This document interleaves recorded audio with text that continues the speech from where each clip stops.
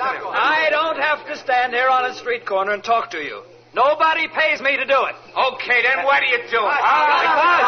Because I'm a citizen. I'm a citizen the same as all of you, and I want you to know the same things I know about Jonathan Graves and his political gang who is trying to steal your votes. They're crooked men, completely crooked. They're in politics for their own personal good, not the good of the community. That's right. Now, be sure you remember that when you go to the polls election day. That's all I've got to say. Thanks for listening. Wait a minute, Masters. I want to talk to you. Oh, it's you, Graves. What could you have to say to me? That was quite a speech you made. Thank you. You seem to be able to influence people very nicely. Well, I read that book you've heard about. Don't get cute, Masters. You're a very honest, upstanding young fellow, and I'm sure we could use you in our organization. What you mean is you could use me so that I don't fight against your organization. That's your interpretation. Of course, there is an element of logic in it. The truth is that if you keep up these street corner talks, you're going to get a lot of people disliking us. That's the best news I've had all day. So long. Wait a minute, young fellow. Don't be in such a hurry to get away. It might be very valuable to you to stick around and listen a few minutes. I doubt it. The only thing I'd consider valuable would be if you and your crooked colleagues withdrew from the election. No, we can't do that, my boy. You know that. We've got too much at stake. It's cost us a lot of money to build up our candidates. We can't just withdraw them just like that. In that case, we've nothing to talk about. Oh, but we have. We have something to talk about that should be very near and dear to you. You. What about me? You have your choice at the moment, Masters. A choice of being a quite wealthy, silent young man, or a very definitely dead one.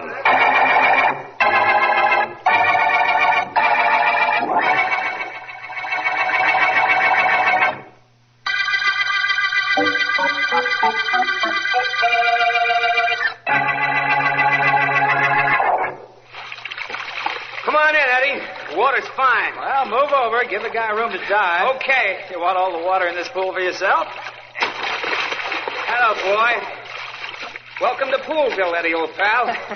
I'll race you to the end. No, Bill, I'd just as soon splash around a little. Relaxes me better. Whew. A little tightened up from those street corner talks you've been making, huh? No, not particularly. And incidentally, I'm getting results from him. Old man Graves is a little worried about my activities. He heard my speech this morning. Well, don't stop, Eddie. This town will go on the rocks if Graves and his gang get in. No, and I know it. Only that isn't what's really bothering me. What? What is? You remember Joe Cates? Yeah, vaguely. Why? I'm worried about Joe. He doesn't like me. He doesn't like you because his girl does. That's nothing, Eddie. Lots of guys have fallen in love with another guy's girl. Come on, let's make the end of the pool. What? I'll give you a couple of yards start. Well, I'll swim there with you, but let's not race. Okay.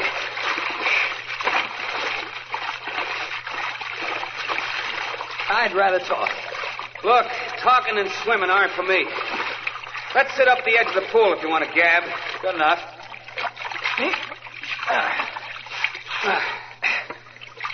Okay. What's with this Joe Gates business? He came to see me last night, Bill, and he warned me to stay away from Dorothy, or else. You think he was serious? Yes, he certainly sounded it. I don't scare easily, Bill. We wound up in quite a battle. I finally had to clip him. Went that far, huh? Further. In fact, it went so far that I sat down and wrote the district attorney a letter saying that if anything happened to me, they ought to grab Joe Cates right away. Where's the letter? In my desk. I told Joe I was going to write it, but I didn't tell him where I'd put it. Naturally. Well, I hope this thing's only in your imagination, Eddie. I do, too, but I'm afraid it's not. Well, want to hop in for a swim now? Getting that thing off my chest kind of made me feel better. All right, now I'll race you to the end of the pool and back, and then we'll get dressed, okay? You got it, Eddie. Here we go. Yep.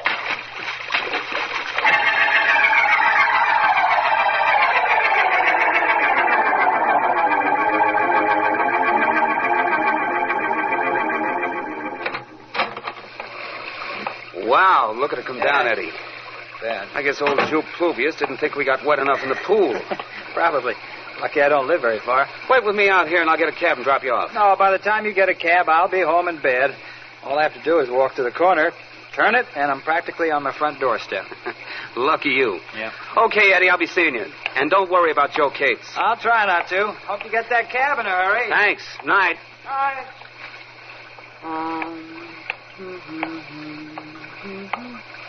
Oh, good evening, officer. Awful night, isn't it? It ain't good. Waiting for a taxi? That's right. My friend is lucky. He lives just around the corner. That's him walking down the street now. Well, he doesn't seem to be too much in a hurry. He's got a lot on his mind. Hey, officer, look. What is it? That fellow with a slouch hat and his coat collar turned up. Came out of a doorway and followed Eddie around the corner. I don't like that. Come on. What the... That was a shot, officer. Hurry. I knew it was a shot, and I'm hurrying as fast as I can. Who was this, Eddie? Eddie Masters. Guy I've known for years. We were swimming together just now, and he was worried Here's about... the corner. Let's see if he had something to worry about. He sure did. Is that him on the ground over there? Sure is, and that guy bending over him. Grab him, officer. He's starting to run. He ain't going to get very far. Stop, you! Stop or I'll shoot! No, don't shoot, don't. Eddie. Okay, you! Eddie, what I happened? saw you throw your gun away just now. You're coming to headquarters with me. No, officer, no, I didn't do it. I didn't shoot him. No, huh? Well, you just happen to be out for a stroll in this lovely weather, huh? Come on, back with me. I'll go pick up your gun and take you downtown. I didn't do it, officer. I swear I didn't. Why'd you run away when you saw us coming around the corner? I was going to chase the guy who did shoot him. That's all I was going to do, honest. Stop your lying. Let's see if your victim's friend knows who you are.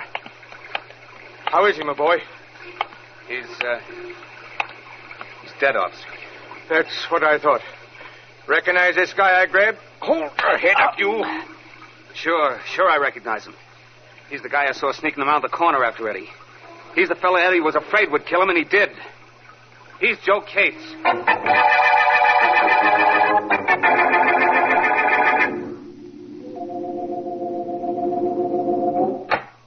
Hello, Miss Morgan. Oh, Mr. Vance, please come in. Thank you.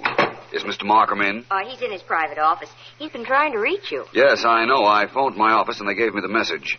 Is that you, Vance? That's right, Markham. Please come in here, will you, Vance? Well, the command of the district attorney permits no pleasantries between you and me, Miss Morgan. Excuse me. Of course. Hello, Markham. How are you, Vance? Fine, thank you. And you? I'm not sure.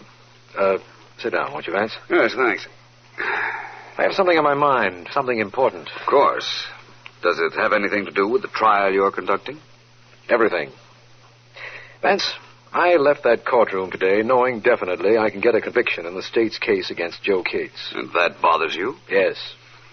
Every bit of evidence points to Cates being the killer. Yet when we adjourned today, for the first time in my life, I was sorry that I'm the district attorney. Well, this sounds serious, Markham. Tell me about it. I'll tell you as much as I know. Joe Cates was picked up near the spot where Edward Masters was murdered, and we rushed the case to trial, as you know. Tell me the things I don't know, Markham. Perhaps that would be easier. All right. A witness, Bill Miller, saw this Joe Cates follow the victim around the corner. Then Miller and a policeman heard a shot and found Cates bending over Masters' body. The newspapers say Cates threw away his gun and started to run, but the policeman overtook and overpowered him. That's the way it happened, isn't it, Markham? Yes, and despite a letter in which Masters wrote he feared Cates, I'll tell you something, Vance. Cates denies shooting Masters, and I don't entirely disbelieve him. No? No, despite this letter the victim wrote naming Cates as the man who had threatened him. Seems there's rather a complete case against Mr. Cates, but you say you don't entirely disbelieve Cates' claim that he didn't kill Masters. Why? I don't know why. Call it a sixth sense, call it anything you like, but I don't think he did it. Everything points to him, and I'm sure I'll get a conviction when the case goes to the jury. But I don't believe he did it. Well, perhaps he didn't. Perhaps someone else did murder Mr. Masters. He had political enemies, I believe. Yes, but Vance, it's the ballistics report on the gun that the police officer picked up that proved our conclusive evidence against Cates. The officer saw him throw it away. And it's the murder gun, all right, a pearl-handled automatic, a .45. I know why you tried to reach me. As the district attorney, there isn't anything you can do to prevent Joe Cates from being convicted. But as a man, I'm sure he didn't murder Masters. And tomorrow I've got to put him on the stand and convince the jury that he's guilty. I know how you feel. Let me see. There are 3 reasons why Cates is believed guilty. The witness who saw him trail Masters around the corner, the letter written by Masters and indicting Cates, and Cates' gun, which the officer saw him throw away, and which has been proved to be the murder weapon. That's right. Combined, they form irrefutable testimony against Cates. But you're not too happy about the certain proof you have that Cates is a murderer. Definitely not. Only there isn't anything I can do about it. I don't like to see you unhappy, Markham. Maybe there's something I can do about it. I'll be at the trial tomorrow.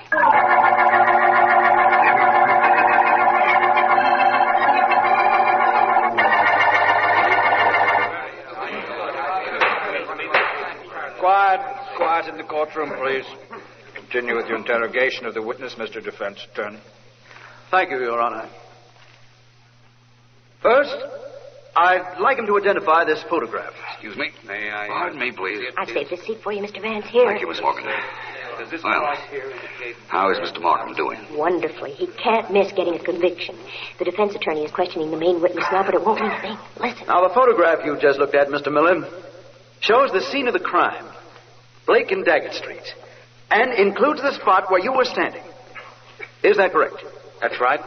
Now, you say you saw a figure whom you identified as Joe Cates turning the corner after the victim, Mr. Masters, had passed. That's right. Now, do you mean to say that you could definitely identify a figure in a pouring rain late at night, a figure with his coat collar up and his hat pulled down at so great a distance? Yes, I do. I'm positive it was Joe Cates. The street lights were bright enough for me to see him. I even knew what color suit he was wearing under his coat. I could see the color of his trousers. That's how bright it was. That's all. Your witness, Mr. Markham. No questions. See what I mean, Mr. Vance? Mr. Markham has a cinch in this case. So it appears. Your Honor, I wish to call back upon the stand my client, Mr. Cates. Very well. Mr. Cates, please, will you take the stand? Yeah, I'll do it. Okay, now what? Mr. Cates, the state declares that a police officer seized you a short distance from where Mr. Masters' body was found lying on the ground. Well? A witness, Mr. Miller, says he saw you turn the corner shortly after Mr. Masters had passed. That's right, I did turn the corner. I was following Masters to protect him. From what? I knew he was in danger. I knew I'd be blamed.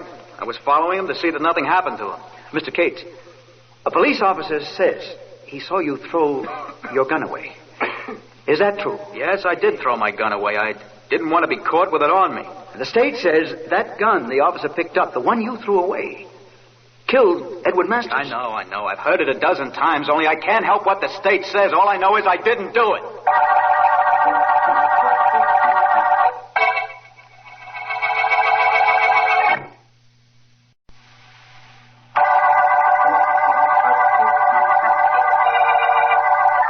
This is District Attorney Markham. The Masters murder case began with the finding of Edward Masters' body, with Joe Cates discovered bending over the body seconds later. Cates had thrown away his gun when the officer approached, and later it was found to be the murder weapon. Cates is on trial, and I'm prosecuting him, but I have a strong feeling that despite the evidence, he is not the killer. Because of my misgivings, Philo Vance is in the courtroom as the trial continues with the defense attorney questioning the prisoner. Mr. Cates, I want you to tell the court. Now, you admit throwing your gun away when the policeman approached. Tell the court, where did you get that gun? Down at Henry's pawn shop. I paid $20 for it. How many times had you fired that gun, Mr. Cates? I never fired it. Never in my life. Quiet in the court. Thank you, Your Honor. You never fired it? No, I tell you, never. Once when I was cleaning it at my place right after I got it, it went off accidentally, but I never fired it at anybody. The police established definitely that it was the gun you threw away that fired the shot that killed Mr. Masters. Now, how do you explain that? I'll tell you how. I'm being framed, that's how. I never fired that gun. I never aimed it at anybody, and I never murdered Edward Masters, but it doesn't look to me like anybody's going to believe that.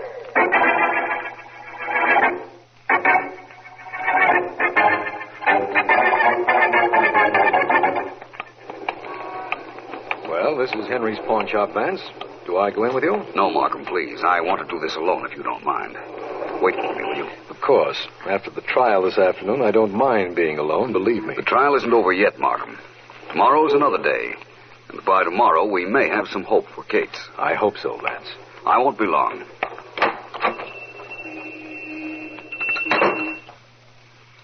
Yes? What can I do for you, sir? I'm not sure. Can anyone hear us? There's no one here, sir. Nobody but the two of us. What is it you want? A gun. I'm sorry, sir. Guns do not sell.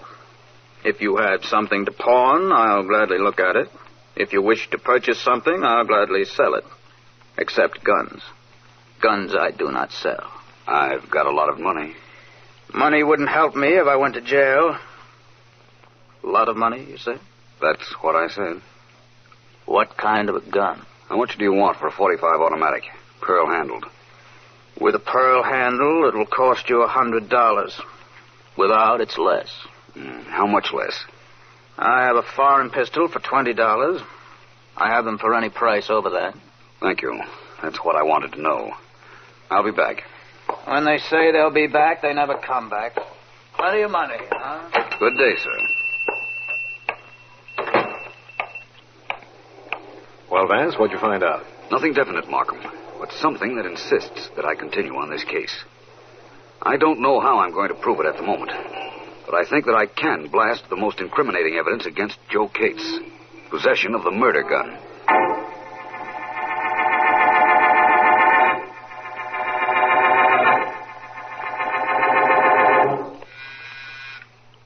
Yes, Miss Burke? There's a Mr. Akins to see you, sir. Who? Mr. Akins. I don't know any Mr. Akins. You sure he wants to see me? He said he wanted to see you, Mr. Graves. He asked if you were the political leader, and I told him yes, and then he said he had something very private and personal to discuss with you. What could that be? I'm sure I don't know, sir. Well, send him in. Then if you like, you can leave. Oh, thanks, Mr. Graves. Private and personal. What could that be? Mr. Graves. Come in, Mr. Akins. What can I do for you?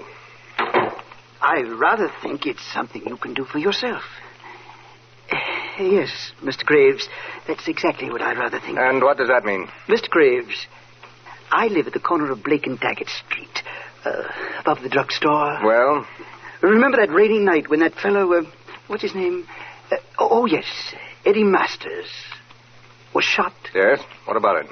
Well, I was standing at the window, looking out. I like to look out when it rains.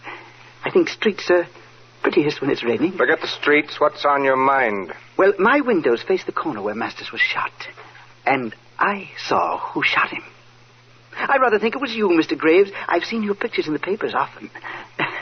Yes, I rather think it was you. Oh, you do, huh? Oh, yes. I was going to mention it to my wife, but I said to myself, no, I said, I'm going to see Mr. Graves himself. I'm sure he'll give me something for not saying anything about this to anybody. You see, I was rather sure you would. You were. You were sure you were going to get something to keep your mouth closed. I was rather certain of it. You're going to get something to keep it closed, all right? Keep it closed for good. Oh, no. No, please. No.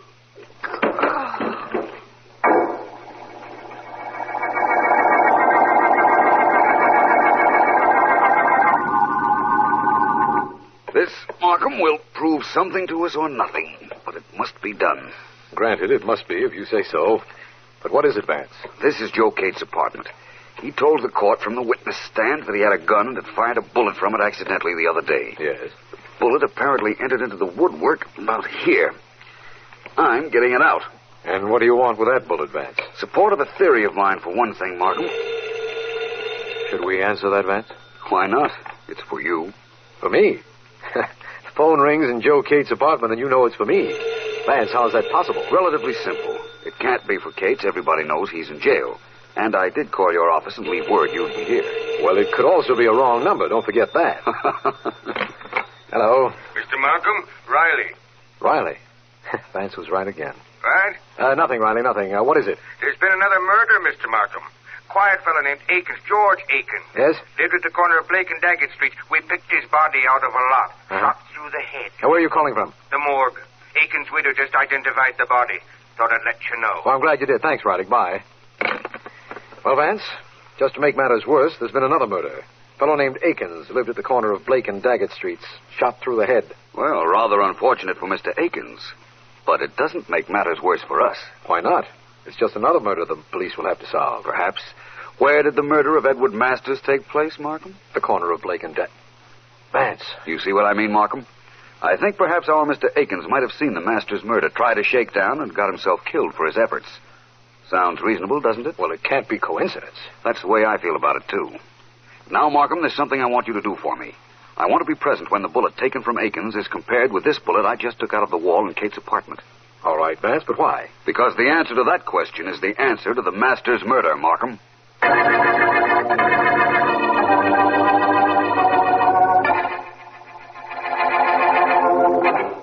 Mr. Vance. I've looked. No doubt about it. The two bullets are identical. Thanks, Riley. Satisfied, Markham? I'm completely satisfied that the bullet we took out of the wall in Kate's apartment came from the same gun as the bullet that killed Akins. But what does that prove? Everything.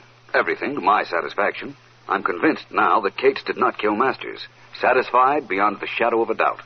And I understand that Masters was particularly active against a political organization trying to get into power. That's right.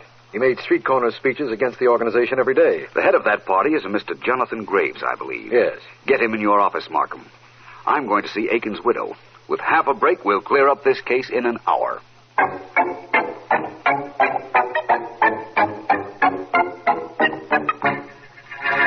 I'm a busy man, Markham, a very busy man. What's the idea of getting me down here to your office? Well, to tell you the truth, Mr. Graves, it's Philo Vance's idea. Vance? Well, if it's his idea, where is he? On the way here, I hope.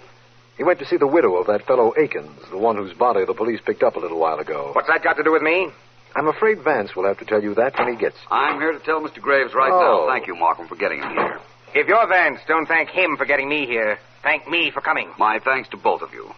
Mr. Graves, I've just come from seeing the widow of George Akins. So Markham was telling me. She told me a rather strange thing. She said that her husband was going to see you just before he was shot. Maybe he was. He never got to my office, though. That's still stranger. The young lady in your office told me that she showed Akins in to see you. That's the reason I was delayed, Markham. I saw both Mrs. Akins and Mr. Graves' office assistant. Okay, so he was in to see me. What about it? He left. I never saw him again. Mr. Graves, you made a terrible error, leaving your gun in your desk drawer. You don't trick me, Vance. I didn't leave it in any drawer. I've got it with me right here. Thank you. I'll just take it if you don't mind. Come now, Mr. Graves. You have no reason for not giving it to me, have you? No, of course I haven't. No, I won't do it. I won't give it to you. Oh, yes, you will. I'm taking it from you. Stop it, you blade. There, you got it now. What do you want it for? For a wonderful reason, Mr. Graves. It's undoubtedly the gun that killed Mr. Akins, for one thing. You think my gun killed Akins? No, but this is not your gun. I think your gun killed Edward Masters. It was Joe Cates' gun that killed Akins. But you fired both guns, Mr. Graves. Markham, when Cates' trial is resumed tomorrow, ask that the charge against him be dismissed and that Mr. Graves be held for Masters' murder.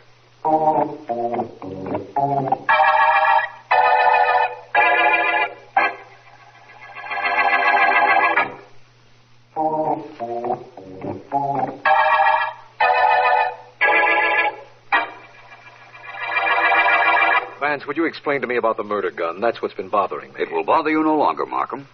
The gun that killed Masters was a pearl-handled automatic, right? That's right. Cates' gun, the one that he bought from the pawnbroker, was a foreign pistol. Cates told me he paid $20 for his gun. You can't buy a pearl-handled automatic for $20. Oh, I see now. The police officer picked up the murder gun, all right, but it wasn't the gun Cates threw away. That the murderer himself came back to find after the crowd had dispersed. Give me that slowly, will you, Vance? Please? Certainly. Cates threw his gun away when the policeman arrived. Yes. The murderer, Graves, saw him do it. Uh-huh. Graves had previously thrown his gun away when he was running with Cates after him. Oh, I see now. Graves came back to pick up Cates' gun and keep it. Keep it until he had to use it to kill Mr. Akins. Uh-huh. Apparently, my idea as to why Akins was killed was correct. He saw Graves kill Masters. I don't see why Graves didn't get rid of Cates' gun after he picked it up. No reason for him to, Markham. That gun hadn't killed anyone until he himself used it on Akins. Then he didn't dare get rid of it because if it were ever proven that it was Cates' gun, Cates would be absolved of the murder of Masters and the real murderer sought. This has really been a beauty, hasn't it, Vance? Every possible element seemed to point to Cates as Masters' killer. But you found a way of breaking all of them down. Well, Markham, I was glad to do it for a number of reasons. One of them is that all this publicity after Graves' indictment will mean that his crooked political machine will be at an end. That's quite a coincidence, Vance. Yes, the end of the machine and, of course, the end of the Masters murder case.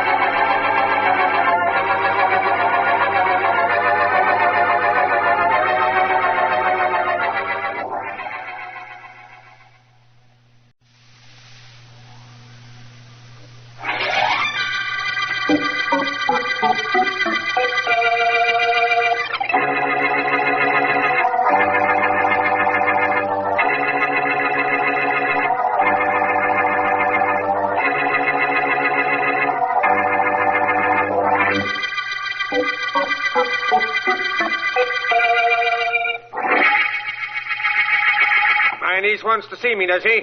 Yes, she does. What's the matter? Isn't she content just to live here? Must she intrude even when I'm trying to read? She say for me to tell you this. I tell you that is all I know. All right, Dora, let her come in. But you are to do something for me. Yes, Mr. Benton. Whatever it is, I do it. You are to listen outside the door when Irene comes in. Listen. And remember everything she says. Many years I work for you, Mr. Benton. Never do you ask me to do something like Never mind whether you ever did it before. Do it now. And get her in here right away. Do you hear me? Right away. Yes, Mr. Benton. I hear you right away. Miss Benton, go in here, please. Thank you, Dora. Well, what is it, Irene? Uncle Walter, What? Confound it, girl. What is it? Uncle Walter, I want to leave this house. I'm going away. Good. Goodbye. I've come to ask you a favor. I'll need some money, just enough to get started in another city, just until I get a job. You'll need some money, will you? And you think I'll give it to you? Haven't I done enough for you? Haven't you lived here with me for 10 years, ever since your father died? Yes, that's true. Well, what's the matter? Isn't this house good enough for you? Does everybody starve you? You work too hard around here? Uncle Walter, you don't want me here. You've only kept me with you so you could have me near enough to hurt every time you wanted to. You hated my father, and you've never done anything but make me pay for the way you felt about him. No, I'm cruel, am I? You're the meanest man in the world. I can't stay here any longer. I've become a good textile designer. I can get a job, but I don't want it to be anywhere near you. I'm afraid of being near you. Afraid, are you? You're afraid of what I might do to you? No, Uncle Walter, it isn't that. I'm afraid of what I might do to you.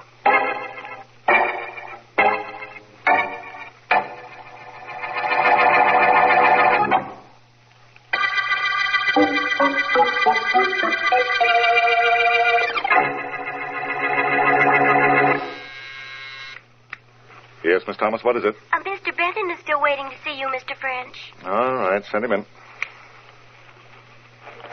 French, what's the idea of keeping me waiting? Sit down, Benton, and don't scream at me. I don't scare easily. Oh, you don't, huh? Good. French, you put in a bid for the Cooperated Industries construction job. Lowest bid they got. You're going to get the order. Well, what about it? You're going to get the order, but you're not going to take it. Oh, I'm not, eh? And why not? Because my firm made the second lowest bid, and when you tell Cooperated you won't take the order, it'll go to me, and I want it. What makes you think I'm going to tell Cooperated that? A little information I happen to have about you and what you were before you came to this city. I said I don't scare easily, Benton, but I want to add to that. I don't bluff easily either. Bluff? I'm not bluffing, French. I never bluff. Let me read you a report. A report I assure you I'd have no hesitancy in reading to Mrs. French and your children if you force me to. I'm listening. Washington, D.C., December 1918. This is a clipping from a Washington paper, French. Listen. Washington, D.C., December 1918. The State Department today released a list of men who were wanted for draft evasion in the World War. Men who so far have not been apprehended. Wait a minute, Benton. How'd you get that clipping? A friend of mine got it for me. I had to pay him a lot to trace your background, but he did, and he got me this. And, French, I intend to do just what I said I would. If you don't... Get out of here, Benton. Get out. Get out? Sure, I'll get out. I'll get out when you tell me you aren't accepting the cooperated order. I've got to take it, Benton. I put every dime I could lay my hands on into a plant that could handle that assignment. I can't give it up. No? Well, I'm not an unreasonable man. I'll give you until tomorrow morning to decide which it is you can't stand. Bankruptcy or disgrace. You mean that, don't you? Of course I mean it. You know me well enough to know I mean it. Yes, I know. There's one thing I don't know. How a man like you is allowed to live. I don't know one other thing either. And that is, why don't I do something about that?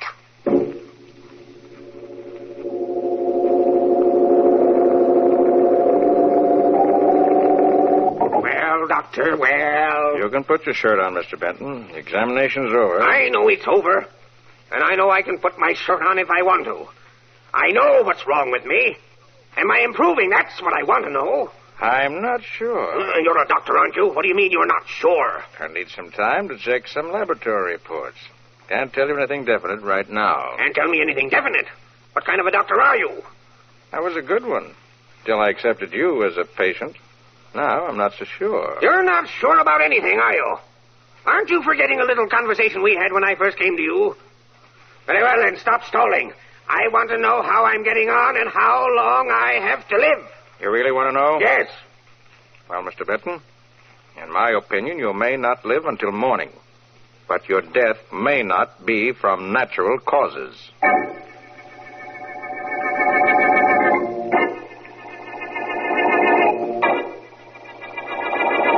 Kind of quiet here at the station, huh, Sergeant? Yeah, Kelly, but I'm not complaining. When'd you go out on your beat? Oh, I got another 10, 12 minutes yet, Sergeant. Want me to run out and get some coffee? No, thanks, just the same. Here, Kelly, take a look at my book. All that's happened since I came on duty is one woman who lost her husband, one woman who lost her dog, and 2 traffic accidents. Slowest night I can remember. Hey, look at that guy who just came in. Look at the way he's walking. That's a man. Hey, you. What's the matter? You in trouble? Yeah. Yes, officer. I'm Walter Benton. I want to report a murder. Murder? Who's dead? I am.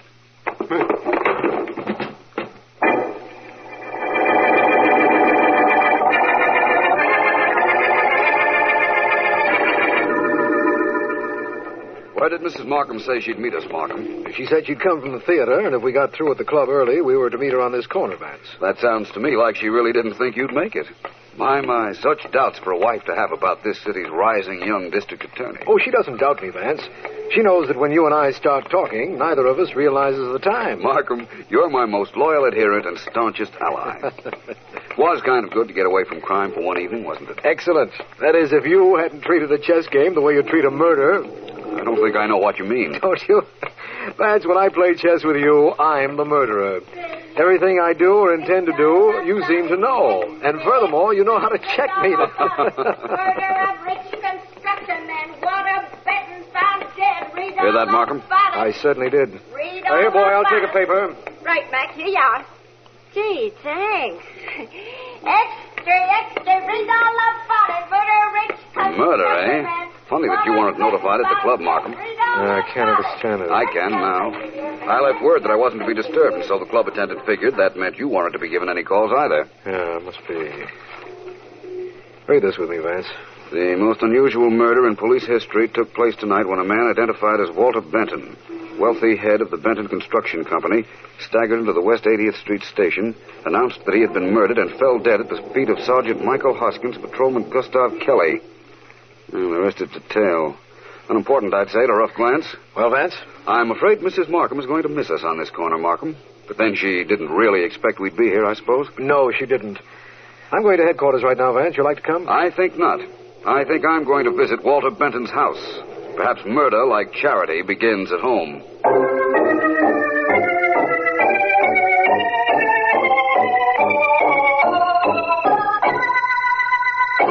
The police, they were here. You are more police? No, my name is Philo Vance. I'm a private investigator. I'd like to ask you some questions. No.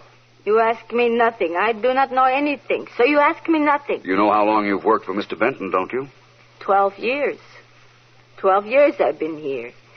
But I don't do anything. The police, they ask me many questions, but I don't do anything. I can tell them nothing. Who else lived here? You must know that. Who else live here? I live here, Mr. Vance.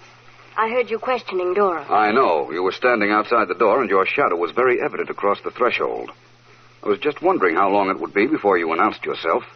You may go, Dora. Oh, go? Oh, yes. Yes, I go.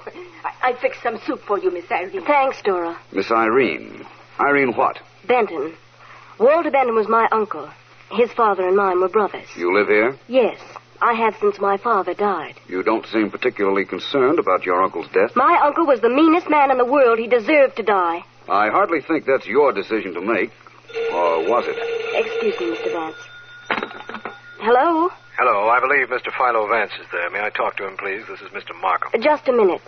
For you, Mr. Vance. Mr. Markham. Thank you. Hello, Markham. Vance, we've just discovered the cause of death in the Benton case. He'd been poisoned, loaded with poison, the medical examiner says. I just thought you'd like to know. Thank you, Markham. What kind of poison was it? Carborium chloride. Any developments on your end, Vance? Not yet. I'll be in touch with you, Markham. Good enough. Goodbye. Miss Goodbye. Irene, nice chicken broth I made you. Come have it while it's hot. Thank you, Dora, but I think I'll go up to my room. I hope you'll excuse me, Mr. Vance. I really don't have any choice, do I? Oh, Dora. Yes? Don't you leave me. I'm not quite through in this house, and I'd rather not be alone. Well, what is it you want? I might be interested in some of that chicken broth you made. That is for Miss Irene, not for you.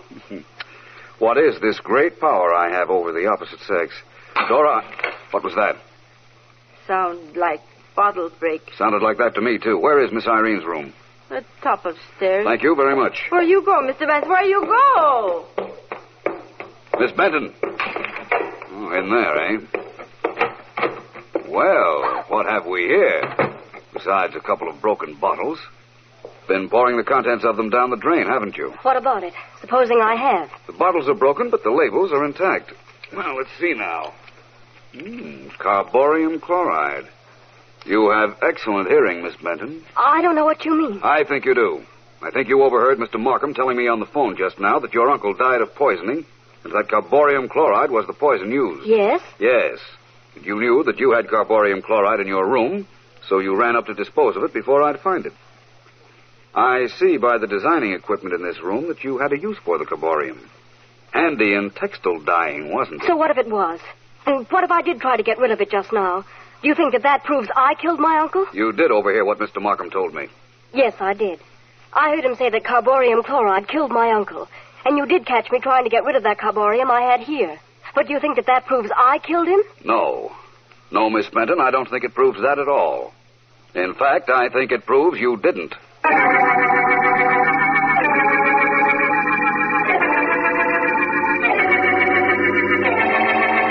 No, Markham, I'm in my own office. I'm quite sure we won't be overheard, so don't worry. But, Vance... I'll listen to what you have to tell me in a moment. But it's important. So is what I have to tell you. Listen, Markham, I know for a fact that Irene Benton can be removed from our suspect list. She didn't poison her uncle, despite the fact that she broke several bottles of carborium chloride that were in her room. How do you know she didn't? She tried to destroy them after you told me it was carborium that caused Walter Benton's death, Markham. If she had poisoned her uncle, she'd have known what killed him and would have destroyed the poison long before I got to the house. Vance, that's the most logical explanation of a completely contradictory act I ever heard. She tried to destroy the poison because she believed that if we found it, we would suspect her. That's right. Uh-huh. And now, Markham, now that I've removed one suspect from this case, tell me your news. I have a suspect to replace the one you took away. In a secret pocket in Walter Benton's clothes, Sergeant Heath found a clipping from a Washington, D.C. newspaper. A clipping dated December 1918. Yes? It named a group of men wanted for draft evasion in World War I. And one of the men is in this city now. And what's more, he was a business rival of Walter Benton's. His name is Martin French. And apparently Benton was using the clipping to blackmail him. Apparently. You know, Markham, Irene Benton told me that her uncle was the meanest man in the world. I'm beginning to think she was right. But we've still got to find out who killed him.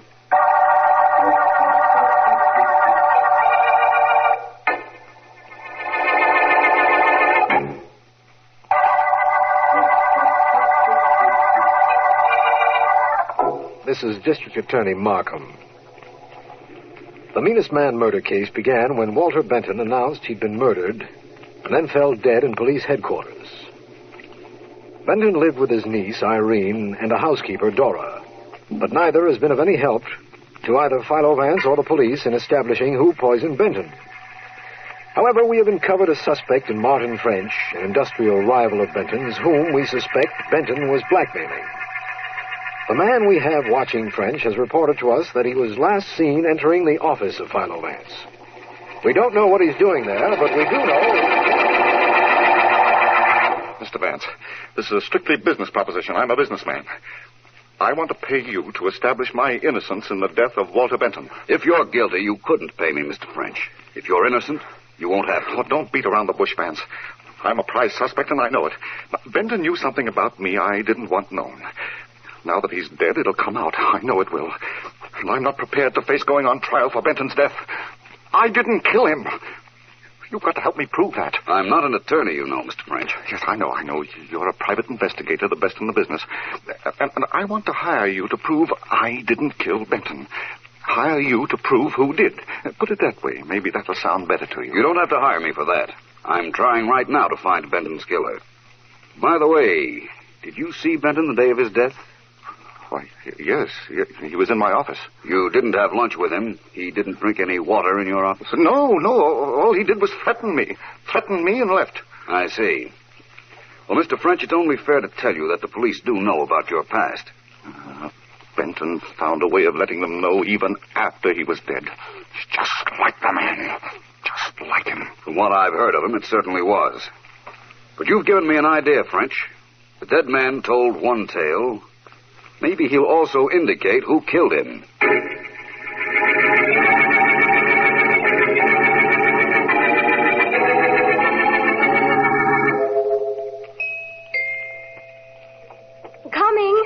Coming. Oh, Dr. Larkin, I'm so glad you've come. It's Dora. She's lying on the bed in her room and she's hysterical. Glad you called me, Miss Benton. I'll go see her right away. Which room is hers? The room right next to the library. You remember the library? Certainly. Used to examine your uncle there. This should be Dora's room right here. That's right. Shall I go in with you? No, that won't be necessary. I'll go in myself. I'll call you if I need anything, Miss Very Benton. well, Doctor. I'll be where you can find me. Dora, stop crying, please. This is Dr. Larkin.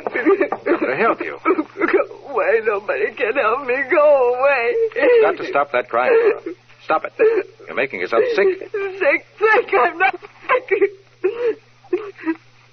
Doctor, I am too well.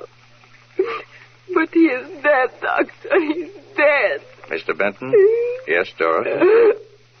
But he's been dead a whole day now. You weren't like this when you heard the news of his death. Oh, what difference, Doctor? It takes time, maybe, before I realize no more he's here. I wanted to come back, Doctor. I wanted to come back. You can bring him back, Doctor. Nobody can bring him back, Dora. Somebody poisoned him. You know who poisoned him, Doctor? You know who do this? The police are trying to find out. I know who do it, Doctor. I know. You do, Dora? I know. Doctor, and you know, too. Only the two of us know.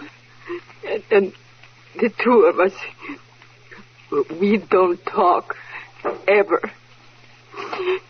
Do we, Doctor?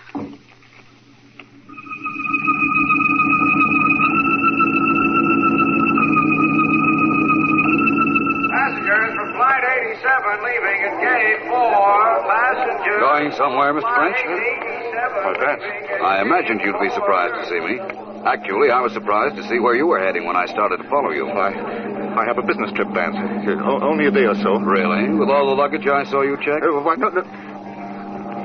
May as well tell you. I was running away. I have to get away, Vance. I don't think you do.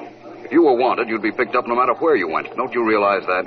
Running away won't solve anything. What am I going to do? Go back to your house.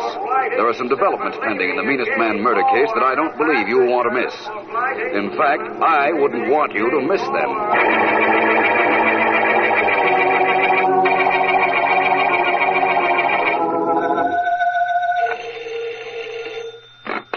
Dr. Larkin speaking. Dr. Larkin, this is Philo Vance. Walter Benton was a patient of yours, was he not? Yes, he was, Vance, for many years. Many years. What was the matter with him? He was a sick man. His case history is here, if you care to look at it. Not right at the moment. In fact, I didn't find out you were his doctor until a few minutes ago when I called the Benton home. Miss Benton referred me to you. Is there anything else I can do for you? Yes, if you will, Doctor. If Mr. Benton hadn't been poisoned, how long would he have lived? That's hard to say. As I told you, he was a pretty sick man. Did he know that? There wasn't anything that man didn't know, Vance. Have you or the police any idea who murdered him? I don't know about the police, but I have a pretty good idea, I think. If you want to know how good, meet me in my office in about an hour. I'm going to have a Mr. French, Miss Benton, and the maid Dora there. And I'm sure Mr. Markham will be on hand. I see. But I'm particularly anxious to have you. So you'll be there, won't you?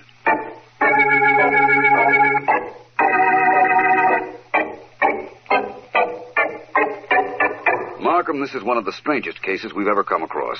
There are 4 people in my office who wanted to see Walter Benton dead. Yes, Martin French, Irene Benton, Dora the maid, and Dr. Larkin. But why Dr. Larkin? Benton had an uncanny faculty for making enemies, Markham. When you called this case the meanest man murder case, you weren't far from wrong. No, I think I was quite accurate in that. I wouldn't say quite that. There's a startling inaccuracy in that title, but we won't go into that right now. My private office, Martin. I see. That is something we'll go into right now, eh? Mm-hmm. I'm with you, Vance. Right. Thank you, all of you, for being so patient, for waiting for us. All right, Mr. Vance. Dora, I understand you had a nervous breakdown yesterday, that you collapsed. I do not know anything. I do not say anything. You don't have to now. Dora, according to what you told Dr. Larkin when he visited you yesterday, you knew who killed Mr. Benton. And you indicated that he knew, too. Who tell you this? I told him, Dora. But I also told him you were hysterical and couldn't be responsible for what you said. I loved Mr. Benton very much. So I imagined from your reaction to his death. You cooked for him, Dora. You, one of the only people in this world who cared for him, could have poisoned him most easily. The only one who could have poisoned him. I do not poison him. Shall I take her in, Vance? Not yet, Markham. Dora, you're fond of Miss Benton? Miss Irene? She's like my child. My child. I bring her up. I figured that, too. Mr. French, Miss Benton, Dr. Larkin. You all had reasons, I imagine, for wanting to see Mr. Benton dead. But none of you killed him. What do you... Well, that event, Vance, what are we waiting for? You say that Dora could have poisoned Benton very easily. That's right. She had the opportunity while cooking for him. The poison in Irene Benton's room was available to her, and she had a motive. He was being even more cruel than usual to Miss Benton. That's right, isn't it, Miss Benton? He does not have to answer. I tell you.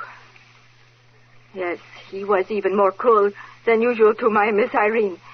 This I cannot stand. I love him, yes, but I love her too. Even more than I love him. I go to her room. I get bottle marked poison. I poison him.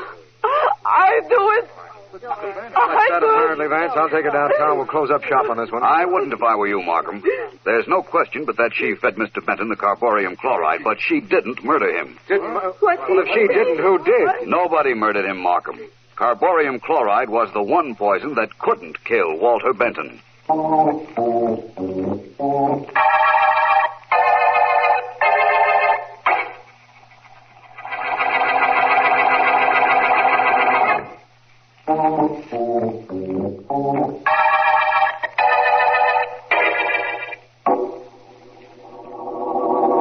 It was a little unkind of you to make me wait an hour before you'd clear up this meanest man murder case, Vance, but it was worth waiting for. Now, what was this all about? Here are the facts, Markham. Benton knew 10 years ago he was going to die someday from an incurable illness that he had. Dr. Larkin is my authority for that statement. I'm not questioning it, Vance. Very well. Benton, however, was too mean to just plain die. He wanted his death to look like murder, and he wanted his niece to appear to be the murderess. But why, Vance? A grudge he held against her father for some reason or other. That's not important. But this is. Dr. Larkin told me that his laboratory tests indicate that 10 years ago he started taking carborium chloride in small doses, increasing the dose every week. His body thus became immune to it. Immune to poison? That's right. I checked it thoroughly. There are two kinds of poison, Markham. Cumulative and non-cumulative. In one of the classifications, the human body can build up an immunity if subjected to the poison in tiny doses at the beginning. Later on, the dose can be increased without danger to the subject. It's right here in a book on toxicology, if you'd care to read it. I'll take your word for it. Oh, thank you. Anyhow, Markham, when your medical examiner found a quantity of carborium chloride in the dead man, he made the very natural assumption that it was the poison that caused death. What happened was this. Benton felt himself dying. Excuse me for interrupting, but how is that? Again, Dr. Larkin is my authority. Dr. Larkin told me he had told Benton that death in his case would be preceded by a sharp pain, a sort of warning a few hours before death was to occur. I see. Then Benton did know he was about to die. Right. And knowing that, and knowing that he had a quantity of carborium chloride in him, he made the dramatic entrance and exit from this world at the police station. He knew then that he was accusing his niece of murder without ever indicting her. Why the niece particularly? Because she used carborium chloride in her work in textile designing. It's used a lot for dyes. In fact, Benton used Irene's own chemicals when he began systematically building up a resistance to the carborium. It was quite a clever plan. We're lucky it didn't work. We most certainly are. You were the reason it didn't work, Vance. You were the only way we'd ever have known that the meanest man murder case wasn't a murder case at all.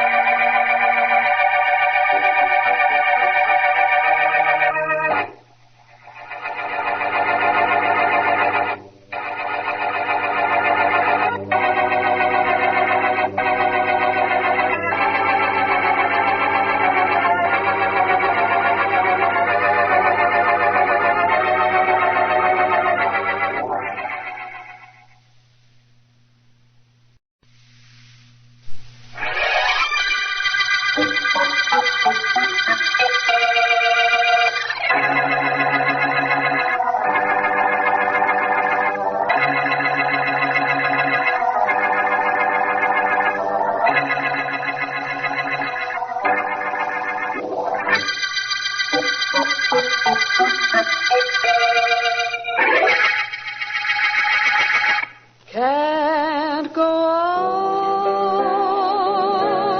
on. Everything I had is gone. Stormy weather since my man and I ain't together. Keeps raining all the time. Keeps raining all the time. Fine applause. Do I have to bust a tonsil before you characters applaud? What a joint to work in. Squares. Where did they get off treating a performer like that?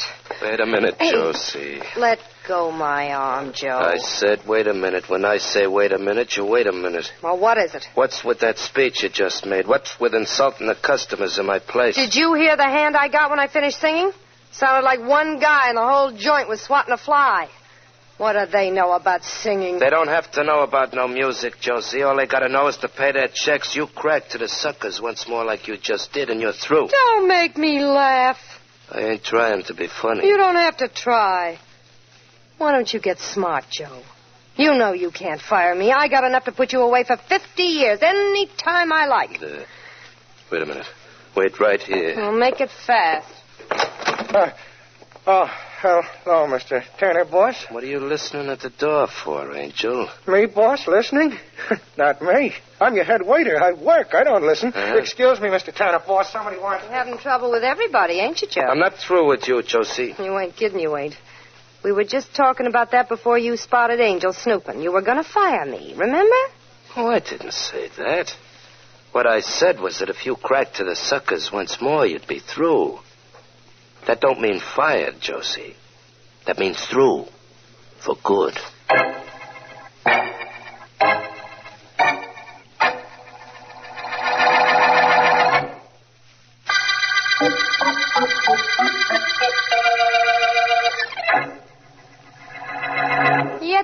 Oh, Josie, please, you've got to listen to me. Who says I gotta? You? Why don't you get lost, friend? I gotta get in my dressing room so I can change my clothes. Do you realize what you're doing? You're ruining me, and for no reason now.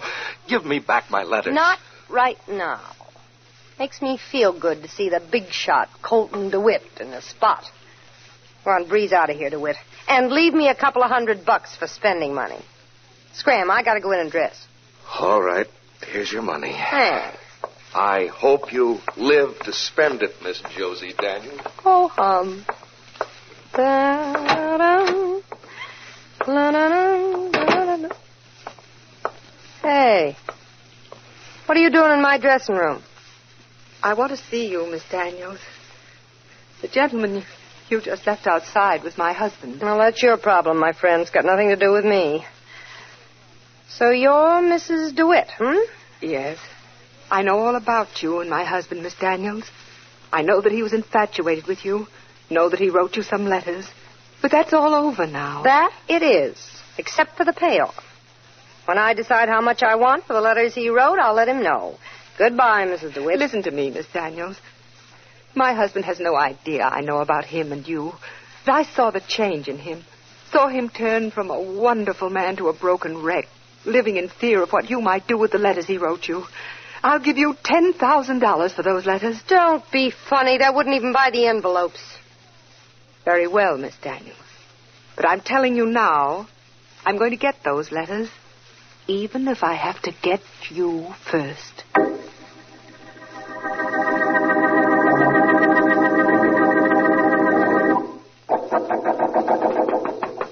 Come in. I'm looking for Philo Vance. I'm Vance. Please come in. I was just about to lock up. The office is closed for the day, Mrs. I'm Mrs. Colton DeWitt. Mr. Vance, Please listen to me. It's terribly important. By all means. What is it, Mrs. DeWitt? You've heard of my husband. I know his position in the business world. Sit down, won't you? Thank you. Mr. Vance, I've come to see you on a very delicate matter. As a private investigator, that is by no means a novelty to me. I didn't imagine it was, but it is new to me, Mr. Vance. Telling a relative stranger something that is so personal. It's my husband, Mr. Vance. He's in trouble. Oh? Financial or female? What do you mean? It couldn't be anything else, could it, Mrs. DeWitt? No. And it isn't anything else. It's a woman, Mr. Vance. A singer. Her name is Josie Daniels. She's known as the Broadway Butterfly, and she works at the Cat's Paw Club. What about her? She's blackmailing my husband, Mr. Vance. Bleeding him. And he's paying her because she threatens to show me some letters he's written. But you know all about it. Yes, but I can't let my husband know that I know about it. His pride would be gone. Things would never be the same between us if he thought I knew. I want you to buy back those letters, or get them any way you like. But I want them. Mr. Vance, here's my bank book. You'll see that I have a little over $10,000 deposited. It's my money, all the money I have in the world. Here's a blank signed check. Use what you have to get those letters. All right, Mrs. DeWitt. I'll do it. Thank you very much, Mr. Vance. When will I hear from you? I don't know. I'll go down to the Cat's Paw nightclub this evening to see Miss Josie Daniels. Where will you be later? I'll be available, Mr. Vance. I'll be close by. Very close by.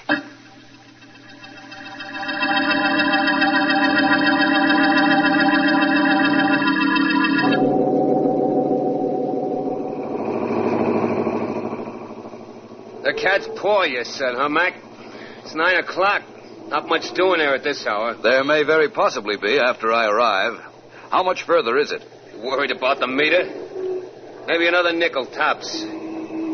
Hey, Mac, your face has been bothering me. Where have I seen it before? Well, to the best of my knowledge, it's always been just where it is now, right on top of me. I got your name on the tip of my tongue. I know that face. I've seen it in the Hey! You're that famous private detective, Philo Vance. I'm a private investigator, but the rest of the identification is correct. Oh, so you're the guy, huh? Yes, I'm the, guy. Well, what do you know? Never can tell who you ride when you're pushing a hack. Know who I ride the other night? I'm not that good a private investigator. Who was it? I got the name on the tip of my tongue. Well, this is it, Mr. Vance. The Cat's Paw Club. Only it's a little early, like I told you.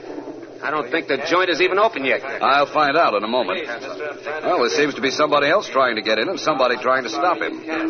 Here's your money, driver. Keep the change. Thanks, Mr. Vance. I sure wish I could think who it was I drove the other night. I got the name on the tip of my tongue, too. Seems to be a little crowded there. Good night. Good night. Hey, those two guys over the door seem to be battling. Want me to hang around just in case? No, thank you. Good night. Let me by. Maybe you can come in. The joint ain't open. What? I've got to get in. I must see Miss Daniels. Now, look, Mr. DeWitt, chances are Josie ain't in there either, and the club ain't open yet. Nobody comes in until after I open up. Now, but what do you want? I beg your pardon. My name is Philo Vance. What about it? What do you want? Same as this gentleman, apparently. I want to see Miss Daniels. Now, look, both of you, I just got here myself to open up this joint. Chances are Josie ain't in yet. Wait a minute. That's her. That's Josie singing. I recognize her voice, and I'm getting in to see Josie now, and nothing's going to stop me. So get out of my way. Get out. Don't get out of my way, I said, and stay out. I'm going inside, I said. And I said you weren't. Now, don't get out of my way, I said. Get away. Okay, get away. That's the way you want it. Well, he begged for that sock, Vance. You seen him try to force his way into my club? I'm more interested in his condition at the moment. You seem to have knocked him out. We'd better get him inside. No, we'd better get him to a hospital. My car's right here, Vance. I'll go with you. Very well. I'll take his head. You said this was your club. That means you own it? Yeah. Her name's Turner, Joe Turner. Yeah, think this guy's okay, Vance? Oh, I think he will be. Oh, I hope so. You know something, if this happened inside my club, if I socked him inside the joint, they could take away my license. Mr. Turner, if Mr. DeWitt were inside your club, there'd have been no reason for him to provoke a fight with you. Remember?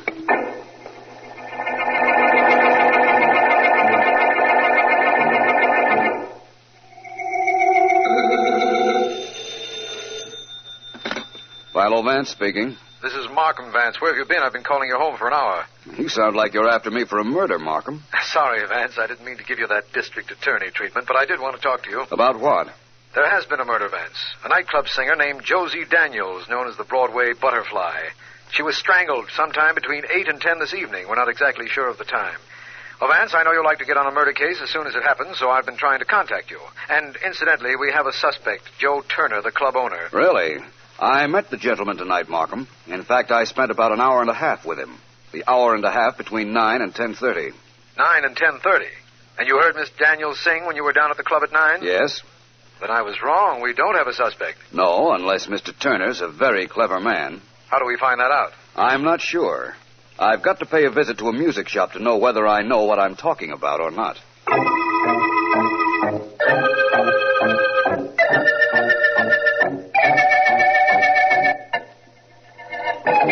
Hiya, friend. Hiya. Come in. What can I do for you, friend? My name is Vance. I've just telephoned a number of record companies, and they told me that we you... got the largest selection of records in the business, and they were right, friend. They were absolutely right. You want hot records? Well... What's on your mind, friend? Which one do you want? Well, I was told that a girl named Josie Daniels made some recordings a year or so ago, and that this was the one shop which might have some. Daniels? Josie Daniels, the gal who got knocked off? That's right. Why, sure, we got records of hers. She only made 2 sides of one record, but we got it in stock. She made a thing called Stormy Weather, right, friend? Yes, I believe that's right. Got it in the back, friend. I gotta get it for you. Don't get much call for the record. Now, look, if you want jazz, we got Artie Shaw, Mr. B.G., got some original Dorsey Brothers, anything you like. All I want is one record, if you don't mind. Okay, friend, if that's all you want, that's all you get. We don't high-pressure nobody into buying nothing around here. I'll get you the Josie Daniels record, friend. Only I'm telling you, it ain't much good. And from what I understand, neither was she.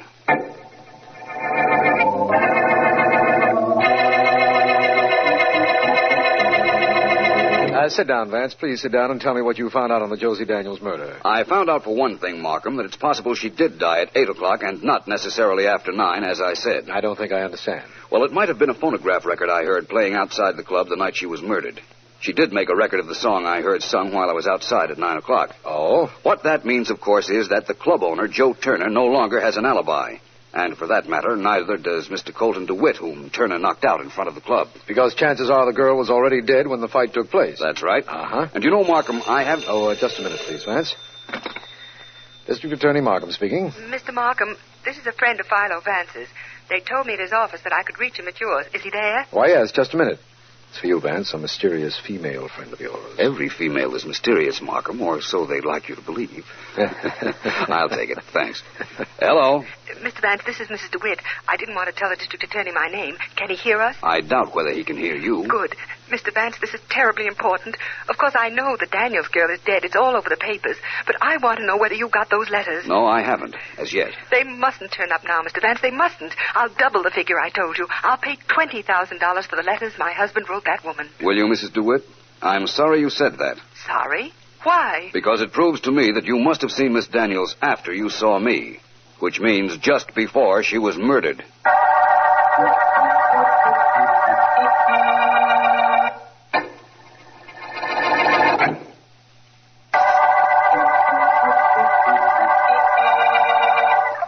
This is District Attorney Markham. The Butterfly murder case opened with the finding of the body of Josie Daniels, nightclub singer known as the Broadway Butterfly. Philo Vance, who is working on the case, has revealed that a Mrs. DeWitt, wife of a man Miss Daniels was blackmailing, had been to see him. And while he was in my office, he had received a phone call from her telling him that she would pay $20,000 for the return of letters her husband had written. It is shortly after the phone call, and Vance is still in my office, but has been silent for several minutes. What are you thinking about, Vance? This case. Yes, so am I. I'm also thinking of that remark you made to Mrs. DeWitt on the telephone. You want to know how I knew she'd seen the murdered girl just before her death? Yes. Well, Markham, it's pretty simple. You see, Mrs. DeWitt came to me and offered me $10,000 to get back some letters her husband had written Josie Daniels. Yes, you've told me that. At the time, Mrs. DeWitt showed me her bank book. $10,000 was all the money she had in the world. On the phone just now, she offered me $20,000. Well, she managed to get the extra $10,000 somewhere. No, I hardly think so. I think she got the letters she wanted to pay me to get. She could then offer me $20,000, $30,000, or even $50,000 to get them, knowing they weren't to be gotten. Yeah. Vance, you have no idea how glad I am that you're on our side. What's our next move? The normal thing to do would be for me to see Mrs. DeWitt, don't you think? Yes, but I doubt whether you're going to do it because it is the normal thing. Thank you. You're so right. You see, I know what I want to know about her, but I'm a little vague about her husband. He's the one I want to see, and he's the one I'm going to see.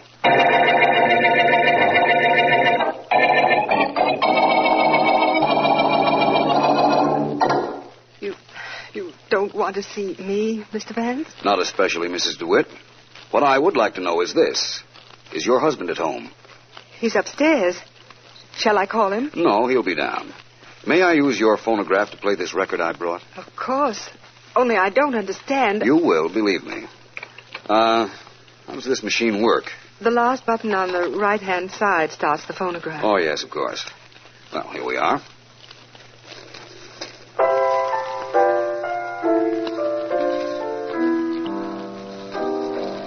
Don't know why there's no sun up in the sky. That's a nice voice, isn't it, Mr. Vance? Very. By the way, Mrs. DeWitt, what did you do with the letters you took from Josie Daniels just before she was found dead? Oh, I made a mistake in offering you the $20,000. I knew it right after I'd done it, but I wanted to cover up the fact that I'd seen I her. realize that. That wasn't very smart. That record! Who put that record on? Who put it on? Colton. I never want to hear that voice again. Never. All right, now. What is this?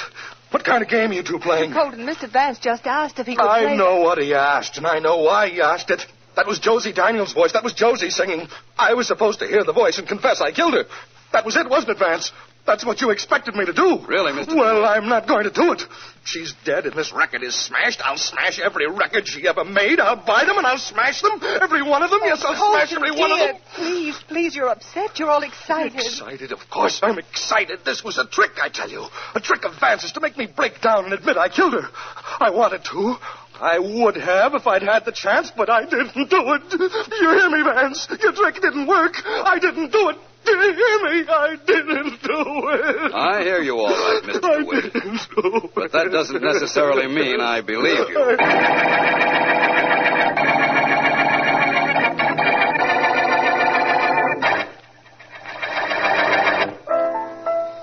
Hiya, friends. Hiya. I remember you. You were in yesterday to pick up a Josie Daniels recording. That's right. Sure, I know. I got a great memory for faces. Yeah. Now, do you want something else, like the record player now? That's Hank Byrne, bestseller we got in piano. Of course, we got Frankie Carr, Lopez, that Lombardo record of Humoresque with the two-piano team going. What you want is piano, Well, it isn't exactly what I really want. I know. Sure, long hair stuff. Good. Got just what you want. Boston Pops, Philharmonic, got the Turby record of Claire de Lune, right? That's what you want, ain't it, friend? Classics? No, not right at the moment. You mentioned before that you had a good memory. I got a great memory. I can rattle off names of people who made records that you never even heard of. I'm sure. Bessie Smith, Queen of the Blues, Empire City 4, Billy Wilson and his Glue 5. Excuse my interrupting you, please, but I really have business with you. Did you ever hear of Philo Vance? Who'd he record for? Nobody. Oh. I'm Philo Vance. I'm a private investigator. Philo Vance?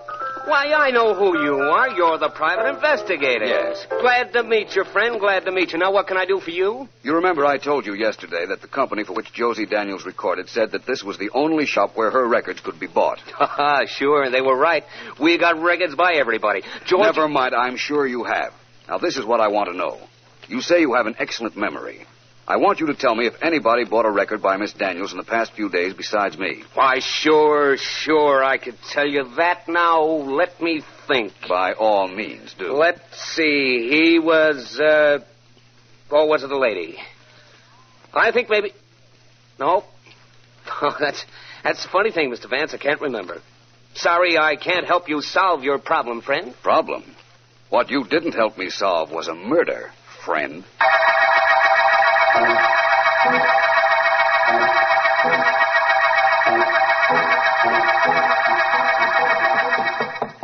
Yeah, who is it? Mr. Turner, boss, it's me. Angel, your head waiter.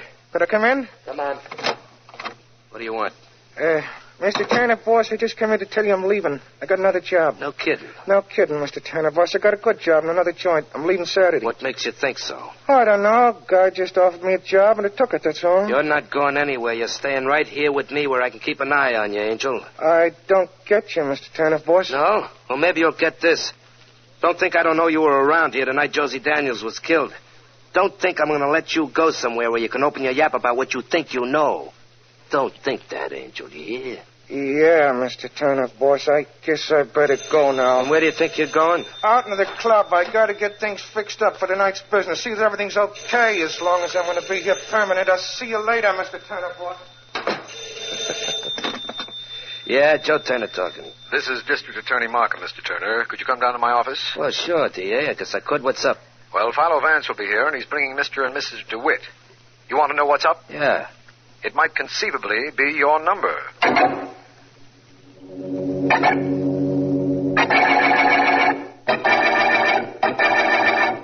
Sit down, Mr. Turner, sit down. You know Mr. Vance here. Just enough to say goodbye to. What goes on here? What'd you get me down here for? Vance? Mr. Turner, what did Josie Daniels have on you? Have on me? Nothing. She worked for me, that's all. I spoke to your head waiter, a man named Angel, right after I left a record shop this afternoon. He told me you couldn't fire her, that she could have stayed there as long as she liked. Angel told you that? No wonder that punk wanted to quit. Well, Vance, whatever he told you ain't true. My word against his, right? I hardly think so. He'd have no reason to lie. Mr. Turner, when I came along the other night, the night Miss Daniels was killed, you were keeping Mr. DeWitt out of your nightclub. Yeah, sure. Josie was rehearsing and the club wasn't open. Josie wasn't rehearsing. She was dead. Don't give me that. You know she was in there then. You heard her start to sing after a while. I heard a record playing, but more of that later. Markham, please ask Mr. and Mrs. DeWitt to come in here now. Certainly, Vance. Mr. and Mrs. DeWitt, will you come in, please? Yes, of course. Thank you, Markham.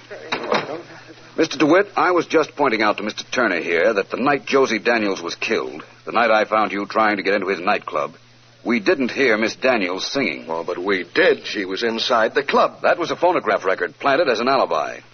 You see, if Miss Daniels were alive then, Turner couldn't have murdered her. Or you either, for that matter. But, Vance, there was no record playing when the police broke into the club. I know. Somebody took the record off. And DeWitt and Turner were with me. That leaves only Mrs. DeWitt. No. No, I know nothing about it. One moment, Mrs. DeWitt. Angel. Yes, sir, Mr. Vance? Come in. Yes, sir, Mr. Vance? Angel, you were paid by somebody in this room to put a record on the phonograph in the Cat's Paw nightclub at 9 o'clock the night Josie Daniels was murdered, and to later take it off. That's right, Mr. Vance. I want you to point out the person in this room who paid you. The person? Why, sure. That's the person. Yes, Mrs. DeWitt.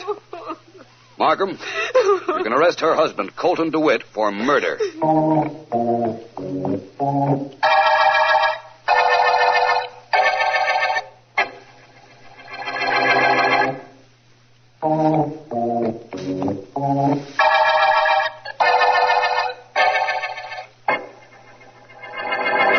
Mrs. DeWitt, was Miss Daniels dead when you went in her dressing room and got those letters? Yes. Yes, she was, Mr. Vance. But I had no idea my husband killed her. I couldn't admit I was there. You understand that? Perfectly. Well, Markham, that clears up Mrs. DeWitt's part in the murder case. Anything else you'd like to know? Yes. What was your lead to Colton DeWitt? The phonograph record, of course. DeWitt had to get that record somewhere, and there was only one store in the city that sold it. I went there, but the clerk wouldn't describe a man who had purchased a recording by Miss Daniels several days before. Then how did you know it was DeWitt? I knew somebody had to start playing the record inside the club, Markham. Somebody had to start it, and somebody had to take it off the phonograph. I found Mr. Turner's head waiter, Angel, and persuaded him to tell me who had paid him to do that. It was DeWitt, who killed Josie in her dressing room, and then came out to the front of the club to establish an alibi. Oh, my poor husband. He should have known that Josie Daniels would cause him trouble. Right from the beginning, he should have known. Perhaps. Only we weren't concerned with the beginning. All we were concerned with was the end of the Butterfly murder case.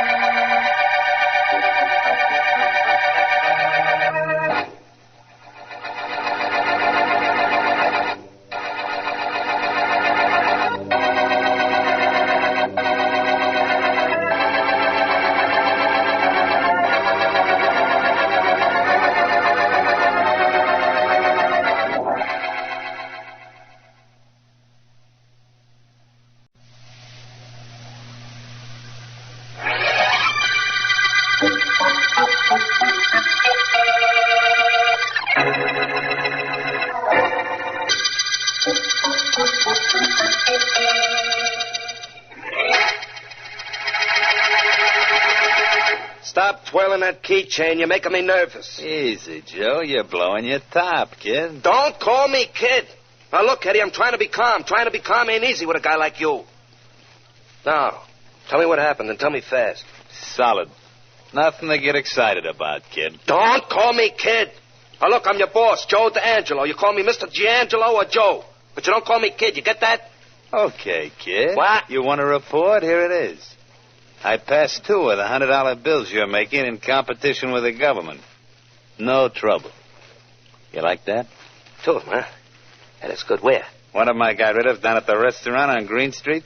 No trouble.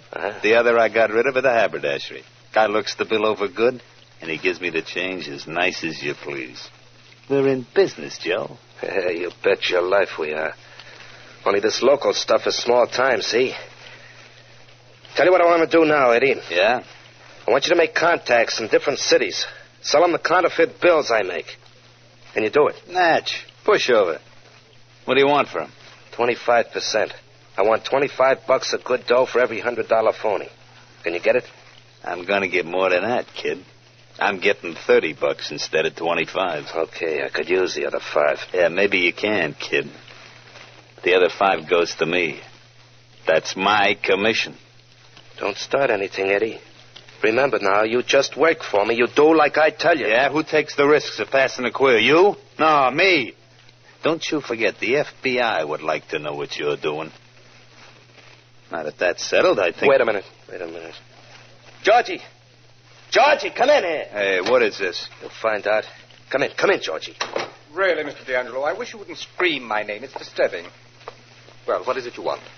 Georgie, Eddie here is, getting ambitious. Might have expected something like that from him. Look at what he's wearing.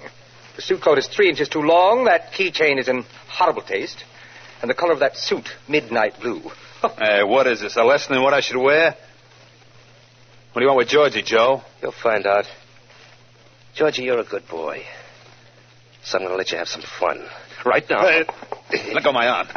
Joe. Hey, Mr. D'Angelo, go ahead. Let go, will you? Georgie, I can't hold this character all day. Joe, let me go, will you? That it? Of course I have. Right here. Joe, let me go. I'm ready to use it. Joe, no!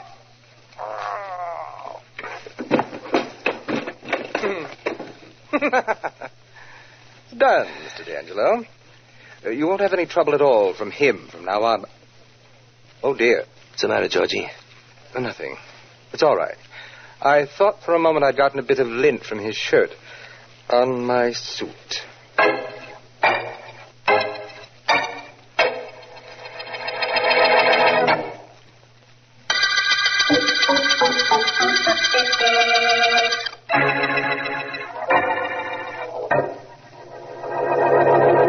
But, Mr. Markham, my boy is gone. And he was a good boy, Mr. Markham. I'm sure he was, Mrs. Macon, but there isn't anything I can do. I'm district attorney. You want the police department, Bureau of Missing Persons. No. I'll get them on the phone for you. No. It is not them I want.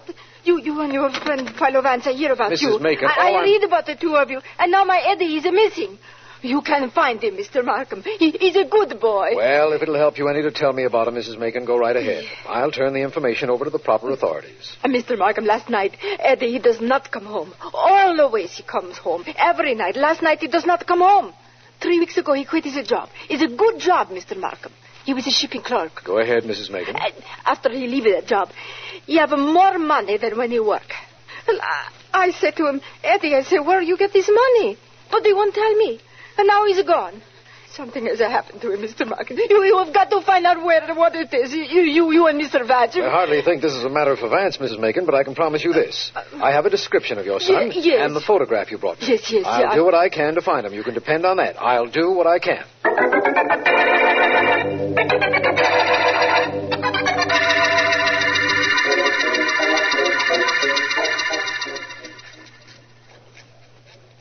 Again, you're filing your nails, always filing your nails. Put that file away, Georgie. Certainly, Mr. D'Angelo. You sound upset. There's something wrong? That kid. That Eddie Macon we knocked off. We don't need him, I assure you. I'm quite capable of passing all the counterfeit bills you make, and of making connections to have them passed in other cities. So why worry about him? Oh, yeah? Suppose they find his body. Suppose they trace it back to us, then what?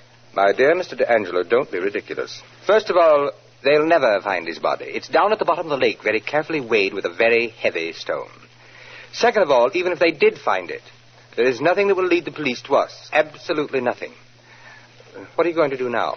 Gonna go to work on this press. Might as well get some of those bills moving, in case we have to blow town in a hurry. Ridiculous. We'll be here as long as we like. See you later. Where are you going? Out of here. I simply won't be able to stand the sound of that printing machine.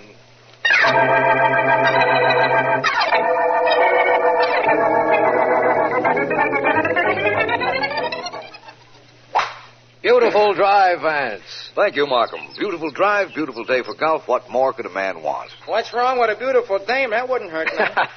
A caddy has something there, Vance. Yes, he has. But a beautiful girl might lead to trouble. And this is no day for trouble. I'll go down to your ball, Mr. Vance. I'll be there by the time Mr. Markham shoots. I hope I hit one long enough so that I have to really walk for it. I need the exercise. Well, here goes. Well, not bad, my friend. It's right up there with mine. Come on, let's go. Right. Oh, by the way, Vance, there was a woman in my office to see me this morning. Uh-oh. Quite an old woman. Her son had disappeared. From what I gathered, he was a good boy who met a wrong crowd. She was terribly worried. That's one of the things you can always depend upon a mother to do. Worry. Did you turn it over to the Missing Persons Bureau? Yes, but they haven't uncovered anything. Oh, well, I don't imagine we should concern ourselves with it. After all, it is a beautiful day. I wonder where my shot landed. Our caddy is standing down the fairway a bit. One of us is there, no doubt. Probably both of us. Both shots were headed in the same direction. We'll see. Oh, by the way, Vance, this is a course you've never played before. There's a stream running through the fairway about 300 yards from the tee. That should be about 100 yards from where our shot landed. Water hazard in the middle of the course, eh? Definitely unfair. Natural hazard, I believe. But a good brassy shot will carry it over onto the green. Well, there we are. And both together, as I imagined. Boy, Brassy, please. Yes, sir, here you are. There's water about 100 yards down, sir. So Mr. Markham was telling me. Water comes from Lake Ralph. We go ice skating there in the wintertime. Boy, fun. So I'd imagine. Swimming in summer, skating in winter. Oh, not much swimming, Mr. Vance. Couple of boats and ducks in the lake all the time. Funniest ducks you ever saw. What's funny about them? Well, this morning I seen them on my way here. They got red feet. Red feet, eh? Yeah. That is strange. Well, here goes a try with this Brassy. Hope I get enough carry with it. I'm betting on you. Well, thanks for your confidence. There it goes. A beauty, Vance. Now, if I can only duplicate that shot. If I were you, I would, Markham. Principally because this is the last hole we'll have time to play. Nonsense. We're playing all day. I don't think you'll want to play after what I have to tell you. Oh, what is it, Vance? You see, in the event that the missing Eddie Macon was stabbed, I think I know where his body is.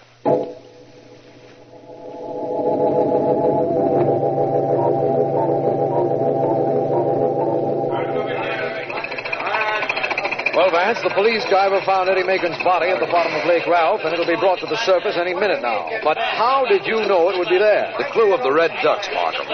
Remember what the caddy told us? The only thing that would account for red feet on ducks would be blood in the water. And blood in the water could come from a body if it had been stabbed. Wait a minute, Vance, please. If there were blood on the water, it would have been noticed, wouldn't it? Certainly. But the blood became dissipated in and by the water, Markham.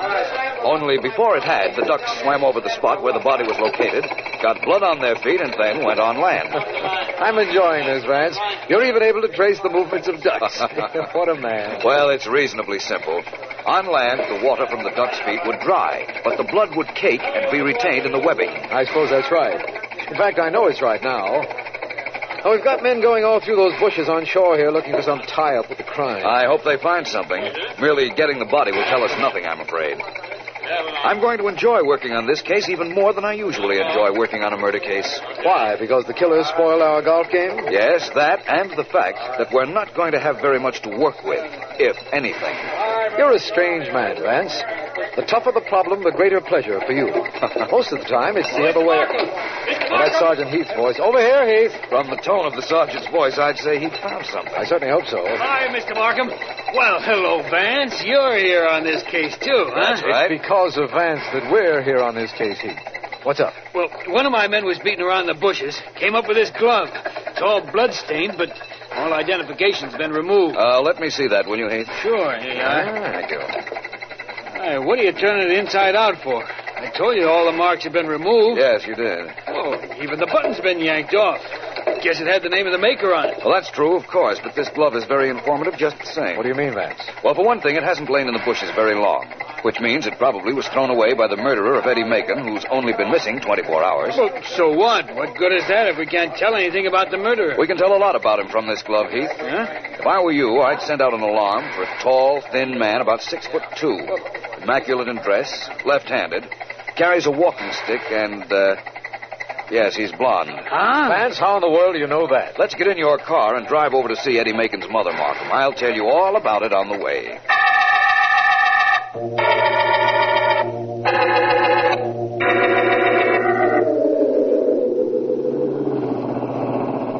Well, I'm waiting, Vance. Sorry, Markham, I was just thinking of something, but it doesn't matter now. What you want to know is how I got the picture of our murder suspect just from looking at a blood-stained glove. That's right. Well, it's reasonably simple. The glove was a large size, leading me to assume that the murderer was a tall man. However, the fingers on the glove were very narrow. Hence, the killer was thin. But the way he dressed and the fact that he was left-handed and carried a stick. Most men who carry a stick are meticulous in dress, Markham. And the glove was a little worn between the index finger and the inside of the thumb. Only a stick would cause a worn spot, such as I noticed in that particular place. Well, granting all that, what about the fact that he was left-handed, that he was blond, that he was well-dressed? Left-handed? Well, the glove we found was a left glove, and apparently he carried his stick in his left hand. Blonde? I saw a very small blonde hair on the inside of the glove. The police laboratory would have detected that, I'm sure. And what about the business of his being well-dressed? There were traces of liquid nail polish on the tip of the inside of the fingers, Markham. Apparently, after his most recent manicure, he was in a hurry and didn't give the polish a chance to dry. That's all there is to it. That and the fact that most men who carry a stick are well-dressed. It certainly sounds simple the way you say it. And it's just as well that the explanation's over, because here's Mrs. Macon's house. Oh, she knows about her son? Yes, Heath telephoned her. I imagine she's all broken up. She was almost hysterical when she came into my office to report him missing. Well, we'll soon find out. Coming, Markham. Of course.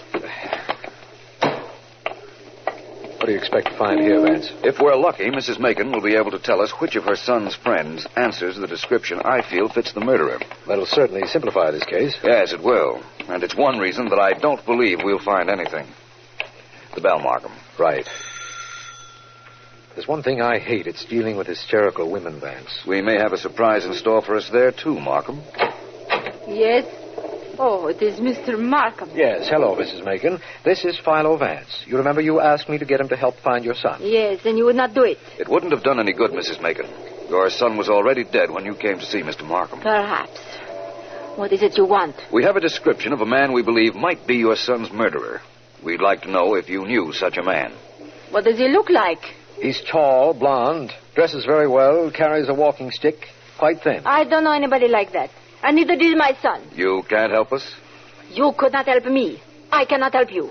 Good day, gentlemen.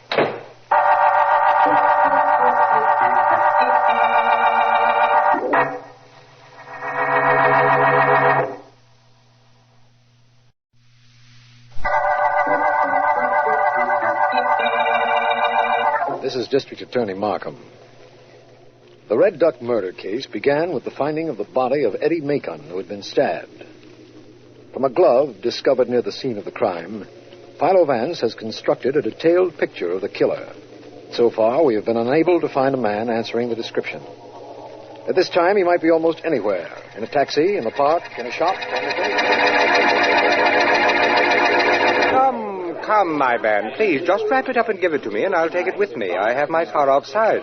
Just one moment, sir. Please, if you don't mind. 1 moment? What for? I'm in a hurry. Yes, but you've given me a $100 bill. I'll have to get change from the bank to the shop. I won't be but a moment, sir. Very well, but hurry. I don't have all day.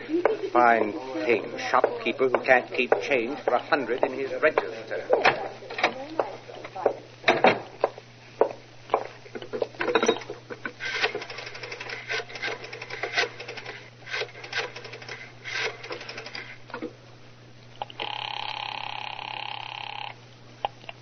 Police headquarters. Hello, this is Bailey at Bailey's Men's Shop on Main Street. A man is in the shop, tall, blond, and he's carrying a stick. He just gave me a $100 bill. It's one of those counterfeits we were told to watch out for. Good. Stall him there a few minutes. We'll be right over. Right. He's so particular. I hate to make any choices for us. I ought to make him come down Sorry to have kept you waiting, sir. But I'll have your change in just a moment. Very cute, weren't you? But you don't trap me. I'm getting out of here. What?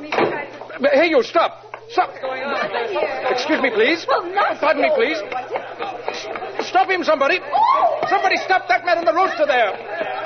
Hey, you in the car, stop. Okay. Get off, you fool. Get off. Oh, no, my friend. I'm hanging under this door. I warn you to get off. This gun will change your mind. Oh, get off or I'll slam it down on your other hand. There. Oh, now, off.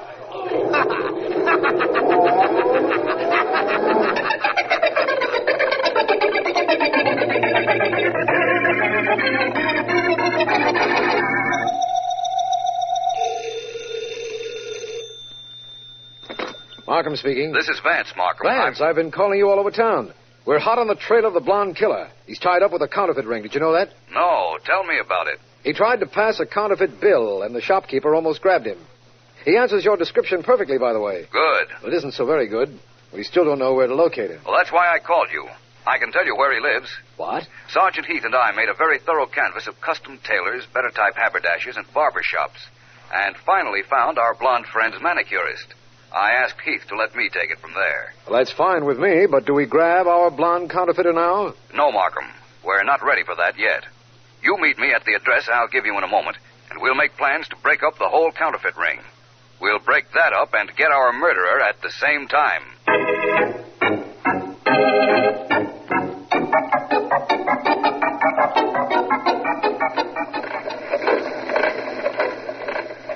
Please, Mr. D'Angelo, please turn off that printing press. Take it easy, Georgie. You file your nails, it gets on my nerves. My press gets on yours. Same difference. Please turn it off, won't you? Okay. Only every time it makes a noise, we make another load of dough, Georgie. Don't forget that. I know. And money is terribly important. It buys clothes, handmade shirts, this Hamburg hat. Yes, I must have money, Joe. Oh, you're going to roll in it in another week, Georgie. You and I are very clever, aren't we? We're the best, Georgie. The best. I make 'em, you pass 'em. When there's trouble, we handle it. You should have seen the face of the fellow I pushed off my car. Any chance of his tracing the car, Georgie? None at all. I had a rag over the license plates. Horribly dirty rag. Did an awful clean job for us. Don't forget that. No, that's true. Mr. D'Angelo, nobody is any closer to us than they were before we killed Eddie Macon. We're completely in the clear, and we'll stay that way until we leave town. Right? Right.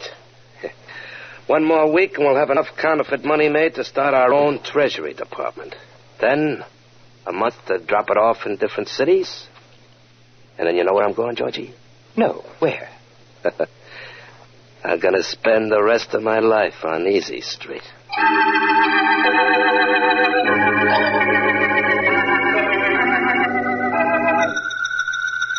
Any answer yet, Markham? No, Vance. I'm still holding the phone, and the operator's still checking for the address.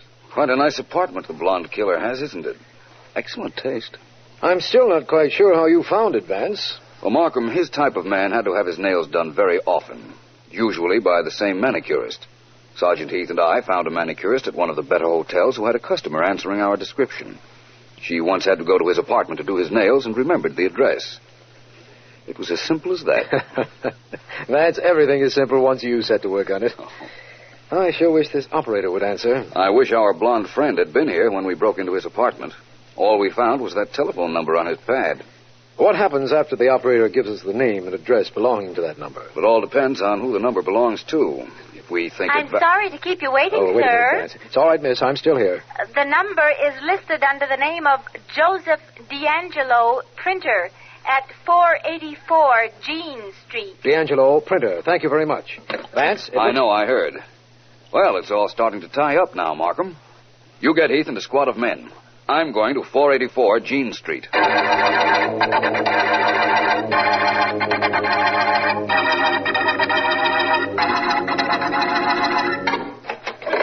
Mr. D'Angelo! Huh? What's the matter, Georgie? What's going on? We've got to get out of here. Wait till I turn off this machine. What is this? I just called the shop where I have my nails done. I have to make an appointment. You see, Never mind all that. What happened? The girl told me a man was asking questions about me. Said he was a friend of mine. She told him where I lived, and... Joe, I have this phone number written on a pad. Oh, you jerk. Well, come on. Let's break all this stuff and throw it in the melting pot. Yes. Anybody comes here 2 minutes from now won't find a thing. All that lovely money, too. Every hunk of paper in the joint. Now, come on, hurry. Right. Guy who asked those questions might be here any minute now. Yes. Take the lid off that stove down there. All right. This money lying around isn't dry yet. I'll get ink all over my hands. So what?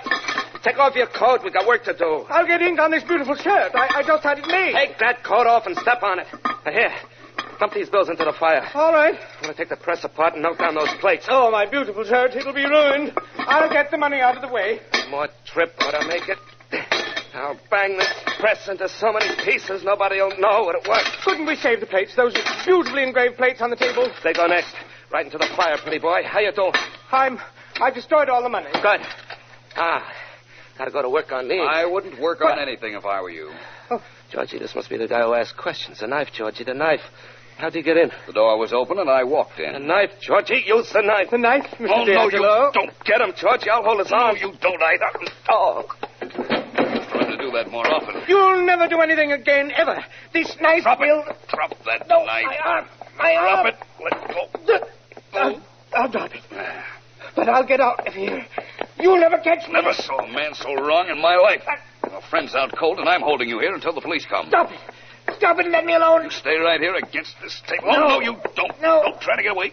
Got a gun, eh? Stop it. You're breaking my back. Yes. Breaking my back. I tell Breaking you. my heart. Oh, thank you, Mr. D'Angelo. He didn't hit you as hard as you thought. I got a tough chin. Now, listen, Georgie.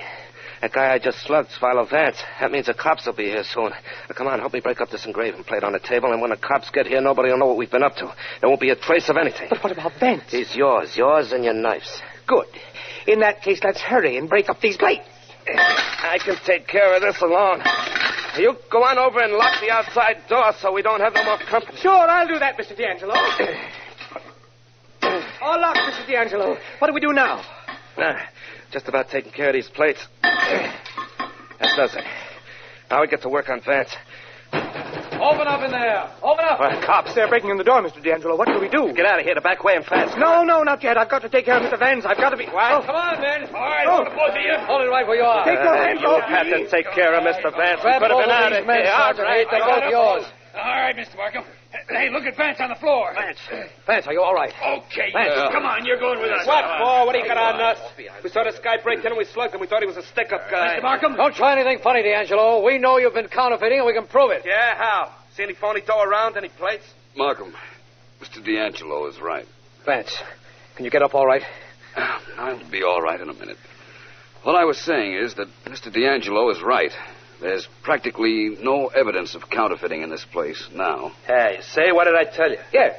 Do you see what Mr. D'Angelo told you? I said there was practically no evidence. Turn around, my blonde friend. Turn around and show the district attorney indisputable evidence that not only was there counterfeiting going on here, but that you and Mr. D'Angelo were doing it.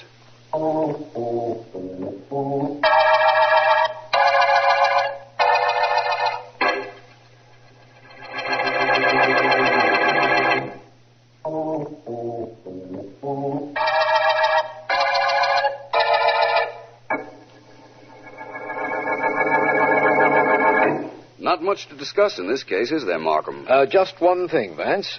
Our blonde friend George in the back of his shirt. Oh, that. Well, I suspected that D'Angelo and George would break up their plates if they succeeded in overpowering me. So, before they did, I forced George in his clean white shirt up against the engraving plate. So, when he turned around, you saw several counterfeit impressions of $100 bills on it. Yes, we did. And I don't mind telling you we needed that evidence to make sure that was the end of the two counterfeiters. George confessed rather easily, I understand. Yes, his type always does, Vance. He admitted he killed Eddie Macon. Well, then, that little device of mine not only meant the end of the two counterfeiters, but also the end of the Red Duck murder case.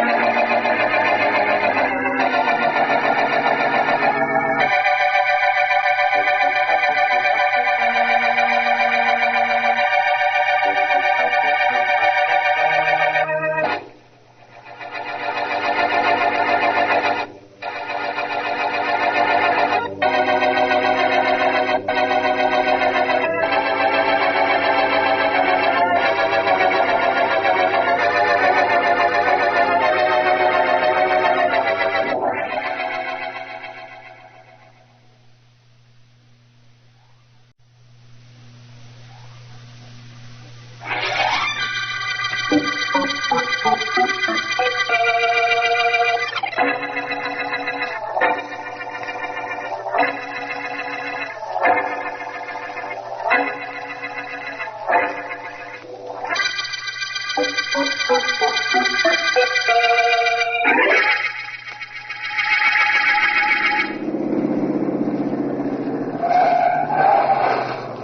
the car in the garage for me, Jonesy. All right, Miss Dixon, right-o. I'm finished with the lawn anyhow. Oh, Miss Dixon, that young David Allen is in the house. He's been waiting for you. I saw him come in. Let him wait. Do him good. Now's a young fella. Gal didn't treat a fiancé like that, no, sir. Fiancé? You mean ex-fiancé?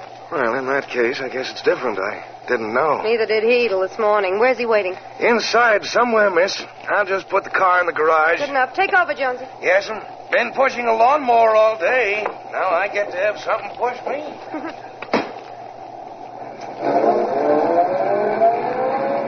Now for a session. That you, Joyce? Yes, it's me. I'll be right in. There you are, Joyce. I've been waiting for you. Whoever would have guessed. What's the matter? Didn't you get my letter? Yes? Came this morning. First thing this morning before I left for the office. Well, if you got my letter, what are you doing here? It said pretty plainly that you and I were washed up, didn't it? Because if it didn't, I'll tell you now. We're all washed up. Now beat it. All right, Joyce, I'll go, but tell me why. What have I done? Done? You haven't done anything wrong, if that's what you mean. Except for the fact that you have no money, and that doesn't matter because I've got plenty. You're perfect. You're good-looking, normal, and your nails are always clean. There's nothing wrong with you except that you're dull, that's all. So because there's nothing wrong with me, there's something wrong. Well, maybe there is something wrong with me. Something that you don't know anything about. Oh, this I've got to hear. Look, Joyce, I know where you get your money. I know that you don't own an honest dollar. Why shouldn't you know that? You work for the man who takes care of my business. You realize that all I have to do is tell what I know about where your money comes from, and you'll go to jail. Oh, now we're getting around to blackmail, are we? Well, that's a point in your favor. I'd never tell unless you make me, unless you do what you said you were going to do in that letter. And then what? Then I'll see to it that I'm not the only one that's hurt. Joyce, you've always had everything your own way. It's about time you were paid off. You've been getting away with murder all your life. Oh, I have I? I've been getting away with murder all my life. Yes, you have. Keep talking, Alan. You're giving me an idea.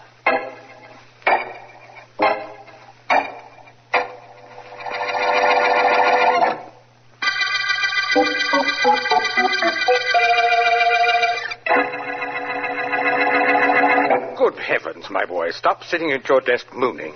What if our beloved client decided not to marry you? Forget it. I can't, Mr. Stone. You know, there's a strange philosophy employed by young men. Unless they guard their thoughts in the deepest black when a romance is done, to their minds the romance was not worthwhile. Come, boy, we have some figures to go over. Now, Miss Dixon's income for last week from the two gambling houses was... Now, let me see how much... I'll answer, Mr. Stone. Oh, sorry, lad. Can't have any of my clients hear that voice of yours on the phone this morning. They'll think things are desperate in this office. Well, aren't they? That, my boy, we shall discuss in a moment. Hello. Bartley Stone speaking. Mr. Stone, this is Jones, Miss Dixon's gardener. Well, what is it, Jones? Mr. Stone, I've been gardener to the Dixon family for 20 years. If Miss Dixon's parents were alive, I could go to them, but now I don't know what to do. Come, man, what is all this? Mr. David Allen, the young man who works for you, Mr. Stone. Yes? Last night, he and Miss Dixon had a terrible argument. After I put the car away, I heard them threaten each other, and, well, Mr. Stone, they both sounded as if they meant it. Oh, they both did, eh? I kind of would like you to do something about that, Mr. Stone. I definitely will. Thank you for calling, Jones. Goodbye. That was Miss Dixon's gardener, Allen. So I gathered when you mentioned his name. He said there was rather a serious quarrel at the house last night. I'm surprised that you lost your temper, my boy. Look, let's not pretend any longer. Of course, you realize I know Miss Dixon owns a string of gambling houses. But I also know how you've been stealing from her. So, don't you try to be the big white father to me. Allen, my boy, you surprise me. Yes? You surprise me greatly. And in the light of your remarks, perhaps I might relieve poor Jones' mind. He begged me to do something about your threatening Miss Dixon. You know, Allen, I think Jones has something there.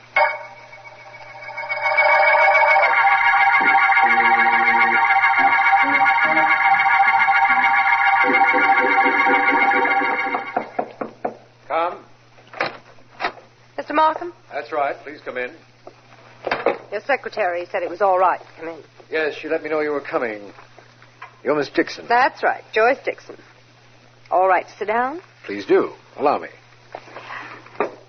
Look, Markham, let's you and I not kid each other. You're the district attorney, and you know a lot about me, only you haven't been able to prove anything, right? Go ahead, Miss Dixon. I came up to tell you a couple of things. One is that I'm selling out. I won't be operating after this week. And the other things? I'll take them in order.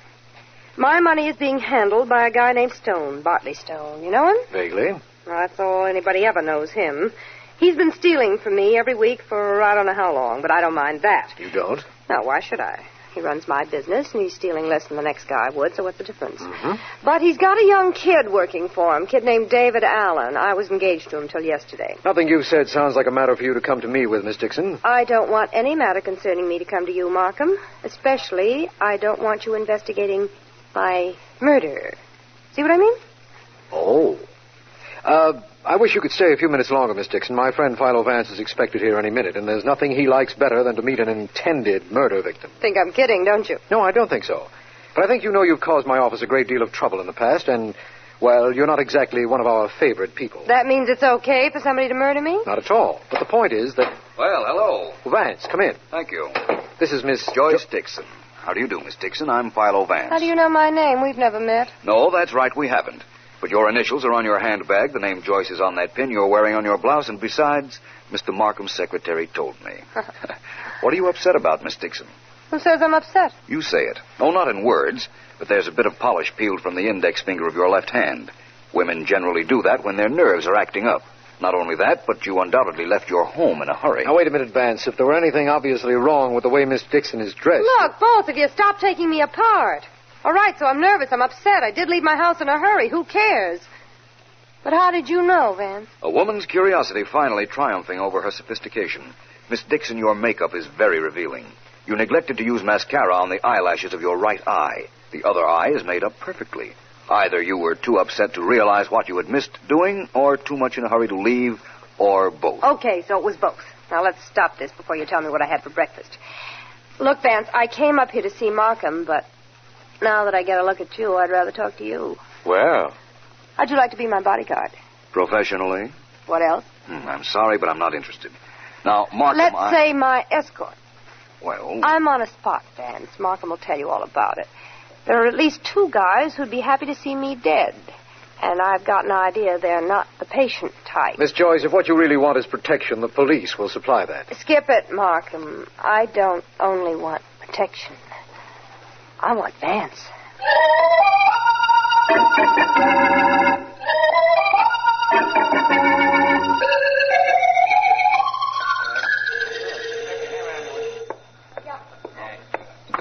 Hello, Joe's Diner. Oh, hi.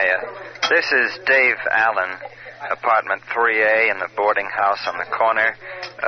Can you deliver some food up here? It's a little late, Mr. Allen. 10 o'clock. Well, it won't take you a minute. Okay. What do you want? Get me some tomato juice, a sandwich of some kind, and a bottle of milk. What kind of a sandwich? We got all kinds. Oh, I don't care. Anything. How about a combination sandwich? Okay. Have it up in 5 minutes. Tomato juice, sandwich, and a bottle of milk. Anything else? Yes, but it's nothing you can do anything about.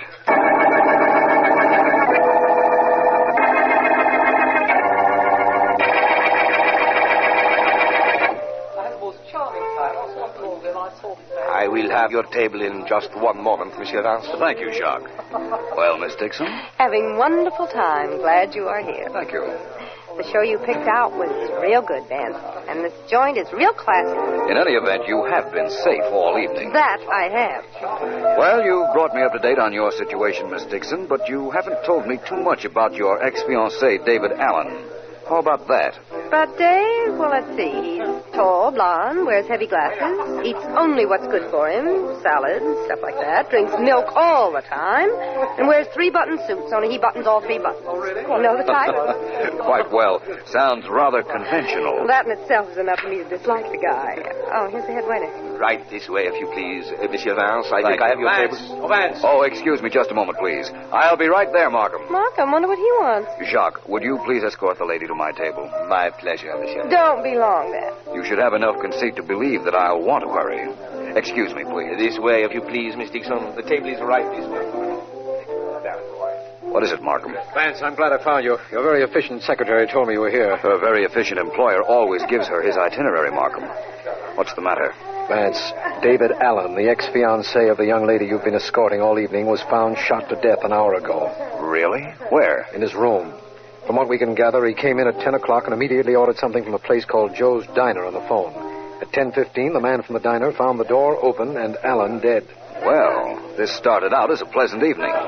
Now it's becoming an interesting one. I'm going to go to work on this case at once, Markham. And perhaps I'll get some food for thought at Joe's Diner.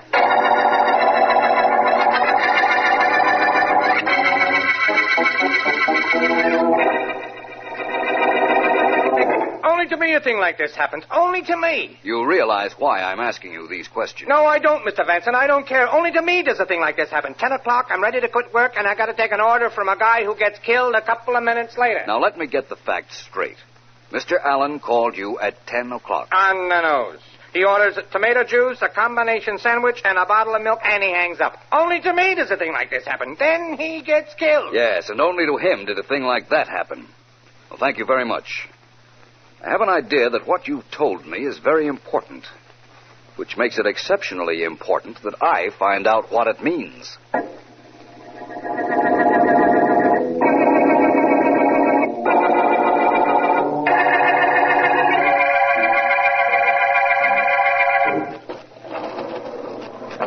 Vance, there are too many things about this case I don't understand. No explanations yet, Markham. That is, none that would satisfy you. Well, we'll find out in a moment about Mr. Stone. He's Miss Dixon's business manager, and David Allen worked for him. Yes. Now, let's hope he's at home. There's one way to find out. That's his apartment door. I see what you mean. I don't hear anything from inside, Vance. I don't either.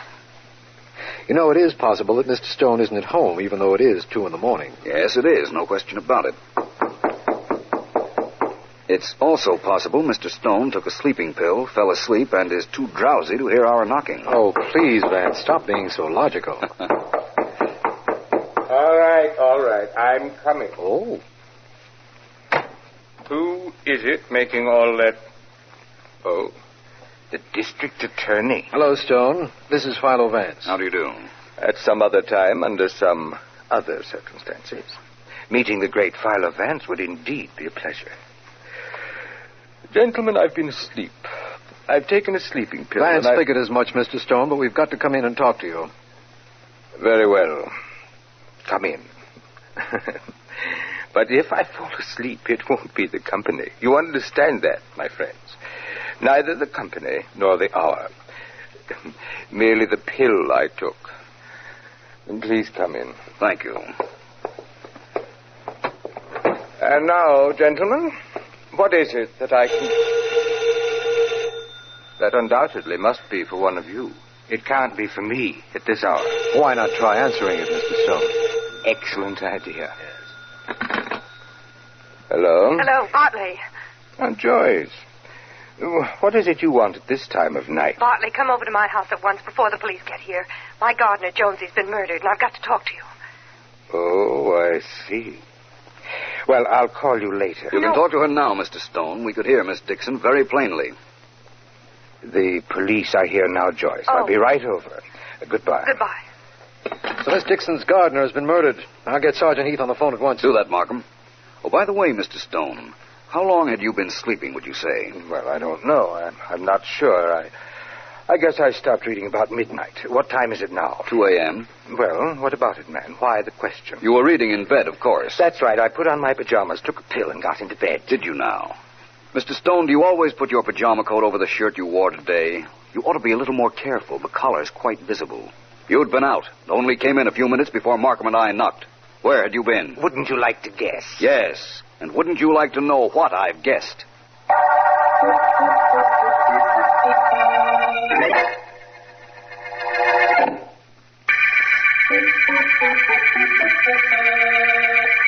This is District Attorney Markham.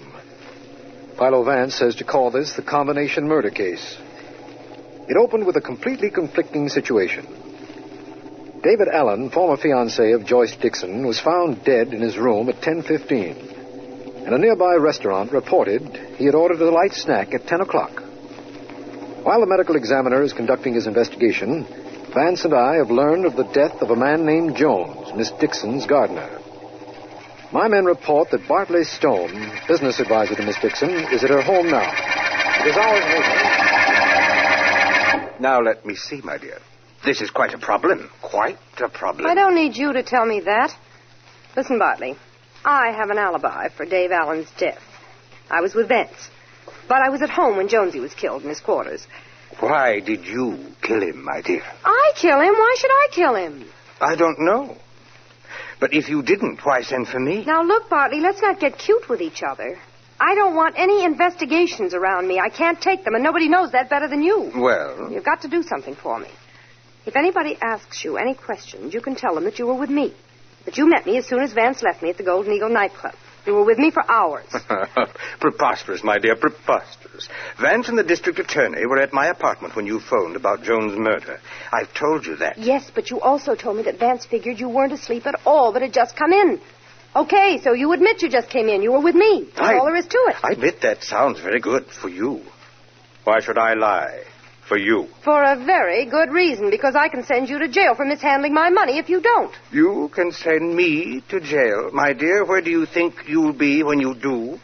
All I have to do is talk, you know. You won't talk, and you'll say what I told you to. Now, Joyce, put down that ashtray. Put it down. We can discuss this reasonably. You'll tell Vance you were with me, do you hear? Now, Joyce, listen. Keep away from me. You and I can make a deal. Put that ashtray down. You'll tell Vance we were together? No. You practically sent out an invitation for this, Bartley. You begged for it. No, don't.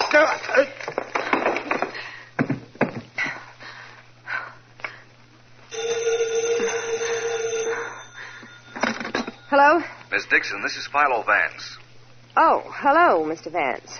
Rather late for a social call, and much too late for a business call, isn't it? I'm just trying to make an appointment for breakfast with you. Can Markham and I pick you up at, say, 9:30?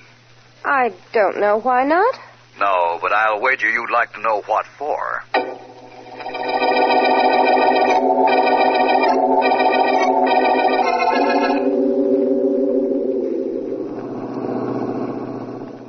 Now, Markham, please stop concentrating. It's a beautiful morning, and we're on the way to the home of a very definite suspect, Miss Joyce Dixon. Suspect in which murder, Vance? Both murders. She has a slight alibi for the time when Dave Allen was murdered. She was with you. So it would seem. But I'm not certain she was. Well, we know Allen came into his room and ordered something to eat at 10 o'clock and was found dead at 10:15. Or do we? The murderer would like us to believe that, I'm sure. In fact, that might be the reason poor Jones was murdered. Vance, you're going much too fast to suit me. And much too slowly to suit me. Drop me at the corner of Miss Dixon's house, Markham. I'd like to go in there alone, if you don't mind. I'll do it on one condition. Tell me when this case will be over and why you think that Allen might have been killed long before 10 o'clock, at which time we think he called Joe's diner. All right, Markham, I will. Wait a minute. What is it, Vance? I've just thought of something. You drop in on Miss Dixon, Markham. Stay with her all day if you have to, or get a police guard for her. What's going on, Vance? I'm going on to see Bartley Stone again. One piece of information, and by this evening, Markham, I think I can promise you, this will no longer be an unsolved murder case.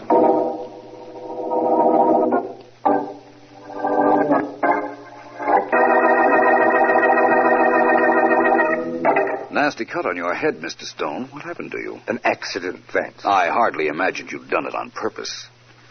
Mr. Stone, there's only one question I have to ask you. By all means, sir. By all means. I'm quite at your service. Thank you.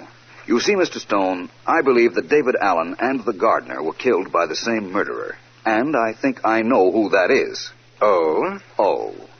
Tell me this one thing. Did you ever have dinner with Allen? Did you know anything about his personal habits? I didn't associate with my employees, Vance. But I did have lunch with Allen several times. Did I tell you what you want to know? Not yet.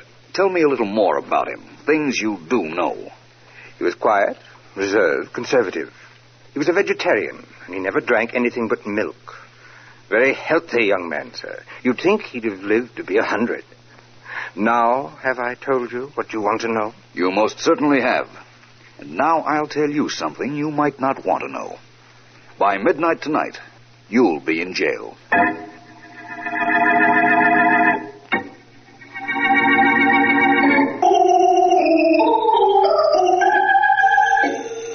Don't get up, Miss Dixon. I'll answer the phone. It's my house, Markham, or am I under arrest? No, not yet, but I'll still answer the phone. Hello. That you, Markham? Yes, Vance, where are you? I've just left Barclay Stone. Listen, Markham, is Miss Dixon there with you? Of course. Why? Ask her this question. I'll hold the phone. Ask her if Jones, the gardener, was ever in the house when David Allen was being served anything to eat. Just a minute, Vance. Oh, Miss Dixon. Well, what is it? Vance would like to know whether your gardener ever saw your ex-fiancé, Dave Allen, have dinner at this house. No, he never did. I didn't allow the gardener in the dining room. All right, so what does that make me, a snob? I don't know yet. Oh, Vance. Yes, Markham, I heard Miss Dixon. Tell her it doesn't make her a snob. Tell her it makes her a murderer.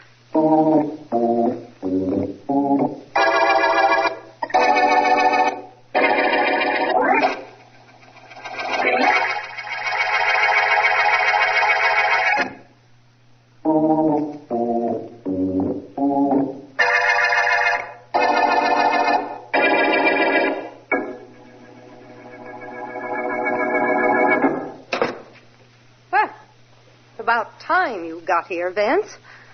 What's the idea of having me held here in my own house? That was my idea.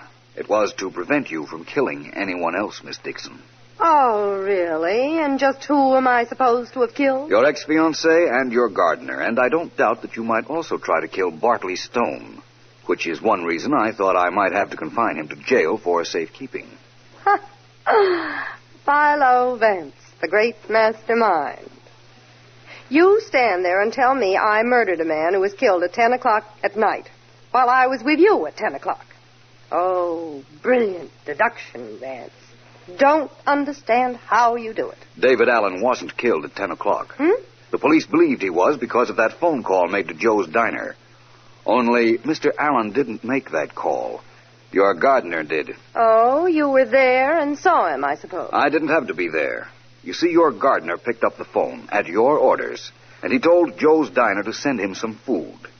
But he included in that food something that told me the whole story. He included a combination sandwich. Very interesting.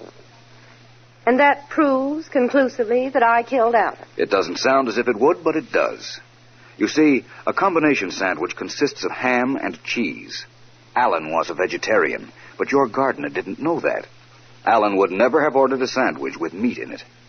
So Barclay Stone could have been the man making the call, establishing an alibi of his own. No? No. Stone knew that David Allen was a vegetarian, and he isn't the kind of man who'd forget.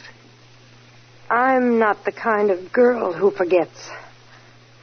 You know, you really are brilliant, Vance. By the process of elimination, you figured I killed Allen, then killed my gardener so that he could never say he covered up for me. Exactly. And right now you're imagining you're going to kill me. No. It's more than imagination. I'm going to do it. Right now. Please put down that gun, Miss Dixon. Mine is pointing directly at you. Markham, where did you come from? I'll take that gun, young lady. And in answer to your question, I've been in the back of the drapes in this room. Vance asked me to be on hand. I'm very glad I did.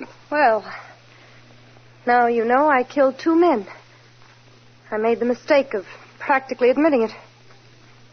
Vance, what made you suspect me? Tell me that. It'll make me a little happier. What made me suspect you? Merely the fact that you wanted me around the night David Allen was killed. You wanted it to be known that you were with me at 10 o'clock, at which time you had your gardener presumably establish the time of death. It was a little too rigged. Didn't strike me right. That's fine. You get a hunch, I get a murder rap. Well, that's the way things go, I suppose. I'd like to know one thing, Miss Dixon. Why did you kill your ex-fiancé? He was going to turn rat. Tell what he knew about me. Just to convince me he wasn't such a goody-goody. And that was the end of him, even though he didn't know it at the time. Yes, Markham, that was the end of him. That also was the end of a faithful servant who tried to cover up a crime for Miss Dixon. And this is the end of the combination murder case.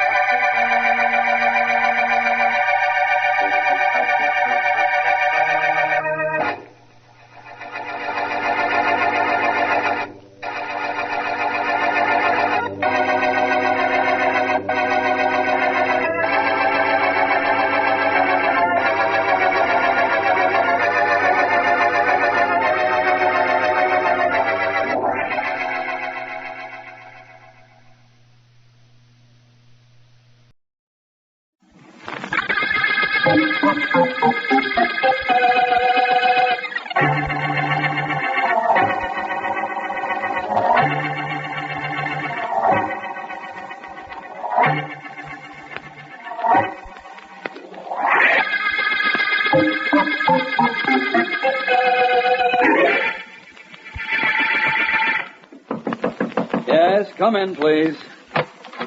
Hello. Are you Philo Vance? Yes, I am. Rather exhausted, Vance, but still Vance. You see, I've been working here in my office all night. Really? Where's your secretary? Neither of my secretaries is in yet. They have a more lenient employer than I have. You're easier on them than you are on yourself. Is that what you mean? Mm-hmm, something like that. Now, what can I do for you? I don't know yet. I'm just looking around. Oh, shopping? Mm-hmm. For bargains. Got any? Right at the moment, I don't have anything except a definite desire to go to sleep. Perhaps at some other time, this vague type of conversation might be very interesting, but not now, though. Will you forgive me? For that? Yes. Vance, you're a private investigator, aren't you? Well, that's the generally accepted impression. Why? Well, right now you're working for a man named David Peacock. He's hired you to protect him and a strong box he keeps in his safe. Get him on the phone now and tell him you've resigned from the case. So early in the morning? I never disturb my clients at this hour. Sorry. I wouldn't call him even if I knew David Peacock or what you were talking about. Nice try, Vance, but it won't work. I have a friend outside I want you to meet. Please don't move. Interesting morning. An attractive young lady, a gun, and a friend. This isn't anything you can talk your way out of, Vance. Hold everything. Junior? Yeah? Come on in here. Yeah, I'm coming. Well, here I am, eh? That's Philo Vance, Jr. That's Vance, huh? Nice-looking fella, hey? Huh? Hey? A curious fellow at the moment. This is a rather unusual visit, I might say. Oh, you don't know how unusual. Vance, this David Peacock you're working for. Are you going to resign as I asked you to? I don't think so. Make up his mind for him, Junior.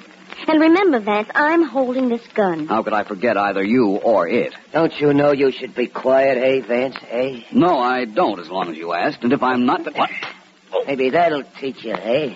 And in case that isn't enough, maybe this will. No. Well, I don't like your method of instruction, my friend. It's time I took a hand in this education course. You wouldn't put that gun down for a moment, miss? Oh, now, Vance. Well, no harm in asking. Well, it's your gun or Junior's fist. You'll have to admit that isn't much of a selection. You get one break. You can make your choice this time.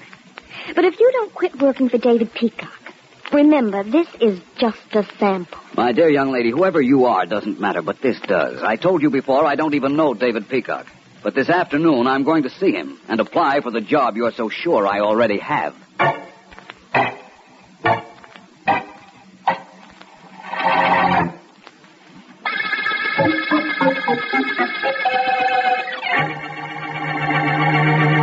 Strange thing you're coming to see me this afternoon, Mr. Vance. Very strange. Why, Mr. Peacock? What's strange about it? Well, only yesterday I was considering engaging your services to protect me. I already have a bodyguard, a private detective named Moran, Jimmy Moran. Do you know him? No, can't say that I do. He can't be a licensed operator, or I'd have heard of him. He's not from the city, and he's very rough and not very smart. That's why I thought I might call you. I see. Perhaps you'd be good enough to tell me why you think you need protection, Mr. Peacock, and why you don't call in the police. Why do I think I need protection? Yes. I'll tell you why, Vance. In this house, there's a strong box in my safe. The safe has an unusual combination, and I've been assured that it's burglar-proof. I'm the only one that knows the combination. I'm listening. The safe is in a room for which I alone have the key. Yes, and I've been informed also that the room is burglar-proof. That's quite necessary, you see, because my entire fortune is in that safe. And you wanted to hire me to protect you and it, right? Well, I was considering it, as I told you. I haven't quite made up my mind. Though how you happened to come down to see me this afternoon is more than I can understand. I could explain that, but I'd rather not. Mr. Peacock, who gets all your money when you pass on? Well, my niece, a very charming, well-bred young lady. Wait till you meet her, Mr. Vance. You'll like her. Does she live here with you? No, but she visits me every day. Wonderful girl, wonderful. Completely self-reliant. And she can protect herself, too. Carries her own gun and knows how to use it. Ought to. She practices enough on the range out and back. A social young lady who carries a gun. She does sound like someone I want to meet. You probably will someday. Vance, I'm sorry you had this visit for nothing. For the time being, I think I'll stick with my present bodyguard. Just as you say. Although I did have a personal reason for coming here. Oh? Uncle David! Uncle David, where are you? Oh, that's my niece now. In the library, Polly. Come in here. I'm on the way. Well, it looks as though I will get to meet your niece, doesn't it, Mr. Peacock? It most certainly does, and you'll find her charming, believe me. Uncle David, Oh. Well, that's all right, Polly. Come in. Polly, I'd like to present the very distinguished private investigator, Philo Vance. Introductions aren't necessary, Mr. Peacock. I've met your niece in my office early this morning.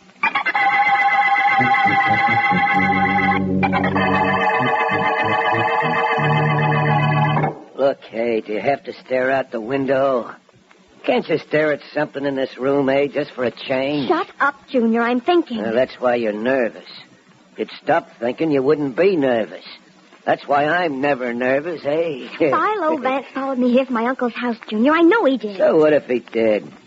So I'll give him another treatment like I gave him this morning in his office. Then we keep him here.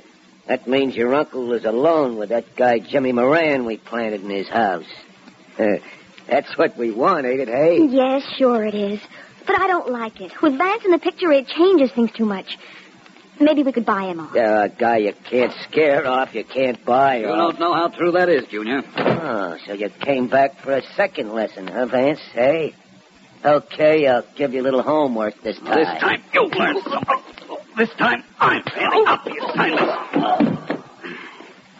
Well, young lady, that takes care of your friend, Junior. He and I are even. But how about you and me? Feel like talking now? Not especially. There's one thing you ought not mind telling me. What is it? I know you always carry a gun. How is it you didn't use it just now when I was evening up matters with Junior? You are on his side, aren't you? I'm not on anybody's side, Vance. All I want is to be on the winning side. Remember that. It might explain a lot to you later on.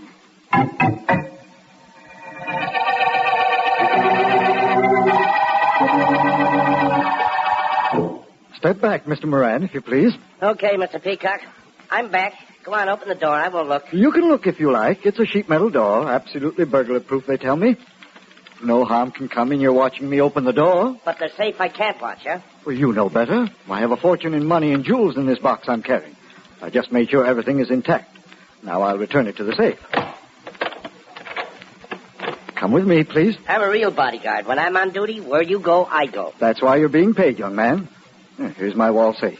Please hold this box while I open it. Go ahead. Turn your back, please. Okay. I'm turned. I trust you, you understand, but no one knows this combination but me, and I'd prefer that situation to stay just as it is. What was that? Sounded like a shot. Shall I go see? No. Please stay where you are. Well, you may turn around now and hand me the box. Okay. Here you are. Thank you. There. A few spins of the dial. There we are. Well, Mr. Moran, your work is practically over for the day. Nobody can get in the safe. Nobody can even get in this room after I close and lock the door. So that's that. Your job isn't very difficult, is it, Mr. Moran? No, Mr. Peacock. That's what you think.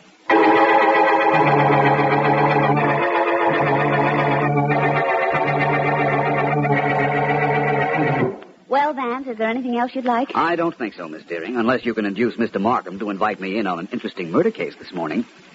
You know, I applied for a job yesterday afternoon, but was turned down by Mr. Peacock. All I know is he showed bad judgment. Now you want me to use my influence with the district attorney and get him to invite you in on a murder. Mm-hmm. Why don't you commit one, Vance? Why? I guarantee you do it so cleverly that even you couldn't solve it. Vance against Vance. Sounds interesting. Whom would you bet on? Vance. Ellen, dear, you're wonderful. Take the laugh out of your voice, and those words would sound wonderful. Vance, I found the cutest restaurant. Could we have dinner there tonight? If you like. I'm wearing my agreeable disposition this morning. I'll get it, Ellen. Which phone is it? 1561. Got it. Hello. Vance Markham. Well, my favorite district attorney. Ellen and I were just talking about you. No matter what you said, it isn't true. Well, we were saying some nice things. Oh. In that case, I reserve the right to change my testimony. Motion granted. What's up, Markham? A murder? None that I know of. Oh. Sorry to disappoint you, my friend. This is strictly a social call. I'm surprised, but not disappointed. It's nice of you to say that, but... In a minute, Ellen. Oh, Markham, let me call you back, will you, please? I have another call. By all means. Bye, Vance. Goodbye. On 1562, Vance. Right. Philo Vance speaking. Vance, this is David Peacock. I told you yesterday I didn't need you, but I do very badly. What's the trouble, Mr. Peacock? Well, a minute ago I went in the room where I had my wall safe. I opened it, and everything is gone, Vance. You understand? Everything is gone. That was the safe that couldn't be opened? Well, somebody opened it. Somebody must have worked out the combination. I've told it to no one, and the safe wasn't forced. Vance, you've got to come right out. You've got to go to work for me. I've got to get my money back. Where's that private detective that worked for you, that Jimmy Moran? Well, he's still in the house. I called you even before I called the police. Better call the police, Mr. Peacock. I'll leave now, and I'll be out at your place in half an hour.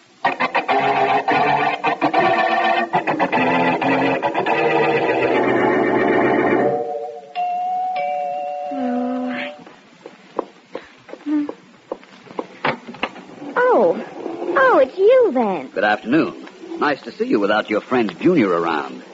Is your uncle in his study? He's expecting me. I suppose that's where he is. You don't learn very easily, do you, Vance? I'm a very apt student when I'm learning the right things.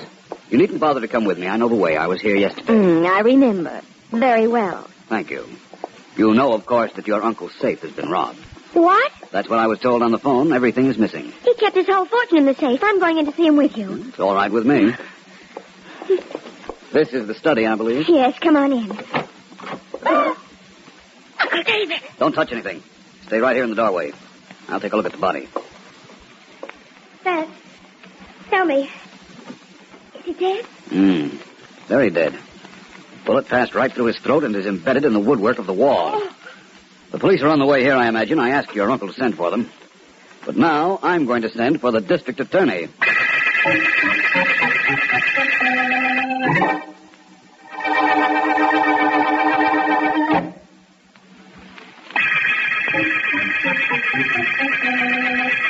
This is District Attorney Markham. The Peacock murder case opened when Philo Vance found the body of David Peacock. Immediately after Peacock had reported his burglar-proof safe had been opened and the strong-box inside rifled. Vance has already met the dead man's niece, Polly, and her friend, Junior, and told me that Polly always carried a gun. From the shooting range at the rear of the Peacock house, we took a bullet that had been fired from her gun and have sent it to headquarters to be compared with the murder bullet. Vance and I are in the murder room examining the bullet hole right... Markham, who removed the bullet from this wall? Sergeant Heath. Heath's very careful and very thorough. He wouldn't have made this scratch on the wood next to the bullet hole. Would that be important, a little thing like that? In covering up a crime, a murderer generally knows enough to wipe out the big clues, Markham. Well, that may be headquarters. I've been waiting for a report on the bullets I sent to my length. Markham speaking. Walters Police Laboratory, Mr. Markham. Oh, yes. Just want to let you know the bullet we took out of the wall and the bullet you told us came from the gun belonging to Peacock's niece were both fired from the same pistol. Thanks, Walters. Bye. Hear that, Vance? Yes, I did. I'm glad I told you about the shooting range the girl used. Of course, you're holding her, Markham. Of course. Good. Before we go any further on this case, I want to pay a visit to a friend of hers, a strange young man named Junior.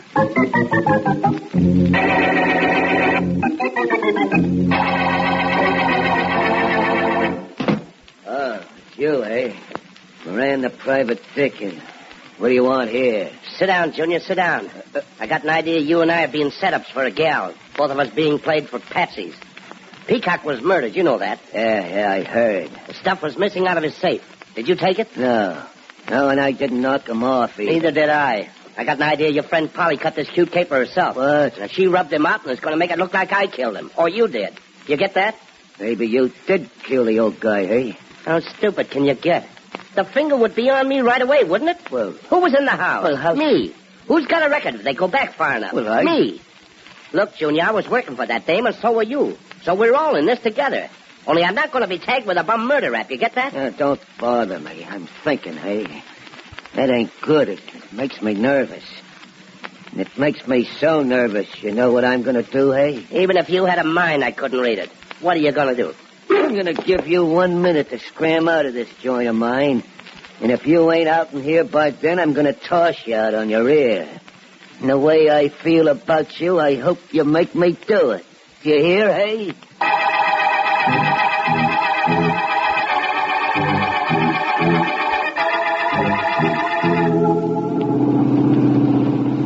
That's his car right ahead of us, Vance. He's the private detective Moran, eh, Markham? Yes. Something tells me I'm glad we followed him after he left Junior's. I think I'll get more out of him than I would from Junior anyhow. Keep following him, please. Vance, I don't follow you. We know Polly must be the murderer. The murder bullet, the bullet we took out of the wall, came from her gun. And she's certain the gun was never out of her sight. Markham, suppose the murderer got a bullet from the target range just as you did. Then, after he killed Mr. Peacock with his own gun, he extracted the real murder bullet from the woodwork and inserted one he knew would be traced to the niece. Yeah. That would account for the scratch on the woodwork next to the bullet, wouldn't it? Of course. His knife might have slipped while removing his own bullet. Yes. And now that I've told you my theory, I think it's time I talk to our friend Moran. Speed up a bit, Markham. Right. Pull up alongside of Moran, let me transfer to his car, and then, if you will, you can do me a favor. You know I will. What is it? Find that Junior who Moran was visiting. Pick him up and bring him to the Peacock house. I'll phone you there, and please be sure the niece is there, too. Vance, you just practically exonerated her with the bullet theory. Not quite. She's a very clever young lady, Markham. I might be thinking just exactly the way she wants me to think. Have her there, will you? I'm a little confused, but I'll do it your way. Thanks. And now that we're practically alongside Mr. Moran, signal to him, will you please? Right. He isn't paying any attention. He's speeding up. So I see. Keep with him. Get ahead if you can and force him to the curb. I'll try. This car's a newer model than his. I ought to be able to do it. Now, Markham, cut your wheel over now. Right. Well, that did it. Hey, what's the idea? You two guys crazy or something? You keep going as soon as I get out, Markham, which will be right now. I'll call you later. Good enough. Bye, Vance. Hey, what's the idea of cutting me off? You looking for trouble, Mick? I got a lot of it laying around ready to let loose. I'm sorry we had to cut you off, but you wouldn't stop when we signaled. Why should I stop? Who are you to signal me? Hey, wait a minute. I know you. You're Philo Vance. That's right. And you're Jimmy Moran. You're supposed to be a private detective, they tell me. Go ahead, Vance. I know all about you. Get cute. Get real cute so I know it's you. I'll try. Look, Mr. Moran, somebody apparently opened the combination of Mr. Peacock's safe. That same somebody first found a way to get past the sheet metal door of the room. And what's most important, somebody killed Mr. Peacock. Well? Who could have opened that door and that safe? Anybody with talented fingers could have gotten in the door and the safe, Vance. Such as? I wouldn't know. Well, that's too bad. Now I'll have to find out for myself. That's too bad, too. Now, is it all right if I drive where I want to go and drop you off? Of course. But do me one favor, will you? Meet me at the Peacock house in 2 hours. 2 friends of yours will be there, and if they aren't glad to see you, I assure you I will be.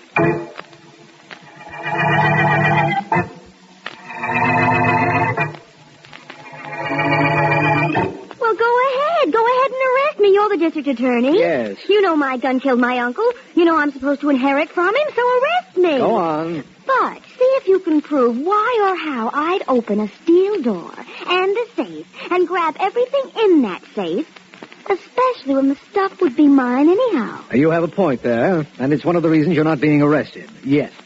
You might be interested in knowing that we picked up a man known as Junior. Well, what about... And in another room in this house, we're holding a private detective named Jimmy Moran. Well, what's next? Well, right now, we're waiting for Philo Vance. He wanted all 3 of you here when he arrived. Which is right now. Good evening. What's good about it? Hello, Vance.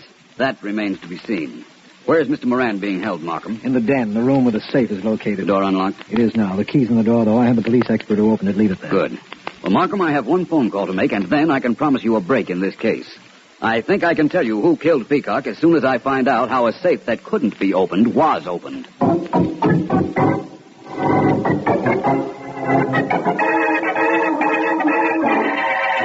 It couldn't be opened, Mr. Vance. Not without the combination. We guaranteed that safe when we made it. Of course, if an acetylene torch was used, that would be different. No torch was used. The safe is in perfect condition.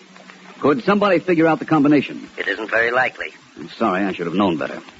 The combination contained 4 numbers, and it would take days, months maybe, to get the right figures in the right order by trial and error. Tell me one other thing, if you will, sir. Anything I can. Did you make the safety box, the one that fitted into the safe? It's about 16 inches long, about 3 inches high. It's possible we did. Well, I wish you'd check, and if you did make it and you sold one recently, I'd like to know whom you sold it to. I'll hold the wire.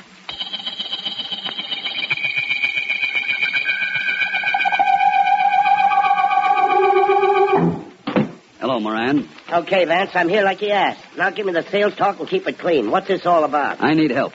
I just made a phone call, and I know who killed Mr. Peacock and who robbed the safe in this room. You've got to help me prove it. I do, huh? Well, right now, all I hear is words. I need the music to go with them. Moran, listen. Knowing who the murderer is puts my life in danger. If I don't have a chance to prove my case, I want you to remember this. Hey, what was that? Sounded like somebody locked the door. Yeah? Well, I'll soon find out. Hey, we're locked in here, Vance. Hey, what's going on? Hey, open this door.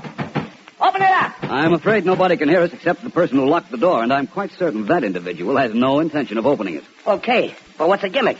Why lock us... Vance, it's gas. Yes. Somebody's feeding it through the keyhole. That's your answer, Moran. Here, stuff this paper in the keyhole, quickly. We're trapped if we don't keep that gas out. Give me the paper. It's no good. It's coming in now through the bottom of the door. That stuff will burn our insides out, Vance. This is a rather sorry way for me to wind up a case. Who cares about a case? I care about getting out of here. Where'd you get that paper you gave me? From the desk over here. Any more there? Any papers clipped together? Look fast. Yeah, here are a few. We will never shut out the gas with these. I don't want the paper. Give me the paper clip. Yeah. Give me it fast. Here you are. Okay. Gotta straighten out this clip and fit it into the lock. If we get a break, maybe I can get us both out of here, Vance. I certainly hope we get that break. Now, if this clip doesn't snap, we got a chance. I think I can catch the lock and turn it. I think I'm getting it. There. Good. I did it. Vance, I saved our lives. What have you got to say to that? I'll tell you in a minute. Markham! Markham! Yes, coming. Well, Vance? What do you mean, well, Vance? Somebody just tried to kill Vance and me, and I saved our lives. Didn't I?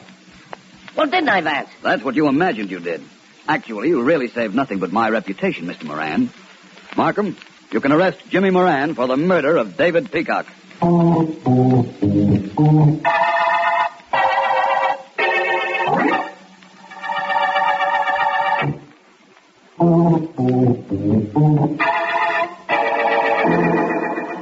Hello, Vance. Sorry I kept you waiting. How late am I? Not very, Ellen. It's only a few minutes past 8 o'clock. Sorry. I had a lot of trouble with this hat. Just couldn't get it to sit right. Oh, well, its posture is perfect now. Good. Now let's sit down and we'll order. All right. And you can tell me all about the Peacock murder case. Well, I told you over the phone that Jimmy Moran, the self-appointed private detective, was the murderer. He's confessed, and we've recovered the money. You never told me how you knew it was Moran. Well, let's start from the beginning.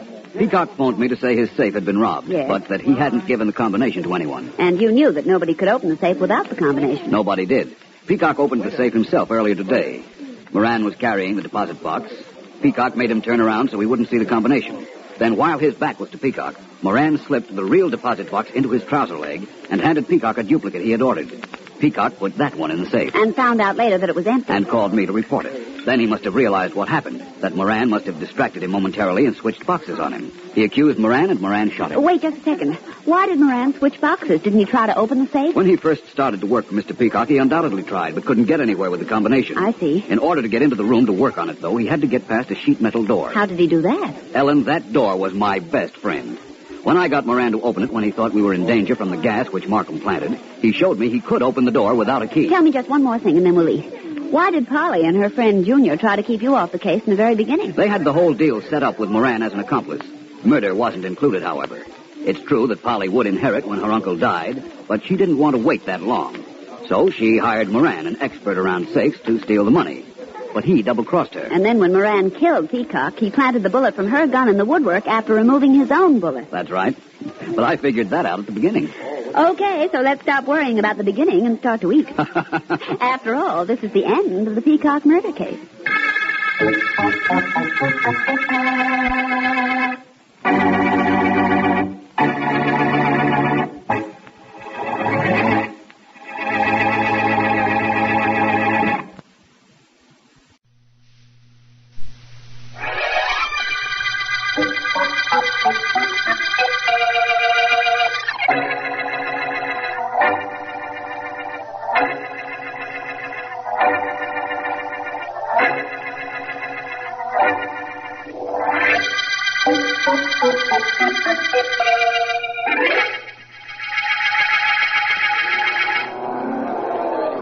As we go into the final laps of this race, ladies and gentlemen. Duke's in the lead. Yeah. Now, if he can only hold it one more lap and he'll cut the flag, sure, Joe. Come on over here away from the rail, Tony. We can see if he wins it from here. Even if he does, I'll still take him when I get my own crate. I never saw a grease monkey yet who didn't want to be a racing driver, except me. Yeah. Me, I'm happy. I don't crack up. I don't go through no fences. I'm happy. I fix a tire, Sure, feed him sure. gas, but I'm just a mechanic, and I know it. Look, I'm not trying to run your life, Tony. You're happy here in the pit. Okay, so you're happy. Hey, there goes number 8 out after Duke. He's catching him. And they're coming around the bend and into the stretch. Hey, just see that? Sure, Duke tried to push number 8 through the fence. That's Duke for you. That's him all over. Hey, here they come. Hey, look. Number 8's nosing in front. Yeah. Duke's eating top. That's even too good for him. They're heading for the finish. There's a guy with a checkered flag. It's between number 8 and Duke. It's Duke. No. There's a finish. It's number 8. So what? Somebody's got to win, don't they? It don't have to be Duke just because we're here in his pit. I'm going over to the rail. Here he comes rolling toward us. Okay, I'm with you. He'll be fit to be tied, Joe. Now, ain't that just too bad? I'm going to talk to him. Hey, Duke. Yeah? Gee, that was a tough one to blow, Duke. You only lost it by a nose. I didn't lose it. was lost for me. What do you mean, Duke? What do you mean? Yeah, Duke, what do you mean? Which one of you guys checked my tires before the race started? Joe here did. That's right. One of them blew on me halfway through the race. Yeah, I know. We put the new one on, didn't we? Tony and me practically broke a track record for speed, too. Oh, you changed it fast enough, but number 8 didn't have any tire changes. That's the reason he got up there in front of me. Gee, Duke, that could happen to anybody. A tire blows, boom. It happens all the time. Sure, but it's generally an accident. Sorry if my checkup on the tires wasn't right, Duke. They tested okay. Sorry if that made you lose a race. You want to be a racing driver, don't you, Joe? Yeah. Figure you can drive for old man Roberts someday, too, don't you? Huh? Yeah, I do. What about it? You know what's liable to happen when a tire blows when you're going around a turn beating 100 miles an hour? I said I was sorry I'd made you lose a race, didn't I? I'm not talking about losing the race. I could have cracked up, gone through a fence. You cost me the race, all right, but you almost cost me my life. It's all right to be ambitious, Joe, but don't overdo it.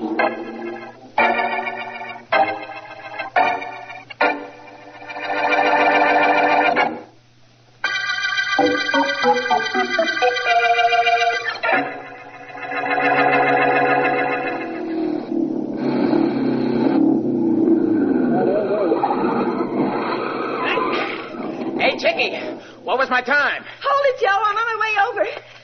Oh, you did great, Joe. Just great. Yeah? What did I do exactly? You did it a minute faster than number 8 that topped the big race on Saturday. The one that beat out Duke. Yeah, good. That means I enter this crate for the next big race. You know, this little supercharger of mine really went to town. This thing was hopping all the way. Joe, you're going to beat Duke when you go up against him, aren't you? Oh, you know I am, honey. I've been mechanic for that guy for a year. I know him inside out. I'm going to beat him all right. Before the year is over, I'll be the top driver for old man Roberts. Oh, you bet you will. That's my guy who said that. And that's my girl who says that. You really have forgotten all about Duke, haven't you, Chicky? You made me forget him, Joe. I've forgotten him. But not what he did to me. You've got to run him into the ground at the next race, Joe. You've got to beat him. Don't worry, Chicky. I'll beat that guy. One way or another.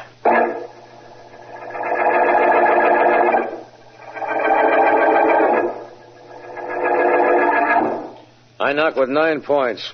Kings, 10s, and 6, 7, 8 of diamonds. How many do you have, Duke? I don't know you, Mr. Roberts. Got to figure it out. Here's a king I lay off on you. 10 I lay off. That makes it 3 5s, 3 deuces, 3 and an ace. 4 points, undercut.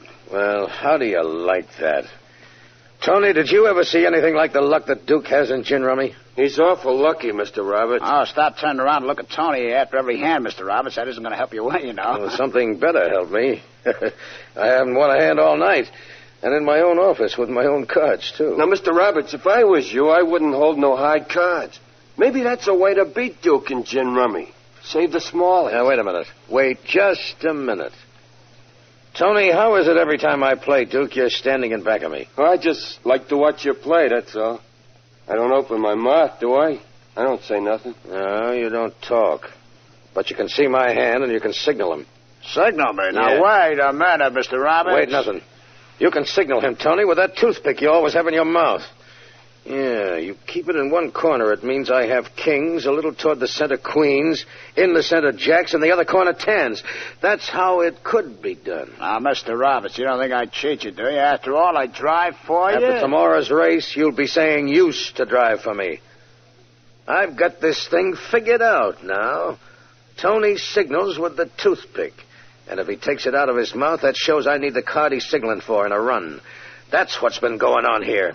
Gee, Mr. Roberts, I don't know what you're talking about.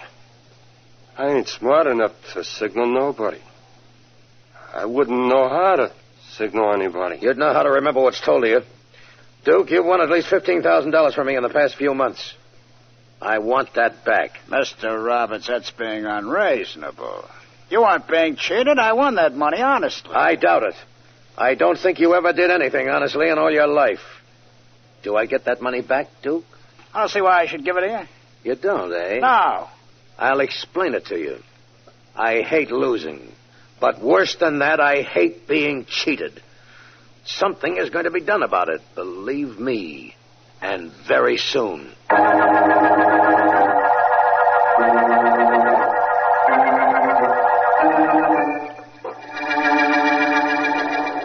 Ever ever been to one of these auto races, Markham? No, never, Vance. I've seen the standard motor car races, but never these midget jobs. Does you good to get away from your office once in a while. You're too conscientious a district attorney. You never have any fun. Look who's talking. If I were on a case at the moment, I wouldn't be here, but neither would you, Vance. Well, concentrate, Markham, because there's the... They're off. The first sprint of the day, ladies and gentlemen. Making the first turn, it's number 6, 8, 7, and 12, with the rest of the cars bunched in back. They're heading into the first stretch now with the leaders still in the same position. Number 3, driven by young Joe That's Turner, my boy. starting to come up. Wide of the pack, and number 7, that's Duke Wilson's, keeping him on the bank and preventing him from getting up top speed. Wilson is crowding number 3 to the rail, and 3 drops back. Here they come past our broadcasting booth. And number 6 is giving way to the speed of it's number 4. Number 4 is coming up from nowhere on the near turn, and he's leading all the cars with number 7 in back of him now, and number 3 laying back in third position, waiting an opportunity of getting between them. There they go, hub to hub, making the turn and coming around at top speed. Here comes number 3 making his bid. Number 7, that's Wilson, tries to pound him off. Wilson's tugging at the steering wheel. He can't seem to straighten it out. There he goes through the fence. He's turned over. The Poor officials fellow. are running over to the Wilson Nasty car. accident, wasn't it, Vance? It was nasty, all right, Markham. But I'm not so sure it was an accident.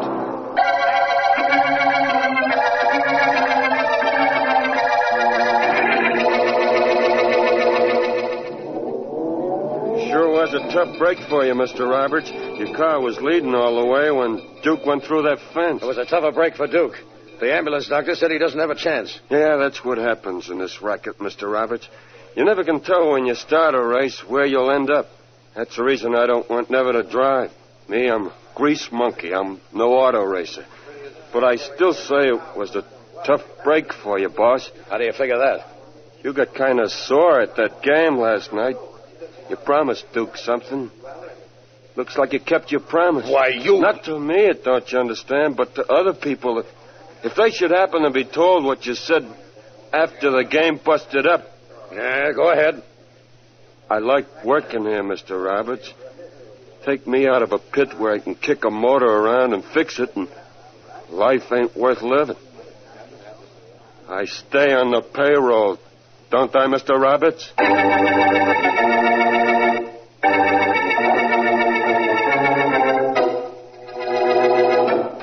Hello, Mr. Roberts. Who are you, and what are you doing in my office? My name is Vance, Philo Vance, and I've been waiting in your office for you. I'd like to talk to you. About what? Well, originally it was because Duke Wilson, who was killed at the racetrack this afternoon, drove one of your cars.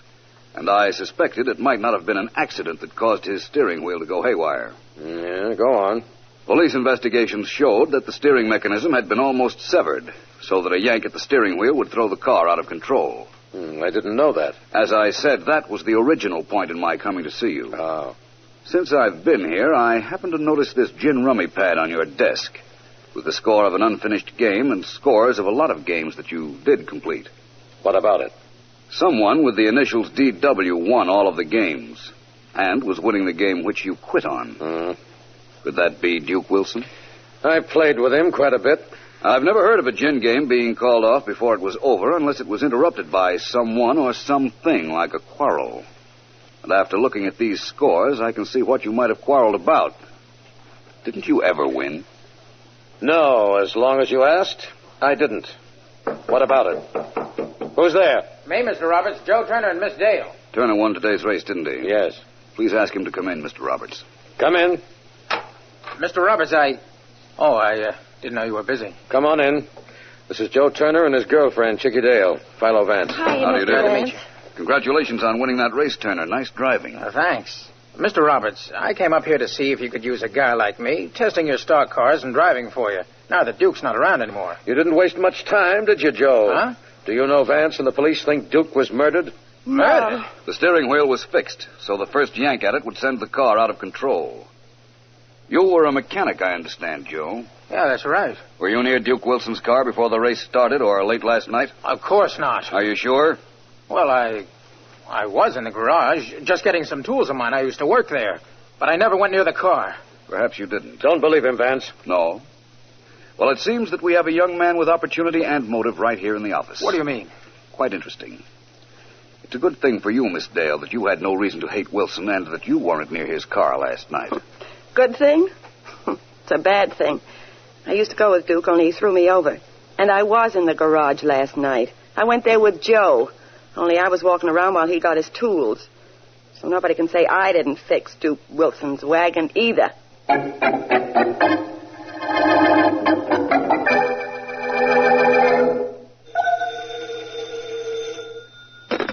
Hello? Chickie, this is Joe. Oh, Joe, darling, what happened after I left you and Vance in Mr. Roberts' office? Well, nothing much while Vance was there, but after he left, Mr. Roberts offered me a job. Oh, Joe, that's wonderful. It's great, only I don't understand something he said. Well, tell me about it. What was it? Well, he said that starting right away, I could start driving for him, providing that I forget about what I saw last night. Uh-huh. But, honey, I didn't see anything last night. Didn't you, darling? Oh, no. Well, I did. Hey, what are you talking about? When you went into the garage to get your tools, I was walking around like I told Vance. And who do I see right near Duke Wilson's car but old man Roberts himself? He's hiring you to keep my mouth shut.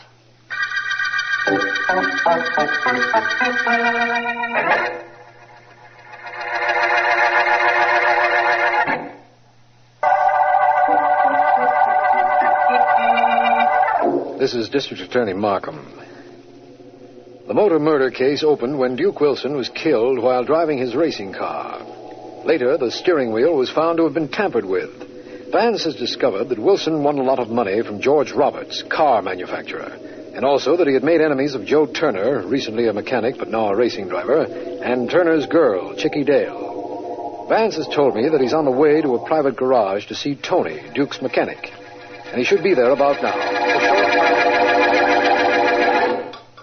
Can you hear me under there, Tony? Sure, Mr. Vance, I can hear you. I can hear you good. I gotta get this private bus fixed for a friend of mine, or I'd come out from under this car and talk to you. Go ahead, I can listen, okay? Tony, you were Duke's mechanic. Did you want to be a driver? Who, me? Nah, not me. I'm a guy who likes what I'm doing. Were you and Duke friendly? Yeah, in a way. I was with him last night, Vance. Where was that? Old man Roberts' office. Wait a minute, I'll slide out. Oh, I sure am a mess, ain't I? Well, that's what overalls were made for, isn't it? Yeah, it sure is. Well, listen, like I was saying, I was in Roberts' office, and there was a gin rummy game going on between the old man and Duke. And it wound up... in an argument because Duke won so consistently. Who told you that? Roberts? No, he carefully refrained from going into that subject, but I gathered he believed Duke was cheating. You gathered? Brother, he really told Duke off, but good. Tony, do me a favor, will you? Sure. What do you want? There's a telephone pay station right over in the corner. Here are 3 nickels. Wait till I wipe my hands here. What do you want me to call? 3 people. Chickie Dale, yeah. Joe Turner, and Mr. Roberts. Okay. What do I say when I get them? Tell them who you are, and tell them you know something they wouldn't want you to talk about. Then tell them you are leaving town for a day or so, and we'll call them when you get back. Okay? Right. Here we go.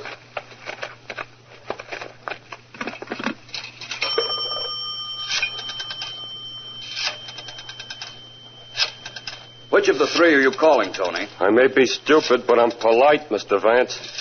I'm calling the ladies first.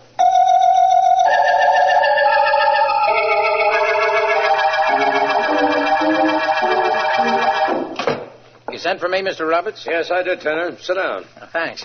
I offered you a job last night after Vance left this office, remember? Sure, I remember. Not only did you offer me a job, but I took it. Well, I've changed my mind. There is no job with my company for you. Wait a minute. Hey, now look. You said something about my not talking. I don't care now whether you talk or not. I can't bribe everybody in the world to keep quiet about my fighting with Duke or my being near his car the night before he was killed. I don't want to know what you can or can't do, Mr. Roberts. I got a job with you. You said so yourself. I told you I changed my mind. You can't do that. I counted on that job. It means a lot to me. It means Chickie and I can get married. Who cares about Chickie and you? I care about Chickie and me. You're not going to do anything to hurt us. Do you understand? Well, do you understand? Get out of here. Oh, no. This means too much to me. I'm staying right here till you decided you've changed your mind again, that you do want me to work for you. I said get out of here. Get out or I'll throw you out. Don't try it, Mr. Roberts. Don't. Hey, take your hands off me. Take them off, I told you. Okay, this'll take them off. You'll be a sorry young man for that, Turner. A very sorry young man. You'll never drive another racing car on any track in the country. I'll see to that. Go ahead. See what harm you can do me, especially when the police hear about you being next to Duke Wilson's car the night before it was fixed so as it would crack up.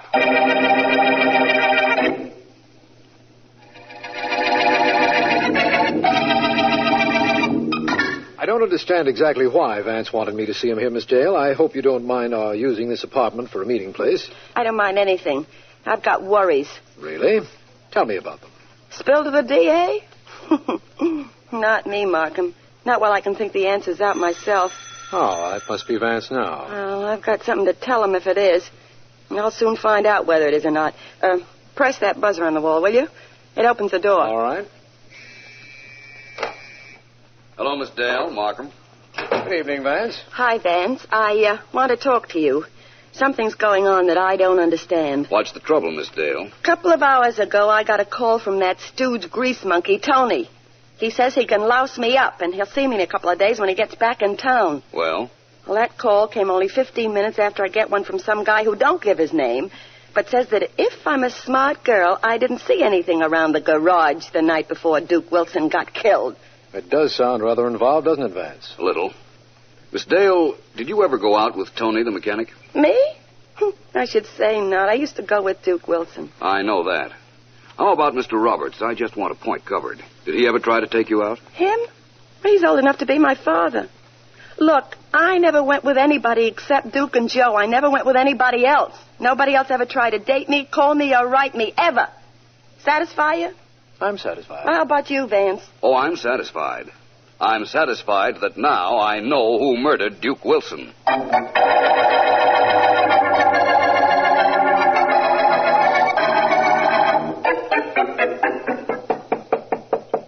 Come in.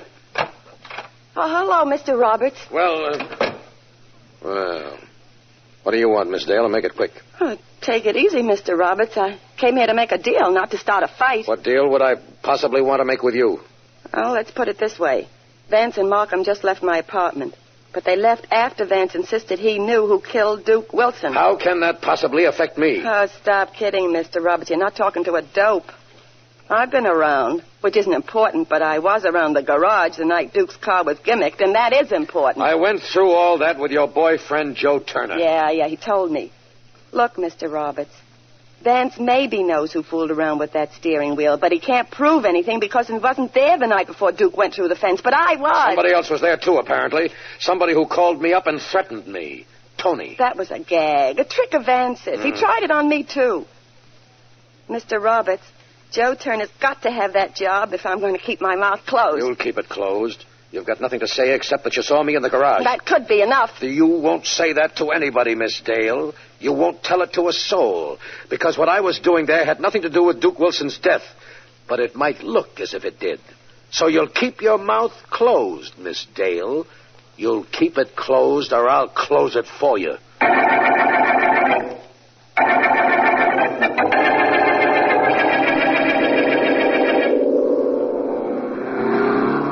Look at him go, Vance. Turner has a good car, and apparently he's a good driver. And he believes in practicing. That's important. Think he practiced murder before he killed Duke Wilson? I didn't say Joe Turner killed Duke, Markham.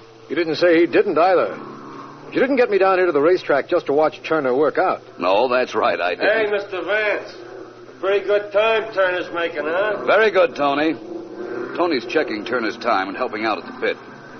Come on over. He can tell us something we want to know. Right.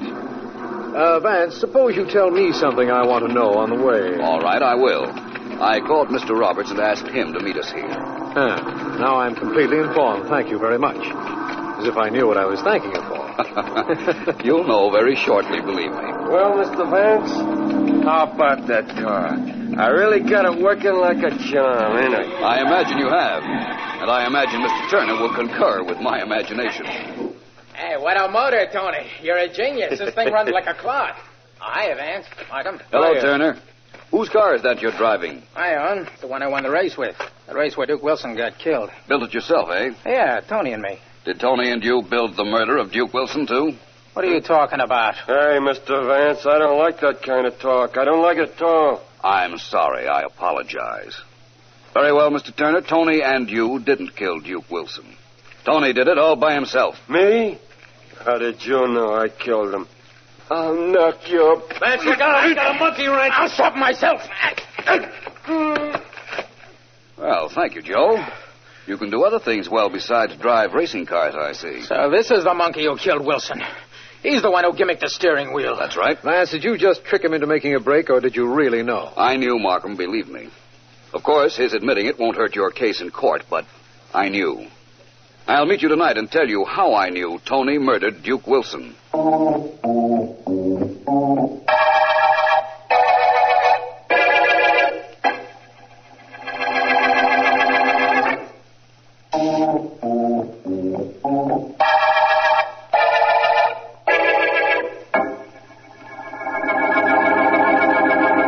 It was really very simple, Markham. The only complicated part of this case was that there were 4 suspects. That's quite a few. It most certainly is, especially when 3 of them had motives like Turner, Miss Jael, and Roberts. And it turned out the 4th was the killer. Why did Tony want Wilson dead, Vance? Apparently because he was Wilson's partner when they both were cheating Mr. Roberts at gin rummy, and apparently Wilson wouldn't split with him. Reasonable. Especially in view of the fact that he knew Roberts and Turner hated Wilson and that he'd never be suspected. What made you think it was he? I didn't think. I knew. Remember, Markham, when we were in Miss Dale's apartment, she said she had received 2 phone calls.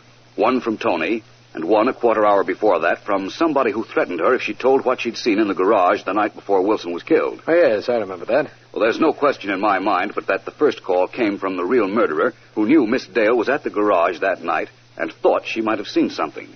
The second call did come from Tony, and he made it at my request. Well, who made the first call? Tony, only I didn't know anything about that one.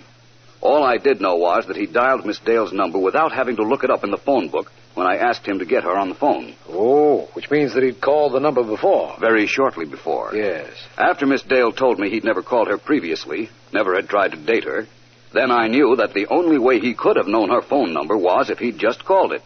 And if he had called it, he was the murderer. Well, you certainly called that, Vance. Congratulations. Thank you. And you know something? I never suspected Tony, not once. Not even in the beginning. The beginning isn't important, Markham. What is important is that this is the end of the motor murder case.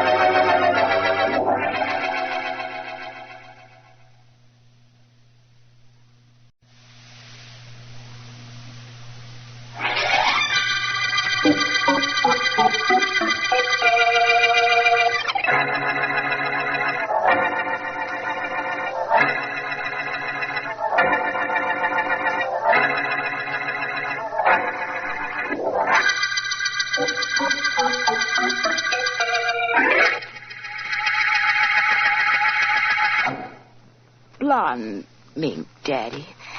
It's got to be blonde. Or you don't want it? Well, now, Ricky, let's not go to extremes. But you did promise it to me, didn't you, Daddy? Yeah, sure. And if everything works out, you'll get it. Blonde, to match your hair. In that case, my hair stays the color it is. How'd you like me a redhead, Daddy? Who knows? I want to know where Harry is. Sent him out an hour ago. Should think you'd want to be alone with me. There are lots of men Look, baby, go run away someplace and hide till I look for you. I got a big deal cooking, the biggest thing I ever tried to do. I don't think too good with a dame on my mind or my lap. Get off. Well, I like that. You got me smelling like a beauty parlor. Boss, I got to talk to you. I've been waiting for you, Harry. Come on in. Goodbye, baby. Far be it from me to interrupt an important business conference. Goodbye, baby. Okay, Ricky, I'm going. That mink, Daddy. Just make sure it's blonde, will you? Well, Harry, what is it? What goes on? Boss, that extortion we got with Peter White is off. He's hot as a two-bit pistol. I'm listening. I just trailed the guy White like you told me to. You wanted to know everything he did today. Okay, so there I am trailing him, and where do you think he goes? How would I know? He goes right to the office of Philo Vance, that's where. Philo Vance, the private investigator? Well, there couldn't be two guys with that name, and Vance is one guy I don't want to mess with. He's too smart, boss. You know that. Sure, he's smart, Harry. But I've had this racket planned for too long to let any one guy spoil it. We're going through with it, Vance or no Vance. Well, if this guy White has hired Vance, you still think you can put the heat on him? That's right. That's what I think. Oh, but, boss, we're putting our head in a sling. We can't grab Peter White with Vance around. That's just the point, Harry. You and I will see that Vance isn't around.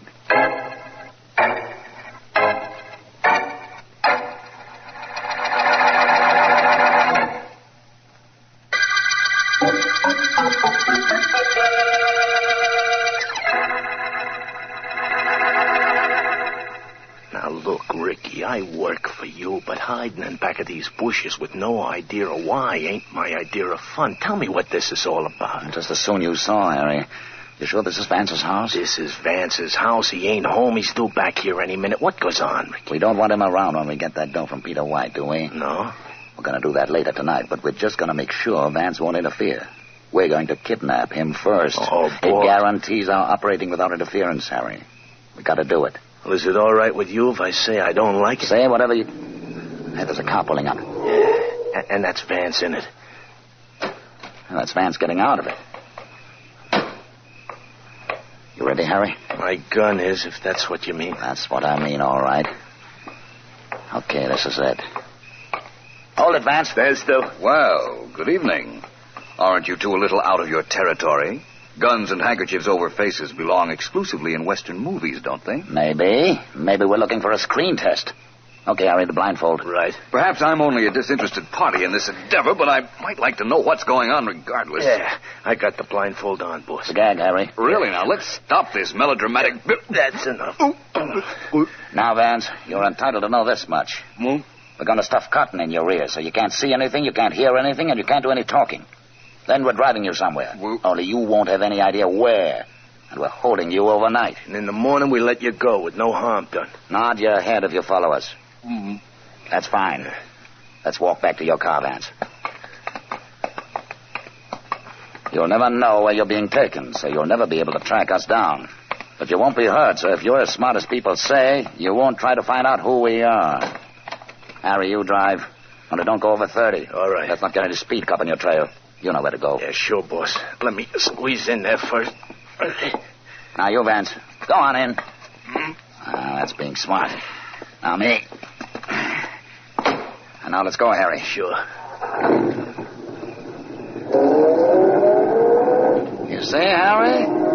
No trouble. No trouble at all. Pull it up to the curb right here, eh? Yeah.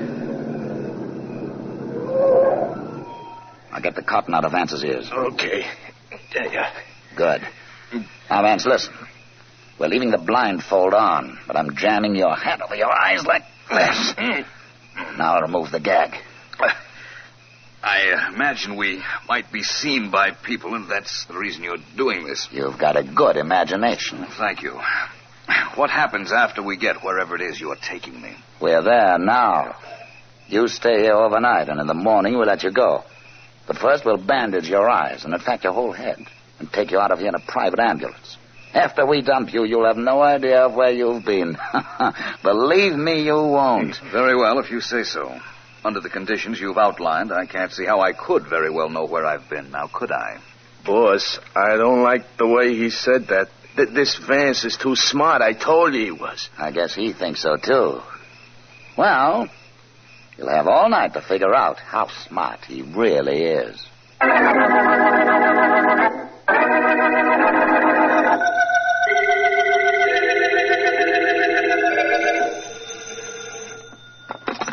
Hello, Philo Vance's office. Hello, Vance, come in yet? This is Markham. Oh, hello, Mr. Markham. No, we haven't heard from him. His secretary, Miss Deering, has gone up to his apartment to see what she might find out there. It's quite urgent. I talked to him. You know, this isn't like Vance. Oh, no, sir, it's not. I'll have him phone you the minute... Miss Henderson. Oh, he's here now, Mr. Markham. Just a minute. Markham on the phone for me. I'll take it in my private office. Just a minute, please, Mr. Markham. Mr. Vance will pick up his call. I've got it, Miss Henderson. All right, Mr. Vance. Hello, Markham. Vance, where have you been? This is the third time I've tried to reach you this morning. Well, I had a rather unusual experience last night, Markham. I was kidnapped, but I don't know why or by whom. Kidnapped? Don't let it concern you. I've been released, and I'm completely unharmed, except for the fact that I haven't slept. I'll tell you all about it when I see you. Why have you been trying to get me? Well, there's been another murder, Vance.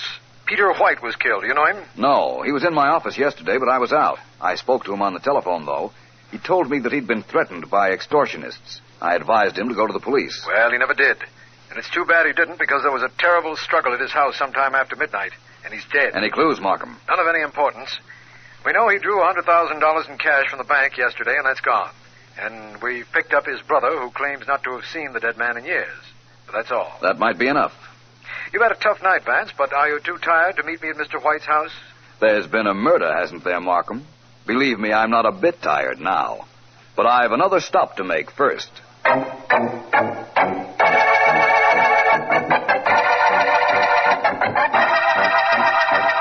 Let me understand something, Mr. White. You and your brother hadn't been speaking for a number of years. That's right, Mr. Markham. Uh-huh. He made money, and I didn't. 10 years ago, we had a bust-up. That's it. I see. When were you last here in your brother's house? I've never been here until this morning. Wouldn't be here now, except the police found where I live and got me here. Who gets my brother's money? He had a lot, you know. We don't know yet. His secretary's gone to his lawyers for the will. You'll know soon enough. He probably left her everything. He was always silly for a skirt ever since he was a kid. Bet you that Miss Collins gets plenty from him. Perhaps. But I'd like to know who got him.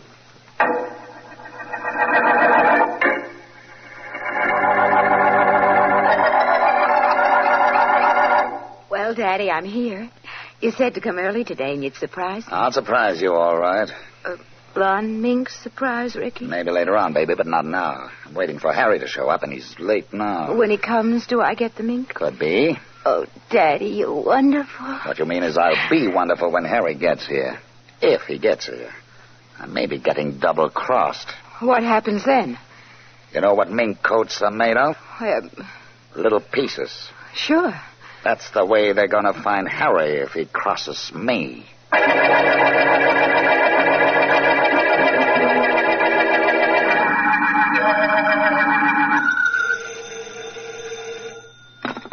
Hello, Philo Vance's office. This is Mr. Vance, Miss Henderson. Oh, yes, sir. Miss Henderson, do you know where to reach Mr. Markham? I could try his office, sir. Well, I just tried, and he's not there. He's not at the home of the late Mr. White, either. In the event that he calls in, ask him to do me a favor, will you? Oh, of course, Mr. Vance. What is it? Ask him to find out what business the dead man was in. I've been checking all over town, and nobody has any idea how he accumulated all his money.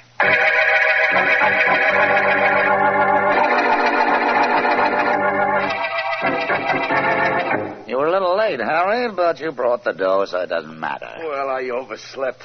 Tough night last night, Ricky. But I brought $50,000 worth of doesn't matter, huh? That you did. Yeah. Did a good job of cooping Vance up all night, didn't we? Oh, sure did. And when I dumped him this morning, he didn't have no idea of where he was or where he'd been. We kept him out of the way good, all right. I kept him out of the way all night while you went to collect from old man White.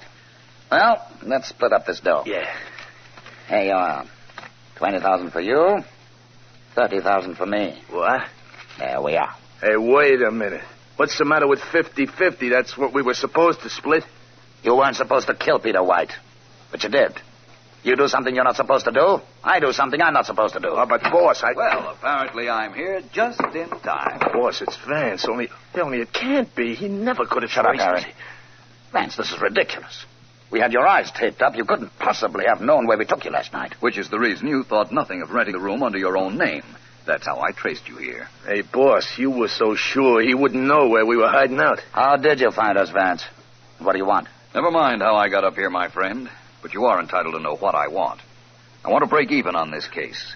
You two held a gun on me last night and took me where you wanted me to go. I'm doing the same with you. You don't have to, you know, Vance. There's an awful lot of money here on the table. Part of it's yours, if you walk out of here right now. Sorry, I like it here. How much is there? $50,000. Was that all?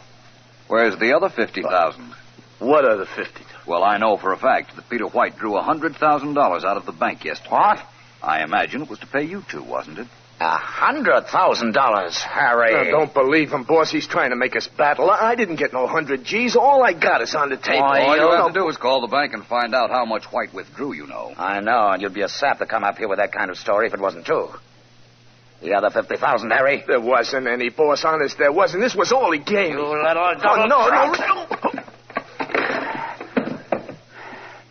Holding out $50,000 on me, was he? Thanks for letting me take that poke at him, Vance. He raided it.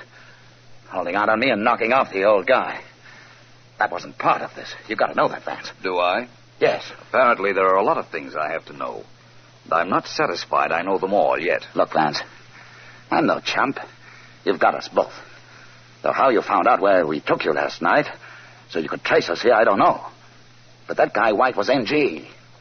You know where he got his dough? No, but the district attorney will be delighted to find out. I'll save him trouble. White was a racket king, Vance. He backed tough guys who wanted to set up gambling joints. The talk I hear is that he crossed the last guy and was on the spot. Now you're trying to tell me that a racketeer killed White. I'm not telling you anything. Chances are this punk Harry killed him. I don't know. I'm giving you information, and I'm trying to make a deal. You're wasting your time. Pick up your friend Harry, and we'll get going to police headquarters. Okay, Vance, but...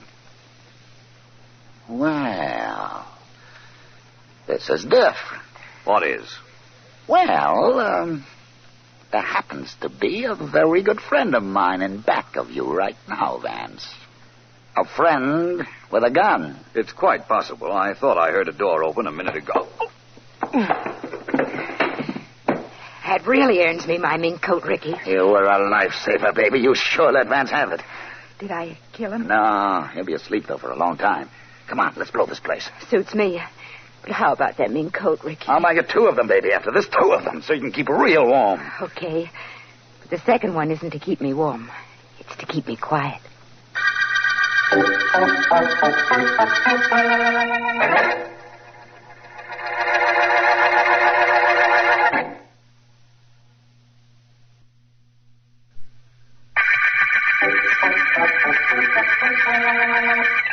This is District Attorney Markham. The White murder case opened when Peter White was found dead. His murder undoubtedly the work of extortionists whom he feared.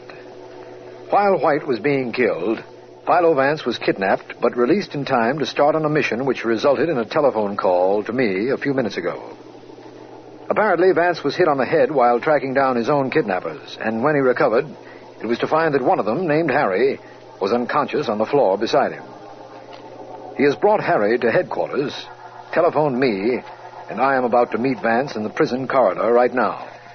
As soon as I get through this door, Vance should be... Vance. Hello, Markham. Glad to see you. I'm delighted to see you. I've got so much to ask you and to tell you. Ask first, if you like, and then we'll go see this Harry I brought here. What I want to know is how you ever found the men who kidnapped you. You were blindfolded and shoved in a car, and yet you knew where you'd been taken. Yes, I did. Fortunately for me, the car went straight south. I knew it was going 30 miles an hour, and I knew it stopped exactly 5 times for traffic lights. I drove my car at 30 miles per hour, and after I'd stopped for 5 traffic lights, I knew I was in the general vicinity of the place where I was held. Did you see anything familiar that might have helped you? Yes, I saw a hotel. And I was brought up in an elevator the night I was kidnapped. During that elevator ride, I counted the seconds from the ground floor to where we stopped. I duplicated that procedure at this hotel and came to the 9th floor. But the room, Vance, how did you find the room they held you in? My sense of direction after I got off the elevator. I found the right room, Markham. I knew I was right because I'd scratched the woodwork while I was being held there. I found the scratch, found who rented the room, and arrived at the office of a man named Ricky. Vance, you continue to amaze me. Honestly, you do. The rest you told me on the telephone, so I know how you got here. Now, let me tell you what I know. Please do. The dead man's brother doesn't expect to get a dime from the murder victim. He thinks all the money and property will go to White's secretary, a girl he called Miss Collins. That's all? Yes, I guess so. What does this Collins girl look like? I don't know. I've never seen her. Sergeant Heath questioned her before I got to White's house this morning, before they brought in White's brother, too, as a matter of fact. I see. Well, let's go talk to this Harry individual, Markham. He's in the second cell right over here. I'm with you, Vance. This cell, eh? This cell, and that is Harry. Harry, do you feel like answering some questions? What kind of questions? You and Ricky were trying to extort money from Mr. White, correct? What do you mean, trying? We did it. And killed Mr. White in so doing. Now, look, once and for all, let's stop that killing talk. I didn't kill nobody. I got the dough from the old guy, and I scrammed. He was alive when I left him. Oh, of course. Now, look, you, whoever you are, I said I left him alive. Remember that. Ricky didn't believe me either. That's why he poked me one. It's still sore. Ricky ran out on you, you know, Harry. Yeah. Left you on the floor unconscious so I could bring you here. Don't I know it. And ain't I sore about that, too? Angry enough to tell me where I might pick him up? That I wouldn't know. All I do know is that he promised to buy his gal a mink coat. And Baby ain't the kind of gal you say you'll do things for and then don't do it. Baby? That's right. She's the dame that tipped us off to old man White.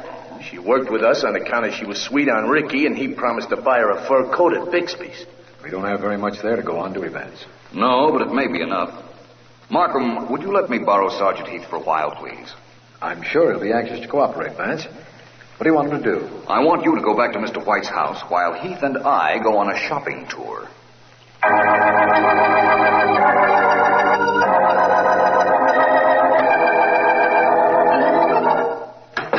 Well, come on, Ricky, darling. I'm all ready. It's about time you got here. We've got to move fast. The longer I stay in this town, the hotter it is for me. And the colder it might be for me. The mink coat, remember? Baby, I've been thinking. What about, Daddy? Well, Harry was awful sure he only collected $50,000 from old man White. We know he drew $100,000 from the bank. What happened to the other 50 G's? Why ask me, Daddy? Oh, come on, let's go buy that coat you promised. Baby, maybe Harry was telling the truth. Maybe he didn't kill old man White. Maybe you did. And grabbed the other $50,000 for yourself. Rick. Don't Ricky me. You could have done it. You planned this White thing with us. You knew the score every step of the way. Talk, baby. Did you kill White? Now, Daddy, you know better than to think that Did you do it? Did you? Daddy, please, you know I wouldn't do anything like that to you. You knocked off the guy and kept the other $50,000, didn't you? Didn't you? Oh, Daddy, Ricky, please. How could I cross you? You know I wouldn't. Ricky, darling, hit me again if you want to, but you gotta believe me. Okay. Now we gotta blow out of here. Everything looks all right, but I've got a feeling. Come on, let's go. Sure, Ricky, like you say, let's go. But let's get that mink coat first, okay?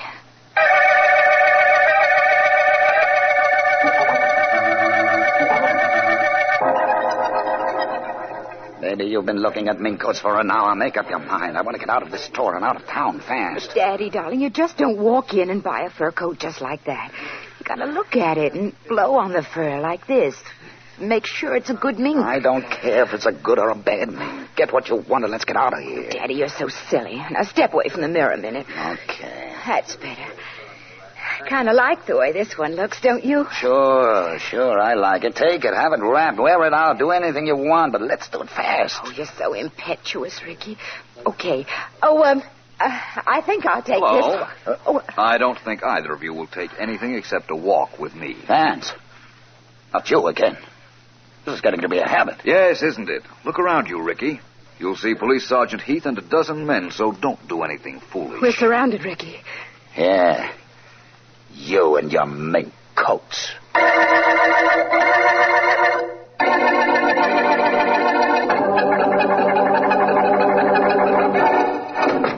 Hello, Mr. White. Hi, Markham. Come on in. Don't be bashful.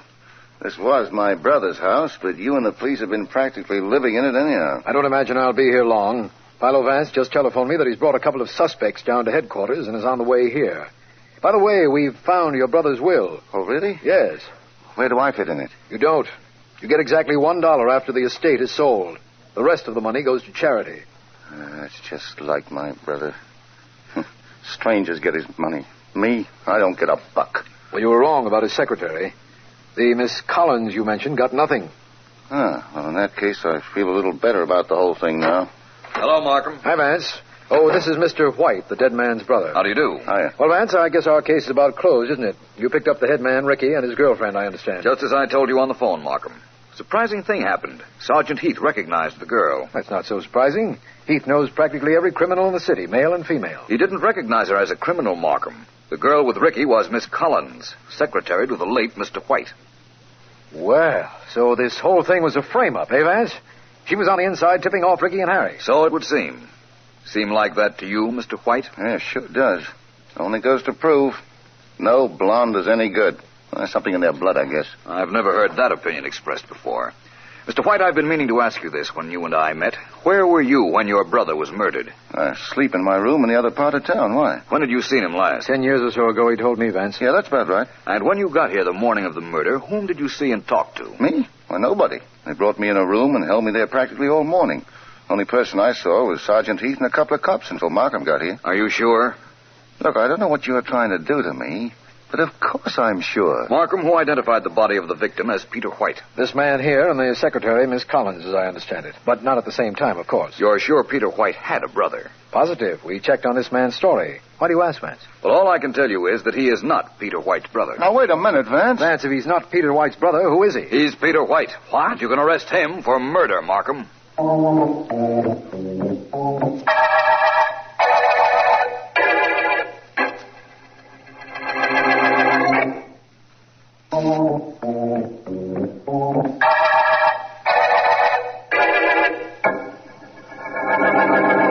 Further notes on the White murder case, please, Miss Henderson. I'm ready, Mr. Vance. Right. When Peter White was first threatened by extortionists, he formed a plan. In order to understand this plan, it must be known that White knew he was going to be put on the spot by a racket leader he had double-crossed. Our friend Ricky informed me of that just before his blonde girlfriend hit me with a gun. I've got that, Mr. Vance. Good. To continue. The extortion threat Mr. White received proved a wonderful out for him. He decided to send for his brother, whom he hadn't seen in years, murder the brother, and leave the body to be identified by his secretary as his own. Mr. Vance, excuse me for interrupting, but didn't I understand that the secretary was working with Ricky and Harry? White allowed her to do that. He wanted to make sure they would extort money from him, you see. Actually, she was double-crossing Ricky all the time. Oh. Mr. White drew $100,000 from his bank in cash. We knew that. $50,000 of it he paid to Harry, the extortionist sent by Ricky. The other $50,000 he hid so that when the case was over and he was declared legally dead, he could have enough money to make a new start in another city. I'm sorry to keep interrupting, Mr. Vance, but with all that property and everything Mr. White had, why would he give that up just like that? He'd rather have his life than his property, Miss Henderson. And his plan guaranteed the underworld would think him dead. Now to continue. Oh. He paid Harry the $50,000, killed his brother whom he had sent for, and then went to the brother's room and waited for the police to call. I guess I'm learning fast, Mr. Vance. In other words, he figured the police would find out about the extortion and believe that the extortionists killed him after he paid them the money they wanted. He took no chance on the police not knowing. He came to me with his case, remember? I sure do. There's one thing I don't know, though. What made you so sure that Peter White was posing as his own brother? Well, Miss Henderson, that was rather simple. He knew Peter White's secretary's name, yet, according to his own story, he had never met her, seen her, or heard her discussed. He knew also that she was a blonde.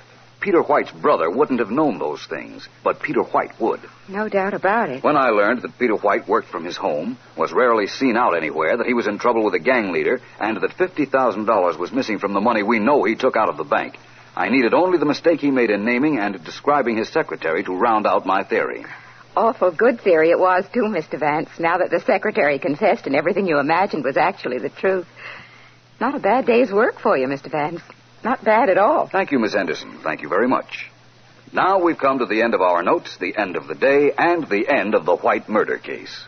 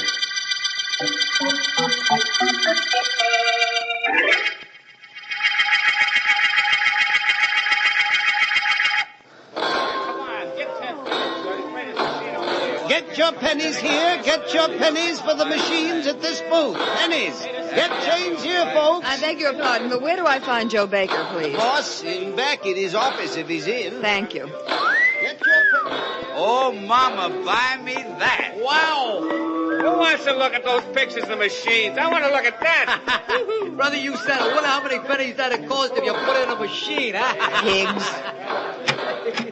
Well, Dale, come in. Come in. To what do I owe this unexpected pleasure? Sit down, Dale. Sit down. I'll stand, Al, and I'll tell you why I'm here. I'm going to Hollywood, Al. Yes, so I heard. I was very glad to hear about the break you got, Dale. Very glad. You don't know how glad. I was getting a little tired of this penny arcade I'm running. You haven't changed a bit, Al. I was hoping you would. That's why I came down here to see you. All right. How much is it going to cost to keep your mouth shut? About what I know about you? Yes. Well, Dale, darling, I haven't decided yet. I'm not sure. I am the talkative type, you know. How well I know. Al, I can't leave myself open to blackmail by you for the rest of my life. Honey, you brought up the whole matter of blackmail. I didn't. Of course, if after you become a big star you happen to mail me a couple of grand every so often, I wouldn't squawk. In fact, I'd be practically speechless, if you know what I mean. I know. I'm sorry to say. Al, I can't go out to Hollywood with you hanging over my head, and I don't have the money to buy you off. I thought maybe if I came down here today, you'd be willing to forget what you know about me. But I see that was a mistake. Offhand, I'd say it was. Well, that means that something's got to be done about you, Al. And I know just the guy who can do it.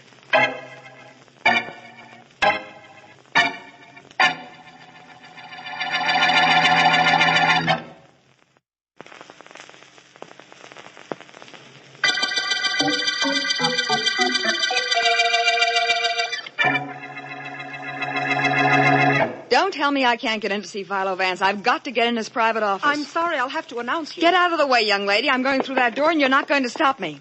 Out of the way. You're not going in there. You can't just break in on Mr. Vance that way. I tell you I'm going to. What's going on here? Mr. Vance, this girl insisted on going right into your office. I told her she'd have to wait until... I don't have to wait until anything, Vance. I've got to talk to you. Well, I guess there isn't anything I can do, but listen, is there? Come in, miss, if you please. Thanks. Sorry I caused a disturbance, Vance, but I'm upset. You rather upset my office assistant, I noticed. Must be catching. Please sit down. Thanks, Vance. I'm Dale Leslie. I'm supposed to sign a contract and leave for Hollywood next week, only there are complications, and I'd like to hire you to straighten them out. I'm at your service. Okay, Vance. A fellow named Al Baker owns the Penny Arcade on South Street. Yes? A couple of years ago, before I broke into show business, I did something I'm not very proud of. He knows about it. He'll bleed me for life if I make good in pictures. You want me to see him? Well, that wouldn't do any good. I've seen him. What I want you to do is to see a man named Davy Rowland. He's my manager. He's also in love with me, and he's a little on the tough side. You told him about Baker? That's right, and he didn't like it. He took a burn. He said he'd get Baker. Maybe that's what I wanted him to say, but what I really wanted was for him to throw a scare into Baker. Now I'm afraid what's going to happen. In other words, you want to hire me to prevent your Mr. Rowland from doing anything that might be regretted by you and him. Not to mention by Al Baker, Vance. You see now why I had to get in here to see you. I didn't dare take a chance of being turned away. I understand. Paradoxical, of course, you're wanting me to keep Mr. Rowland away from Al Baker when you'd so much rather see Mr. Baker dead.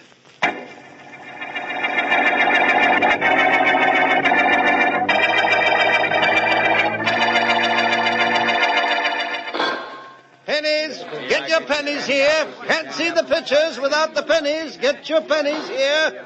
Well, mister, what's with you? You're blocking the booth. You want change or you just want to attract attention? I'm sorry, I didn't realize I was in the way. My name is Markham. I'm the district attorney. I was supposed to meet a Mr. Baker who called me, and I don't... Hello, Markham. I'm Baker. Oh? Heard you talking to Pop here. Come on back into my office, will you? Certainly.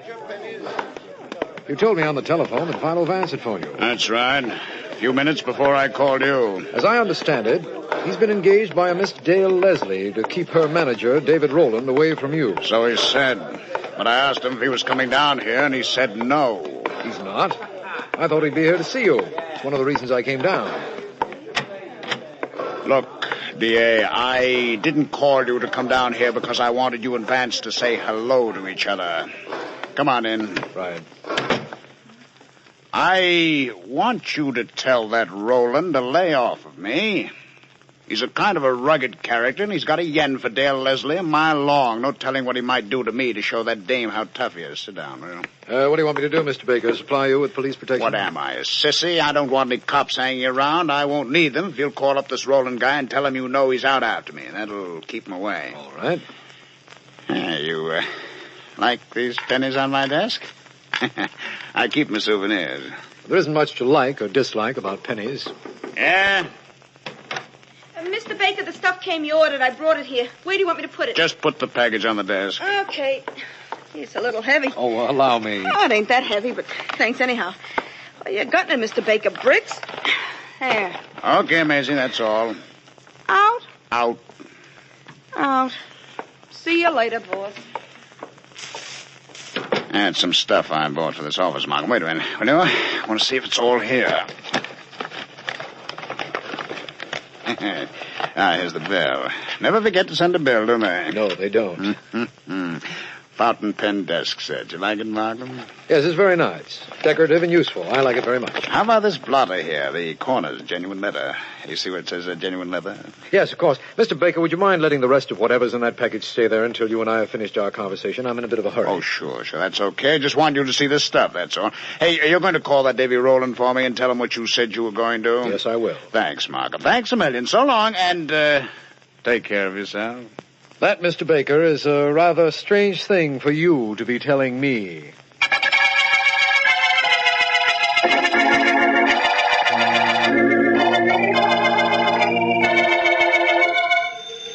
Oh, excuse me, Mr. Kraft. That could be Dale calling now. One way to tell, and that's to answer it, my boy, don't you think? Sure. Hello? Davy? Yeah, where are you, Dale? Mr. Kraft is up here in your apartment waiting for you. Oh, I'm calling from downstairs, Davy. Just wanted to be sure he was there so I'd know what kind of an entrance to make. Well, make a quick one. See you in a minute. Bye.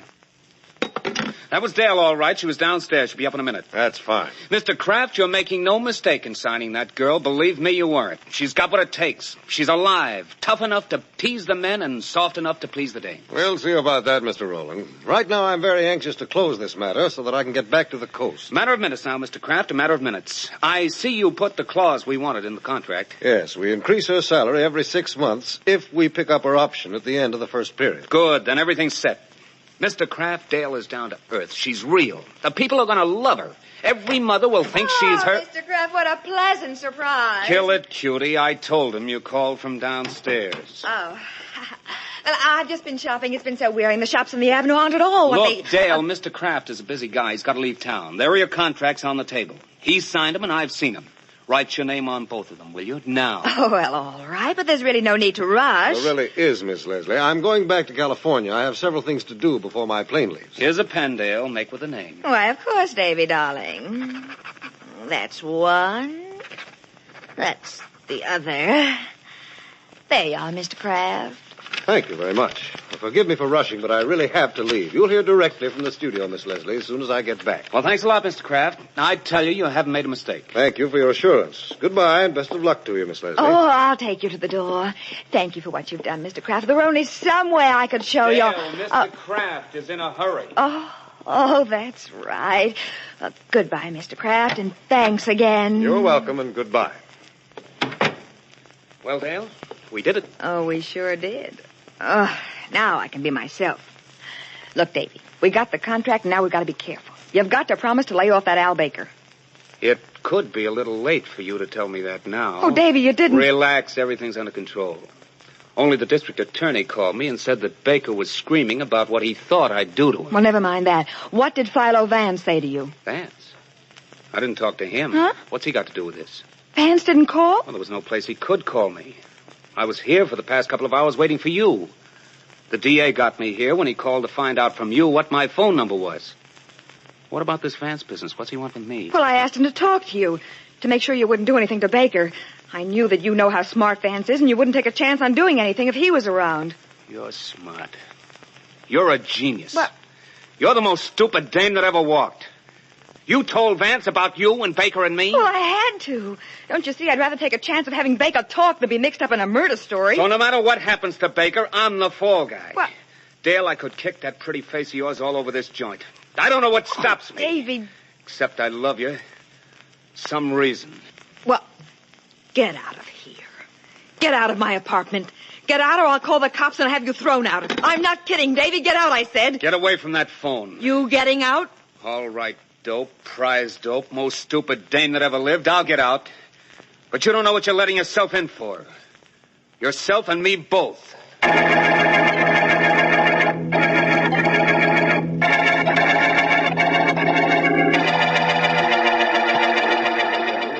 Pennies, get your pennies right here. Change your dimes, nickels, and quarters. Get your pennies here. Excuse me, sir. My name's Markham. I had an appointment with the tall gentleman wearing a Homburg hat. He was supposed to meet me here. Have you seen him?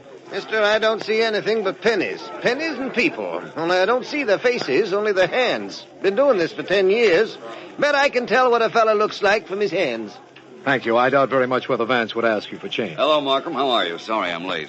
It's all right, Vance. Just a minute after 2 o'clock. Glad you got here. Pennies, get your pennies here. Change your dimes, nickels, and quarters. Pennies right here. Interesting-looking man, isn't he, Markham? Yes, he is. Okay, Pop, lunchtime for you. I'll take over. Thanks, Maisie. I'll be back in an hour.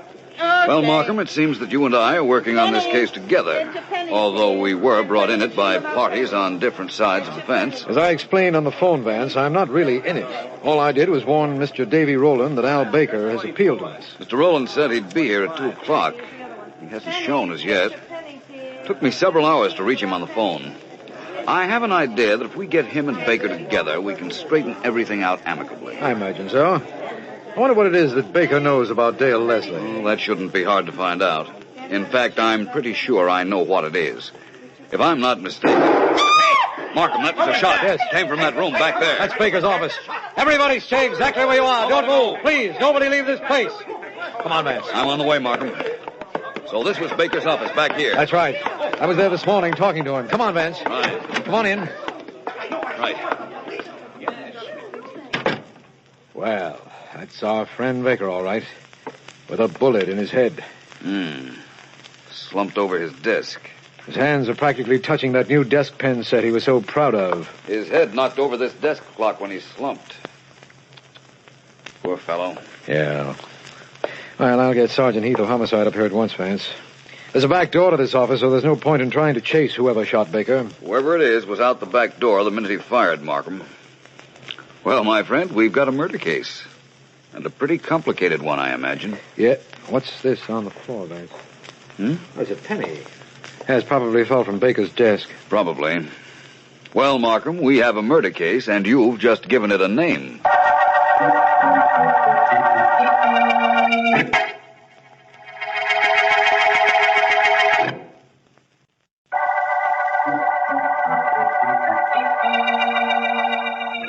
This is District Attorney Markham. The 1-cent murder case began with the finding of the body of Al Baker, shot as Vance and I were in his penny arcade. We know that Baker had some information about Dale Leslie, and that Miss Leslie feared blackmail inasmuch as she was about to start a movie contract. We know, too, that her manager, Davy Rowland, was in love with her and had threatened Baker. And I have found something very interesting about a man known as Pop, who made change for the customers at Baker's Arcade. I'm about to tell what I found out to a group of reporters waiting in my office. They are very anxious.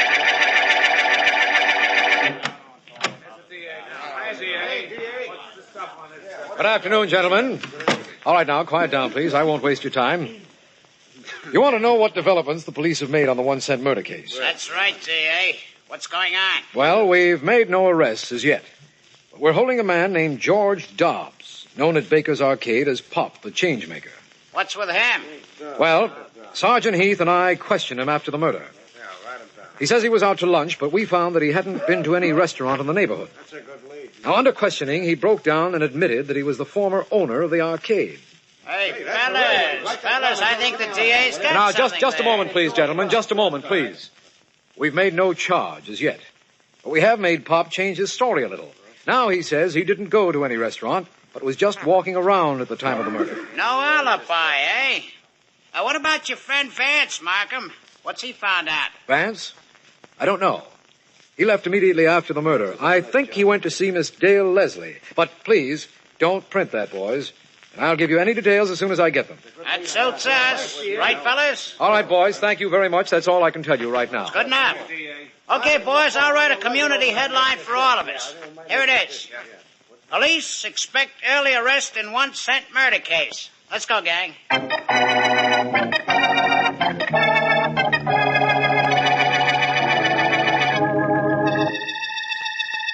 All right, I did it.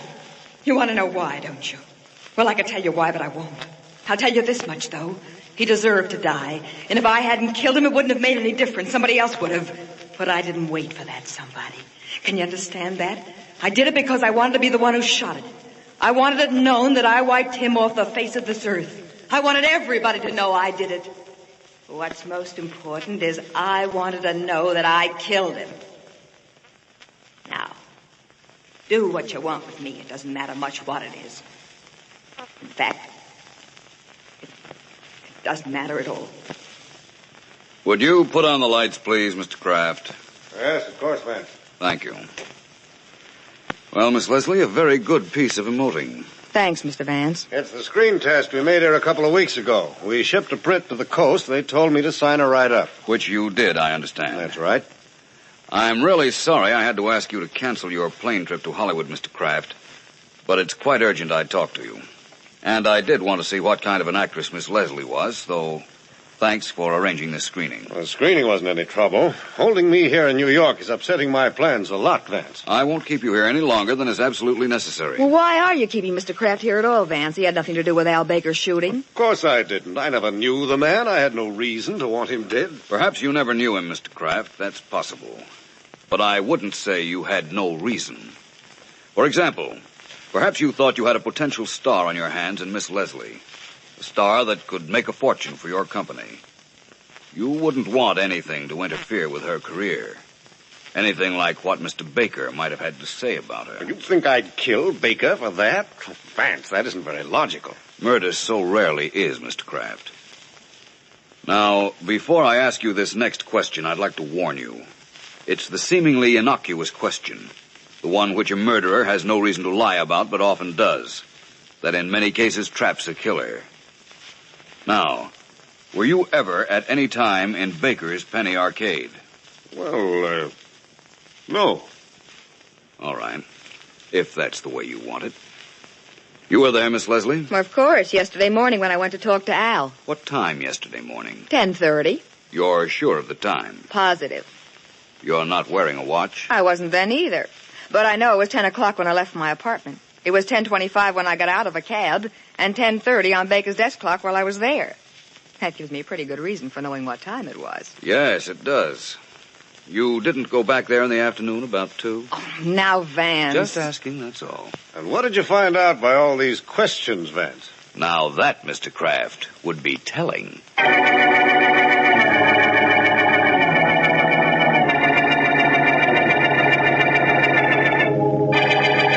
Miss Leslie, please excuse my dropping in on you at your apartment. This is not exactly an official visit. Well, Mr. Markham, I'm certainly glad of that. I had quite a little semi-official visit with your friend Philo Vance about an hour ago, and I'm officially a little tired. Vance seems very interested in the Hollywood scout, Mr. Kraft, and I'm very interested in ducking all this unpleasant publicity. I can understand that. Miss Leslie, Vance and I are working independently on this case, which is a little unusual, but I think we can get better results that way. That's why I came up here. Uh-huh. To see if you knew where David Rowland is. We haven't been able to find him, you know. Davy? Why, he... Oh, sit still, Mr. Markham. I'll go to the door. Whoever it is, please don't be long. I'm quite anxious to get going on this case. All right, Mr. Markham. Yes? You're Dale Leslie, I know. I'm Pop. I work down at Baker's Penny Arcade. I gotta come and talk to... Why so surprised at seeing me, Pop? You were in my office all morning. Miss Leslie, I'll see you some other time. Goodbye. Well, now what in the world was that? I don't know. But I know what Vance would think. He'd think Pop might have come up with the idea of blackmailing you, and when he saw me, he changed his mind in a hurry. Blackmailing me? Well, how could he do that? Well, supposing he saw you around the arcade about the time of the murder. He could threaten to tell that to the police, couldn't he? Miss Leslie, you're not in a very favorable spot, believe me. But I'll worry about Pop later. Right now, I want to know where David Rowland, your manager, might be. Well, he might be almost anywhere, but it so happens that he's with your friend, Philo Vance.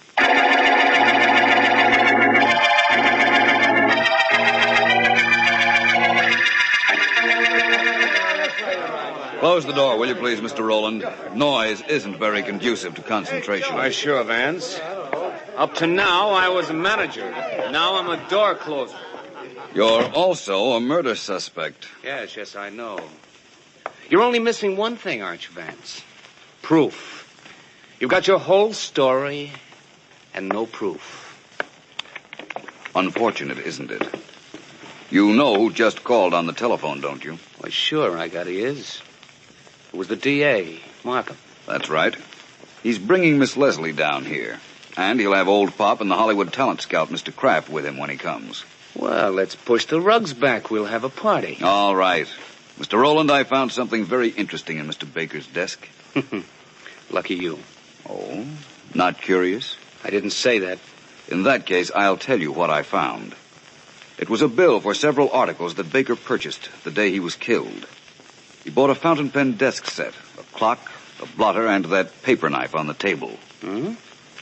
Setting up housekeeping, I guess, huh? No. But he was supplying us with proof of the identity of his murderer. What? Sit down, Mr. Rowland. You, really know who killed Baker, Vance? You wouldn't bet I didn't know, would you? No. Only you're not going to be able to tell anybody that you know, Vance. I'm going to see to that right now. They told me you were tough, Mr. Rowland. Let's see how tough.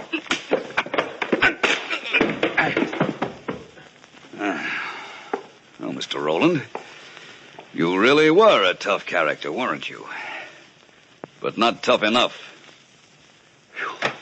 Vance, I'm sorry that... Davy! What happened here? Mr. Rowland objected to my knowing the identity of Mr. Baker's killer, Markham. This is a little silly, this whole thing, Vance. I've got to get back to the coast. Do you now, Mr. Kraft? Well, I won't keep you long. Oh, Markham, you know Mr. Davy Rowland had no alibi for the time of the murder, don't you? I realize that, Vance. But you must have found out something else, and when you did, apparently he tried to get you. Davy was just the guy who would try, I guarantee that. He tried all right. As soon as he knew that I knew who killed Al Baker, he tried desperately. Well, you can't blame him. He was fighting for his life, wasn't he? No, Miss Leslie.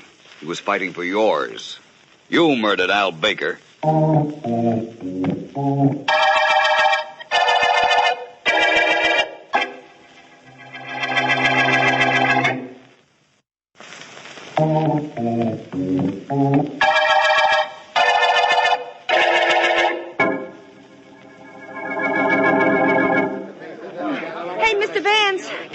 Why, yes, I think so, young lady. You're the assistant cashier at this arcade, aren't you? Oh, I'm everything around here. But now that Pop's the new boss, at least I get paid some real dough. Hey, Mr. Vance, I read in the papers where this gal, Dale Leslie, confessed after you accused her of killing Baker. But it didn't say why she did it. Your former employer knew that she'd served a jail sentence at one time. That was the reason. Oh. And the paper said how she tried to throw the heat on that manager of hers. She's a kind of a rat, I guess. Huh? Well, considering the fact that he tried to kill me to prevent my revealing that she was the killer, I'm inclined to agree with you. Yeah. Hey, would you want to tell me how you knew she did the job? Certainly. Miss Leslie admitted that she had been in Mr. Baker's office the morning of his murder, but denied that she'd come back later. There was a back entrance to Baker's office, and that's how she got in and out. Well, I get that so far. Well, she said she was positive she was here at 10:30 in the morning because she saw the time on Baker's desk clock. But the desk clock wasn't delivered until noon. Hey, that's right. I brought it in there myself. Yes, I know. Well, when Miss Leslie started to talk about a desk clock that wasn't delivered until hours after she was here the morning of the murder, I knew that she had come back. Well, sure. How could she know about the clock? That is exactly it. And if she lied about coming back to Baker's office, it could only be for one reason: to hide the fact that she killed Baker. Oh, I see now. Gee, thanks, Mr. Vance. Now I can go relieve Pop for lunch and be happy. I gotta go begin to hand out those pennies again. Go ahead. Begin to hand out the pennies right at the end of the 1-cent murder case.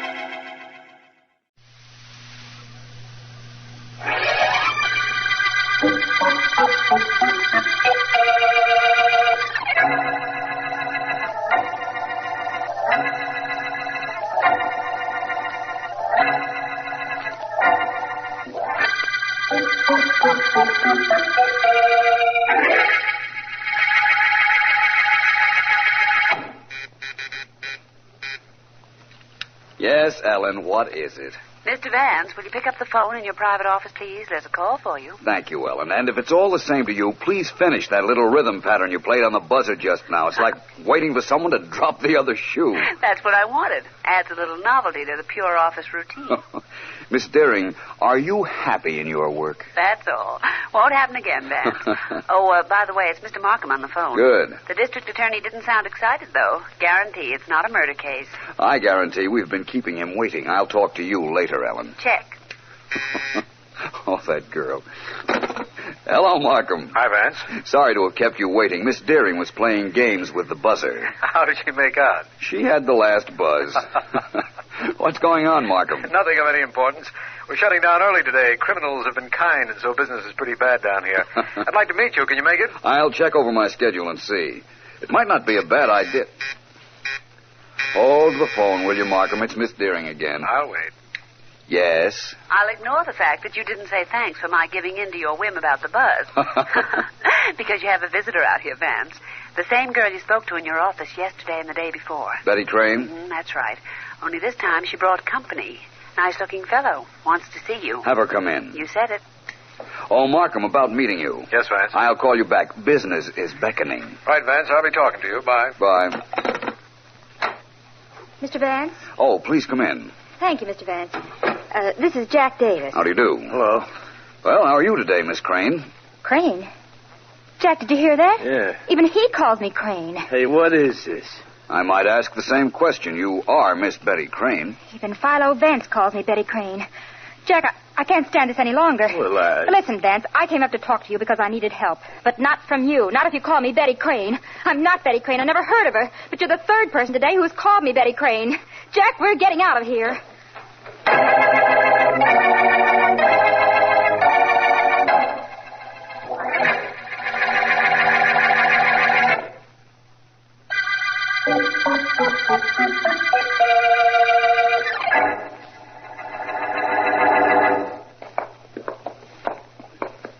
The boss shouldn't have sent me to see Vance. If anybody else calls me Betty Crane, I'll hop out of my skin. Oh, take it easy, Janie. Take it easy. Come on in. Let's report to the big man. Hi. Hello, boss. Go on in, Janie. Right. Well, you too. Get the Vance all right? Boss, something's awful funny. Vance pretended he knew me and called me Betty Crane. Yeah, that's right, boss. I was there. It's the third time today somebody's called me that name. I don't know what's going on. Neither do I. I'll tell you one thing it means, though. It means we operate without Vance. Maybe that's just as good. I never wanted him in on our racket in the first place. We're not doing things the way you want, Jack. Vance would have been a great guy on our side if the district attorney found out what we're doing. That's why I sent Janie to see him. Vance and Markham are buddies. If we could have gotten Vance in with us, of course, he'd never know what we really were doing. We'd be safe from the DA forever. Well, it's out, and that's that. Well, never mind that's that. From here in, what's what? We proceed according to plan. Tomorrow, you and I go to see our first 3 prospects and close the deals we've started. Everything entirely reasonable, you understand. But, Jack. Yeah, boss. Better bring your gun along, in case our friends don't listen to reason.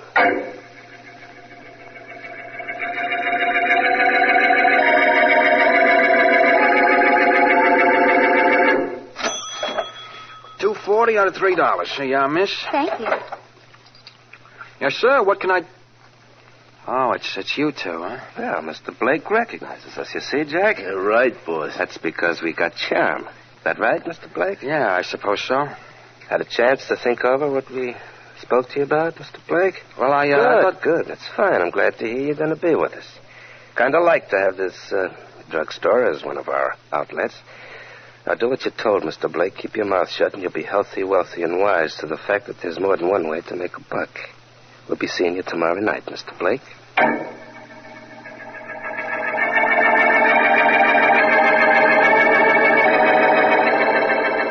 There's the man we want over in the back of the store, right, boss? Right, Jack. Driver, banana He sees us, too. Only he isn't making any effort to duck. That's a good sign. Hey, you know, boss, maybe we do have a little charm at that. Hello, Mr. Barney. Oh, hello, gentlemen. I've thought over what you wanted me to do. How much of a percentage do I get? 10% of the profits. It'll pay your rent, Mr. Barney. Easy. Same as slot machines, only nobody can see what you're doing. Glad you'll be with us. Start doing business first thing in the morning, but only with customers you trust. Get that? Yes, I understand. Good. Well, so long, Mr. Barney. Glad you're with us. And you're going to be glad, too. Am I? I wonder.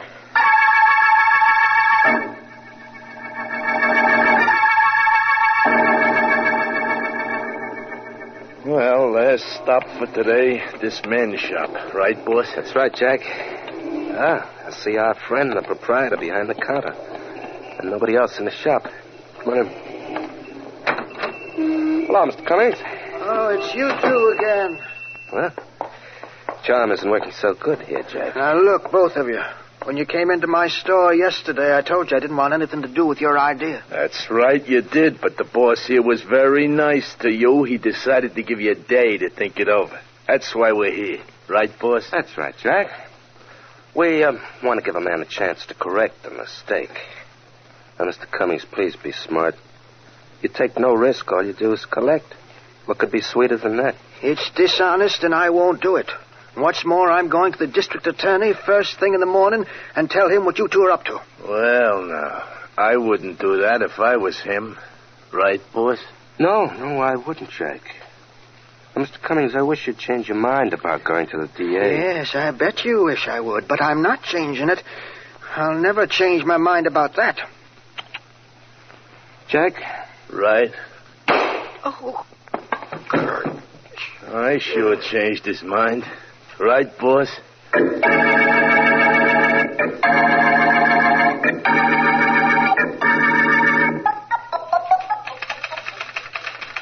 Ellen. Oh, Vance.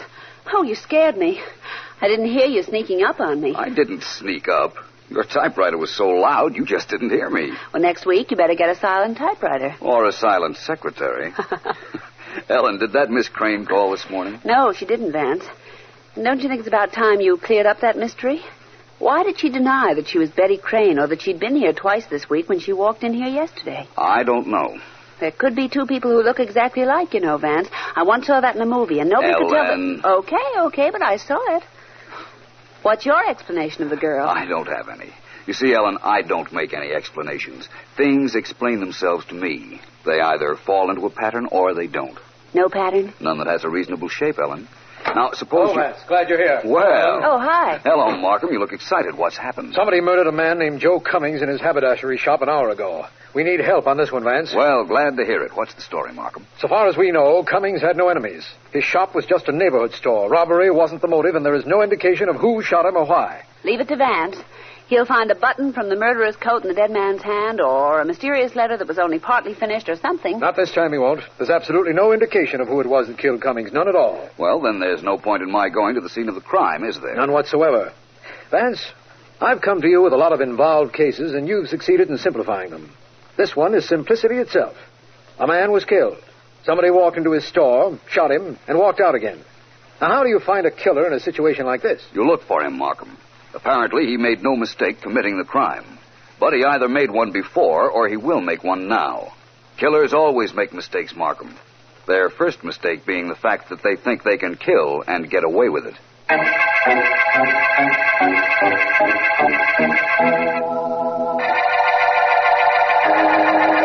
All right, Jack. Let's see the list of people we got to call on tomorrow. All right, boss. Here you are. 6 spots, huh? Yeah. Not bad for a starter. And there'll be more when they find out what happened when that Cummings guy wouldn't play ball. Right, boss. Are you going to need me tonight, boss? You, Janie? Yeah. No, I don't think so. That business of Vance thinking he recognized you's got me thinking, Janie. I just hope I'm not thinking correctly. Figure out good. Well, I don't know what you mean. Supposing you had been to Vance's office before, that would make you a nice double-crossing dame, wouldn't it? Why, you don't think I'd do that. And if I did, would I go back there again with Jack so Vance could make that crack? I don't know. I haven't figured out that angle yet. Jack, give me your gun. No, Jack, don't. Boss, you're not going to kill Jane. Give me your gun, Jack. All right, boss. Here. But I wish you wouldn't. Kill Janie? Yeah. I'm not going to. Yet. But your gun killed that storekeeper Cummings, Jack. I don't want you walking around with it in your pocket. Oh. Okay, boss. Thanks for looking out for me. Oh, I look out for everybody who works for me, Jack. I take care of them all. One way or another.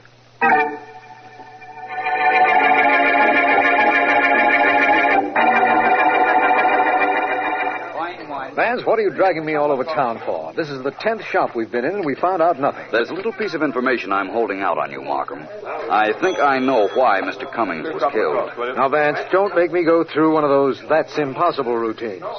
But how could you know? I can't tell you yet. There's the man we want to see, Mr. Barney. He owns this soda store. Come with me. Of course, Vance. Only why are we seeing him? You'll find out in a moment. Oh, Mr. Barney. Yes, gentlemen? What can I do for you? Mr. Barney, my name is Vance, Philo Vance. This is Mr. Markham. How do you do? We believe that you've been asked to take part in a racket that is using small storekeepers.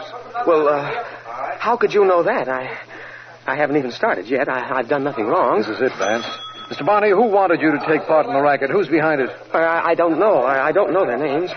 The 2 men. But I didn't do anything wrong. I didn't do what they asked me to. What was that? Well, I can't tell you. I don't dare tell you. They'll kill me. They won't kill you, Mr. Barney, providing you tell us as much as you know so we can find them. No, now go away. Get out. Go away from here. Leave me alone and don't ask me questions. Don't. They'll kill me if I talk. Who'll kill you? I won't answer you. I won't. I don't want to die the way Cummings did. I don't want to be murdered. Now go away. No matter who you are, go away and leave me alone. I won't say another word. You'll never find out anything else from me. Now go away. And if you won't go away, I will. Well, Markham, we've made some progress. Have we? I don't see it. Outside of the fact that there is some racket going on that utilizes small storekeepers, I don't think we've found out a thing. We're not even close to the men who killed Cummings. I wouldn't say that exactly, my friend. I'm sure I know who murdered Mr. Cummings. Now all that remains for me to do is prove what I already know.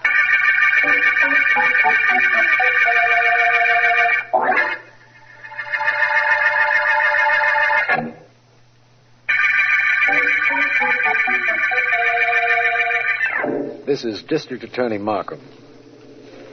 The Racket murder case opened with the finding of the body of George Cummings, owner of a small men's shop. In searching for a reason for his death, Philo Vance and I found another shopkeeper who admitted he was about to do something illegitimate for two individuals, but refused either to name them or the racket. Vance is certain he knows who killed Cummings, but admits he has no proof. And to this moment, we don't know what illegitimate activity the killers were promoting. It may be going on right now in any part of the city. Anything else, Mr. Ogden? Yes, Mr. Blake. Here's a slip of paper with the bets I want to make today. Please, Mr. Ogden, I'll take that paper. Yeah. I'm keeping all of the slips together in this drawer here. I see. Now, suppose I win. When do I get paid off? Tomorrow at this time. Good enough. See you then, Mr. Blake. So long. Goodbye. Well, I think business is pretty good, Mr. Blake. Now, aren't you glad I let you in on this gimmick of mine? Yeah, I guess so. I got a drawer full of slips that people give me with their money. You want to take them? Sure do. Tonight I'll figure out who wins dough, and I'll bring you that money tomorrow. 10% of my take goes to you, and no trouble to anybody. Yeah, that's the way it seems. Look, I don't want to tell you your business, and I know it isn't healthy to ask too many questions, but what's the idea of using us storekeepers to take bets? Lots of reasons. One of them is it puts me in the clear. Another one is the suckers know you, and it's easy for them to bet. They don't have to go to look for a bookmaker. Uh-huh. Third reason is I got a dozen guys working for me, a dozen honest guys, you guys. So long. See you tomorrow. Yeah, so long. Hey, Joe. Yeah? Take over for me, will you? I'm going in the back. I won't be more than a few minutes, Joe. Okay. Well, Mr. Blake? Well, did you get a look at him, Mr. Vance? I did just what you told me. You did fine. Yes, I know now whom I'm up against. He has a very cute little racket, hasn't he? He sure has. Well, Mike, he has the racket. But it's time for me to make a little noise.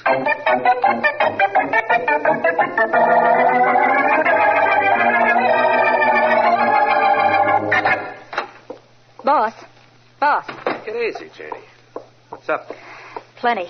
Well, whatever it is can wait. I'm figuring up our take for today. Not bad, ain't it? Listen to me, boss. I'm not playing games. We're in trouble. What kind of trouble? Boss, when you went in to see Mr. Blake, the storekeeper, today, you made me wait in the store until after you'd gone. Oh, I was just covering for myself in case Blake got gay. He got gay, all right. He walked right in the back room of the store. Was in there for a minute, and then Philo Vance walked out. I had to duck or I would have been spotted. Boss, Mr. Blake's double-crossing you. Oh? Janie, I'm a little surprised that you're telling me that. You just changed my mind about you. It's a good thing you did. I don't care what you did about me. But what are you going to do about Mr. Blake? Don't rush me, Janie. You know, I thought you were crossing me with Vance, and that's why I recognized you when you walked into his office the other day. Jack was with you, so you thought fast and scrammed. What would I have been doing with Vance before that? I don't know.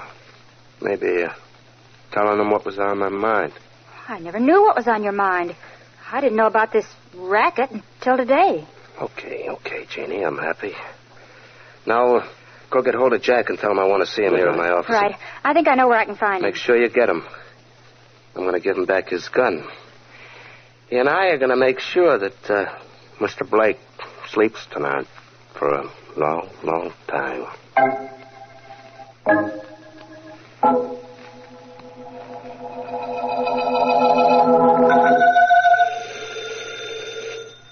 Hello, Vance speaking. Vance, this is Ellen. Yes? Did I disturb you?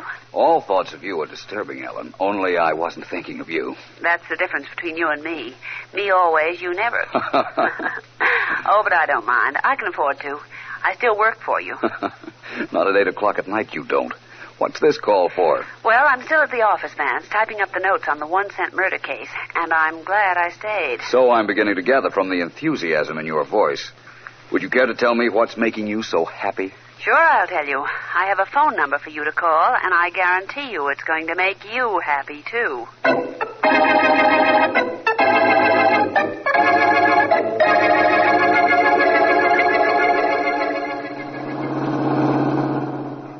Hey, boss, I understand where we're going and that I gotta knock off that shopkeeper named Blake, but I don't see what good that's gonna do us. It's not going to do him any good either, Jack. I can't let him tip off Vance and the cops as to when I'm due there to pay off on the betting slips he took. And I can't let him pick me out of a police lineup later, can I? No, that's right. You can't, boy. And I can't let him set a bad example for our other clients either. All right, now that that's settled, let's relax. In 10 minutes. Hey, boss. There's a motorcycle cop on our trail. What do I do? Speed up, shake him off. Okay. No, wait. Just speed up a little. I gotta figure something. Right. Who tipped them off to us, boss? And why don't I let them have it? Get your gun out and keep it handy. Yeah. I think your friend Janie crossed us, and if she did, I want to get that cop, and then we get her. He's coming nearer and nearer. I got a hot gun on me, boss. I'm going to step on it. Okay. Maybe we better make a break. How much can you get out of this bus? 70, 75, maybe. We're crowding 70 now. It's not enough. That guy's right alongside of us. Get over there! All right. You better stop. Only keep that gun handy. Okay. One wrong word and he gets me.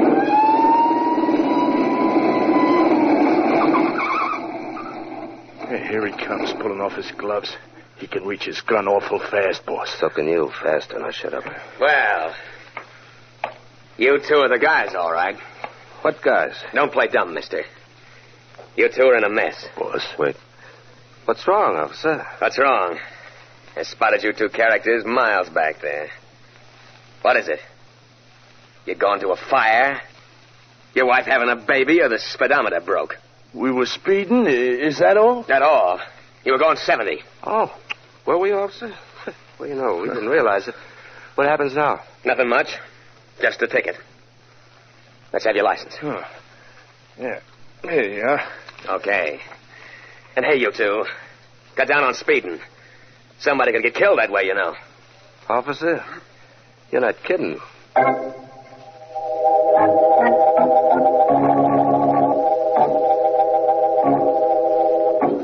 No. Just tell him his boss, Mr. Blake, called. Yeah. That's right. Tell him I'm going to sleep late tomorrow morning and for him to open up the store. Uh-huh. Okay, thanks and good night. Oh, now for a little snooze.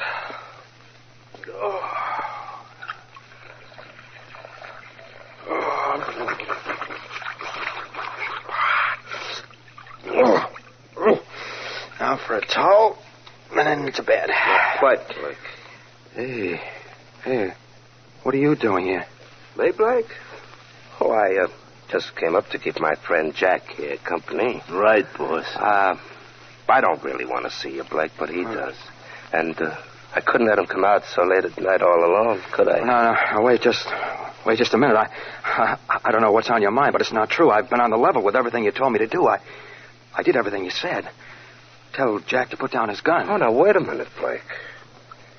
You and your friend Philo Vance had a little conference after I left you this afternoon. That wasn't very nice. Philo Vance? I don't know anybody named Philo Vance. Huh.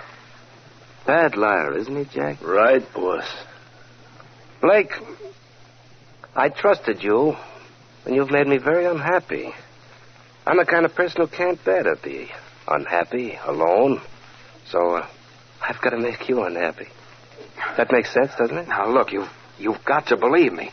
Maybe Vance wasn't back in my store, but I didn't tell him anything. I didn't tell him a thing. You believe that, boss? No. Me neither. Okay, Blake, this is it. No, wait a minute. Wait a minute, Jack. Now, Blake, go on over to that table and write a note saying you killed Joe Cummings. Wait a minute. Don't say why, and don't try to slip anything into the note that would bring the cops down on me. Go ahead, do like I told you. Gee, thanks, boss. That takes me right off the spot, don't it? Practically, Jack. Well, Blake, you gonna do it, or would you like to die real slow the hard way? I won't write anything. Oh, my, that's too bad. All right, Jack. He's all yours. But, Jack, use the silencer this time. Let's not wake up the neighbors. Huh? Right, boy. No, Marcus, no. You're big Jack. I'll handle the big boss. Hey, what is... Another shot, my friend. What's going on? How are you doing, Markham? Haven't had so much fun in months. Only my fun's almost over. Here it goes. Oh. My turn with this lug, Vance. Hey, boss, Well, Markham, that was a pretty good night's work, don't you think? It needs a lot of explaining. You knew all about this and everything else. Glad to tell you, my friend, after I see what's happened to Blake. Yeah. Maybe he was hit by the bullet that Jack fired. I'm finding out right now. No, Markham. He wasn't hit. He just simply passed out.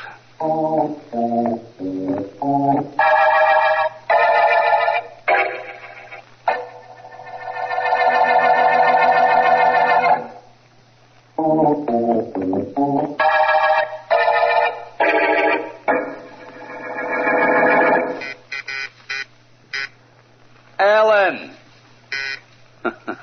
That's better. Yes, Ellen, what is it?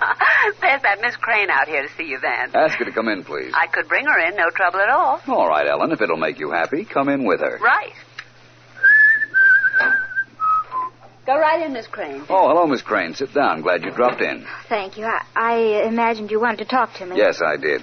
Sit down, Ellen. Must be after 6 o'clock. It is. Miss Crane, I want to thank you for your help in clearing up this case of ours. Oh, no trouble, Mr. Vance. I was glad to help. Just where did you fit into it, Miss Crane? That's what I don't understand. Well, I thought I was in love with Jack, Miss Deering. I was willing to do anything he told me to until I found out what he and the boss were planning.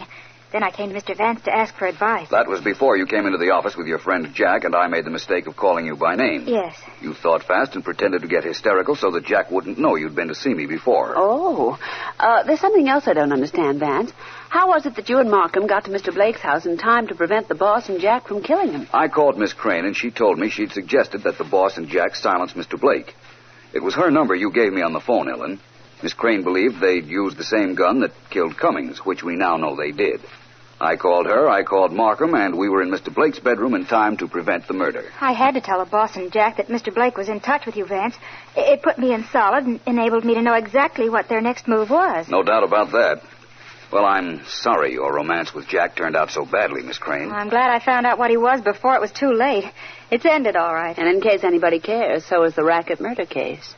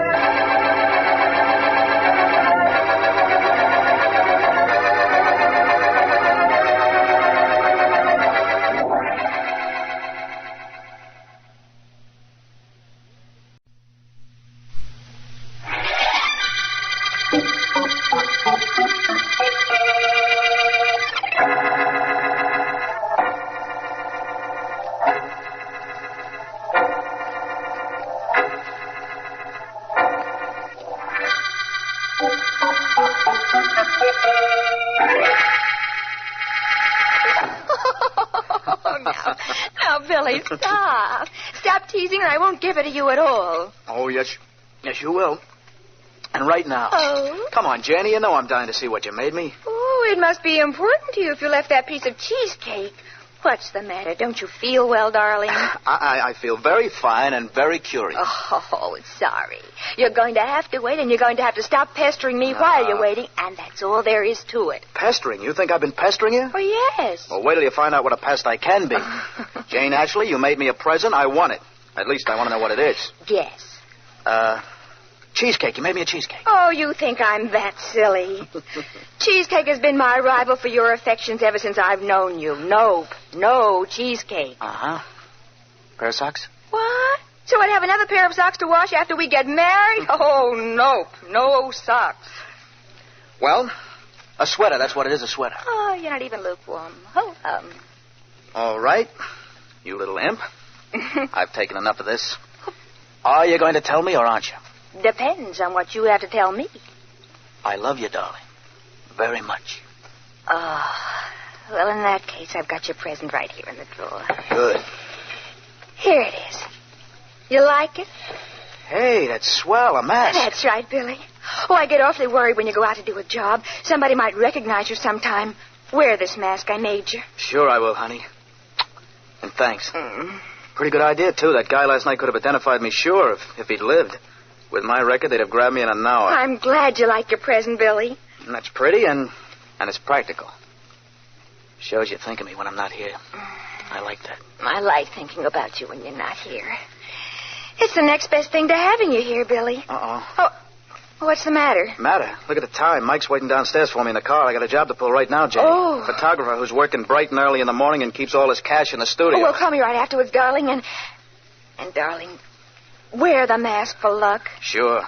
But I won't need too much luck, honey.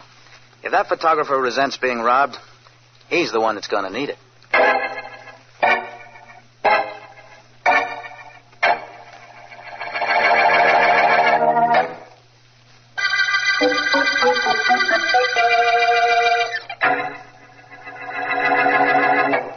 Tired, Sally? Bored. It's a little trying being Miss Outdoors at 7 in the morning.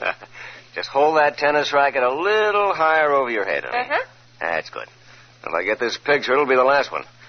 Morning sun is just what I need. Beats artificial lighting a mile. Now, last one if it's good, kid. Oh, pleasant words, Mr. Merton. Very pleasant words. How's this? Fine, but just tilt your head up a little bit. Huh? Good. Keep your left hand away from your legs. Got to have legs in the picture or the clients won't buy. Neither will the customers. What would I do without legs, I wonder? I spend hours every day making up my face, going to beauty parlors about my hair, and what's the most important part of the picture? My legs.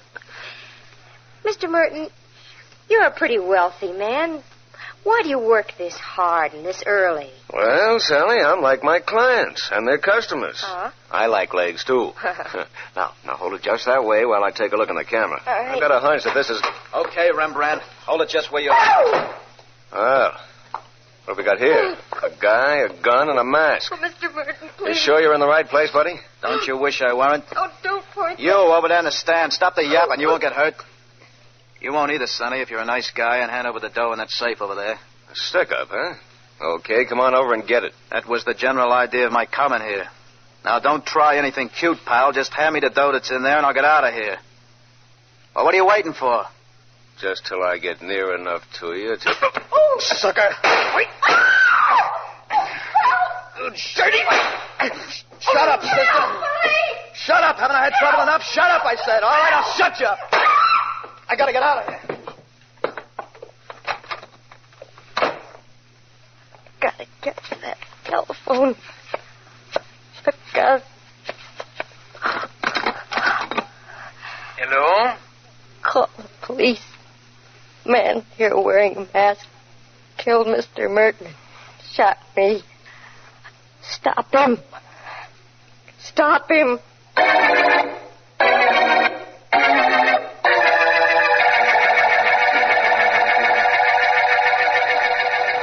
Hope you don't mind dropping into this hotel lobby, Vance. No, not at all. My secretary was to leave an envelope for me at the desk so I wouldn't have to go all the way downtown to my office this morning. I don't mind, Markham. We still have an hour before court opens. Will you be long? Just long enough to pick up the envelope so I can have it with me in court. That's the trouble with being a district attorney. You have to spend so much time in court. Personally, I prefer trying to find criminals whom you can take to court. It's more exciting, more of a challenge to the imagination. You ever hear of murderer's alibi, Vance? That's generally the height of imagination. But today's case isn't a murder. It's a case where two men... Just a moment. Markham on the telephone, please. Phone call for me? Apparently. Boy. Oh, boy. Yes, sir? Hi, Mr. Markham. There's a call for you in booth 3, sir. Thank you, boy. Just a moment. Here you are. Thank you. Come on, Vance. It's probably my secretary just telling me that she didn't finish the papers in time and that she'll bring them directly to court, but we'll see. I hope that isn't what the call is, Markham. You'd like it to be a murder, wouldn't you? No, but if there were a murder, I'd like to be in on it at the beginning. Here we are, Markham. Booth 3. Here it is. Excuse me, Vance. Certainly. Hello, Markham speaking. DA, Sergeant Heath, homicide. Your secretary told me where I could reach you. What's up, Heath? Murder, D.A. Stick up and murder. Guy broke into the studio of a rich photographer named Merton early this morning. Shot him when he tried to resist. Merton? Yeah, he's dead. Guy also shot Merton's model, but she was able to call downstairs to the switchboard. Go on, Heath. Well, the switchboard guy tried to stop the killer, but he took a smack on the head from the guy's gun instead. Staggered out front in time to see the guy race away in a sedan. Got the license number and called it in. Good. We get one break on the case anyway. Oh, we get more than one, D.A. Just got a call at headquarters that a radio car spotted the sedan and is chasing it. Thought you'd like to know. I certainly would. I'll come down to headquarters with Philo Vance. Heath, wait there for me, will you? Sure. Oh, look, do you have to bring Vance? This is no case for a mastermind, D.A. If we get the car, we'll get the guy in it that shot Merton. Why bring Vance in on this? I'll tell you why, Heath. He and I were going to court. As long as we're together, and as long as there's been a murder, there's no way I know to keep Philo Vance away.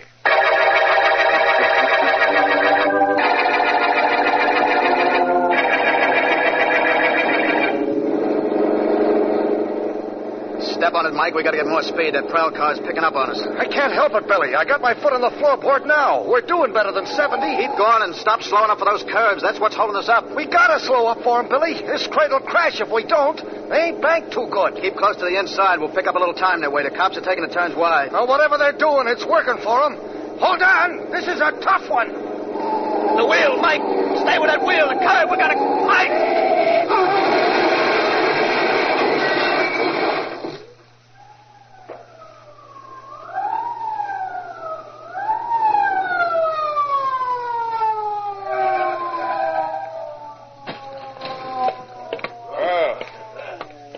Finally caught up to it, eh, Tommy? Take a look. That's what I call a real crack-up. Sure is, Pat. It sure is. And the guy we were chasing is still inside nice and pretty, just waiting for us to show up. Of course, he can't very well do anything about being hospitable or nothing on account... Yeah, he's dead. That's a good morning's work for us. Sure. Guess I'll go back to car and radio headquarters, huh? Why not? Just tell him that some guy tried to stick up and we chased him. Of course, we didn't catch up to him, but that doesn't matter. On account of death, did.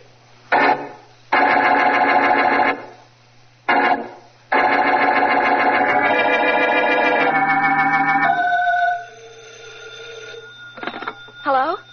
Hello? Jenny? Oh, Billy, I've been so worried. That radio said that a That was Mike, Jenny. He drove me from the studio after I killed the photographer. Oh. And when our car crashed, I got out and planted the gun and mask on him and beat it just in time to duck the cops. Oh, Billy, I'm so glad you called. I've been absolutely frantic. No need to be, Jenny girl. Oh.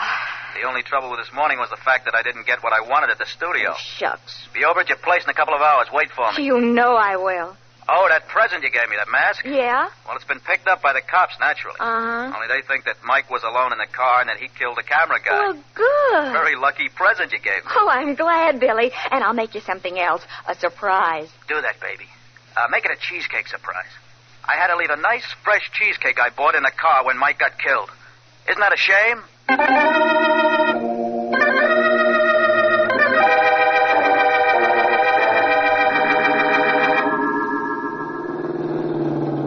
You're quite a good driver, Sergeant Heath. You got us out here to the scene of the crash very quickly. Right, Markham? Right, Vance, although I don't know what you can expect to find out here. Except a wrecked car used for a getaway after a stick-up and a killing. The dead killer's body has been removed, Vance, but nothing else has been touched.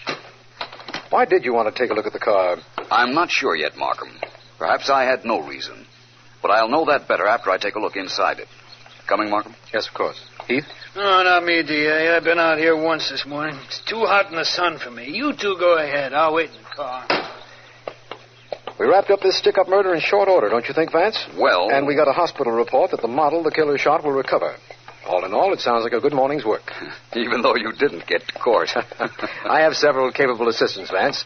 They took care of matters there for me. Well, here we are. The car's not wrecked as badly as I'd thought.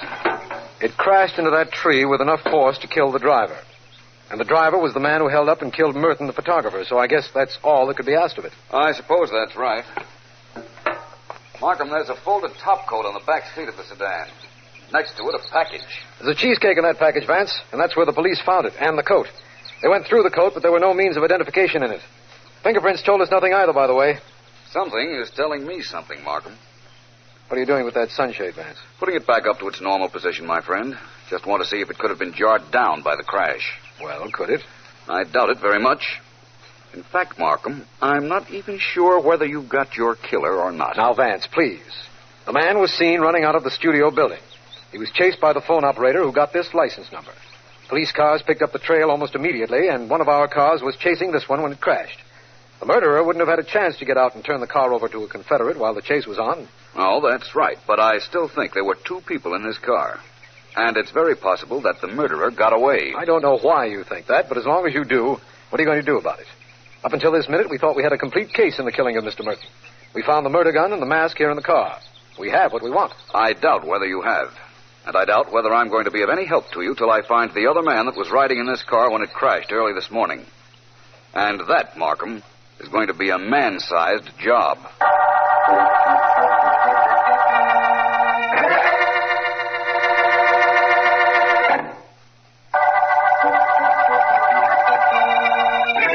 This is District Attorney Markham. The Cheesecake murder case opened with the murder of George Merton, photographer who specialized in leg art, known colloquially as Cheesecake. His model, Sally Burns, is in a hospital recovering from a bullet wound. And Philo Vance and I have inspected a car in which we believe the murderer fled the scene of the crime. The car, the driver dead at the wheel, seemed to have solved the case, but Vance is of the opinion that another man was in the car and escaped. His identity, if there was such a person, is unknown. Who he is or where he is... Read it to me again, Janie. I like to hear it. Uh-huh. Just the part where I fooled her. All right. Gee, this is good cheesecake. Where'd you get it? Huh? Oh, the usual place, Rowley's. Uh-huh. Okay, Billy, here we go. Sergeant Heath of the Homicide Department is confident that the murderer of George Merton was killed in the crash that followed a wild chase through the suburb of Arlingville. The car was identified as the one in which the killer fled, with the telephone operator in Merton's building supplying the identification. Great.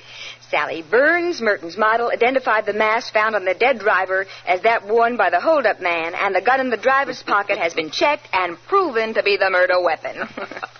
Well, that's it, Billy. I guess I'm pretty smart, huh? Oh, I never doubted that for a minute, honey.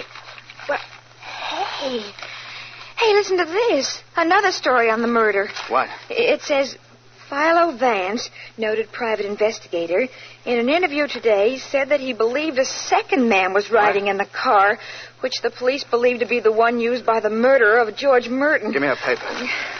Vance refused to give any reasons for his belief, but it is understood that District Attorney Markham is placing great faith in Vance's theory and has referred it to Homicide Sergeant Heath. What do you know about that?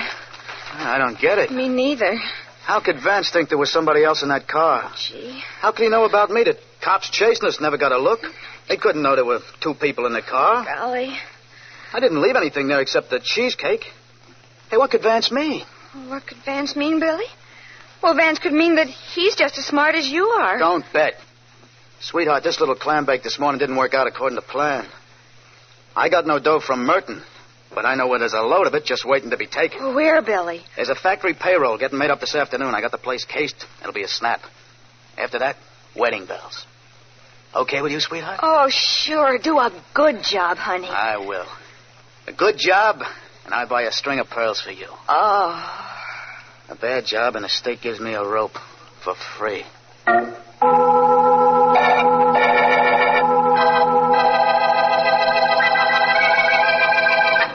Just dump the money out of the bag, Freddie. I done my job. Guarded you when you went to the bank for the money. Right. Well, here we are. $30,000 worth of Uncle Sam's calling cards. It was sure shaky when I carried it from the bank, even with you around. Well, here's the greenback shower. I sure wouldn't mind getting caught in that kind of rain. I guess not. All in 10s and 20s, Pat. Oh, hand me the payroll list, will you, so I can begin to fill the envelopes? Sure. Here you are. Hey, nobody's allowed in here. I know. I like that. Then we won't be interrupted. Huh? All right, put all the dough back in the bag you just dragged from the bank. Come on, get moving. Stick up, huh? I ain't playing games. Now, don't either of you be a patsy because the dough isn't yours. It belongs to the company. But your life belongs to you, and believe me, I'll shoot in a minute if either of you gets cute. Including you, copper. No kidding. I think No, don't do it, Pat. Don't start anything. I'm giving them the money. Oh. Well, that's being smart, pal. I want the money. I don't want either of you to turn around and get a look at me. And I want 5 minutes to get away before you start screaming. Well? Everything your own way, huh? Sure. I like me. I'm entitled to that. All right, get moving. Get the dough in the bag so I can get out of here.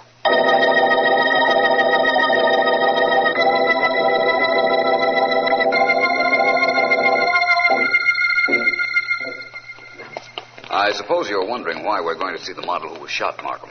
Inasmuch as the police have already questioned her. Yes, as a matter of fact, I am. Well, Markham, we've never been up against so hopeless a situation before. I have absolutely no assurance that there were 2 men in the murder car. Just my theory. We have a top coat, which means nothing, and a cheesecake, which doesn't help us, and, well, that's all. Perhaps the model might supply us with a little information. All I can tell you is that she remembers nothing.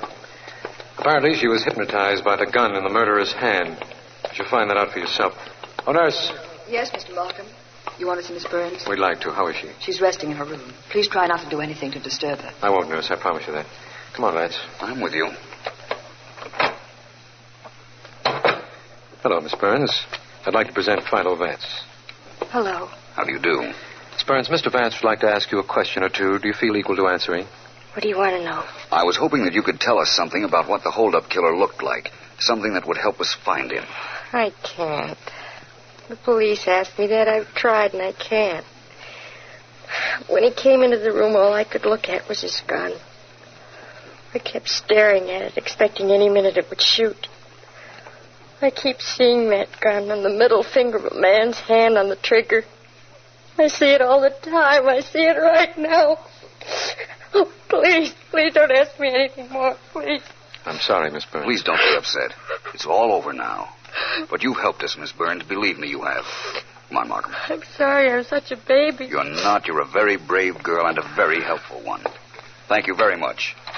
I do hope you feel better. Oh, thank you. Goodbye, Miss Burns.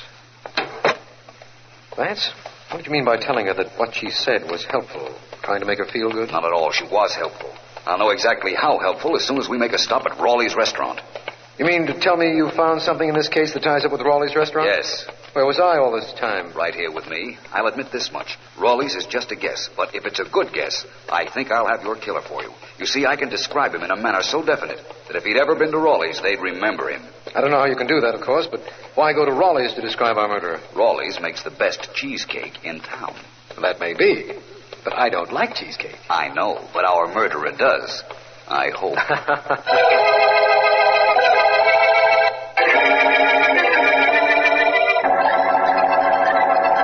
Of course, I'm proud of our cheesecake, Vance. It's famous all over the country, and this cheesecake you have is definitely ours. That's what I thought when I borrowed it from the police, Mr. Rawley.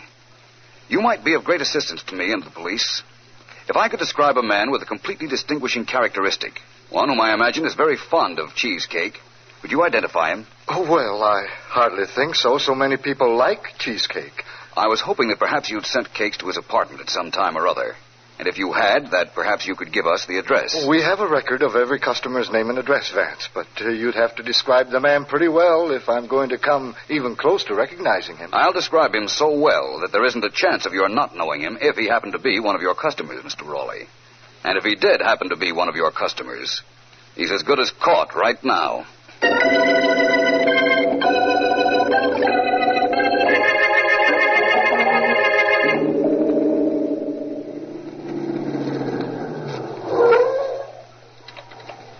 Hello, Sergeant Heath. Glad you're here. Hello, Heath. I drove down to this address just as soon as I got word that you and Mr. Markham wanted me to meet you, Vance. What's up? Heath, Sally Burns, the model, told Vance that she was fascinated by the killer's middle finger around his gun when he broke into Merton's studio. Well, sure. That's why she couldn't even come close to describing the guy. That and the fact that he wore a mask. I'll take it from there, Markham. Okay. You wait down here, if you will. Heath, come with me. All right. Where? Up the stairs of this house. Keep your eyes open, Markham. I will. Luck to you, Vance. Thanks. Now, Heath, when that model told me that the killer's middle finger was around the gun, that got me thinking. Nobody shoots a gun with his middle finger. It's always the index finger. Yeah, that's right. Lower your voice now, Sergeant, please. We have to walk up a flight of steps to grab our killer.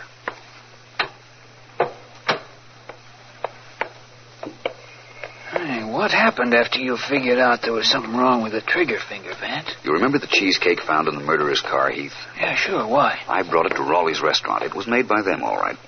So? So I gave Mr. Rawley a description of the man I knew was the real killer, Heath. I told him the man we were looking for had a paralyzed index finger.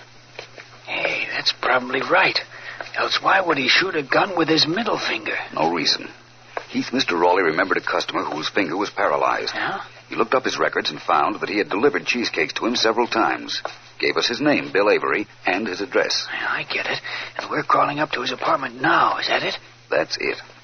Now, I know he's in there because while Markham and I were waiting for you, we spotted him. And this is his apartment door. Wait. What for? Just wanted to try the door. Might have been unlocked, but it's not. Quiet now. There's nobody inside? Shh. Yes, there is, Heath. I hear somebody moving around.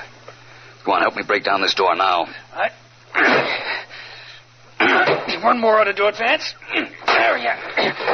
Hey, there goes a guy trying to get out the window of the fire escape. Grab him, Vance. Don't worry, I will. Leave him to me. Get downstairs and help Markham head him off in case I don't get him. Right? Pretty smart, aren't you? But you haven't got me yet. Slight difference of opinion, my friend. I'm getting out on that fire escape with you. Now, that's what you think. Oh, that won't stop me from getting out there with you. Okay, smart guy. You're going down the fire escape the hard way over the rail. No, I'm not. I doubt it. Help! Help me! I'm falling! Hey, Vance, is this the killer down here? Yes, Markham. That was our murderer.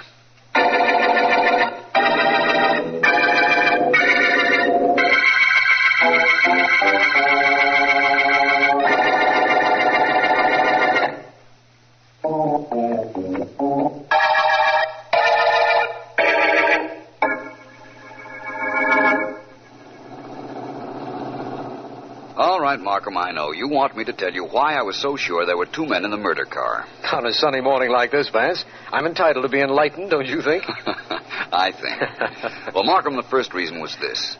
You and I are driving in your car. The sun is out, and you have the sun shield pulled down. Of course. It keeps the sun out of my eyes when I'm driving. Right. Well, the sun shield on my side is pulled down, too. That's because I don't want the sun in my eyes. There were two sun shields on the murder car, both pulled down.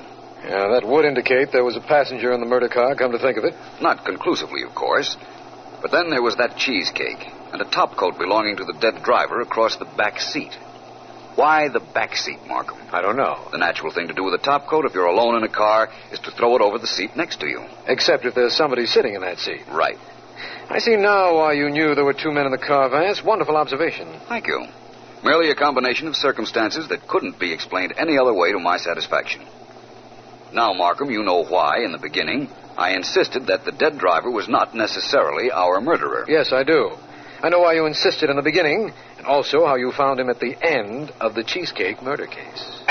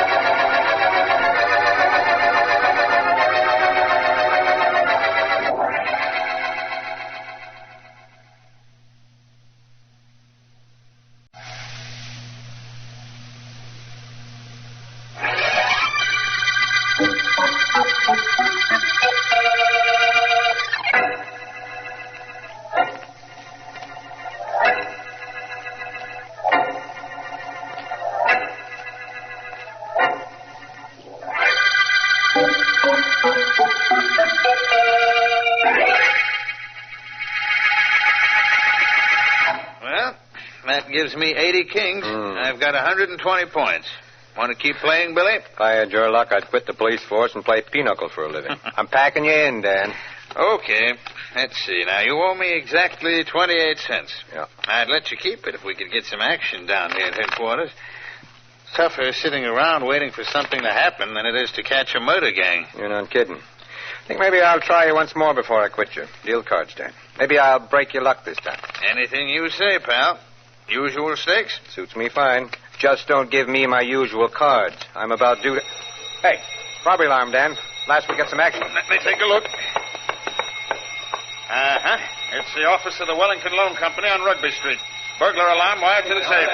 There go the boys. Get going, Dan. We'll miss the fun. If we get a break, we'll grab whoever it is messing with that safe. Rugby Street isn't far. Come on, get in the old bus, Dan. I'll drive you there in no time. That suits me. Let's step on it, though. Some of the boys are on the way out already. Get the car and we'll catch them. Catch the other cops or catch the crooks? Other cops first. Flip on the siren, Dan. Alarm and letting whoever's robbing that safe know we're coming. They heard the alarm go off anyhow. Right. Hold tight, laddie. Here we go.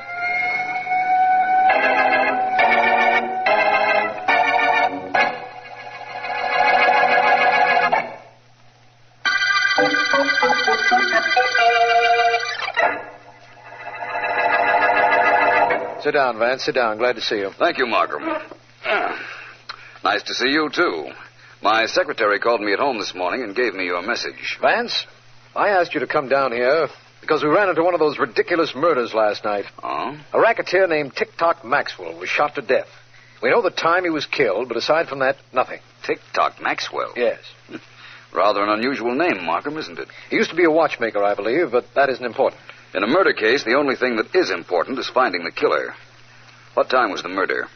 Exactly 10:02. Mm-hmm. Neighbors heard shots at that time, and the medical examiner is certain that that was the hour of death. Well, inasmuch as we don't have anything else to go on, let's find something else. Can you leave your office now, Markham? Hi, D.A. Got good news. Oh, it should be very good news for you to come breaking in like a hurricane, Sergeant Heath. It is. Hi, Vance. Hello, Heath. D.A., get this. The burglar alarm attached to the safe at the Wellington Loan Company went off last night. My men were there 10 minutes later. By that time, whoever had opened the safe had scrammed. But at 10:30, only a half hour after we got the alarm, we had a complete set of fingerprints. How complete, Heath? You'll find out. The guy left a print of his right hand on the safe handle. We compared them with the prints on file, and, D.A., we got a set that matched. How do you like that? Sounds very interesting, Heath. Whose prints are they? Fella named Carter. Frank Carter. The racketeer? Yeah. Was he turned safe robber? What's the difference what he's turned? We got him cold. One set of prints on the safe, only one, right on the handle. D.A., I'm going up to grab Carter. Like to go, Vance? It might be interesting. You go if you like, Markham. I'll find out what I can about the murdered TOCK Maxwell. Sometimes dead men can be more interesting than live ones.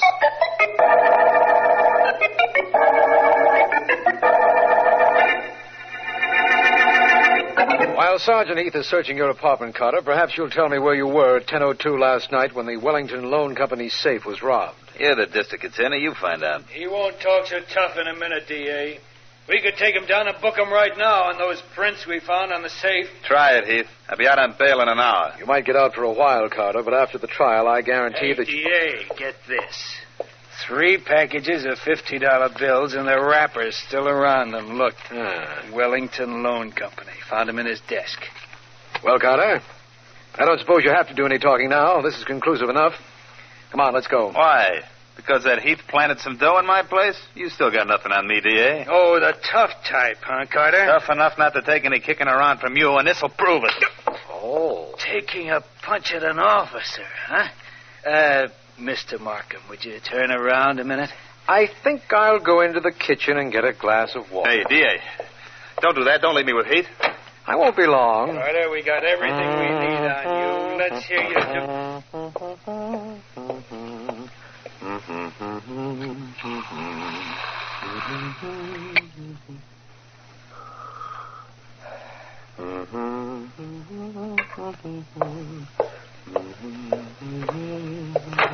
Okay, lay off. Would you lay off? Oh, hi, D.A. Listen to the little boy here. He's just decided he's got something to tell you. Oh? Have you, Carter? Yeah. Last night at 10 o'clock, I robbed the safe at the Wellington Loan Company. I admit it. I'll go downtown with you. Just give me a minute to comb my mouthpiece and another minute to put something on this eye of mine.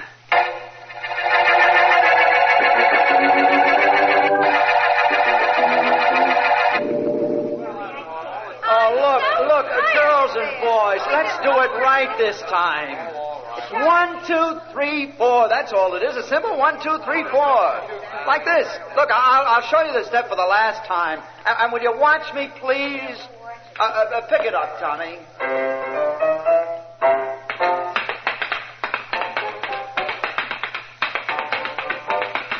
All right, now there, that's it. See what I mean? That's what I want. Tommy, no, that's all right. Hold it, Tommy.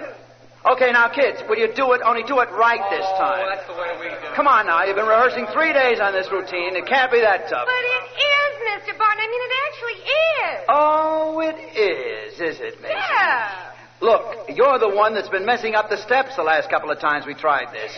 Will you concentrate? Keep your mind on what you're doing. It's 1, 2, 3, 4. Can you understand that? Sure. 1, 2, 3... 4. Yeah. Okay, Tommy. Give the kids a pick up. And let's get it right this time, kids. Hit it, Tommy.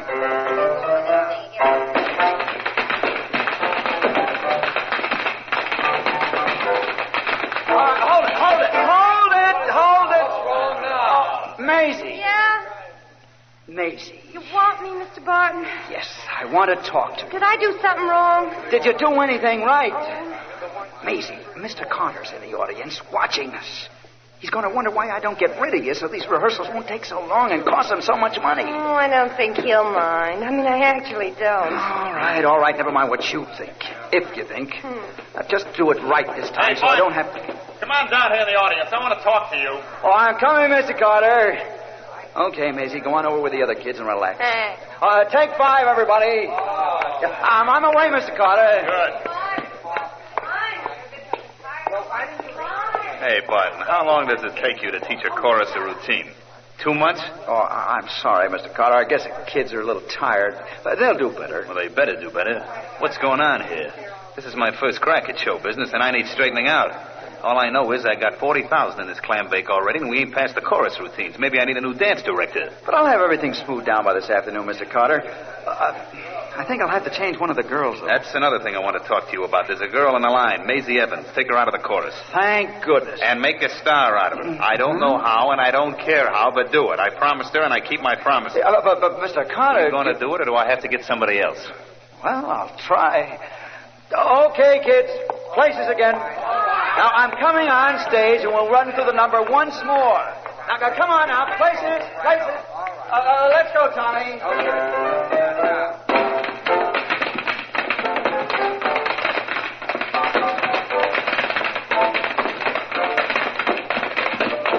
That looks better now, Barton.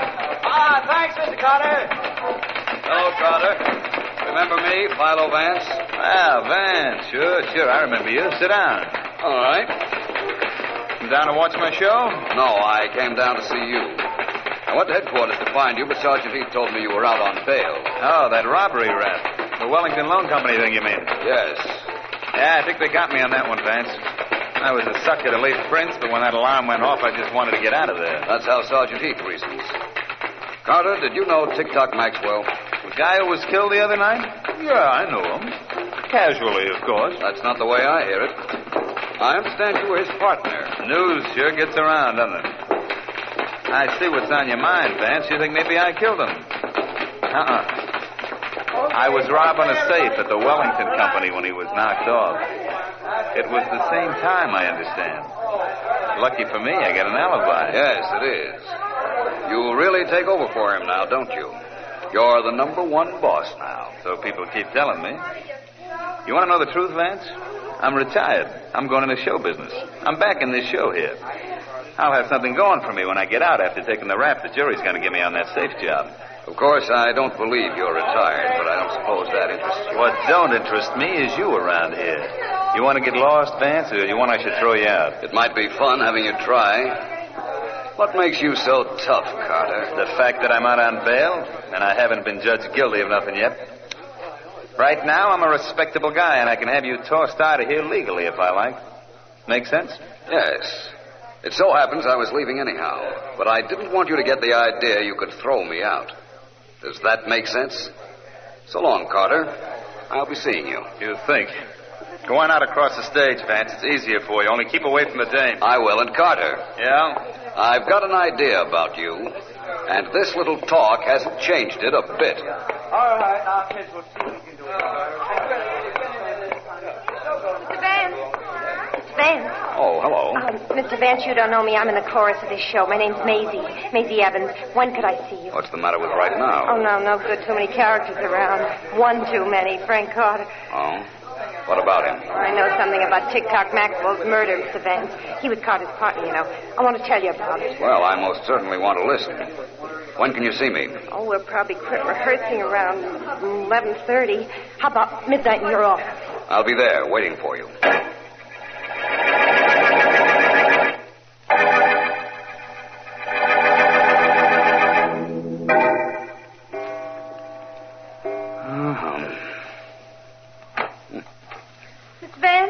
Oh, I'm here, Miss Evans. I've been here since midnight. You're late, but come right in. Mr. Vance, I'm scared. I'm awful scared. I had to wait to be sure I wasn't followed. If anybody saw me come to see you, I'm cooked. Do you think anybody did see you come here? No, I'm pretty sure they didn't. Look, Vance, this is the story. Frank Carter knew his partner, TOCK Maxwell, was going to be killed. He was with me up till about a half hour before the murder. Then he came back a half hour later, and he was all smiles. That proves nothing, Miss Evans. Don't I know it doesn't prove anything? If I had any proof, I'd have gone to the police. All I know is that he was in on the murder somehow. Alibi or no alibi. I've been playing up to Frank, Vance, but it was Maxwell I really went for. I want you to see that Maxwell didn't catch a slug from a killer that's going to get away. I can assure you I'll work on this, Miss Evans. Thank you for coming. Shall I take you home? That's all I need to be seen with you. No thanks. If you want to pay me off for the tip, find the guy that got Maxwell. Deal? It's a deal, Miss Evans. And thanks for coming down here to give me the information you did. No trouble. Only do something about it, Vance. I'll try. Call you at rehearsal tomorrow, Miss Evans. Yeah. Good night. Have a good talk with Vance, Maisie? Oh. Scared you, too, didn't I? Ain't that too bad? What did you tell Vance, honey? Well, nothing, Frank. How could I? I don't know anything. I mean, I actually don't. Got the dumb act, Maisie. I know you were sweet on Maxwell. Now, come on. You and I got a date at my place. No. But don't you try biting my hand, kid, or I'll knock you out. And a lump wouldn't look pretty on your pretty head. Now, come on, kid. Don't make me drag you. My place ain't so bad once you get used to it. Only I ain't sure right now whether I'm going to give you that much time.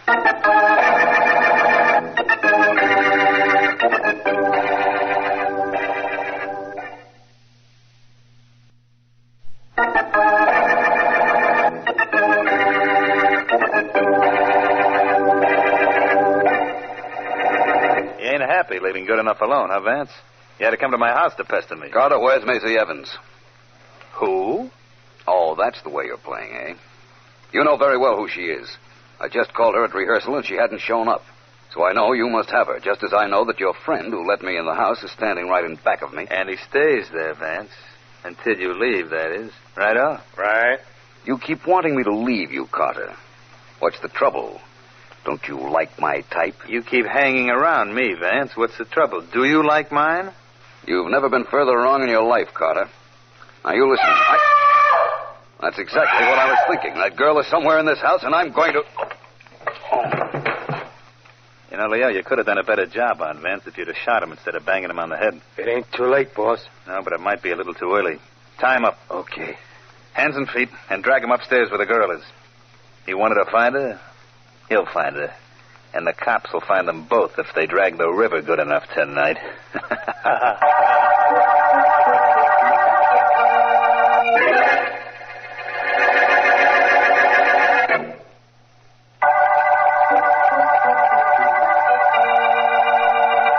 This is District Attorney Markham. The TOCK murder case began with the finding of the body of TOCK Maxwell, racketeer. Philo Vance suspects his former partner, Frank Carter, who, we believe, was robbing a safe at the time of the murder. Carter is out on bail, and Vance, who has been investigating him, has been missing for several hours, and I can't understand what's happened to him. He may have run into trouble while investigating the Maxwell murder. Who is it? Who is it? Oh, that you, Miss Evans? Yes. Philo Vance. Oh, Apparently, I've been thrown into the same room where Frank Carter was keeping you. grabbed me when I left your office. He's afraid I know something. Well, that's a good sign. What good's it going to do us? My wrists are tied, my ankles are tied. I can't move. I'm tied up in the same way. Exactly where are you, Miss Evans? It's so dark in here, I can't see a thing. You keep talking, Vance, and I'll roll over to where you are. Your voice will show me the way. Very well.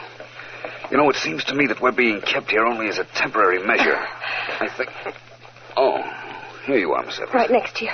Vance, are we really sunk? Maybe not. I'm going to roll over to my left side. There. Now you lie on your right side with your back to me. Okay. There. What's this for? My wrists are tied, but my fingers are free. If I can reach the ropes around your hands... Yeah, there, I've got them. I think I can untie those knots. Yeah, now they're coming loose. Keep working on them, Vance. Only hurry up. We don't know when they'll come back for us. Doing the best I can. There. My hand's free, Vance. Good, now work on mine. Quickly, Miss Evans. I don't know how long I was unconscious, but I do know I want to get away from this room. There, the rope's off your wrist, Vance. Work on your ankles. I'm getting the rope off mine. Right. We're still in Carter's house. Yes, this is a room in the attic. I've yelled myself blue in the face, but nobody heard me. I did, which accounts for my being here right now. There, I'm untied. There's probably a guard outside. You think so? Well, there's only one way to find out. Now listen, Maisie. Go bang on the door and yell, "Let me out, let me out." Then the guard will know I'm untied. That's right. He'll come in to investigate, and that's all I want him to do. Okay, if you say so. Let me out. Let me out of here. Let me out, somebody. Hey, what's going on in there? Let me out. What's... The boss would take the light out of here so I can't see... You can't see anything, but you could feel that, couldn't you, my friend? Well, that makes us even for smacking me over the head with your gun. Come on, Maisie, let's get out of here.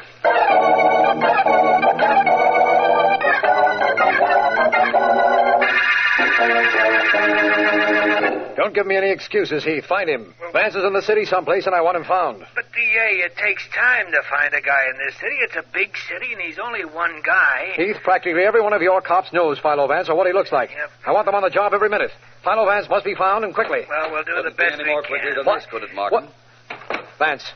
Heath, never mind. Vance just walked in here. Sorry to have caused you all that trouble, Markham. Forgive me. I didn't mean to get myself kidnapped. I don't want to know anything as long as you're safe, Vance. Except, of course, if you want to tell me what happened. Sure, Markham. A girl came to see me. Apparently, Frank Carter saw her come to my office, and he abducted her. I went after her and was knocked out, but I managed to get away. I'm glad you did. Where's the girl now? She's over at my secretary's house. She'll be safe there. You know what she told me, Markham? No, something about the Maxwell murder? A great deal about it. She said that Carter was with her up until a half hour before Maxwell was killed, and he joined her a half hour after that. You're trying to tell me that he had the time to kill Maxwell. I know that. And I know that he had the motive, too. He was Maxwell's partner. But I told you, Vance, he has an alibi. He was robbing the Wellington Company's safe at the time of the murder. Then we'll break down that alibi, Markham. That's going to be difficult, Vance. I know. But I'm going to do something about it in just about an hour.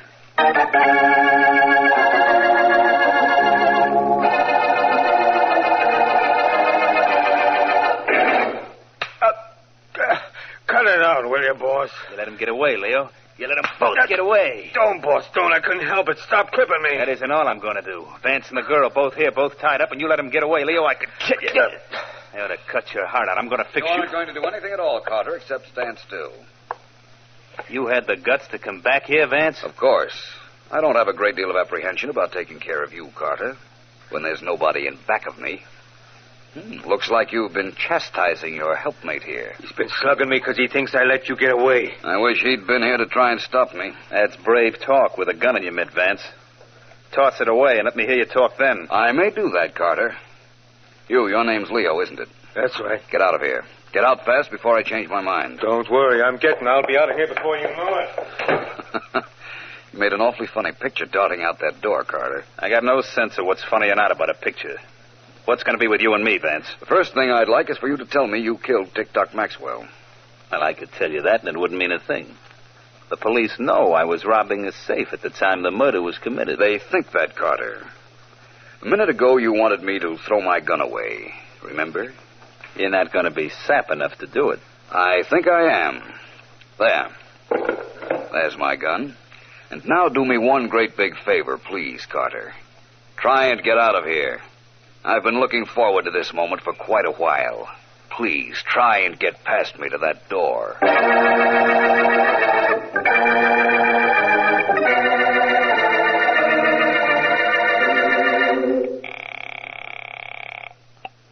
Hello?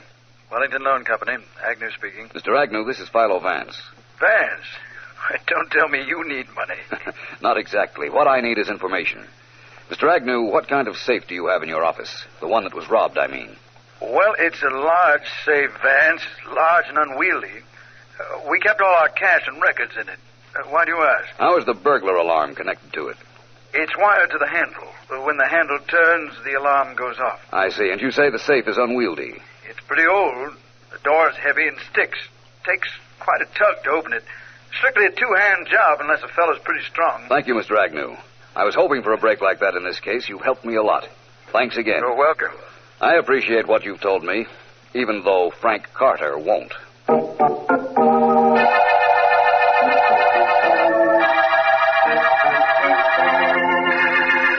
Markham, Heath picked up Carter's stooge, Leo, didn't he? Both Heath and Leo are in the next room right now, Vance. Good.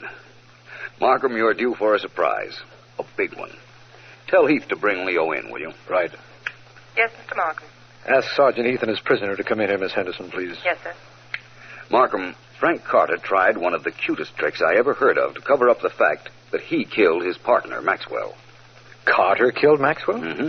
But how could he? He was robbing a safe at the exact time He wanted you to think that, my friend.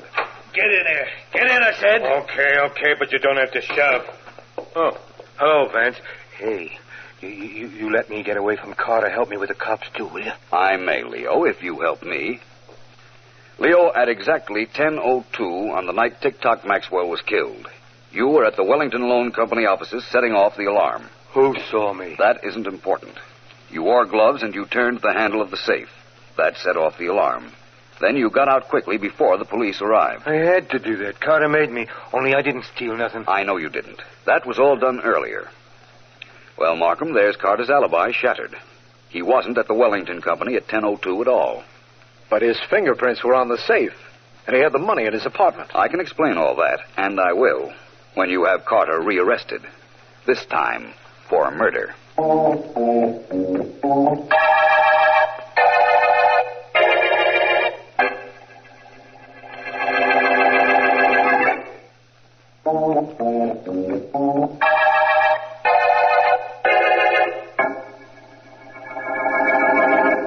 Quiet again tonight, ain't it, Bill? It's okay with me. Just deal the cards, and I'm satisfied if no alarms go off and nobody wants any cops at this hour of the morning. Thinking of the Wellington Loan safe job that Philo Vance busted for us, huh? Yeah. You know how he knew that Frank Carter wasn't in that office at 10:02? No. I saw the report. Seems it was a big safe. Hmm? After you got the combination and turned the handle, you had to really yank to get the box open. Mm-hmm. Well, Vance reasoned that a guy would use two hands to do that. But we only found one set of fingerprints on the handle. Just the right hand. Well, that wouldn't mean anything definite, Billy. Maybe not. But if you were opening a safe that was tough, and you were using only your right hand on the handle, you'd put your left hand on the side of the safe to give you leverage. Anyhow, that's what Vance claims. He ain't wrong either, come to think of it. And come to think of it, there weren't any left-hand fingerprints on the side of the safe. What did happen anyhow, Billy? Who did steal that dough? Well, here's the whole story. You deal the cards while I tell it to you. Okay.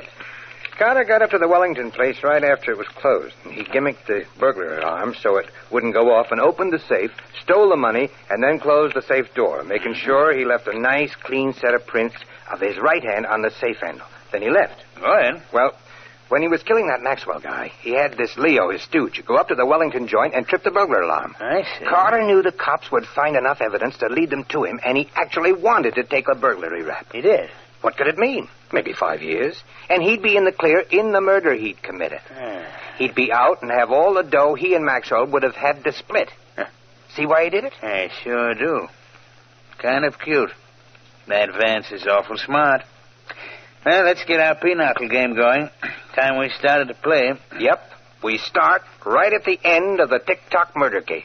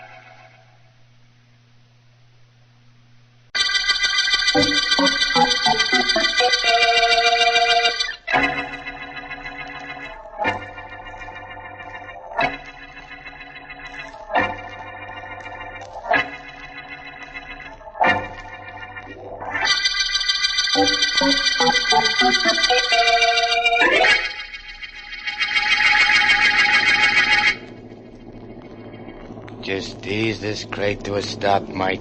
Just ease it. Like this, Johnny? Good. Good boy, Mike. Very good. Now let me have the shotgun. You want me to come with you? If you like. He might be helpful in spreading the talk around about what happens to a guy who crosses Johnny A. Very helpful. You know, he was making a deal with Big Eddie Morris? Yeah. I sure wouldn't like to be in Nick's shoes when he grabs the lead from that shotgun, boss. Phew. You mind your own business like you've been doing, and you'll never catch lead from me, Mike. Never. Come on. Don't make no noise. Right.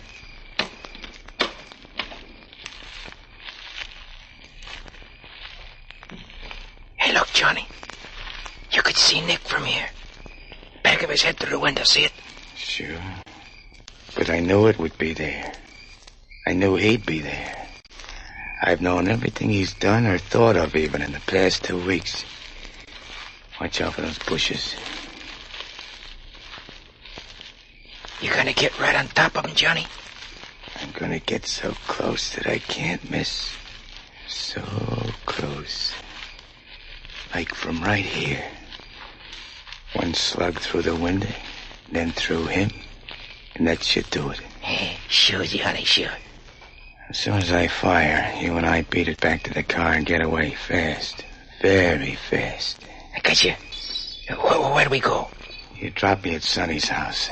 Gotta see my girl after a good night's work. She's going to South America tomorrow. That's another reason I gotta see her tonight. A guy's gotta give his girl a goodbye kiss. Yeah, that he does.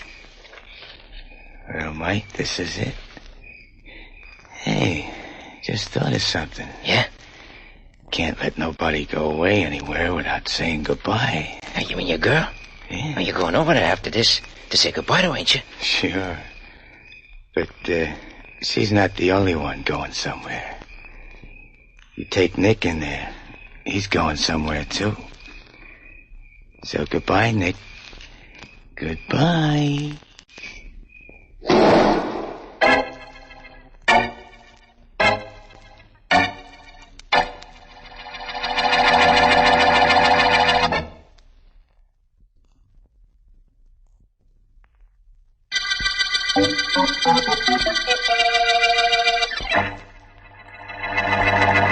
Please sit down, Miss Belmont. Thanks, dear. Swell layout you got here. Pays to be a district attorney, don't it? Not too well financially, but rather well in satisfaction. I know what you mean, Markham. That's the kind of reason I'm here. Satisfaction. I'm going to pay off a guy named Johnny A. Ever hear of him? Yes. He rates way up there on our list of public enemies. Well, Markham, I was his girl. I was up to this morning. In an hour, I'm off to South America, only before I go, I got this to tell you. You know Nicky Keating got blasted last night? I know of him. Johnny A. did that job, Markham. He killed Keating and came running to my place after he did it. I threw him out. You see, Nicky Keating was my brother. That's what I got to tell you. Get Johnny A., Markham. In view of what you told me, I don't doubt but that we will. We'll need your testimony, of course. You're on your own from here. Johnny A.'s got too many friends. He's all yours, but I've helped all I'm going to. I'm going to South America, and don't try any legal tricks to keep me here. I'll suddenly be taken with lapse of memory. Where is Johnny A. now? I think he blew town, but I happen to know he'll be back tonight, and he'll head for my place. Oh? Bust in there around midnight tonight, and he's all yours. So long, Markham. Nice meeting you. When I get back, drop around to my place with your friend Philo Vance. I hear he's kind of attractive. I may do that. Where will you be in South America, Miss Belmont, in case we need you? Well, now that's kind of hard to say, Markham. South America's such a big place.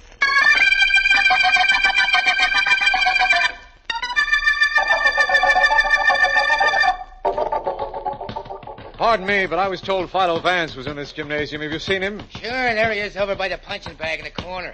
Sure glad I'm not that bag. Thank you. Hello there, Vance.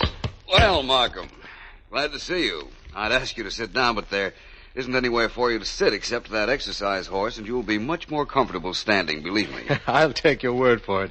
What are you doing at midnight, Vance? Well, up till now, there was a good chance I'd be sleeping. Why?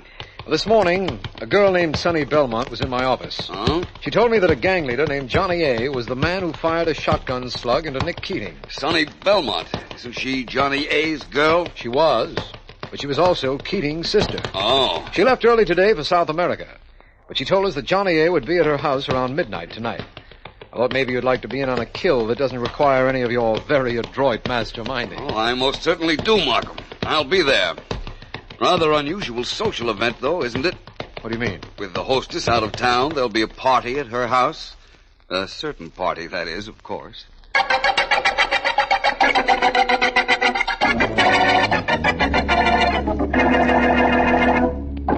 Drop his head in the water and keep it there a little longer. He'll talk. No. Go ahead, do like I say. Right, boss. No, don't do it. This comes no joking. Johnny A.'s right hand. And if it was Johnny A. that knocked off Nick Keating, he'll tell me. Okay, haul him up. Right, boss. All right, Mike, this is your last crack at staying alive. Johnny A. knew Nick was playing ball with me, so he made with a shotgun. Right or wrong? Why is she going? The tub, stick his head in it and hold him there this time. No. I'm running out of patience. No, wait a minute. Let these goons let go of me, will you? I'll talk. Heard what the man said, boys. Let go of him. Right. Okay, Mike. What do you got to say? It was Johnny A., all right. That's what I thought. Looks like the showdown between him and me, then. Big Eddie Morris against Johnny A. This has been coming for a long time. Where is Johnny? I don't know. Think the water might help you remember? No, look, Eddie, you gotta believe me when I tell you I don't know. The water tub, boys. I No. can't stand guys who only do halfway talk. I told you what you want to know.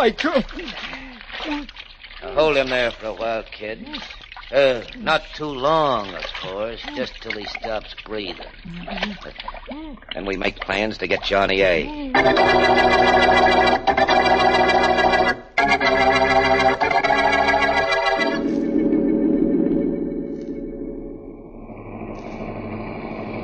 That's the second time that car's passed you, Vance. I know.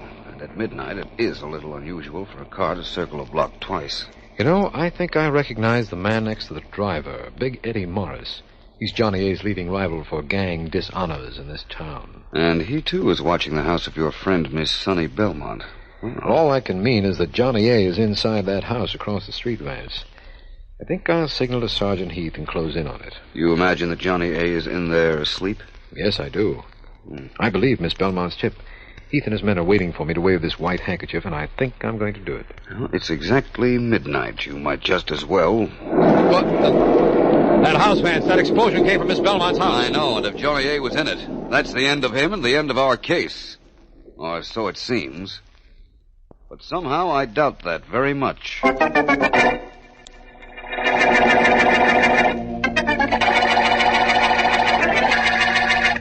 Hola.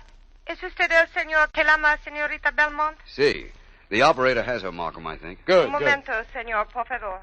Gracias. Adelante, por favor, señor. Just sit tight, Markham. I'm sure I'll contact Miss Belmont in South America. The operator's trying to get the call through now. Vance, it's only an hour since the explosion, but we've already done some great work on this case. The body in that house was identified without a shadow of a doubt as Johnny A.'s, and you succeeded in finding where Miss Belmont is. Not too difficult, Markham. There are only 2 airlines to South America. I checked them both. Found which one took a girl answering Miss Belmont's description and where they took her. The operator's now checking the hotels in that city. We'll be talking to her shortly. Wait and see. We're going to a lot of trouble just to inform the young lady that her ex-boyfriend is dead. I think I'd rather go after Big Eddie Morris. It was undoubtedly he or one of his gang that planted the bomb that wrecked Miss Belmont's home and killed Johnny A. I'm sure I'll be seeing your friend. Aquí es señorita Belmont. Hello? Hello? Hello, who is it wants me? Hello, Miss Belmont. This is Philo Vance. You don't know me. No, but I will, since I get back. I was mentioning to your friend Markham that we all ought to get together sometime. I'd hardly call 5,000 miles just to accept an invitation, Miss Belmont. Oh. I want to tell you that your boyfriend, Johnny A., is dead. Tried to shoot it out with the cops and caught one, huh? Not exactly. Your home is partially wrecked, Miss Belmont. A bomb exploded. And Johnny was caught in the blast. Good. The joint's insured and he's out of my life. Now, it's nice of you to let me know, Vance.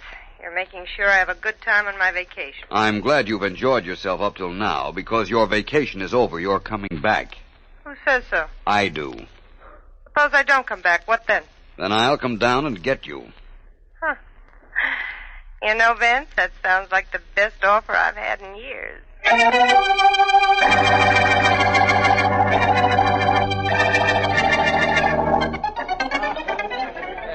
Okay. Quiet, all you guys. Now, quiet down, will you, please? Now, listen, you guys. I talk better with a gun in my hand than I do with my face. But I got something to say. All right, go ahead. Hey, you mugs, give Big Eddie a chance, will you? He's paying for this party. Let him talk if he wants. Yeah, that's better. That's better. Quiet, please. Now, get this. We're gathered here tonight to mourn the passing of a beloved...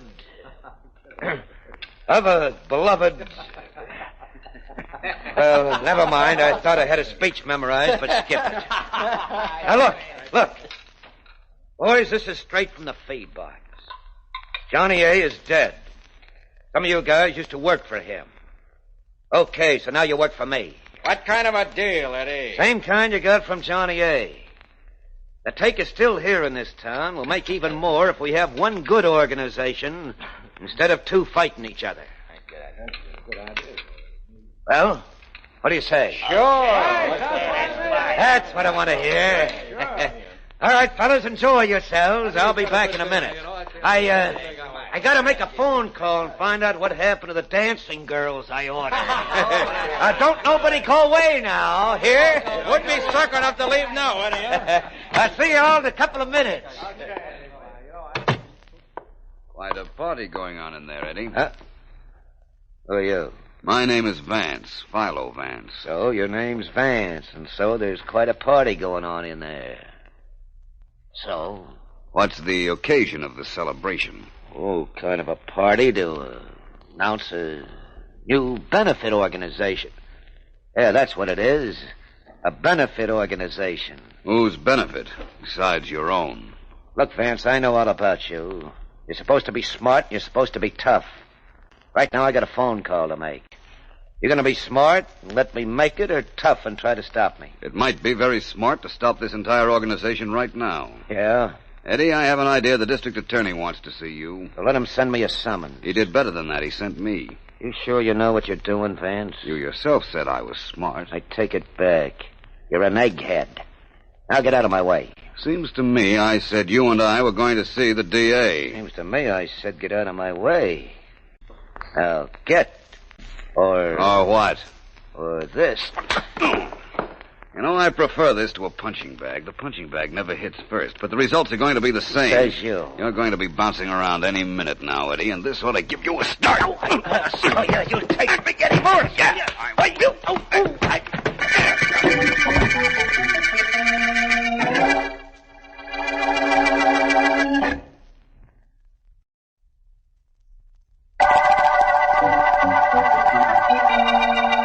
This is District Attorney Markham. The Johnny A. murder case opened before Johnny A. was murdered. A. was a gang leader who had killed an underling, Nick Keating. Johnny A.'s girl, Sonny Belmont, told me that before she left for South America. But while she was in South America, a bomb destroyed part of her home, and we found Johnny A.'s dead body in it. Vance spoke to Miss Belmont, and she flew back here, where she is now, in my office, waiting for Vance, who is going to see Johnny A. Kind of surprised I'm here, aren't you, Markham? Yes, and I'm just as surprised that Vance isn't. I wonder what's keeping him. Don't forget, he never got a look at me. If he had, he'd have been here an hour ago. What time is it, by the way? 5 o'clock. I don't mind admitting that's what's worrying me. Vance went to see Big Eddie Morris 2 hours ago. You know, that's the trouble with you guys that carry watches. You worry too much. Me, I never carry them. I wouldn't have one around. What good are they? All they do is make you hurry when you want to take your time, and that's not for me. I'm a gal that likes to take her time. Your theory is undoubtedly excellent. For you, Miss Belmont. But Vance should have been here an hour ago. Well, maybe he doesn't know I'm here. Oh, excuse me, please. Hello? Markham, sorry I've been delayed. Where are you, Vance? I only found out myself a few minutes ago. It seems that Big Eddie and I had a little session, but I guess we made too much noise because a few of his friends interrupted us. And that's all I remember. Are you hurt? Well, my eye isn't in very good condition. There must have been 5 or 6 of them, so I don't feel too badly, although I guarantee a few of them do. I'm glad it was nothing serious, Vance. But listen, Miss Belmont is here in my office. We've been waiting for you. Meet me instead, will you, Markham? At what was once her home. And bring Miss Belmont with you, if you will. I'm sure she can help close this case and round up an entire gang of criminals and killers. All right, Vance, we'll be there. I'll bring Miss Belmont and a squad of Sergeant Heath's best men. Never mind them, Markham. Just bring Miss Belmont and a piece of beefsteak for my eye.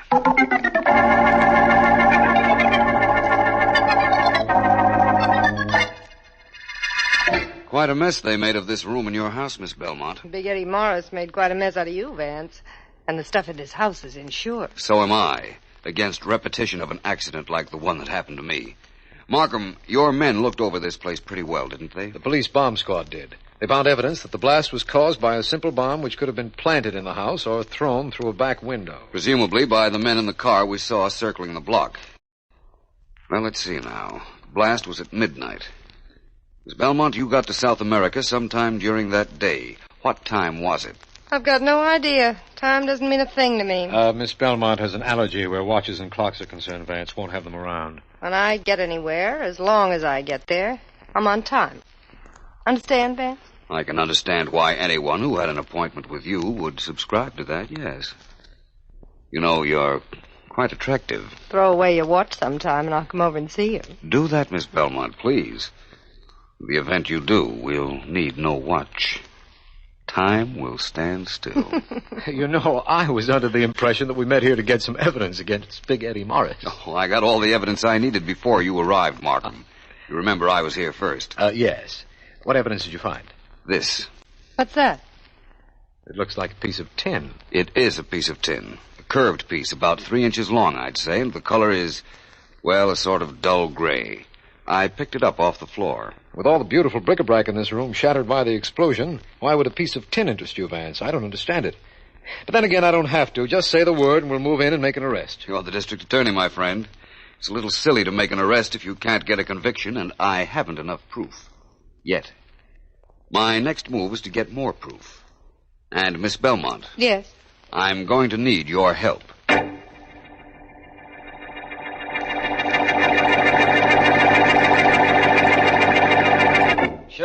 Sure, I know you. You were Johnny A.'s girl. Right? I was Nick Keating's sister, Eddie. Long before I was Johnny A.'s girl. And Johnny killed Nick. Oh. Well, what do you want with me? Look, Eddie, you know I was the finger in every jewel lift Johnny ever made. I went to a nightclub, spotted the dames with the biggest diamonds and the best-looking furs, and put the finger on them for Johnny. I could do that for you. Yeah, you could. And you could double-cross me, too. Do you think I'd do that, Eddie? To the guy that did me a favor and rubbed out the guy that killed my brother? I don't know. I'll let you know after you work your first job for us.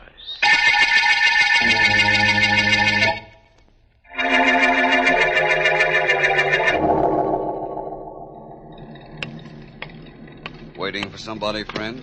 Huh?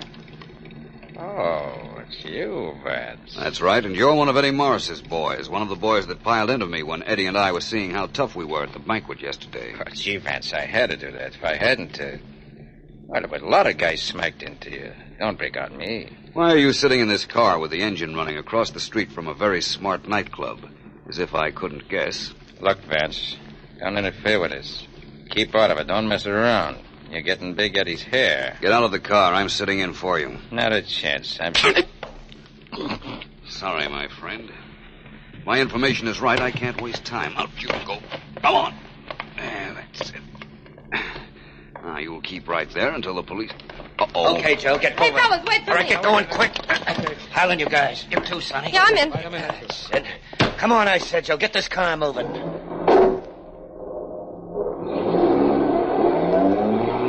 Nice work, Sonny. Thanks, Eddie. This diamond I grabbed ought to be at least 15 carats. Nice piece of change. Joe, where are you driving? Just a minute.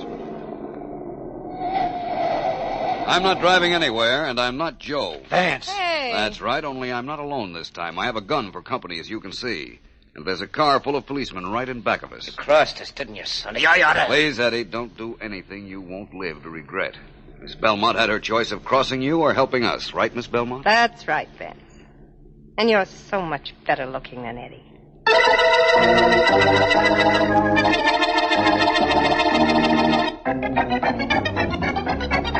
Eugene Macy, alias Potato Head Williams, suspicion of robbery, suspicion of murder. Step down. Got the whole Eddie Morris gang, eh, Markham? The entire bunch, Vance, and that includes all of Johnny A's boys, too. Eddie Morris, alias Big Eddie Morris, suspicion of robbery and murder. Step down. That winds it up, Mr. Markham. Thanks, Healy. Keep them all nice and happy until we need them. Okay, DA. Vance, you know who really deserves a vote of thanks? Sonny Belmont. She certainly helped us. She most certainly did. Which reminds me, I have an appointment with her at her new apartment. I want to thank her for her help. But you already thanked her, Vance. In my office an hour ago. Yes, I did, Markham, but not enough. I couldn't. There were too many people around.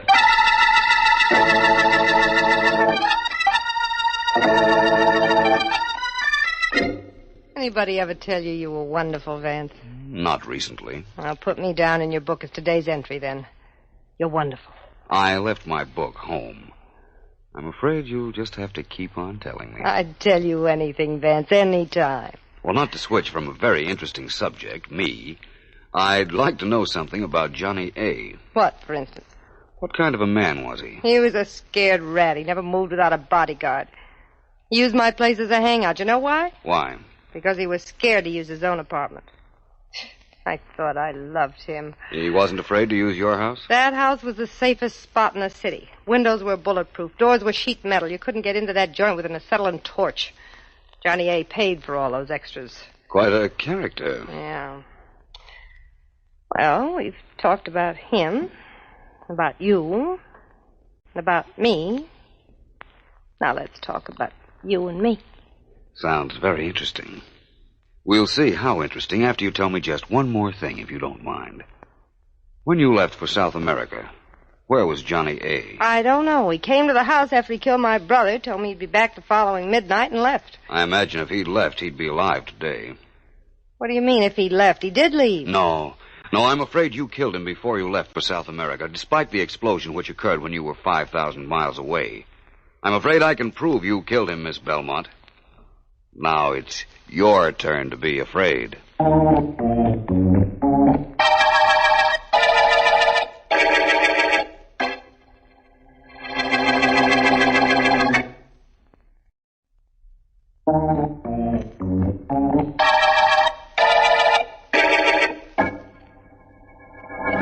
Please, Vance, let's not waste time with this. I've got to know how you built the state's case against Sonny Belmont. All right, let's start from the beginning, Markham. All right. Her house was practically a fortress. Metal doors, bulletproof glass, everything you could think of. How could anybody get in there to plant a bomb in the living room? Perhaps it was planted there the day before it went off. Someone coming in pretending to be a meter reader or something. It was planted there the night before by Miss Belmont. She had been trying to break up with Johnny for some time, had a bomb all prepared. When he told her he had killed her brother, she shot him, then prepared the bomb to explode at midnight the next evening. How did you know that? Remember the piece of tin I picked up in her house, Markham, in the room where the bomb exploded?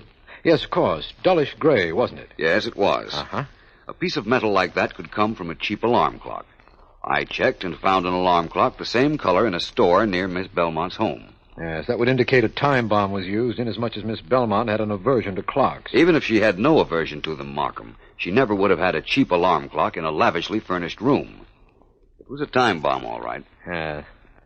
Vance, the Eddie Morris gang could have planted that bomb. Markham, the day of the explosion, you had Miss Belmont's house watched every moment from the time she left your office. But your men never saw Johnny A. come in that day, yet his body was found after the explosion. Now, what's the answer? Simple. Johnny A. had been there since the night before.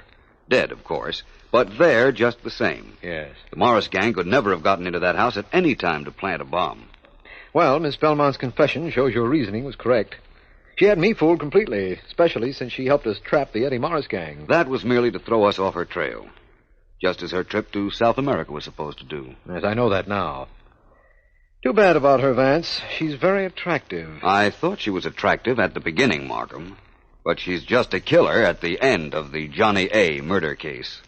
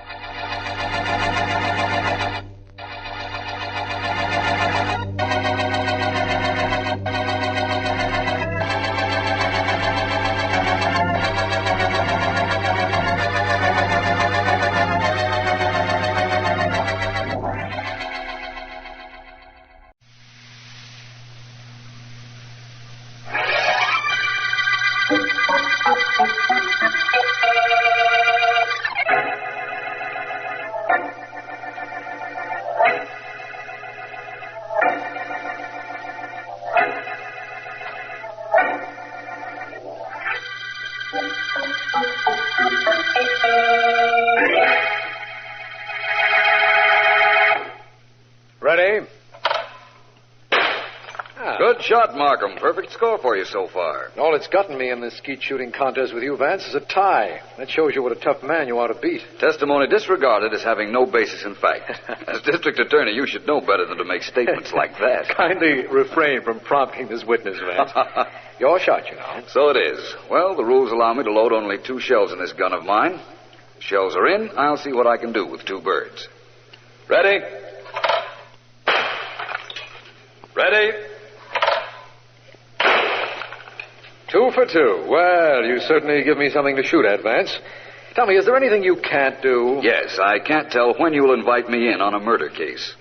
All I know is it won't be this afternoon, inasmuch as there was no case in your office when we took this holiday, and there are no telephones out here on the skeet field. I know that disappoints you, but I'll try to make a contest out of this skeet match to make up for it. My turn. Try for 2. Ready? Ready?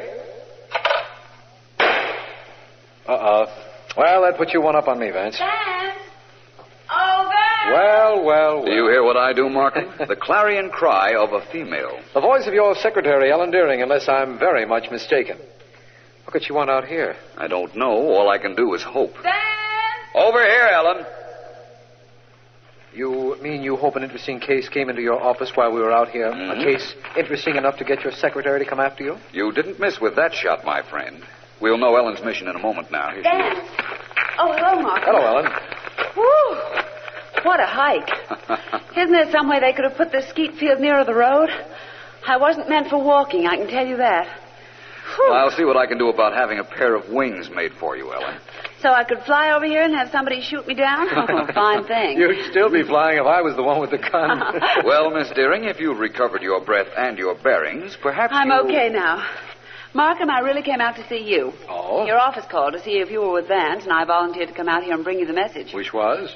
Which was that a woman named Edith Allen has been murdered in her apartment. Uh-huh. There's no apparent motive. She was happily married. Her husband has a perfect alibi, and nothing in the apartment has been touched. Well, at least Vance was wrong about one thing. He was certain we wouldn't be called in on the murder case while we were out here. A murder without motive. Well, that's the most fascinating kind to solve, Markham. The most difficult, you mean? Well, looks like we go to work, Vance. Fun's over for today. On the contrary, Markham. Apparently, it's just beginning.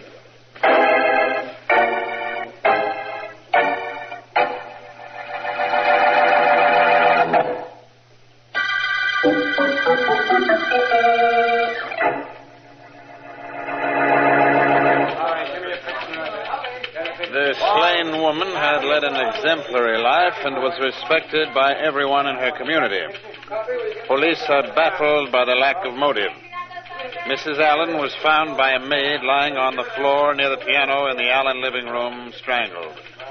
With no motive and no clues, the police face one of the most baffling crimes in years. Homicide Department Sergeant Heath admitted to the Chronicle representative today. Good story, Joe. Nicely handled. Right to head for it yourself and give yourself a byline. Okay, Chief. Unknown assailant Look, strangles you didn't bring me Mrs. what I wanted. J.C.L. For heaven's sakes. I haven't Bye, been all day. I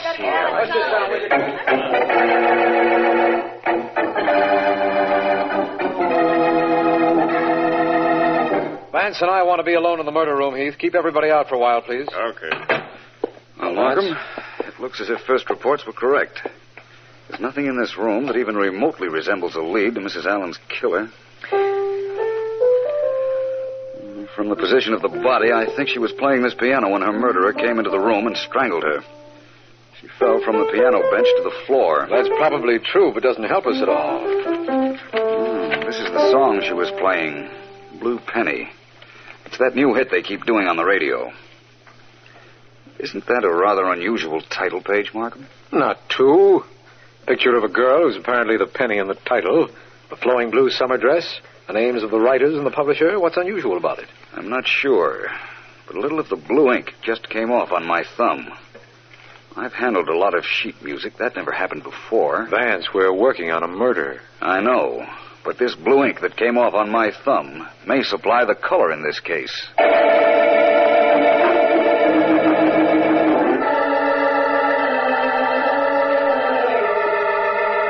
Your song's as good as Blue Penny? Yeah, it is. Another hit like that, and I'm going to go broke. Okay, I'll listen. Go ahead, play it.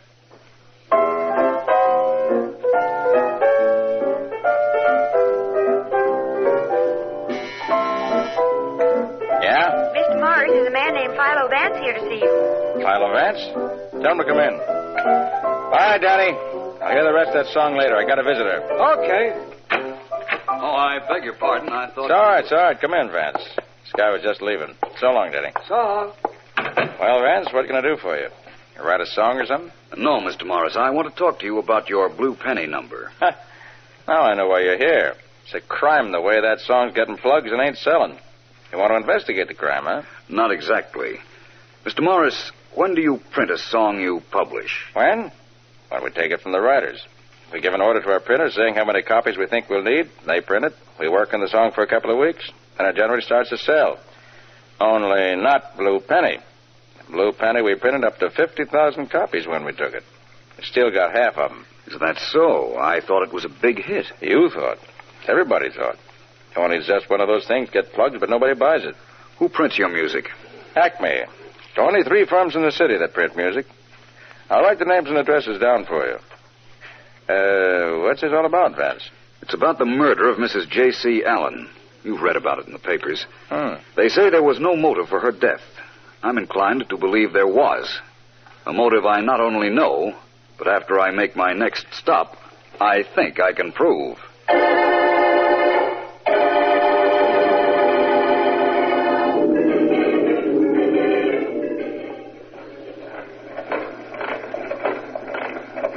That's a pretty sound those printing presses make, ain't it, Ears? Pretty, Eddie. Beautiful.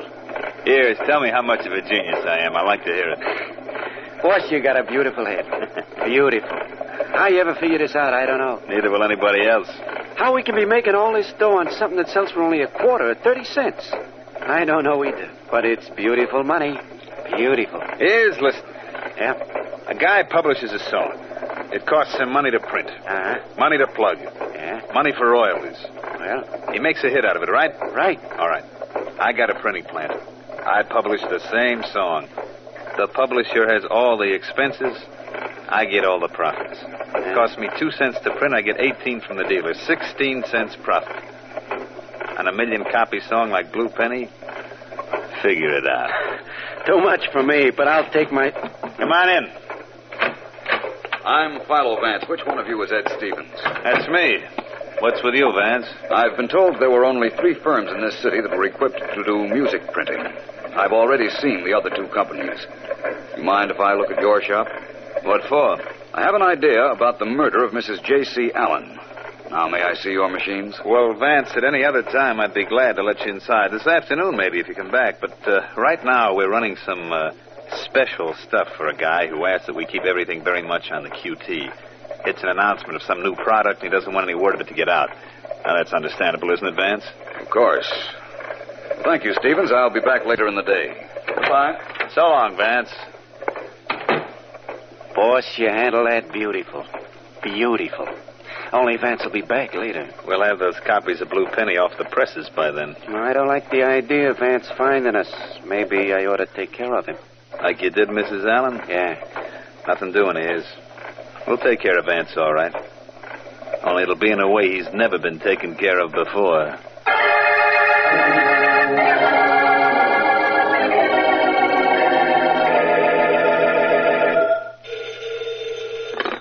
Philo Vance speaking. Vance, this is Marie Dale, Wentworth Apartments. You don't know me, but please come over here quickly. I've got to see you. What's the trouble, Miss Dale? Hurry, Vance. You've got to get here before he does, because if you don't, I'll be dead.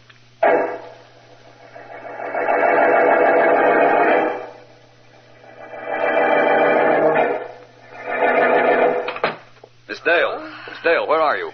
Over here, on the couch. That you, Vance? Yes, what happened, Miss Dale? He was here. Vance, bend down. Look. Look at my neck.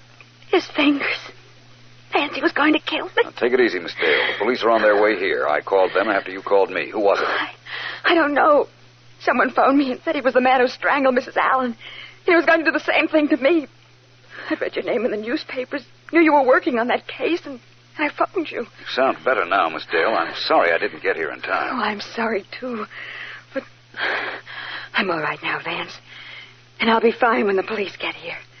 Thanks for coming. No trouble, Miss Dale. I'm very close to the man responsible for Mrs. Allen's death. Oh? I have an appointment at a printing plant in an hour. And I have an idea I'll wind up 3 things at that time.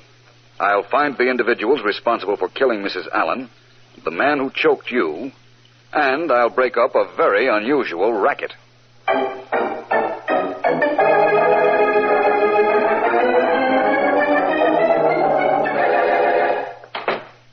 Well, come right in, Vance. Sit down. Thank you. You're a man of your word. You said you'd be back this afternoon, and here you are. You said when I did get back, I could take a look at your printing presses, Mr. Stevens, remember? Sure. Perfectly all right. I'd like you to see something else first, though, Vance. What? This photograph. It's a print and it's still wet, but you won't have any trouble recognizing the people in it. Well, let me see it. Oh. So there was a photographer in Miss Dale's apartment when I bent down to examine her neck. Yes. Looks like you're making love to her, doesn't it? Not that that wouldn't be bad, only her name isn't Dale, Vance. It's Williams. Marie Williams, and she just got out of jail last week. I'm beginning to see what this is all about. I'm going to... Now, Vance, that won't do you any good. Oh, but it'll make me feel better, I guarantee that.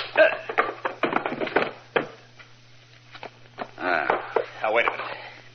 Wait a minute, Vance. Slugging me won't help you any. I don't want anything from you.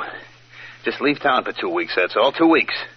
When you come back, I hand you the negative of this picture, and nobody will know you ever made love to a gal just out of jail. So that's the story, eh? Look, you can go through this plant with a microscope, and you won't find any evidence that we've been printing somebody else's music on our own. I don't know how you figured our racket, but there isn't a thing in this shop to prove what you think now. There was this morning when I was here, though. So? Look, Vance. You leaving town, or do I make 1,000,000 copies of this picture and flood the town with them? Philo Vance, leading crime fighter in the city, and his girlfriend just released from jail after serving 7 years for manslaughter. Well?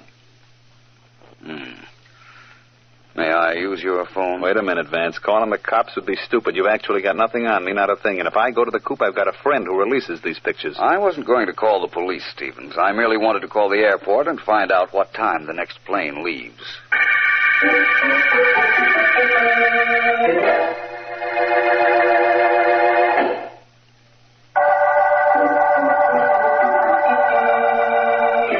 This is District Attorney Markham. We're working on a case that started with the strangling of a Mrs. Allen, wife of a newspaper man. In some way, her death is linked with a piece of sheet music, a connection that Philo Vance knows but hasn't told me. Vance hasn't been heard from for several hours, and I can't understand why he hasn't been in touch with me. However, Ellen Deering, Vance's secretary, did call, and apparently Vance had left a note for her asking her to see Mrs. Allen's husband, J.C. Allen, a rewrite man on the Chronicle. Ellen should be with him now because it is several hours. Look, Mr. Allen, Vance left a message for me to see you. You've got to help me. How? Don't you think I want to find the man who killed my wife? What can I do to help you? Just one thing. Your wife played piano, didn't she? Yeah, sure, of course she played. Where did she buy her music? That's one question Vance wants answered. Where? Yes. That little shop around the corner from our house. Cut-rate music shop run by a man named Baker. What difference does it make?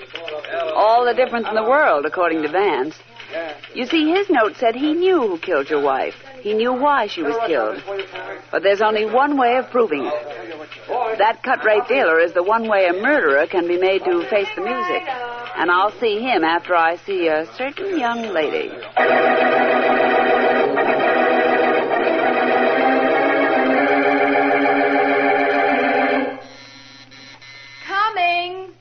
Coming. Yes? Are you Marie Dale? What do you want? I want in. My name is Deering. I'm Philo Vance's secretary. Vance? Who's he? Now, don't give me that. Look, I found your name and address on Vance's pad. I know he was up here to see you. And, I want to know where he is now. I haven't the slightest idea. Goodbye, Miss Deering. Oh, no, you don't. When I leave here, it'll be because I want to go. Take your hand off my arm. Miss Deering, you don't want anything in here. Why don't you try the lost and found department if your boss is missing? You're going to be missing something if you don't start talking. A couple of teeth, for instance. Tough, aren't you? Well, we'll see how tough your hair is. Oh, you little devil. If you want to play like that, I'll play with you. My arm. Stop. You're breaking it. Let go of my hair. Stop twisting my arm. I'll tell you all you want to know. Well, go ahead. Start talking before I start twisting. Vance came here to see me. I don't know why. I told him there wasn't anything I could do or say to help him, and he left. I don't know where he went. Big help you are. There. There's your arm back. You've hurt me. Well, I've wasted enough time up here. I thought you might know where my boss is, but apparently you're not going to help me find him. So I'll just go follow his instructions. Next stop, music shop. Please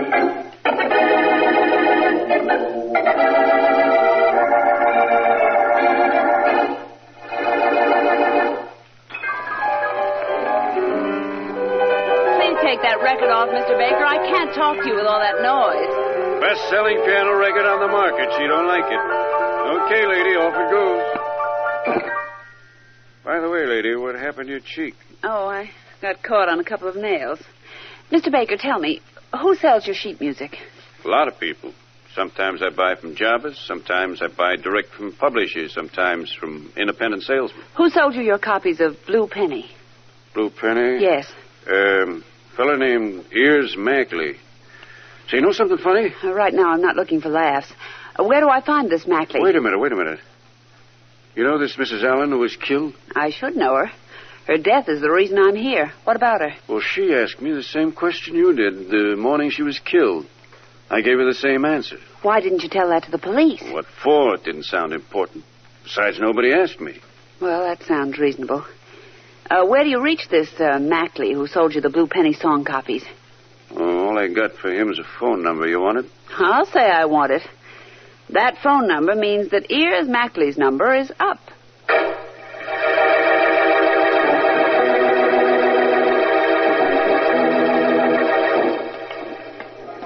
This is the printing place, Markham. When I called the phone company, I asked them for the address of the phone number I got from Mr. Baker. This is the place they gave me. Well, let's go in. Somehow I wish that Vance were here. No word from him? Nope. That's why I called you. Well, take a deep breath, Ellen, old girl. Here we go.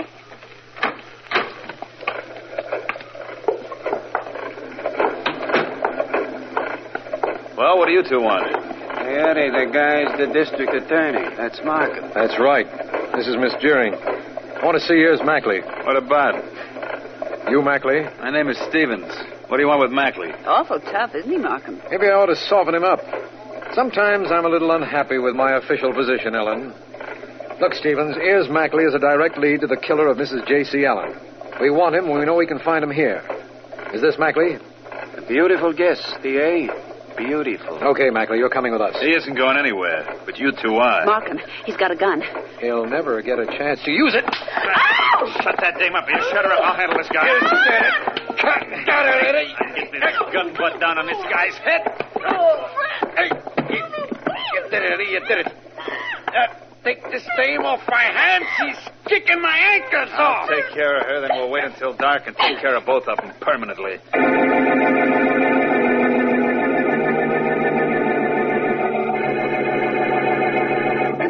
Pretty good actress I am, don't you think, Eddie? Shut up, will you, Marie? I gotta think. Well, I'm still a pretty good actress.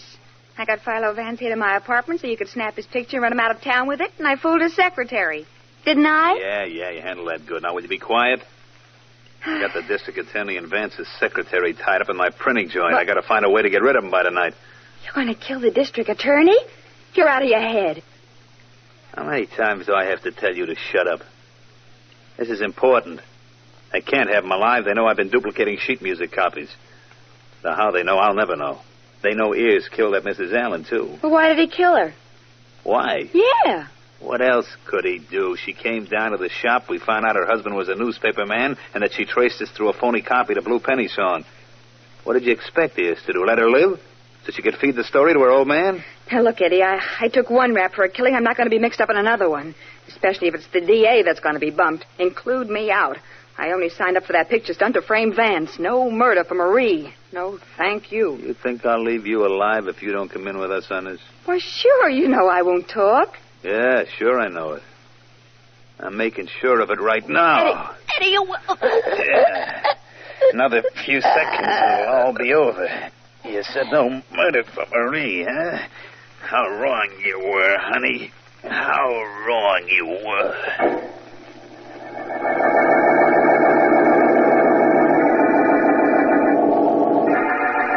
Markham.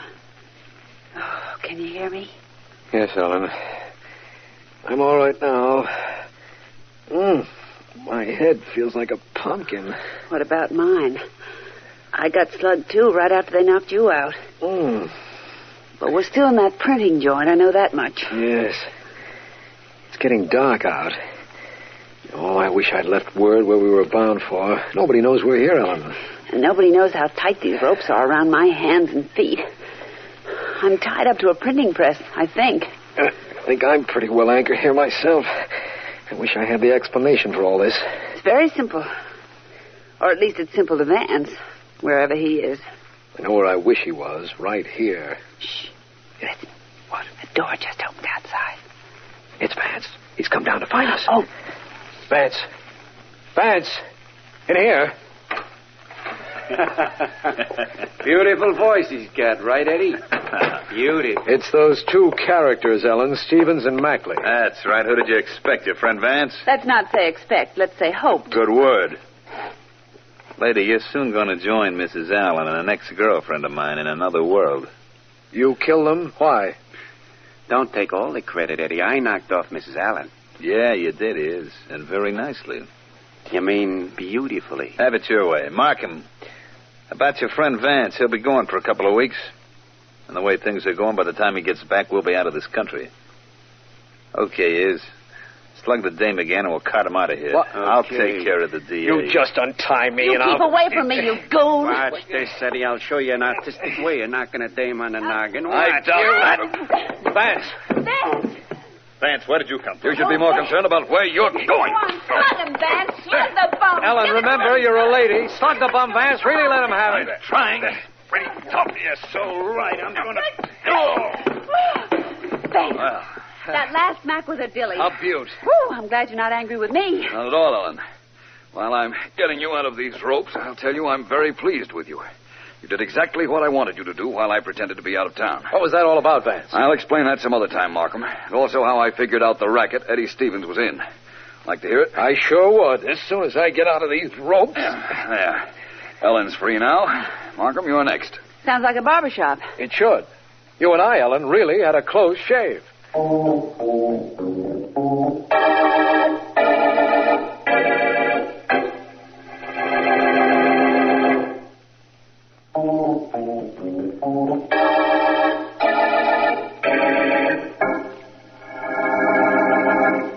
Ready? Don't you ever miss, Vance? Of course I do, once in a while. Your turn, Markham. Hey, wait a minute. What about me? I'd like a shot at one of those clay pigeons. Use my gun, Ellen. Thanks. Okay. Ready? Oh, well. Here's your gun back, Vance. Not very good. Doesn't shoot where I aim. Well, it doesn't. Vance, I think I've waited long enough. Will you please tell me what the lead was in the Blue Penny murder case? Of course, Markham. It was very simple. The ink wasn't dry on the title page of that song we found in Mrs. Allen's apartment, right? That's right. Some of it came off on your finger. Well, Markham, if that was a legitimate copy of the song, it would have been printed months ago. Apparently, someone was bootlegging copies of Blue Penny. But who? Always a good question. I found out Eddie Stevens' plant could handle music. And when I went there, he wouldn't allow me to inspect the presses. I was sure then that I was on the right track. I pretended to fall for their blackmail photo scheme and had Ellen check the shop where Mrs. Allen bought her music. That led her and you, Stevens, and his friend. And I came out of hiding in time to handle them when they were about to mishandle you. They killed Mrs. Allen because she was on their trail and they knew she'd give her husband the whole story and he'd print it, eh? That was the motive. A little hard to find, but the motive just the same. I heard enough from Stevens while I was tied up to convict him, Vance. So I guess when I put him and Ayers on trial, that'll be the end of them. Of them and the Blue Penny murder case.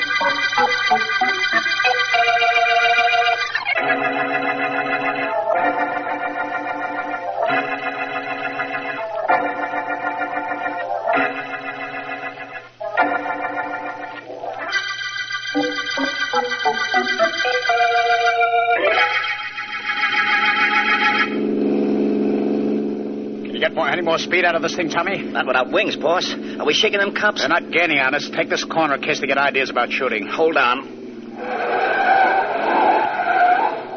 What now? Shall I head for the hideout? Not yet. Just keep the wheel steady. Your arm okay? It hurts where that bullet went in, but it ain't bleeding much. Good. We're only a couple of blocks from our place, but the cops don't know that. I'm going to try and shoot one of their tires. Go to it, boss. I ain't got no desire to get grabbed right now. All right. Here goes. I got it, Tommy. I got it with the first shot. Take a look at the mirror. Look at that patrol car wobble. Wow, that was close.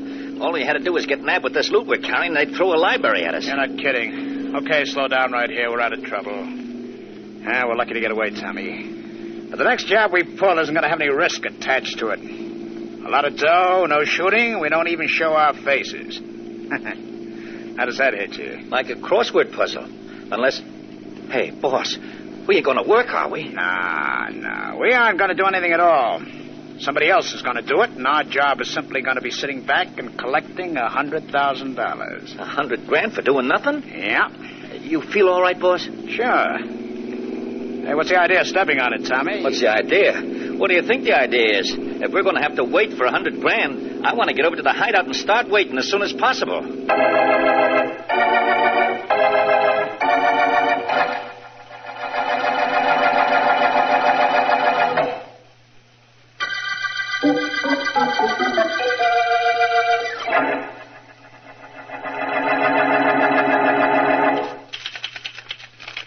Ellen, listen to this.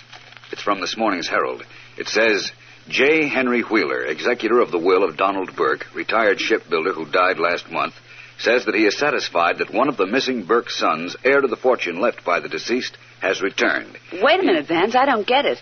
The lawyer is satisfied that one of the sons is returned. What does that mean? It means that Burke had 2 boys. Yeah? Both of whom left home years ago and were never heard from again. As I understand it, the old man was kind of a tyrant. The kids couldn't take his abuse and ran away from home. Mm-hmm. Burke left all his money, about $250,000, to the boys in the event they returned. How is anybody to know that the son who came back is Burke's son?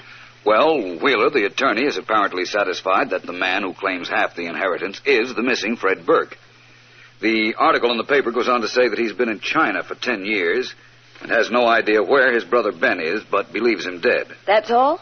That's right. That's all I wanted to know. The whole thing sounds rather dull, Vance.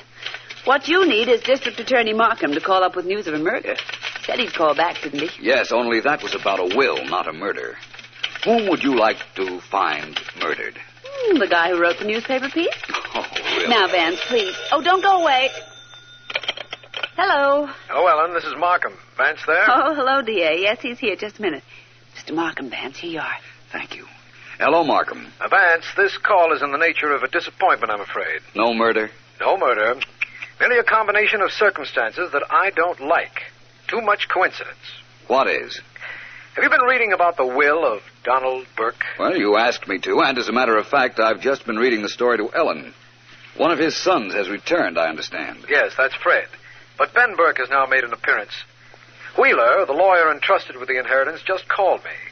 He doesn't believe this Ben Burke is a legitimate brother at all. Well, can't Fred identify him? After 20 years, Vance? Well... Fred says he may or may not be his brother. The man who claims to be Ben knows all about the family and childhood of the Burkes, but then that's been in all the papers. Yes. Wheeler is afraid that if Ben is not the legitimate brother, he'll be turning over $100,000 to an imposter. Well, no question about that. Well, thanks for calling, Markham. I'll look into this. Good. I thought you'd want to. Bye, Vance. Bye. Going out, Vance? Yes, I'll phone you later, Ellen. Anything to say to me? Just this. Well, Vance? Do that again, Ellen. On the desk this time. Goodbye. Oh.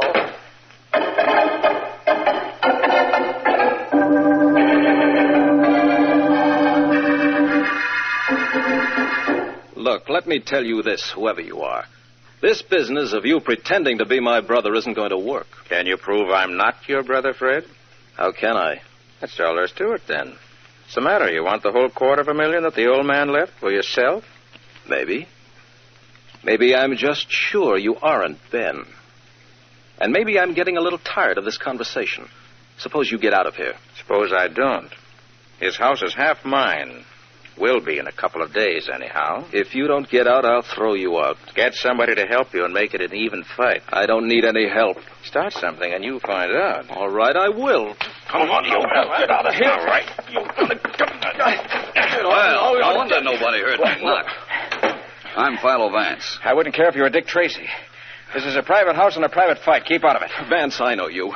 I'm Fred Burke. This is the man who claims he's my brother. Claims? Is he kidding? Well, you're no more my brother than Vance here is. I'm going to call the police and have them throw you out of here and into jail. 20 years hasn't changed you, Fred. You're still a kid, a dumb, selfish, willful child. Yeah? Vance, listen, if you want to leave here, I'll go with you and tell you a couple of things on the way. I wasn't thinking of leaving yet. As a matter of fact, neither was I. This is my home. I'm staying here. You're getting out of here. And if you don't, I will. In a couple of days, when I prove you're a phony, they'll throw you out of here. Now, wait just a minute, Fred. If you're leaving, I'll go with you. You're the one I came to see. Well, I'm leaving, all right. And if you're coming, come with me now. Well, I'm ready. I'm with you, Fred. And Ben, or whoever you are, I'm making you a promise. I'll be seeing you. Be seeing me, Willie.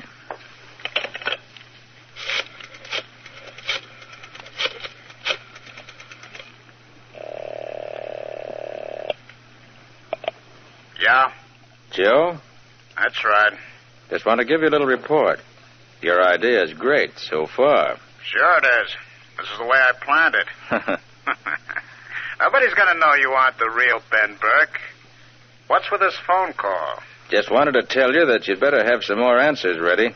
Philo Vance just left this house with my brother, Fred. Think he's going to go to work on me, Joe. Oh, he is Yeah. he? Well, we'll take care of him. Okay. You better hop back here so we can make some plans. I've got 100,000 reasons for not wanting Philo Vance to investigate you.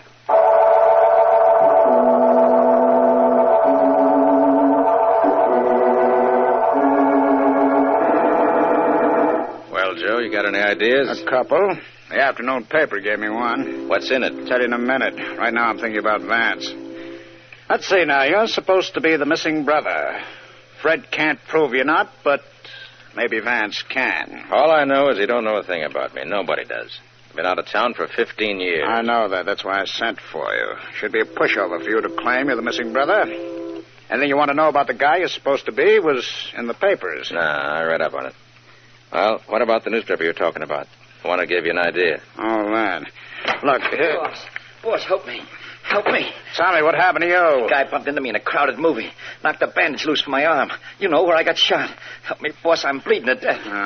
Get his coat off. We got to work fast. Okay, I'll help. Give me that shirt of his, will you? All right. I'll take this strip and tie it above the bullet hole. Now, stop whimpering, Tommy. You were stupid enough to get into a crowd. Be quiet so I can fix you up. Tourniquet, Joe? Sure, what else? It'll stop the bleeding. Don't do it, boss. Don't do it. Don't put no tourniquet on my arm. It'll kill me. Shut up. You know what a tourniquet is? No. That's what I thought. Oh. A couple more twists of this shirt stuff around your arm. The bleeding will stop. Hand me that coat hanger there, will you? Okay. Here you are. And just twist it around a couple of times. Hey, that hurts. It hurts, but it'll stop the bleeding.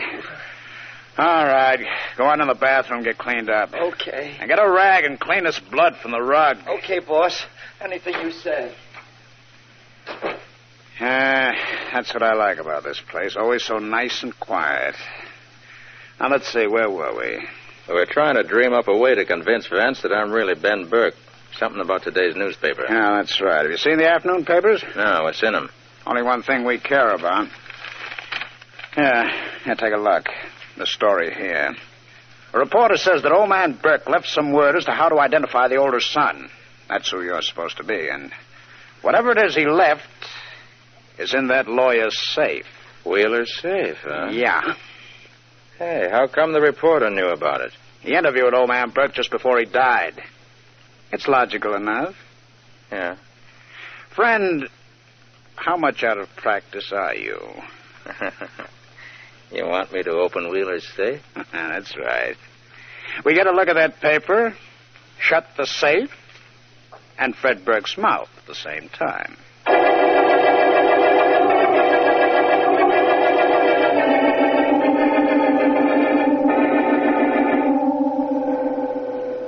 Do you think this will work, Vance? Vance? I don't know.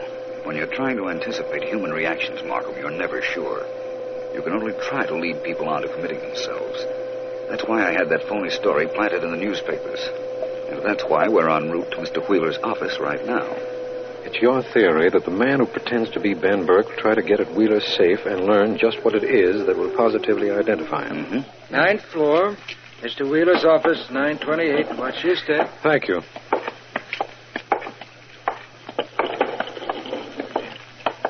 And 928, he said. Yes. That's right here. Yes, there's a light on in the office. Somebody's working late. I hope that's what it is. Come on, Markham. Right. Vance, look. I see. It's Wheeler, the lawyer. Help me untie him, Markham. I will. I'll take his gag off while you're working on the ropes. There, Mr. Wheeler. I'm District Attorney Markham. Tell us what happened. Mr. Wheeler... He doesn't answer, Vance. Probably stunned. Apparently he was hit on the head by whoever it was that tied him up. But look over there by the safe. It's a man lying on his back and shot through the chest. Yes. Take a look at that fellow, Markham. Ever see him before? No. I have. It's the man who wanted to be known as Ben Burke. Oh? Apparently he came up here to rifle this safe, which is just what I figured he'd do if he were a phony. Vance, I know what happened now. This man, whoever he is, came up here with a Confederate. Yes. He went to work on the safe. Wheeler came in, saw him, and shot him as he was bending over the safe. Uh-huh. This man's Confederate then hit Wheeler over the head and tied him up. Oh, look, Vance, Wheeler's moving. Mr. Wheeler? Mr. Wheeler? My head. My head. Mr. Wheeler, this is District Attorney Markham, and I'm Philo Vance. Tell us what happened. Came in office. Man at safe. Saw his back. Shot him. Got hit on head. That's all I remember. You see, Vance, I was right. I told you exactly what happened, didn't I? This dead man isn't Ben Burke at all. He's an imposter. Our case is ended. You've told me what you thought happened, Markham. And apparently what Mr. Wheeler here says bears out your story. But actually it doesn't. Wheeler didn't kill this man. And because he didn't, our case is just beginning.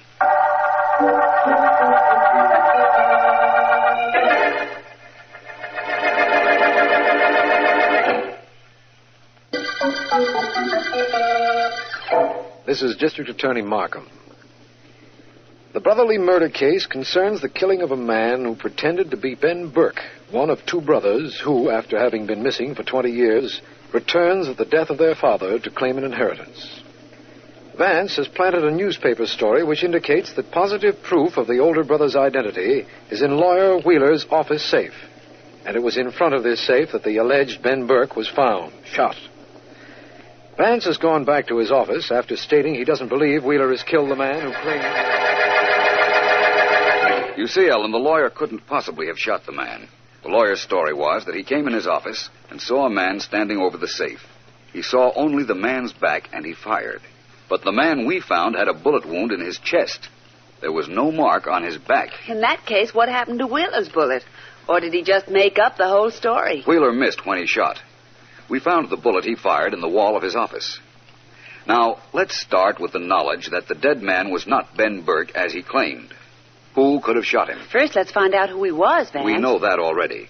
He was an ex-safecracker, missing for years. Oh. His fingerprints were on file at headquarters. In that case, I know the whole story. Well, I hope it's more accurate than Markham's idea of what happened in that shooting. You want to listen or you want to talk? Go ahead. Well, this ex-safecracker was brought out of hiding to open that safe. And as soon as he did the job, whoever hired him killed him. And whoever that was now has the proof of how Ben Burke can be identified. Simple? That's very cute. Only two things wrong with it, Ellen. What? One, there was no proof in the safe. And two, whoever hired the man to pose as Ben Burke wouldn't kill him after hiring him. In that case, either the lawyer or the legitimate brother, Fred Burke, killed him. Well, what would you suggest we do about finding out? I did my share. From now on, it's up to you. You take it from here, Vance.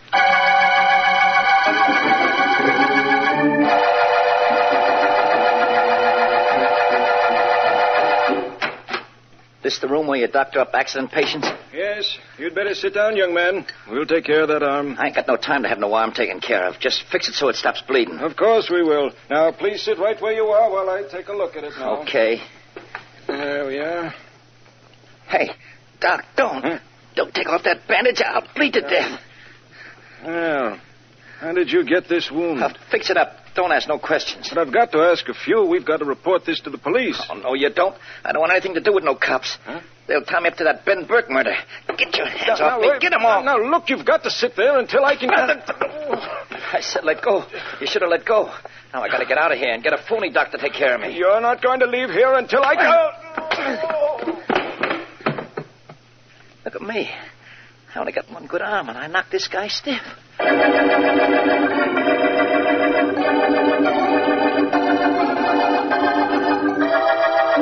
Of course I want to help you, Vance, but how can I?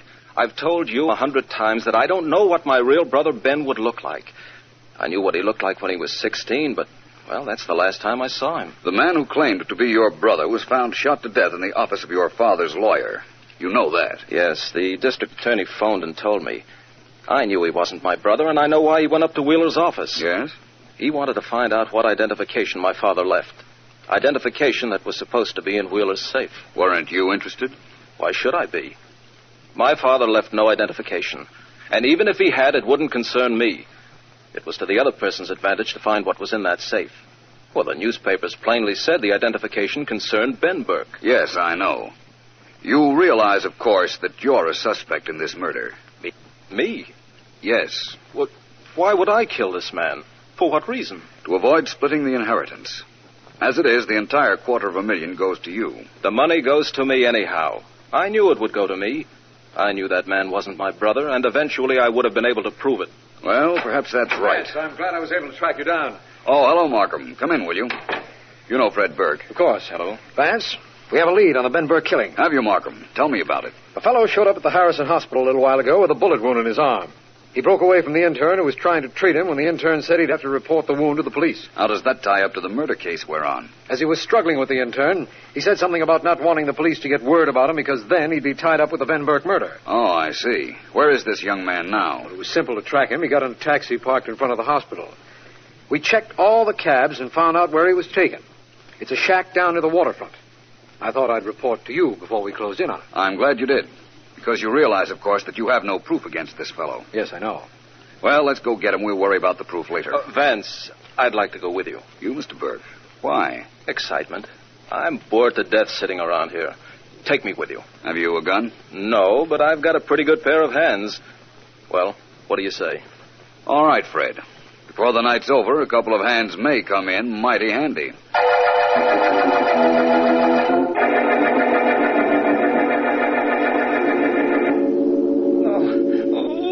Hold still. All right. How's that feel now, Tommy? Better, Joe. You ain't sore because I ran out of here and tried to get in the hospital, are you? It's okay. I got scared. I got real scared. I thought I was going to bleed to death, boss, but when they wanted to report me to the cops, I scrammed. I done right, huh? Yeah, you did. Now that arm better heal in a hurry. Yeah. We've got to go back to doing stick-ups, and I need you to drive the car, and you need 2 hands for that. I'll drive it one eye for you, boss, if you want. But what happened to this gimmick of yours where we were going to make that $100,000 doing nothing? That blew up when Pete got shot at Wheeler's office. Oh, so that's what it was. You got him to pretend like he was Ben Burke. In that case, why did you kill him? Don't move, either of you. What? Come on in, Vance. Burke. That question your friend just asked you is one thing I'd like the answer to. Why did you kill this fellow Pete who was masquerading as Ben Burke? Hey, Joe, who's this? That's Markham, district attorney. Next to him's Philo Vance. The other bum, I don't know. He's Fred Burke, but I'm still waiting for an answer to my question. We heard enough outside the door to tie you two up with the murder, but I thought you might tell us why you did it. Who said I killed Pete? Well, your friend here just asked you why you did it. That seems to imply you did it, doesn't it? Does it? Tommy, listen to this, huh? Yeah, boss. Tommy, why did you shoot Abraham Lincoln? I shot Abe. You hear that, Markham? I just asked Tommy why he killed Lincoln. That means he killed him? Just a minute, my cute friend. All right, Vance, what's with you? You hired a safecracker named Pete to impersonate the missing Ben Burke. You told him to go to Wheeler's safe and get the identification papers you thought were there. But you found out he was going to double-cross you, and so you killed him. If you say so, Vance, you must have proof, and that's enough for me. Come on, you two. You're coming with us. Oh, no, we're not. Come on, Tommy. They won't shoot. We'll make a break. You'll make a nothing. Oh, Well, quite a right hand you have there, Mr. Burke. Yes, isn't it? You flattened our friend very nicely. Look, nobody clipped me here. I don't know nothing. I didn't see nothing. Besides, look at me. I'm wounded. See, my arm, wounded. We won't hurt you. However, we will take you downtown with us, you and your friend here, when he wakes up. Well, Vance, that's that, I believe. Are you indicating that we've reached the end of the brotherly murder case? Of course. You yourself said I just that- wanted to see what reaction my words would have, Markham. This Joe individual didn't kill the man pretending to be Ben Burke. He didn't? Well, then who did murder the man who claimed to be my brother? You did. Me? Are you kidding? Why would I kill him? How would I kill him?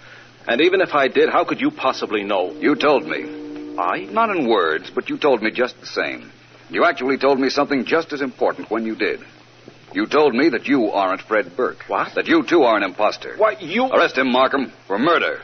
And for not being half as clever as he thought he was.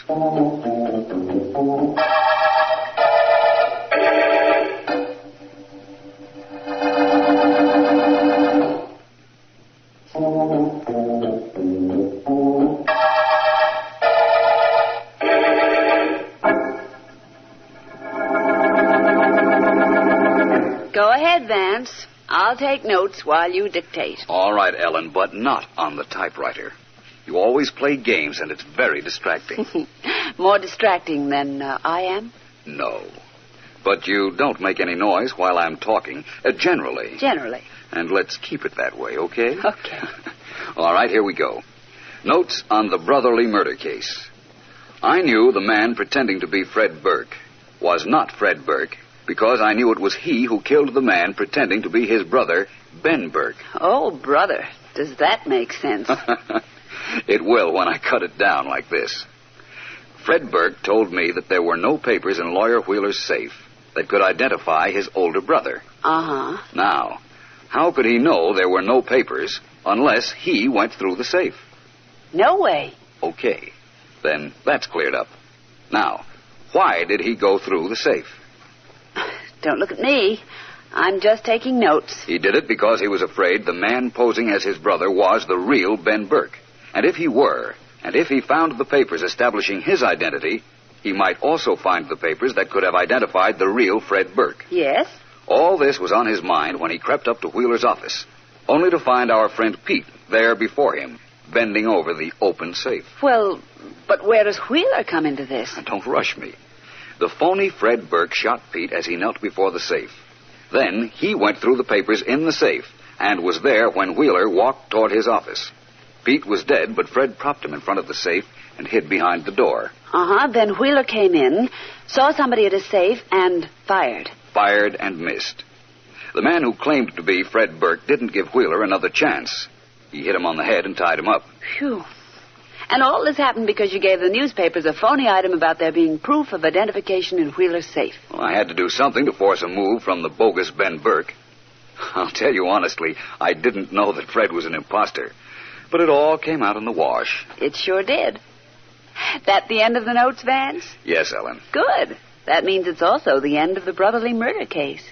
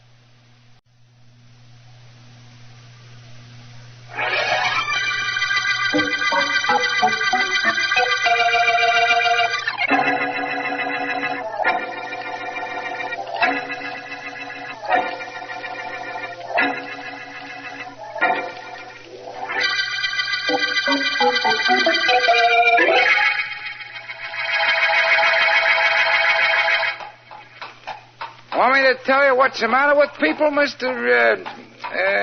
Vance. Philo Vance. Oh, yeah, that's right. Vance. Want me to tell you what's the matter with people, mister? Well? They're in a hurry. Always in a hurry. Rush here, rush there. Why? Well, some people have to be in certain places at certain times. But why? Well... Suppose everybody was late getting there. Then it wouldn't make any difference, would it, Mr. Vance. Philo Vance. Oh, yeah. Perhaps your logic is correct.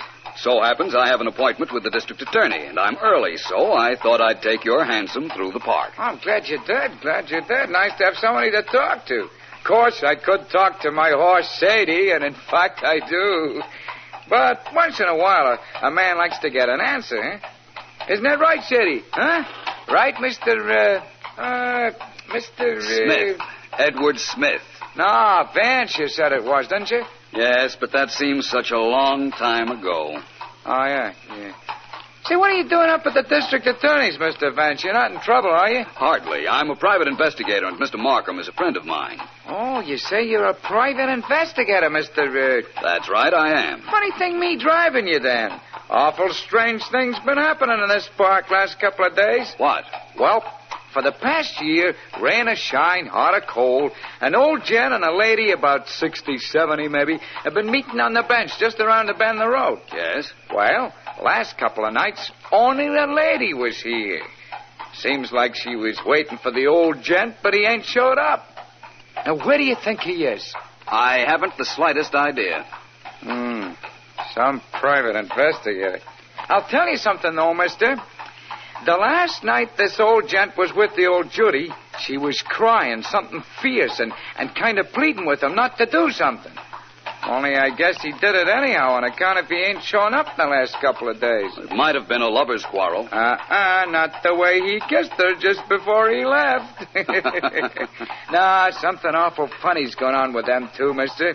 If I ever seen anybody who needed help, it was that old lady. Say, she's probably there now. What are you going to do about it?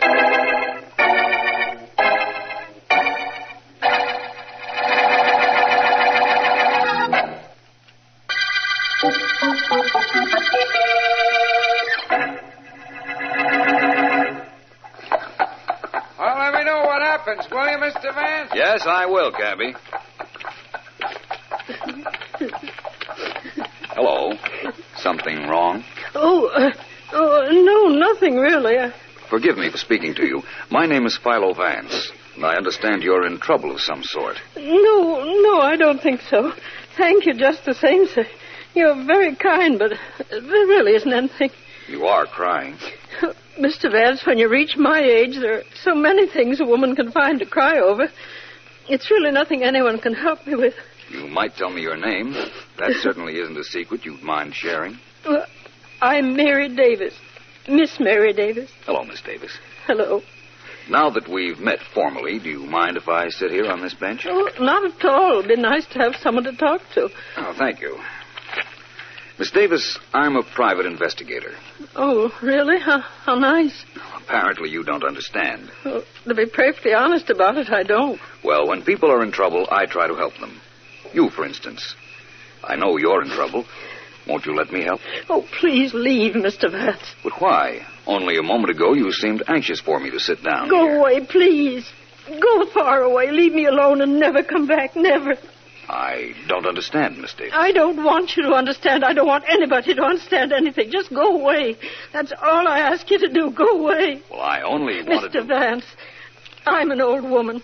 I love only one thing in this world, one man. And if you don't go away and go away quickly, Jason will be killed. Now will you go away?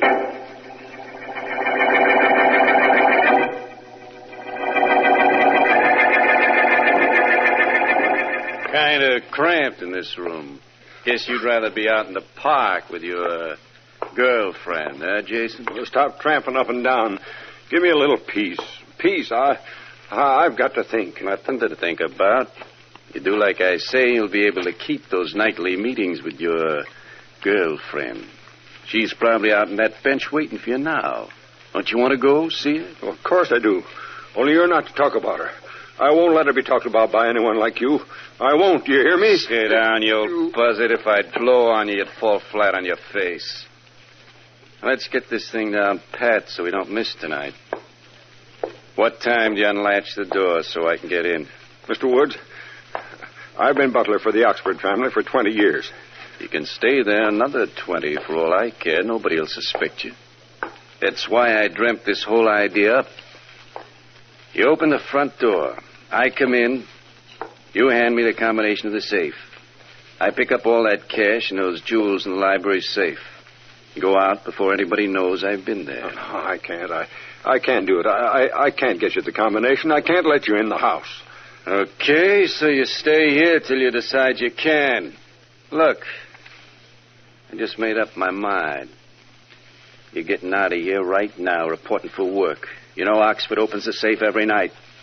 Watch him close and get the combination, and at midnight you're coming down and unlatching the front door. Am I? You don't, and I'll take care of that Judy you're so in love with, that Mary Davis. I told you never to mention her.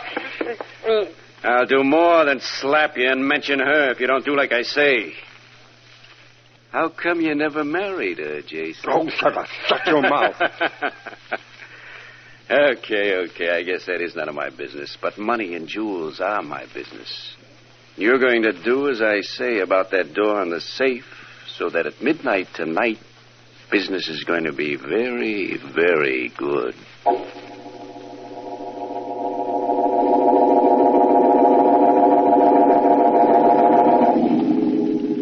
Come on, Jane. Hand me that screwdriver we brought. This safe will be open in 5 minutes. Billy, we shouldn't. Just like a dame. What do you mean we shouldn't?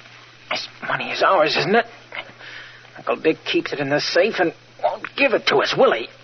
That money belongs to us, and we're going to get it. Yes, I know it's ours, but I can't help it.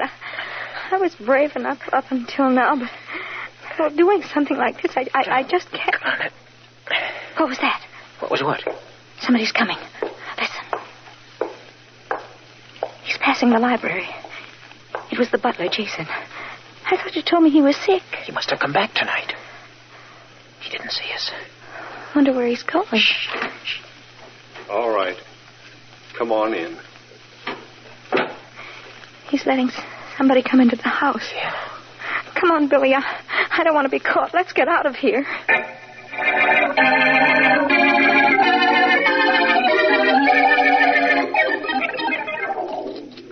You're old, Vance, only please, no double sixes. I've enough trouble beating you at backgammon without your getting lucky, too. All right, Markham, no double sixes. Here we go. Oh. 4 and an ace. Well, I think I'll make a board point. There. Your play, Markham. Yes, I know. Now, let's see. What points would I like to throw? The dice won't be able to hear even after you decide. Well, you can't be too sure. They're my dice, you know. By the way, Vance, what delayed you tonight? An incident in the park with a charming old lady. It's still bothering me, by the way. I wish she'd have let me help her. I imagine by this time, so does she. Well, I think I'd like a 6-5 combination. I get it. I can close up a point on my home board. Here we are. 6-5. Well, Vance. Well, wait until the district attorney hears about the district attorney and his crooked dice. You know, Excuse me, Vance. Oh, surely. Hello? Mr. Markham? Yes? Rogers at headquarters. Yes? There's been a murder at 42 Johnson Street. What? A man named Oxford lives there alone. He's been killed. The butler's missing and the safe's been robbed. Right, Rogers. I'll be down there right away with Philo Vance.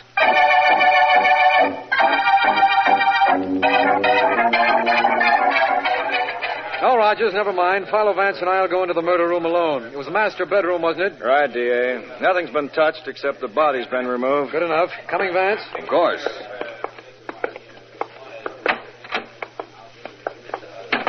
Well, it seems to be an open and shut case, Vance. The downstairs door wasn't forced, the windows hadn't been jimmied, and the butler's disappeared. Apparently, he got tired of working for a living, strangled his employer, and departed. Apparently. Do you have a file on him, Markham? Rogers checked. We know his name, Jason Masters. Mm-hmm. But he's never been in trouble, and apparently he's worked here for quite a while. I see. Anything else I should know? Only that the dead man had a niece and nephew, Jane and Billy Reed. They're his heirs. Will you want to see them? I might as well. Apparently our murderer has covered his tracks pretty well.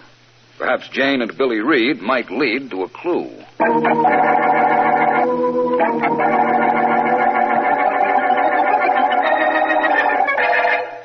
I'm going to tell the police, Billy. I'm going to tell them. Oh, you are you? Yes. And are you also going to tell them what we were doing in the library at the time? Are you? Yes, I'll tell them that. I'll tell them anything. We needed our money, so I agreed to help you get it from Uncle Dick's safe. But we know who killed him. We've got to tell. Do we? Yes. Oh, fine. Well, then tell me, who killed Uncle Dick? The man Uncle Dick's butler let into the house while we were there. And who was that? Well, I don't know. All we know is that we were there and that some unknown man came into the house. You've got nothing to tell the police. I haven't, but you have. You stayed behind when I ran out the back. Jane. Billy, did you... Shh. That might be the police. Oh. Now, calm down, Janie. Come in. Good evening. I'm Philo Vance. Hi, I'm Bill Reed, and this is my sister, Jane. And look, Mr. Vance, if it's about Uncle Dick's death, we don't know a thing. Not a thing. Wait a minute. That's not true. Jane. I don't care. It's not. Vance, you're not the police. I know about you. Please don't have us arrested. We didn't do anything. Perhaps you'd better finish what you started to say when your brother stopped you. Well, we were in the house when Jason the butler let a man in. We don't know who it was. I ran out. But don't listen to her, Vance. She doesn't know what she's saying. It's true. Find the man that Jason led into the house, and you'll find my uncle's killer, Vance.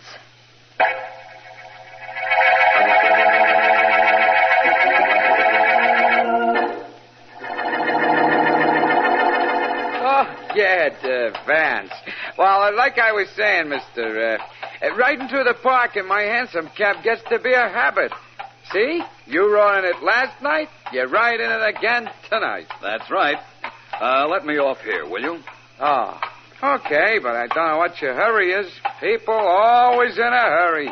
Oh, city worker. Well, here's your money. Goodbye. Bye. Come on, City. Step on it. Come on, girl. Gotta get home, get something to eat. I'm starved. Good evening, Miss Davis. Oh, hello, Mr. Vance. I was hoping you'd come this evening. I want to tell you how sorry I am about being so rude last night. Oh, that's all right. Has your friend made an appearance this evening? No, but he will. Oh, I'm sure he will. It's too wonderful an evening for him not to come. I hope he does. Well, I thought I'd stop and say hello. I was trying to work out a problem in the hansom cab just now, but the cabbie wanted to talk, so I thought I'd get out. I'll see you again, Miss Davis. Good night, Mr. Vance. Mary. Darling, where are you? Right here. Oh, Jason. I was waiting until you finished talking. Jason, darling. Oh, it's been so long. Many, many years, Mary. Too many. But it's not too late.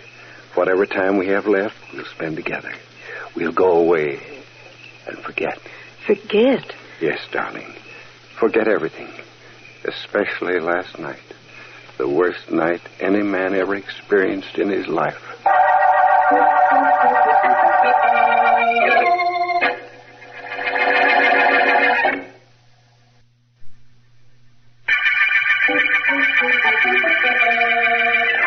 This is District Attorney Markham. The Oxford murder case opened with the finding of the body of millionaire Richard Oxford. Vance has questioned his true heirs, Jane and Billy Reed, and has some information which he hasn't as yet disclosed to me, but feels that it pertains to the murderer. Jason, family butler to the Oxfords for many years, is missing. And the last I heard from Vance, he had decided to... No. Please. No, I can't tell you anymore, Mary. Don't ask me. But, Jason, you must. We can't start off... Jason will tell me. Good evening again, Miss Davis. Mr. Vance. Mary, who is this? My name is Philo Vance, Jason. I was hoping you'd show up here tonight. You were Mr. Oxford's butler, weren't you? Yes, I was. But believe me... You had nothing to do with his death, I know. And by the way, in case you think my coming here just now was coincidence, it wasn't. Miss Davis here mentioned your name the first time I saw her, the time she ordered me away. Yes, I did. I didn't mean to, Jason. Believe me, I didn't mean to. No, I don't imagine she did. But the fact that the Oxford butler was missing, the fact that she hadn't seen you for a few days was too much coincidence to ignore, especially as the name Jason fitted both of you. I decided to wait for you to show up. And here you are. All right, here I am. Now what, Vance? Now you tell me who it was that you let into the Oxford house. How could you know that? It doesn't matter, Jason. Tell him. Please tell him. All right. It was a man named Harry Woods. He threatened harm to Miss Davis here unless I did what he said. Then he killed your employer. Well, I don't know. When I let him in, I went to my quarters. Do you know where I can find him? I know where he lives. I should. I was kept there for 2 days. Good. Give me the address, and Mr. Markham and I will try and get his number.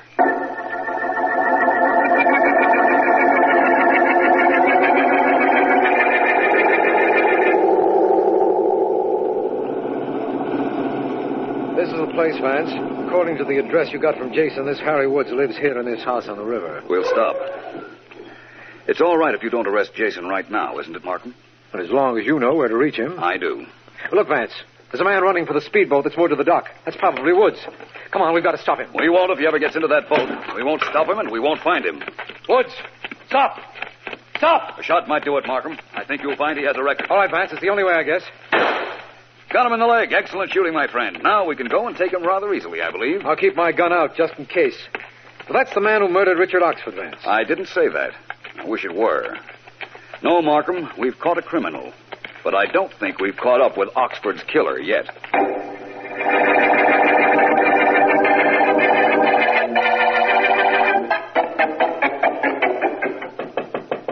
Come in. Mr. Vance? Miss Davis. Well, please come in. Thank you. Mr. Vance, I came to tell you that Jason and I are married. Congratulations. I'm glad you did tell me. And I came to ask a favor. He's told you all he knows about Mr. Oxford's death. Won't you let him leave town with me? We want to go away. Well, that's really up to the police to decide. I know, but you have influence. Wouldn't you use it, please, for us? Well, excuse me. Certainly. Philo Vance speaking. Hello, Vance. This is Jane Reed. Oh, yes. I've got to talk to you. Will you come right over, please, before my brother gets here? Of course, but what is it? The night of the murder, I left Uncle Dick's house, but he stayed on. He knows something about Uncle Dick's death. Please, Vance, get here right away. So Billy might know who killed Mr. Oxford, eh? Yes, I think so. I'm sure you can get the whole story out of him. Where is he now? Well, he's out playing tennis at Windmere Courts, but I want you to be here when he gets home. Well, maybe I ought to go to the Windmere Courts to see him. No, I want to be with you when you make him tell what he knows. Come here, Vance. I'll be waiting. Very well, Miss Reed. I'll come at once. Goodbye. Well, Miss Davis, or rather, Mrs. Jason Masters, I think maybe I'll be able to do as you ask. Oh. Someone who knows something about the murder of Richard Oxford is going to talk. Oh, wonderful. Well, it isn't wonderful yet. First, I've got to hear what he has to say. Oh, I'll tell Jason. He'll be so happy. Do that. I'll be in touch with you, Mrs. Masters. Before very long, I promise you.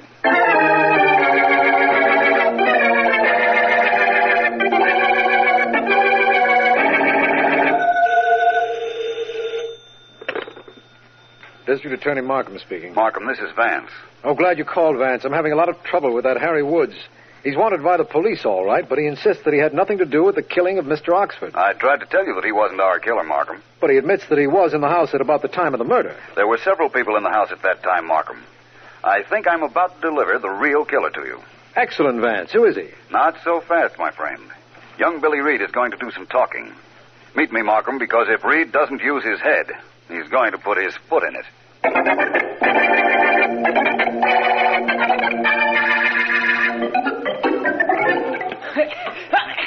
Hey, you're running me ragged, pal. Cut it out. Cut it out. Hey, let's see if you can hit that one back. Hey, you missed, friend. Outside. Well, looks like my game. Now me for the showers and home. See you later, Frankie. Okay, Billy. So long. Yeah, sure was. Dum dee dee dum dee dee da dee dum dee dum dee dee dum dee da dee. Mr. Reed. Oh, Jason. What are you doing out here at the courts? I came to see you. Come over here where we won't be watched. Well, all right. What is all this? Hey, how did you happen to know I was here? Oh, that isn't important, Mr. Reed. I understand you know who killed Mr. Oxford. Who told you that? The same person that told me you were out here. My sister?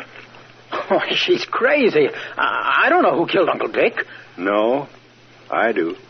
Who was it? You're asking me to tell you? Why did your sister say what she did? Oh, because she knows I was in the house just before the murder took place. That's why. Oh, you were. And did you see your uncle killed? No. No, I didn't. You lie. No. You saw me kill him. No, honest. You were going to tell the police. No, now no. I'm going to kill you with my own Jason, hands, just like I did your uncle. With my own hands, the way I killed him. I had to kill him. He woke when I went to his room to get the combination of the safe. He saw me. That'll be all, Jason. Get your hands off Reed. Vance, you too, huh? I can handle you. I may look old, but I'm strong. I'll get him. No, you won't. No. And now I'll do the same to you, Vance. You heard too much. You're smart. But your neck is just as easy to choke as... Don't, Jason. I don't want to have... Hold him, Vance. We're coming. Hurry, Margaret. In here. All right, Billy Daniels. Help me get this madman off. You'll never take me. Better use your Billy Daniels. Go ahead. I can handle 5 like you. I can... Oh, give him your hand. Well, that was close, Markham. Yes. I don't think our young friend Billy Reed suffered much damage. No, he'll be all right. You can take Jason in, you know. Murder? That's right, Markham. I heard him admit he killed Mr. Oxford when he tried to strangle young Billy Reed here. But I knew it was he long before that.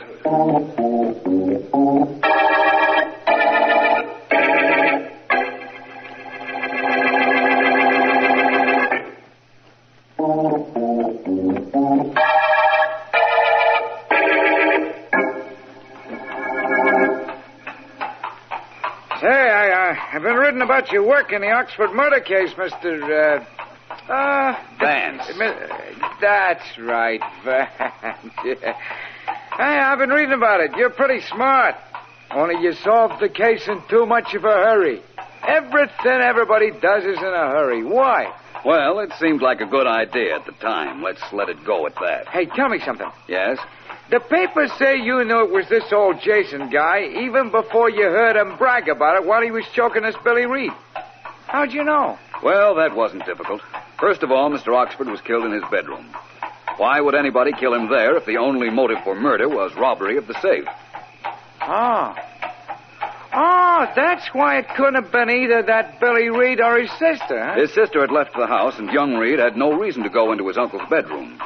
All he was there for was to get into the uncle's safe, and he could have done that rather easily. But how about this Harry Woods guy that the district attorney shot? He was a fugitive from the police, as I suspected. But he never knew that Jason had crossed him. Apparently, Jason had given him the combination of the safe, but Woods found it empty. And the reason it was empty was because Jason had been there first. Woods had no reason to go into Oxford's bedroom. None at all. Yeah. Well, how come Jason had a reason? He wanted the money from Oxford's safe. Money he could get married on. Apparently, his mind went a little haywire during the past few years, and he decided to get the combination of the safe from his employer's room. He was caught, and so he strangled Mr. Oxford. Seems to me he was taking a pretty big chance. Not really. There was always Harry Woods to throw the blame on. Yeah, sure there was. You know, there's one other thing I don't understand. And that is? Well, how this Jason all of a sudden made up his mind to kill young Billy Reed at the tennis court where you grabbed him. He thought he had to kill Reed.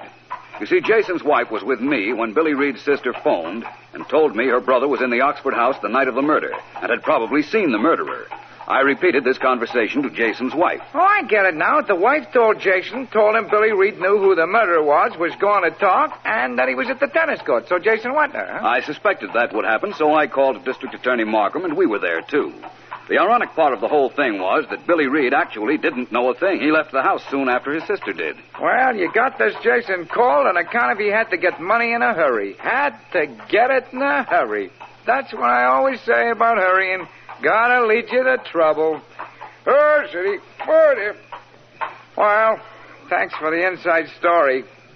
All right, this is the end of the line, Mr. Vance. And you're welcome. It's the end of the line, my friend, and also the end of the Oxford murder case.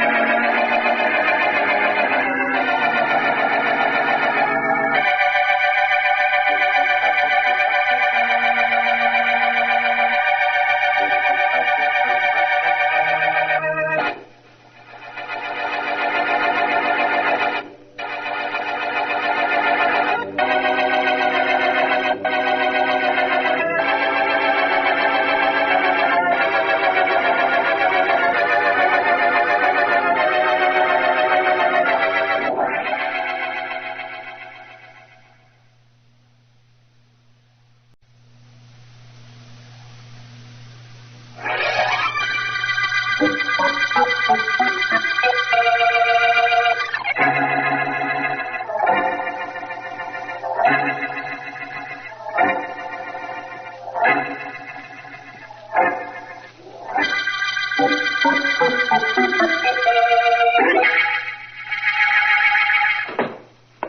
move, you. No, don't shoot me. Okay, if you do like I say. Yes? Get up that dough. Come on, get it up. Ah. The money in the drawer. I just saw you counting it. Get it up. Well, I have no money. Business has been bad. Business has been great. We've cased this store for a week. Pull open that cash drawer. No, I can't. Okay, so I'll do it. No. I know what you're thinking. I'll be a cinch to describe the cops. Dark, medium height, wearing a mask, a checkered suit, and a gray hat. Oh, I wouldn't go to the Oh, yes, you would. Now back away from this drawer. Yes. Good boy. No money in here, huh? Business is bad, huh? You're the... No, don't. I'm an old man. You're lucky you lived this long. Take this money. And here's a receipt for you. Oh. You're not unconscious. Don't fake it. I don't want you to be out completely. You've got your money now. Now, what do you want? I want you to be able to describe me, and I want you to see this. Look at me. Keep looking at me. What for? I want you to be able to tell the cops you were held up and robbed at midnight by a guy wearing a checkered suit and a gray hat. And I want you to tell them this. Where are you? I can't see you. Of course you can't. I've made myself invisible. Tell the cops that. See if they believe you.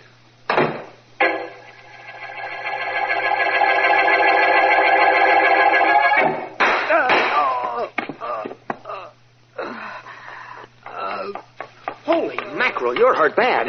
Here, I'll put my coat under your head and I'll go phone for an ambulance. Here you are. Thank you. What happened to you? I saw somebody with a gun backing away just now, but all of a sudden he seemed to vanish. Did he shoot you? I left my house a few minutes ago. Take it easy. Exactly midnight. Man in mask. Checkered suit. Man in a checkered suit. Gray hat. Yes. Held me up. I resisted. He shot me. The police will be interested in that. I'll call and tell them that just as soon as I call a doctor for you. Thanks. Shouldn't be too hard to find a man in a checkered suit and a gray hat. Only how are they going to find a man who vanishes?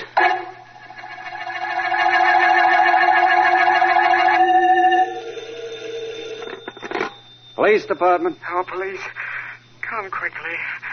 My name is Martin. Yeah? I've got a store on Main Street. A little while ago, exactly midnight, man in a mask, checkered suit, and a gray hat held me up. What? He hit me on the head. Huh? He thought I was unconscious, and then he made me come to, and after he hit me, he stood over me a minute and told me to describe him. And then he disappeared into thin air. Wait a minute. A masked man in a checkered suit slugged and robbed you at midnight on Main Street and vanished? What's going on? We got 2 other reports in the last 2 minutes that a guy answering that description committed 2 other crimes in 2 different parts of town, all at midnight. Oh, I don't know anything about that. All I know is I'm hurt. Please, send someone over here right away. This is serious. Sure, I know, Mr. Morton. It's serious, but it sure sounds awful funny to me.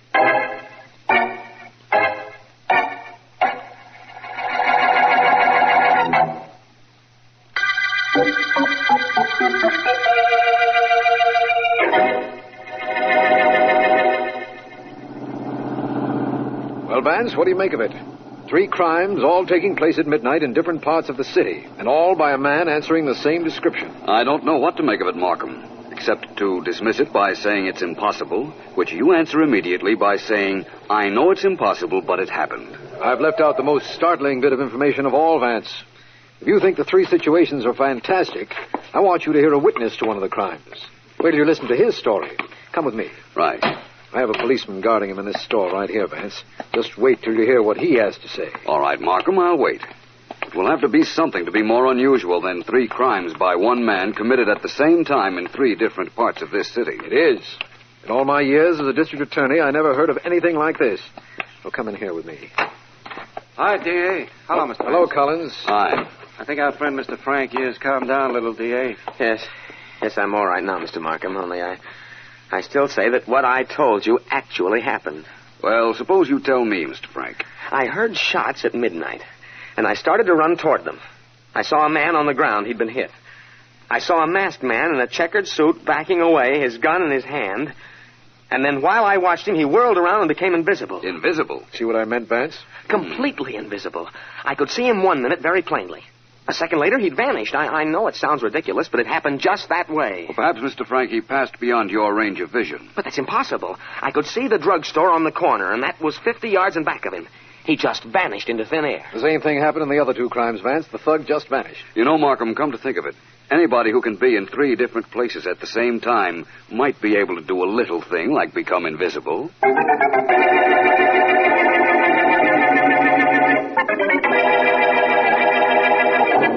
About time the boss got here, don't you think, Pete? Yeah, sure. What's with you? Nothing. Just thought of something funny. Yeah? Can you imagine the look on the cops' kisses when they get a description of you?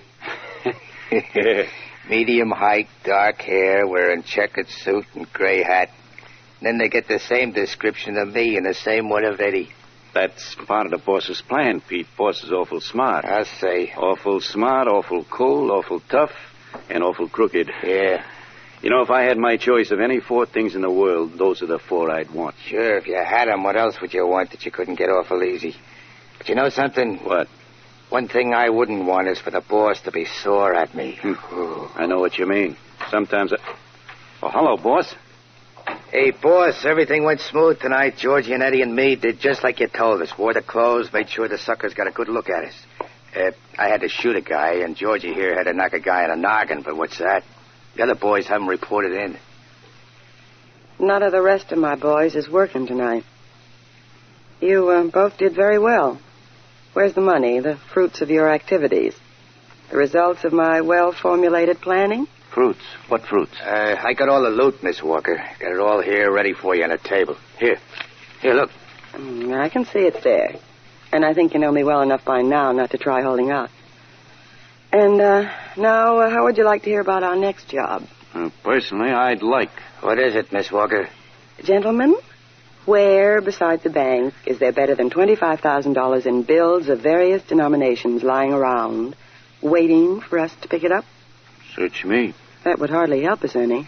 Hey, that's a pretty funny joke. Gentlemen, the situation I described is real.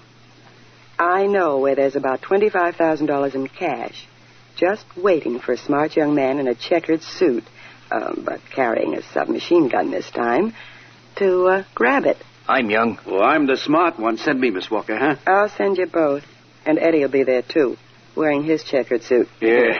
You might even have a couple of more boys in checkered suits scattered around, in case of a tie. Whatever you say goes, Miss Walker. But where is this $25,000 that's just waiting to be taken? I'll let you know, Pete, when the time comes. And, when the time comes, you go.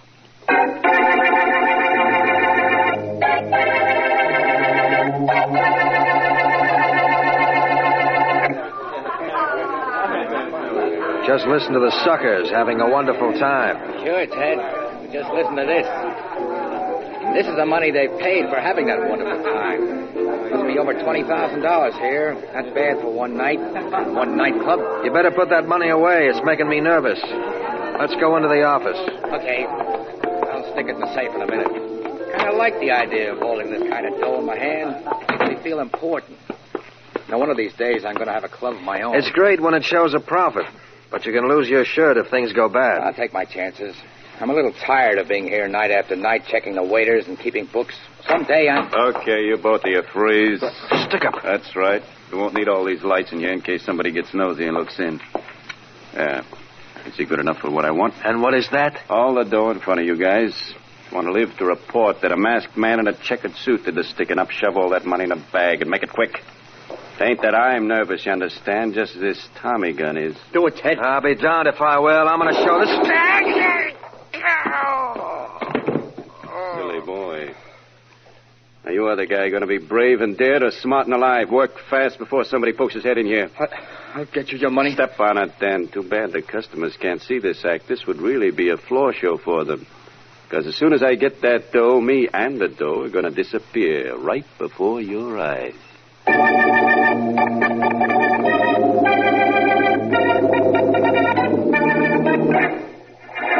No, I'm sorry, Markham. I haven't found out a thing. You read about the murder at that nightclub last night, Vance? Yes, the checkered suit killer again. And he did his vanishing act again, I understand. He's getting a little too cute, Markham. Cute? He's getting ridiculous. There's no known way of arresting a man who can be 3 places at once and turn invisible at will. There's a reasonably simple explanation for all that, Markham, I'm sure. For instance, there isn't one man involved, but 3 or possibly 4, all answering the same general description and all wearing checkered suits. That's right. As for the... I beg your pardon. Mr. Vance? That's right. I'll call you back, Markham. I have a visitor. Good enough. Bye, Vance. Goodbye. Please come in, won't you? You make a very attractive picture framed in the doorway, but this chair will be just as flattering, I'm sure. Thank you. Vance, do you know who I am? The fallacy of my life is that I am so very familiar with a lot of things that aren't half as interesting. Thank you. The fallacy of my life is that I've heard too many things that aren't half as interesting. It would surprise me greatly if this kind of talk was the reason you came to my office. You needn't be surprised. It isn't. Vance, my name is Walker, Elise Walker, and we have business to discuss. Have we? Yes. What about? Oh, it's about this crime wave now going on. The shootings and hold-ups done by the man in the checkered suit. According to the papers, the police are baffled. You mean because they can't figure how one man can be in so many different places at the same time? Something like that. That's easily explained. The crimes are being committed by more than one man. I still don't see what brought you to me, Miss Walker. I have been rather indirect, haven't I? Mm-hmm. Vance, I came to you because I want $1 million. Well, your desire is understandable, but your coming to me for it isn't. I don't have $1 million. Oh. And haven't you heard, Miss Walker, getting $1 million isn't quite as easy as that. You've got to do something more than just go up to a total stranger and ask for it. Yes, I know all that. But still, I want the $1 million, and strangely enough, I think you're going to want to get it for me. I'm a little selfish that way. I always had the idea that I was going to make my first $1 million for myself. Oh, it isn't your money I want. It's the city's. It isn't information I want, it's clarity. All right. Now, before I begin, let me tell you this. If you were twice as clever as you are, you could never prove this conversation between you and me ever took place. And if you ever accuse me of saying what I'm about to say, I'm going to laugh it off. I think you've made your point. Now, what is this about $1 million? I want $1 million for turning over to you, or to the police, the men in the checkered suits, the men responsible for the recent robberies and shootings. Where are you going to find them? I know where they are. Oh? And I know where the $1 million are, too. Do you? Yes. They're in the city treasury. You can go to your friend Markham, the district attorney, and act as intermediary in the deal. Yes, I suppose I could if I had any inclination to. Well, you have regard for people, Vance. You don't want to see innocent people being killed. That's right, isn't it? That's right. Very well, then. I can stop all that. But if you don't go to see Markham, and when you see him, sell him on the idea of giving me $1 million, then this city will see the greatest crime wave, the most horrible reign of terror in its history. Think it over, Vance. You have until tomorrow.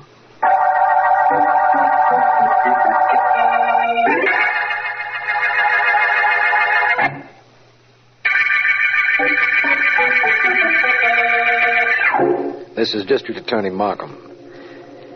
The checkered murder case opened when 3 different people in various parts of the city reported they had been assaulted at the same time by a masked man wearing a checkered suit who became invisible.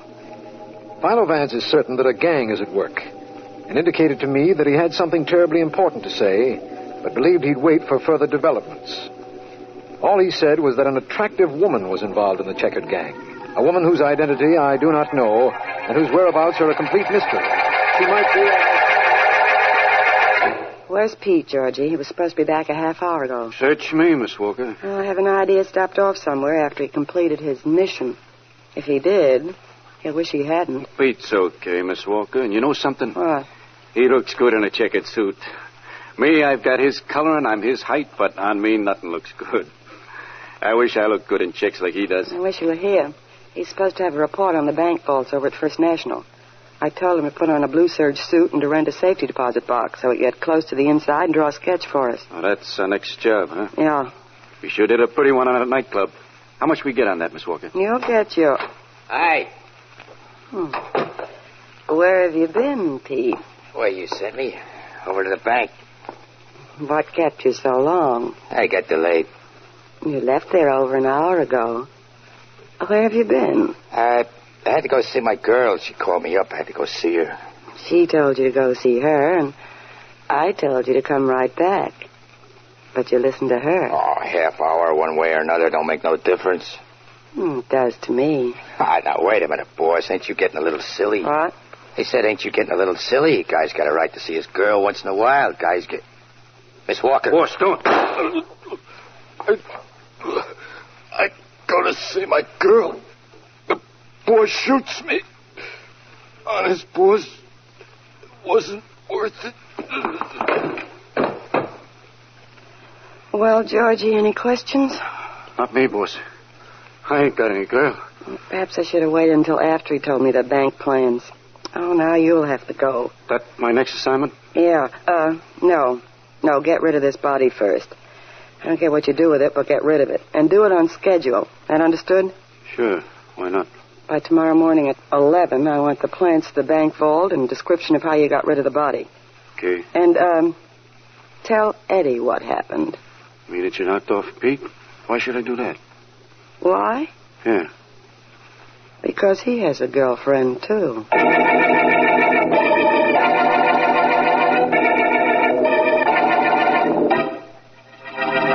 The day's almost over, Vance, and your mysterious lady friend hasn't called you. I know, Markham, but she will. She was very definite about wanting to cross her gang for $1 million. What kind of a mind would dream up an idea like that, Vance? It's the strangest and most unreal thing I've ever heard of. Of course, it's ridiculous, my friend, but that doesn't make the woman any the less dangerous. The idea is not normal, and probably she isn't either. But the fact of the matter is that she is a menace. Well, what are we going to do when, as, and if she calls or appears? I don't know. All I know is what we're not going to do. We're not going to give her any $1 million. What kind of a woman can she be, I wonder? She could be an attractive one. If it weren't for her eyes, they're ice cold. What was it the man said once? The eyes are the windows of the soul. That's right. Miss Walker, if that quotation has any basis in fact, has a frosted soul. Personally, I'd feel more at home with... Oh, finally. I hope it's she. Hello? Vance? That's right, this Miss Walker. Yes. I told you I'd call. I'm calling. You want to know what decision I've made as to your proposition? That's exactly what I want to know. Have you spoken to Markham? You can deliver the checkered killers? Definitely.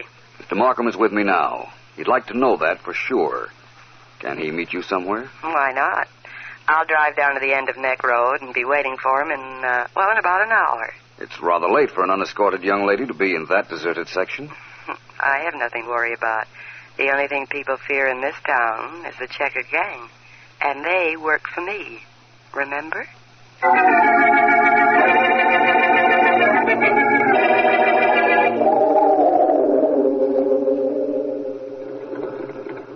You realize, of course, that instead of sitting here in my car, I could arrest you this minute, Miss Walker, after what you've told me. Oh, you couldn't make it stick, Markham, and you know it. Why didn't Vance come with you to meet me? He didn't say. Getting back to you and your proposition, you know, there's never been anything quite like this done in any city. There's never been anybody quite like me in any city. Yes. Let me tell you something that I didn't tell Vance. Yes? Suppose you do catch one of the checkered killers. There are half a dozen waiting to take his place. They're all well paid and well organized. $1 million is cheap to get rid of them. $1 million of taxpayers' money used to make a deal with a criminal organization. Why not?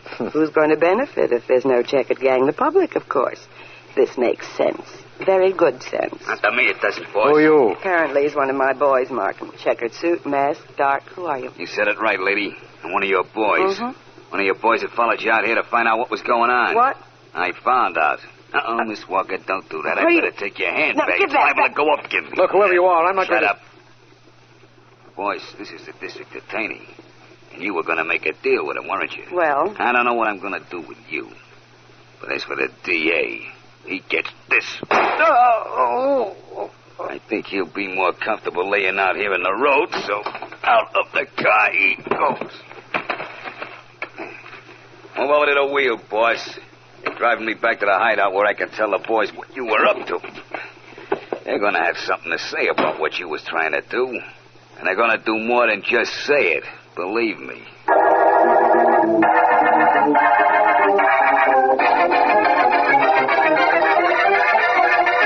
The next thing I knew, Eddie, she yanked out a gun and shot Pete. Yeah? Right where you're standing. Holy Shot him like she was smoke. putting on lipstick.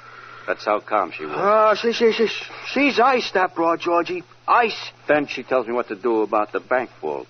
Says to get rid of Pete's body, just like that. Yeah. Honest, that dame is tougher than any guy I know. You ain't kidding, Georgie. Ain't kidding. No, sir. Well, did you get rid of it? Sure. Think I want to... What's the matter? What is it? Easy, guys, relax. Oh.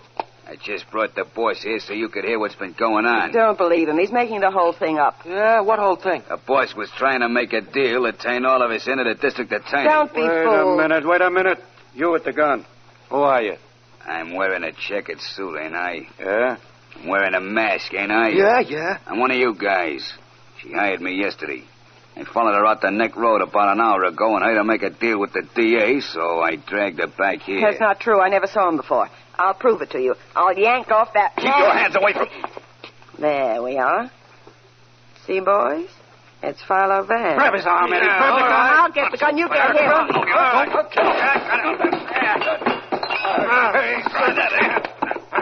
Eddie, use your blackjack. All right. Well, Miss Walker, we done it. We knocked him cold. Good, grabbing his gun like you done. That made it easy. Only he put up quite a scrap. So that's Philo Vance, huh? He sent a friend of mine up. This one's on me. Give me your gun, Georgie, huh? Sure. Here you are. Thanks. Vance, you can't hear me, but just for luck, I'm saying goodbye. Nobody on that room move. What? My men have machine guns. That's Markham. He's bluffing. He's alone. Let him have it, boys.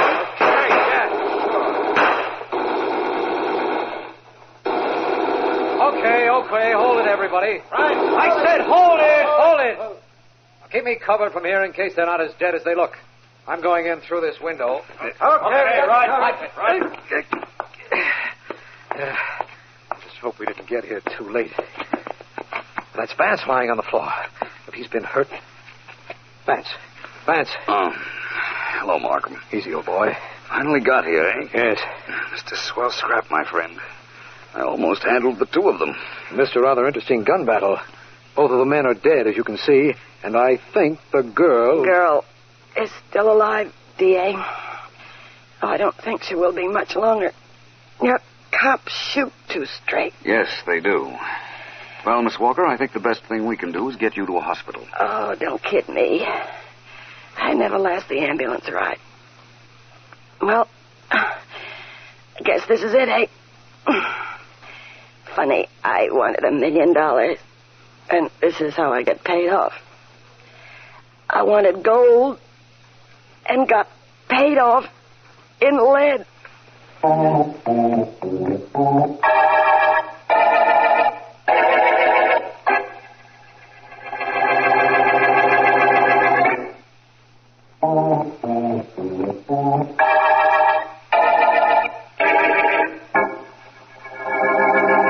Well, Vance, I'd say that the only thing I don't understand about the Checkered Gang is how they turned invisible.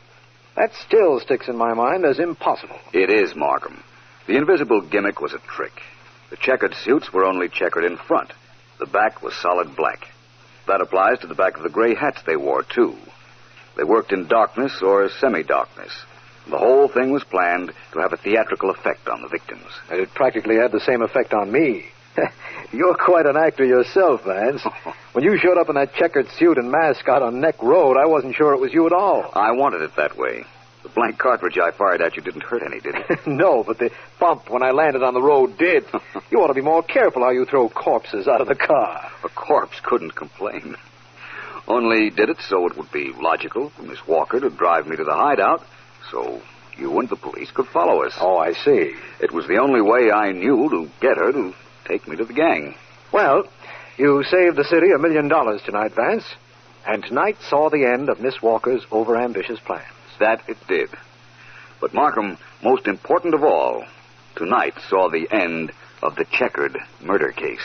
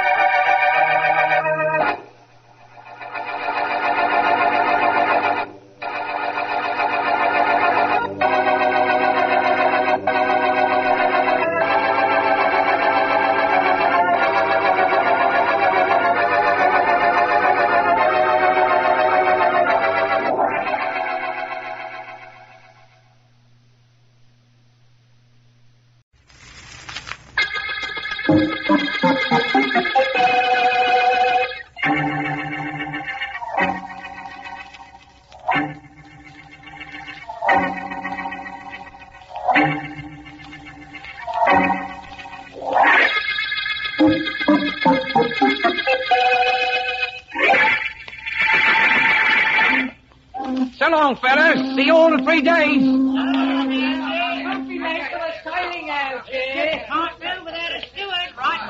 I'll be back, you blooming idiots. Okay, don't take no wooden shillings out there. Wait a minute, Algie. Wait right here. Hi, Johnny. Nice of you to come down to welcome me. Don't give me that welcome talk. You know what I'm here for. Did you bring it with you? Shh. Somebody will hear. Nobody around to hear me. Did you bring it? That's what I want to know. I've got it all right, Johnny. Be at my room at 9 o'clock tonight. I'll let you look at it. Only there are 2 other gentlemen who'll be bidding for it, too. So they'll be bidding. Yeah. One thing I'm guaranteeing, Algie. I'm the guy that's going to get it.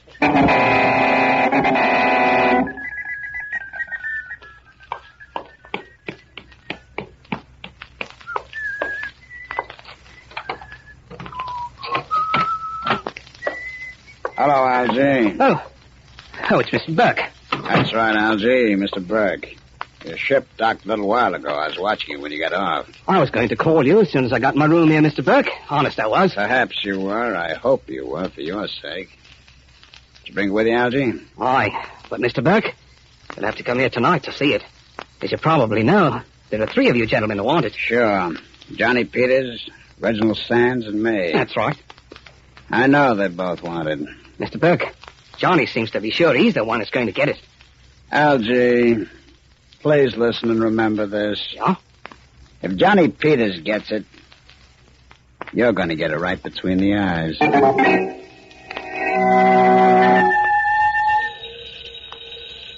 Hello? Algie? Speaking. Ah, Reginald Sands, Algie, old boy. Oh, hello. Well, I see you've arrived on schedule. Oh, we docked a couple of hours ago. Very good, old fellow. And, you brought it ashore safely? I've got it. And it's safe enough right here with me. Well, really, old bean, that's topple. Better keep it with you until I have a chance to get down there, Algie. I want to see it. More than that, I want to buy it. You'll have to get online, Mr. Sands. You're not the only one who wants the diamond, you know. Yes, I know. That stone is very much in demand. That's right. But, Algie, old top, it had better be me who gets it, because if I don't, you'll have another kind of stone for your very own. A tombstone.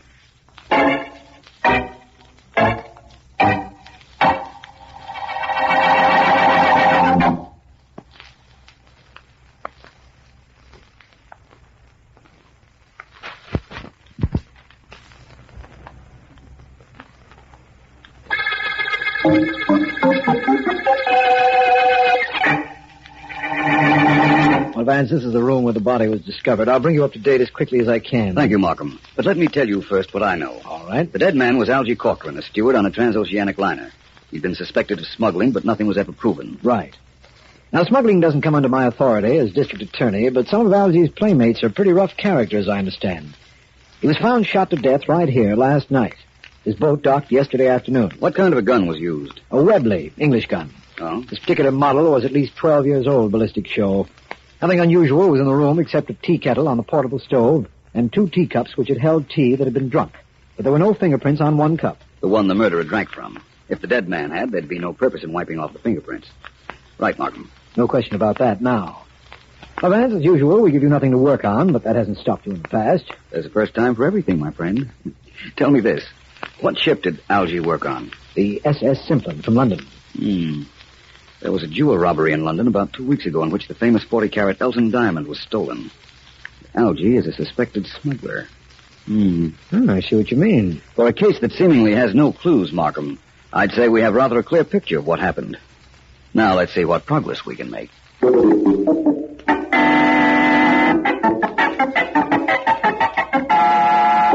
Well, come, old man. It can't take all that time. No.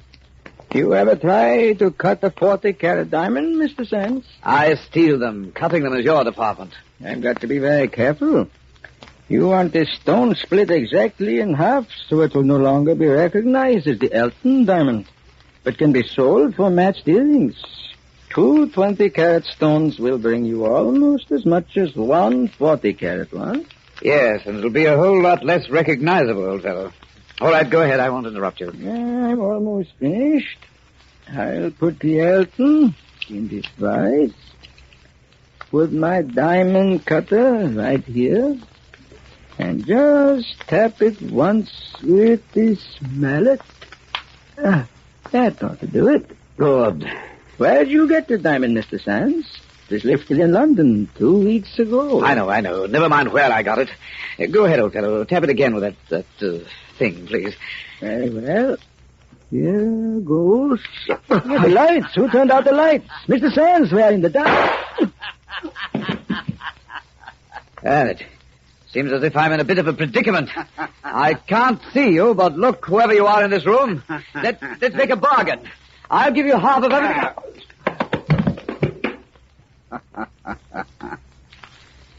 He'll give me half.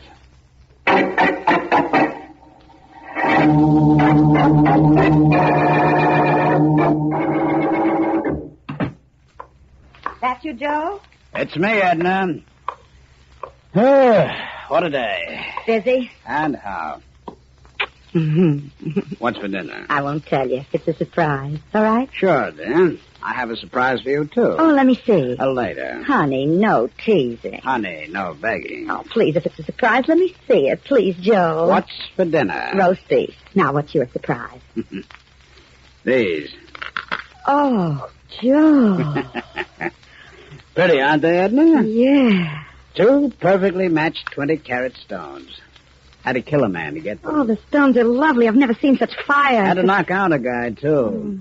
Killed the fellow who cut the stones, knocked out the guy who lifted them from Algie Corcoran. The steward you read about? The one that was killed? Sure, I read about him. Oh, Joe, these stones are the most beautiful I've ever seen. Well, you keep admiring them. I'm going and wash up. I'll be out in a minute, and the roast beef better be ready and good. Oh, it will be, Joe. You can be sure of that. Now.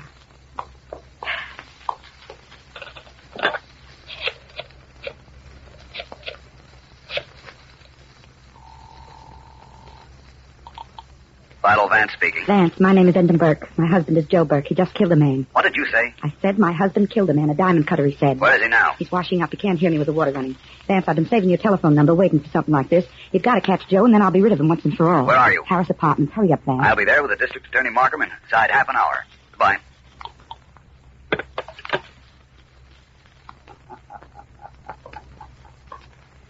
That wasn't very nice, Edna. Joe. I heard, honey. I heard everything. Oh, You told Vance to come over, and then you'll be rid of me once and for all. No, I didn't. You know, it seems to me that when he gets here, it'll be the other way around.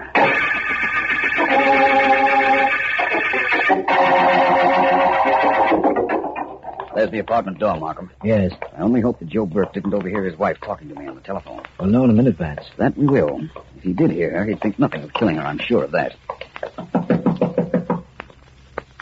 Hear anything, Vance? Not yet.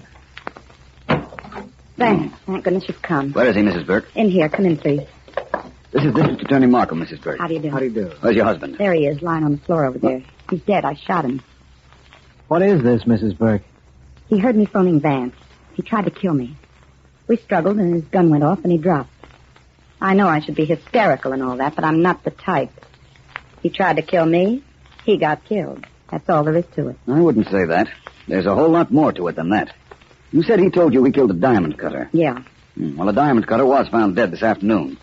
We suspected he may have been used to cut up the Elton diamond, and then was killed. I don't know anything about that. Your husband didn't mention anything about any diamond? Not a thing. Oh, here's my husband's gun. I took it from him after he fell. I think you'll find it's the one used to kill the diamond cutter, Markham, but not the one that killed the British steward. You're right, Vance. This is an American-made automatic. However, Burke might have used another gun to murder Algie Corcoran. Perhaps. Mrs. Burke, did your husband drink tea? Are you kidding? He never drank tea. Well, in that case, Markham, we'll have to look for another murderer.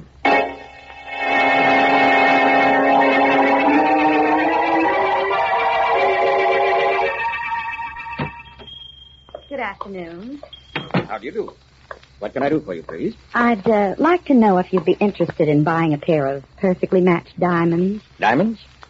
How big, please? 20 carats each. 20 carats? Uh-huh. That's a lot. Stolen, of course. Does that make any difference? Not to me. You would want a lot of money for them. No, they're worth a lot. Here, take a look for yourself. Very beautiful. It would take some time for me to get rid of these. Put them away. Somebody's coming in. Somebody is in, Mrs. Burke. Somebody named me. Vance, you followed me. That's a logical conclusion. Yes, I did.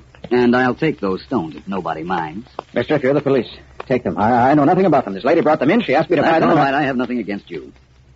Well, Mrs. Burke, apparently you left out part of your story, didn't you? Vance, I told you the honest truth. Joe did try to kill me, and the gun did go off while we were struggling. Afterwards, I got the idea of taking these 2 stones, but the rest of the story was the truth. I swear it was. Take it I easy, never Mrs. was Burke. thinking... You weren't the hysterical type. Remember, that's what you told Markham and me. Just relax.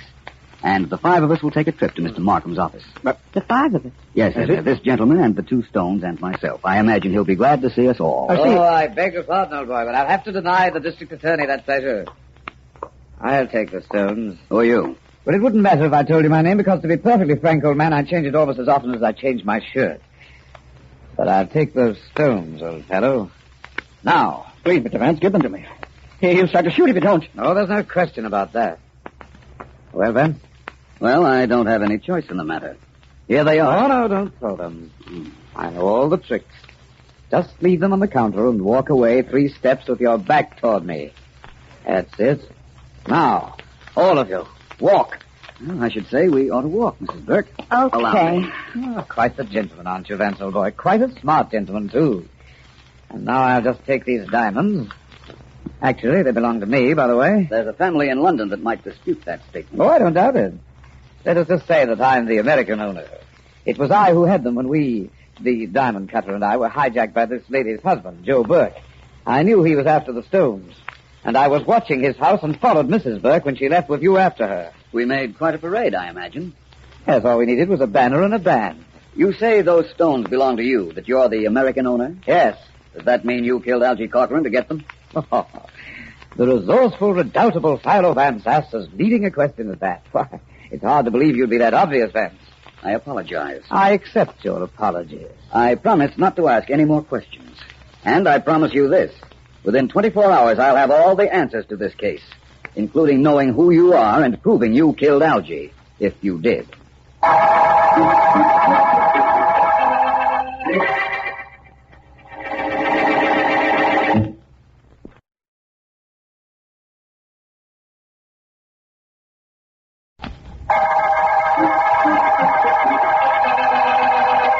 This is District Attorney Markham. The teacup murder case opened with the killing of Algie Corcoran, suspected smuggler. His murderer, we're sure, drank a cup of tea either before or after killing him and stealing the famous Elton diamond, which we are sure Corcoran brought across with him. Vance knows that the Elton has been cut up into 2 separate stones to prevent identification, and was on the trail of the stones when he was held up. And they were taken from him by a man whom he didn't know, but who spoke with a marked British accent. He has promised to report any new developments to me, and I expect to be in touch with him any minute. Markham speaking. Is that you, Vance? Yes, Markham. I've made several very interesting conjectures about this case, and I'd like to tell you about them. Where are you now? At home, but we can discuss this over the phone. All right. In my opinion, the teacup we found at Corcoran's room is the key to this entire case, Markham. That's what I believed when you asked me to name it the teacup murder case for our records, but I'm not sure of the exact significance of the cup. I'll explain that to you, but apparently I can't do it now. All I'll tell you is a very apparent fact. The killer is British. There's someone at my door. I'll check back with you later, Markham. Do that, Vance. Bye. Goodbye.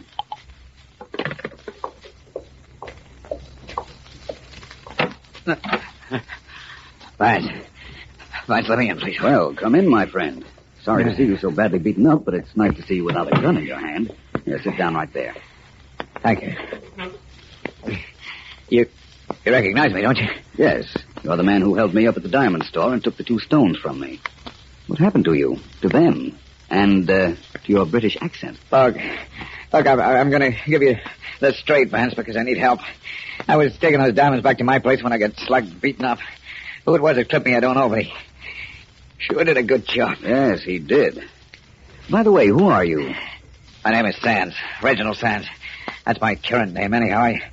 I used to work the boats on a card mat. Cheating passengers in fixed games, eh? No, the games weren't fixed, just the cards. No. Anyhow, I got to meet Algy Corcoran on board one trip, and I knew he was going to grab the Elton diamond over there and peddle it here, so I wanted to buy it. So you went down to his room, killed him, and took it. Talk, let's not start that over again, Vance. The important thing is that I haven't got the Elton stones. And I don't want the guy who has them to keep them. Understandable, of course. And it's also understandable why you don't go to the police with your problem. By the way, what happened to your British accent? Oh, it was knocked out of me by the guy who clipped me. See, I was born in Illinois, Vance, but I put on a phony accent when I worked the boats. You'd be surprised how a British accent can help me in my work, Vance. Well, let's not discuss that now. Just give me an idea as to who might have done that manual tattoo work on your face. Could have been only one guy. Johnny Peters. That's a new name to me. Who's he? Look, Algy told me 3 guys wanted the Elton. Joe Burke, he's dead, me, and Johnny Peters. I have a hunch Peters is the character that did a job on me. And I'll tell you where you can find him. Do that. And once I get in his apartment, I'll find what I can get out of him.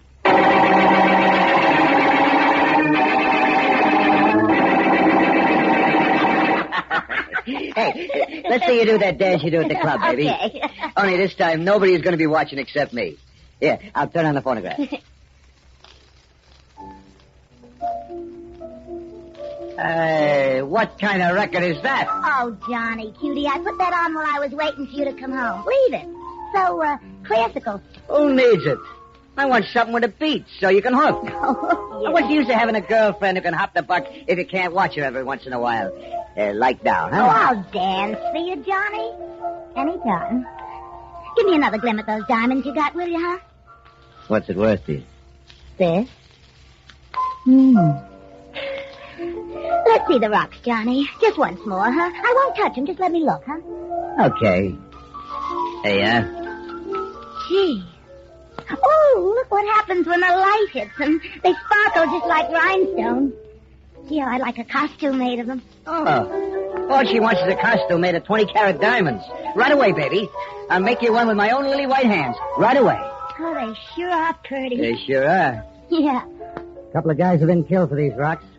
One guy got beaten up pretty bad on account of them. But I got him. And I'm going to keep him. Who's that? I don't know. Kill that phonograph while I stash these stones and find out. Okay, I will. Now let whoever it is try to find him. If that's what he's looking for. Where'd you put him, Johnny? Baby, do you see any green in my eyes? I know. Think I'd trust you? Johnny, Shut up. All I see was at the door. I got nothing to hide from nobody now. Well, who are you? My name is Vance. Nice of you to ask me in. I didn't ask you nothing, much less in. What do you want, Vance? Well, right at the moment, I want to know why you're wearing adhesive tape on your right hand. I cut myself when I was shaving. On your hand? I'm the neat type. What's it to you, Vance? I'm looking for the Elton diamond, only it's 2 diamonds now. And I'm also looking for a killer. I think I'll find both together. Well, don't look at Baby there. She don't know the right time. Who don't? It's 8:30. You see what I mean, Vance? I'm not interested in her right now. It's you I want to talk to. You're Johnny Peters. So? So I don't think you'll mind if I look around your apartment. Do you? Oh, but I do. Very much. In that case, please stop me. Please try, I mean. It would make me very happy. Never let it be said that I didn't try to make a guy happy. How's for this, Vance? Laughing yet? No, but I'm going to be enjoying myself for the next few minutes. I can see that. Cut it out! Stop it! Kill him, Johnny! Well, that's that. You hurt him. Vance, you killed him. Oh, you murderer, you. Gee, you got nice eyes. The better to see that telephone with, my dear. Excuse me just a second. You'd better get some water and throw it in your boyfriend's face. Sure, I'll get some right away. Markham speaking. This is Vance. Markham, can you reach Mrs. Joe Burke? Yes, she's in custody. She'll have to stand trial for her husband's death, you know. Well, I want you to have her down in your office. You had Sergeant Heath pick up a fellow named Reginald Sands at my apartment. Have him there, too. All right. When will you be here? As soon as I can make it. And I'll have company with me. A mug named Johnny Peters. The one person who killed Algie Corcoran and started us on this case is included in the 3, Markham. It's either Mrs. Burke, Peters, or Sands. I don't know which one it is, but I guarantee I'll know 20 minutes after I get to your office.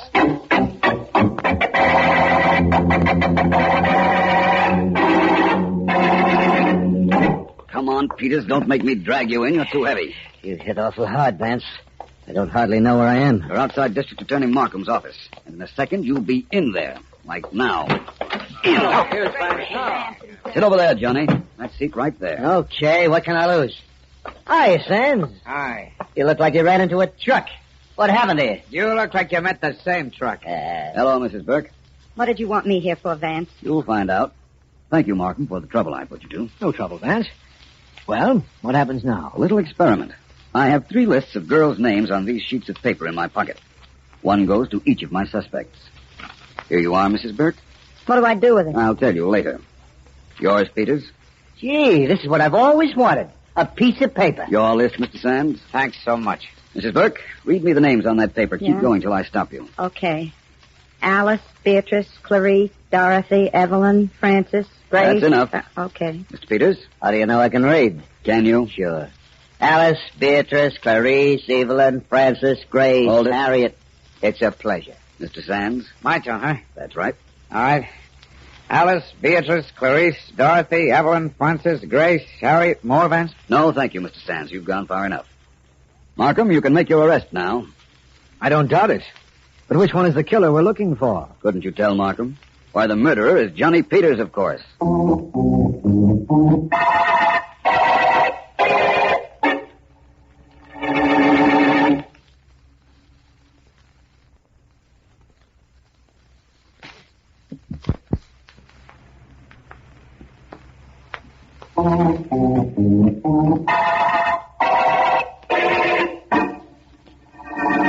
Markham, I know you want an explanation, and you're entitled to one. I not only want it, Vance, I need it.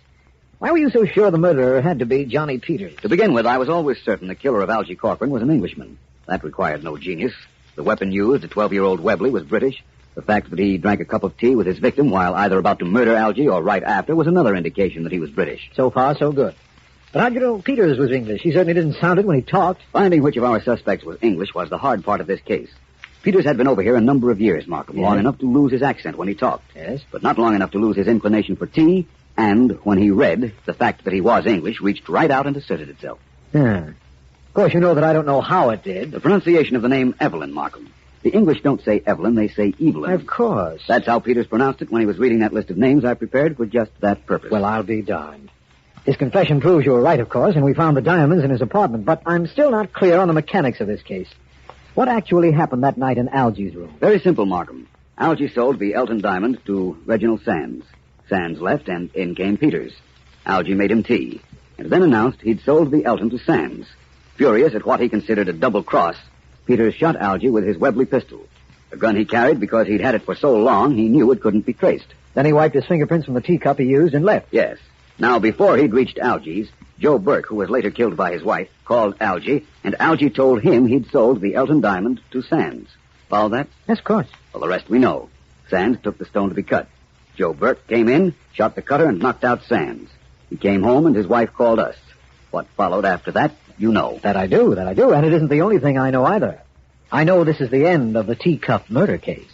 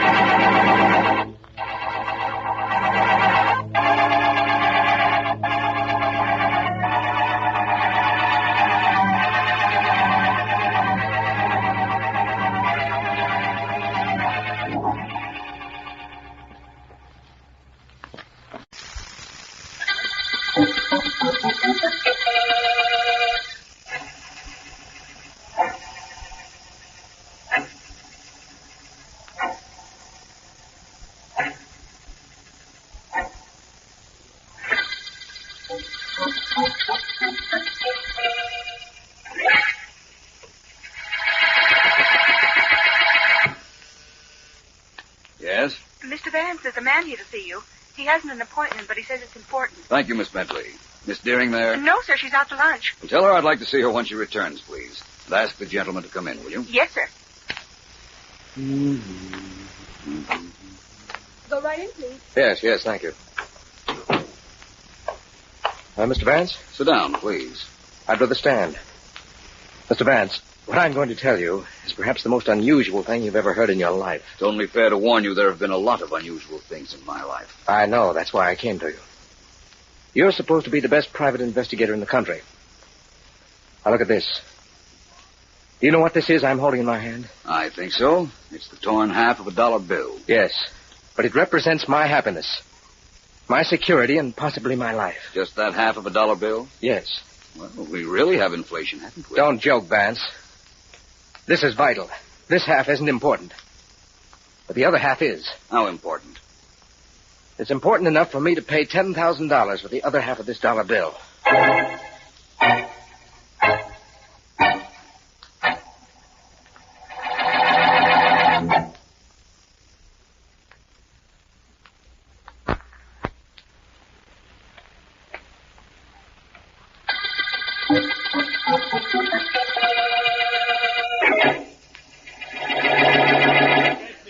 All right, please. Everybody remain in the outer office. I'll go to the private office with you, Heath. All right, D.A. All right, everybody. Show's over. We'll let you know when we want you. This way, D.A. Right in here. Right, Heath. Now, the body was found right next to his desk. He'd been stabbed, so there was no noise, no nothing. A fellow named Worth found the body. He works here. He was in line for the big guy's job. Found out quite a bit in so short a time, Sergeant Heath. I bet your friend Vance couldn't have found out any more. Look, D.A., here's the whole setup. This dead guy, John Meeker, he owned the company.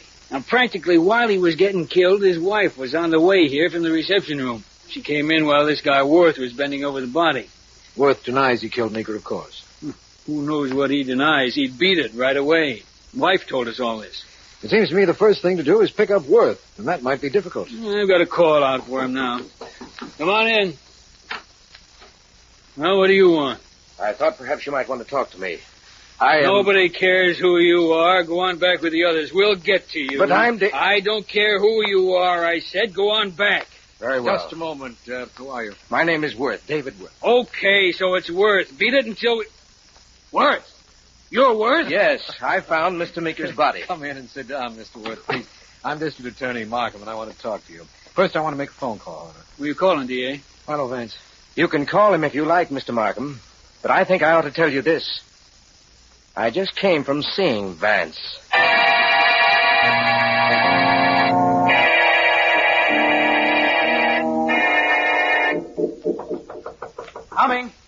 Coming. Helen. What Come in quick before anyone sees you here.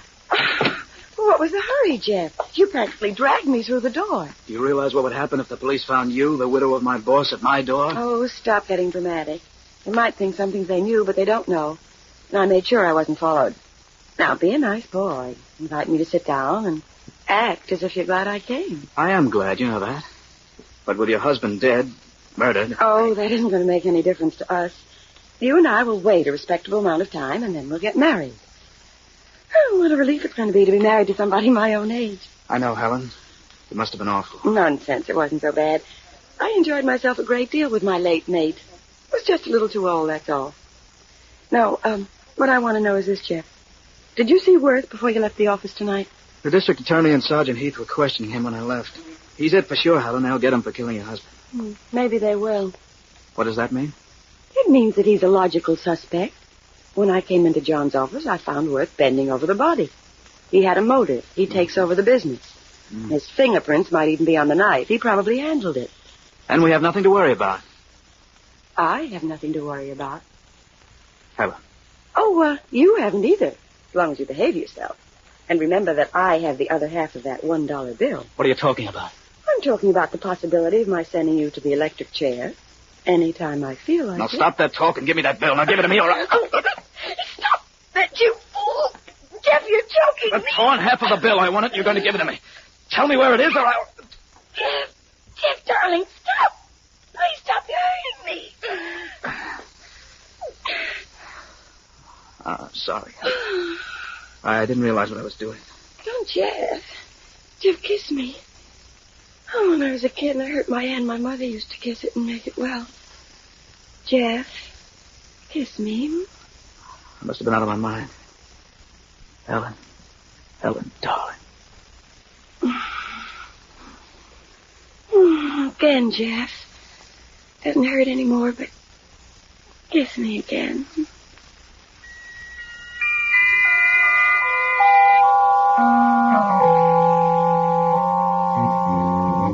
You're Mr. Vance, aren't you? Yes, I am.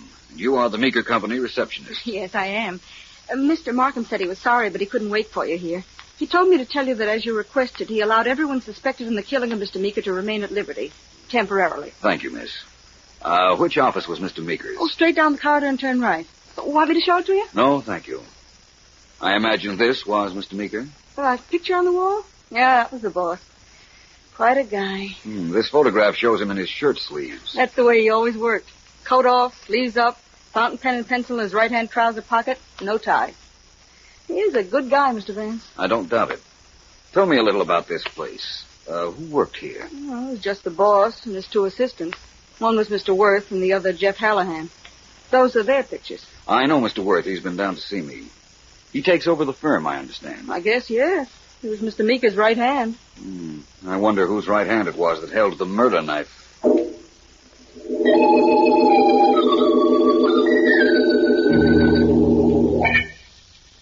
I know you were up at the Meeker offices, Vance. What'd you find out? Nothing, Markham. Nothing that would make me understand why a half of a $1 bill should be valued at $10,000 by our Mr. Worth. Sergeant Heath is certain he's the killer. Claims that Worth had just finished killing Meeker when Mrs. Meeker came into the office. She practically caught him at it. So I understand. But it doesn't explain why the missing half of the torn bill is so valuable. No, it doesn't. Have you seen Mrs. Meeker yet, Vance?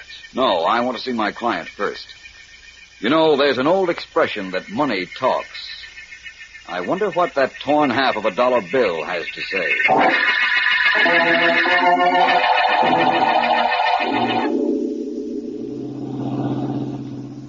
Well, Worth, we've driven around for an hour, and I've brought you back home, and I still haven't found the reason you want that other half of the bill. Now, wait a minute. Suppose you tell me where you got the first half. Suppose I don't. That's a supposition I anticipated, believe me. How can I get the missing half if you won't tell me anything about it? Anything I tell you will get me into this killing deeper than I am now. That's quite an assignment. You're in pretty deep, you know. Well, you'd better sleep on it tonight and call me first thing in the morning. Okay. Night. If I change my mind, Oh, Vance. Yes? Yeah, I just happened to think of something. You know, who could... Worth! I'm all right. It missed me. The flash came from that direction. Come on. I'm right with you. We're heading right into a mess of shrubbery. Whoever took that shot at you is safely hidden, I'm afraid. Back your car up and shoot the spotlight in here. I'll find whoever it is. I doubt that. I'm fairly certain whoever shot at you is far away by now. It seems to me you ought to start talking, Mr. Worth. Well, just who do you think it was that shot at me? I think it was Mr. Meeker's killer. I think he's under the impression you might have seen him and were about to tell me who he is. Well, maybe you're right. Well, Mr. Worth, I'm waiting. I don't know. I'm not sure. If I knew, I'd tell you, Vance. I'm in this thing so deep, I'll tell you anything to put the heat on somebody else. But I don't know. I just don't know. You wouldn't want me to lie, would you? I'm not sure. In fact, I don't know whether you've been lying or not already.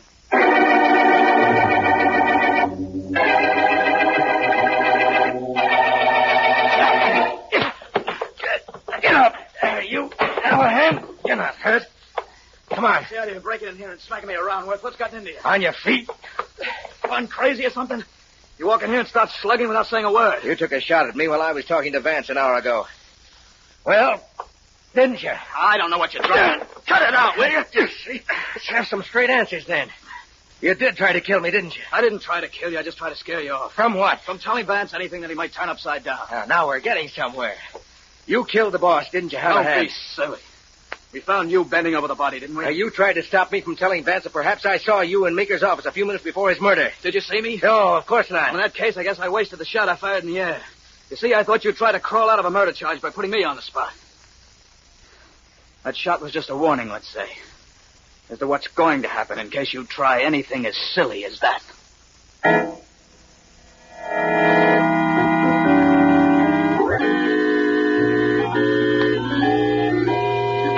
Now, here's where Mr. Meeker should have been sitting, Markham. I imagine that's right, Vance. He's working in his shirt sleeves, as usual, when all of a sudden... Vance, look out. Okay, this time I got you, Vance. This fight. You didn't have to be that realistic, Sergeant Heath. It's all right, Markham. I'm not hurt. Heath was carrying out orders. I wanted to see how Mr. Meeker might have been killed. Only it didn't happen that way. This little demonstration proves he wasn't stabbed by anybody coming up in back of him. That's fine. That's fine. There are so many things we don't know on this case. I guess that's something to be thankful for. Look, why don't I grab this guy Worth and get this thing over with? One reason is, Heath, that he didn't kill Meeker. Now, let me see. If the killer didn't come in back of his victim, he came from the front. Genius. Or the sides. There are doors at both sides of this office. Or the sides. In either event, front or sides, Meeker saw him, guessed his purpose, and... Markham, I've got it. What have you got? The reason for the torn bill. I know why it's valuable now, and I think I know who has it. Do you also know why your client, Mr. Worth, wouldn't tell you anything about it? Not yet, but I will in a minute. Ring that buzzer in front of you, please, Markham. You want the girl from outside? Yes. Very well. Gentlemen, I'm nowhere nearer to finding out who our murderer is than I was. But I guarantee I have the rest of this case solved. What rest, Vance? In a murder case, all you gotta do is find the murderer. Or maybe I'm wrong. You're right, Heath. But knowing the reason for murder sometimes helps. Somebody want me in here? Yes, I do. Please come in. Okay, here I am. What's going on that I should know about? Miss, see if I have this situation correct. Both Jeff Hallahan and David Worth were in these offices somewhere when Mrs. Meeker came to call on her husband. That's right. You didn't buzz Mr. Meeker or call him. You just let her walk on through. Right again. She found Worth bending over the body. He claims he heard Mr. Meeker fall and came running in. Jeff Hallahan came in here later. Now, that was the picture, wasn't it? Sure was. Good. Now tell me one thing more. What was Mr. Worth's job? Job? Yes. He took care of everything inside. Had charge of the books, the money, everything. That's all I wanted to know. Markham, get an auditor to work on the books of this company at once. You think you'll find something wrong? Definitely. That means that Worth was stealing. His boss caught him, so he killed his boss, right, Vance? No, Heath, it isn't right. Not entirely right, that is. I think Worth was stealing. But whether Meeker caught him or not, I don't know. And there was one other thing wrong with what you said, too. Yeah? What was that? Worth didn't kill Mr. Meeker. I told you that before. Whoever the killer is shot at my client last night when I was with him. We're narrowing down our suspects, Markham. But we have a very difficult situation to unravel. No question about that. That half of $1 bill, that should provide the solution. You say you know who has it? Yes, but knowing who has it and getting it before it's destroyed are two different things. Say nothing about the bill to anybody, please. Perhaps $1 bill doesn't go as far today as it once did, but this one is going to go a long way towards solving our mystery.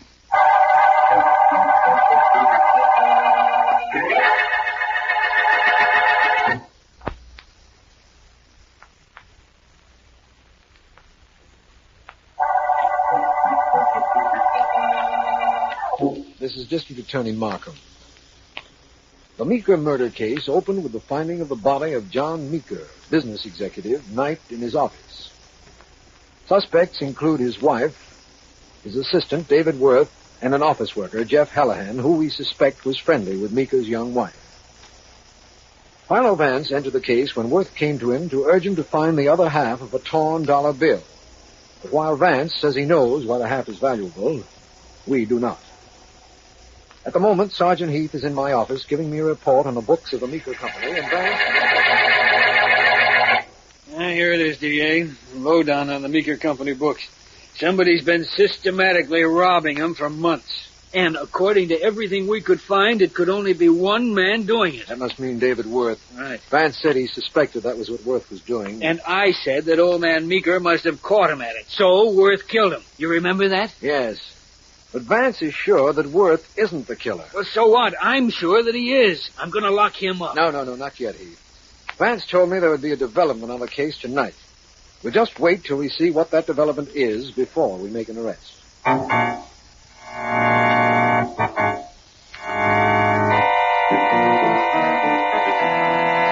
Now, look, Worth, I'm not going to stand here talking to you all night.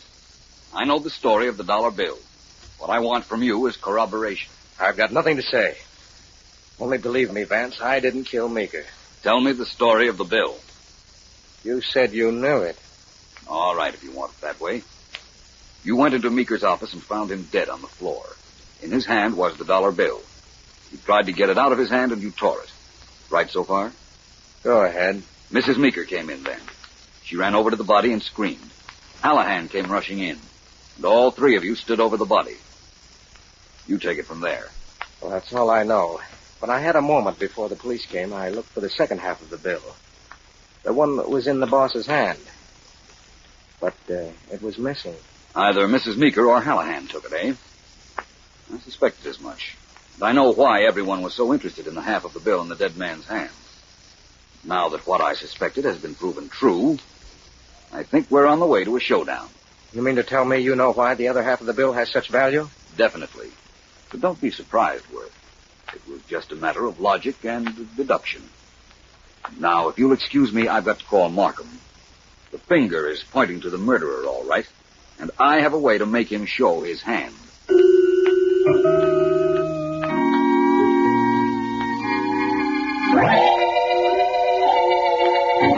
I think I understand, Vance. They're not to know who's calling, but I'm to phone Worth and Hallahan and Mrs. Meeker and give them that message. Give it to them just this way, Markham. Say that the police know where the missing half of the dollar bill is. That it's in the home of one of them, and that I have promised to have it by nightfall. I've got that, and I'll do it. Then what?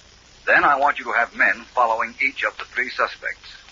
It's very important I know where they spend the hour after you give them my message.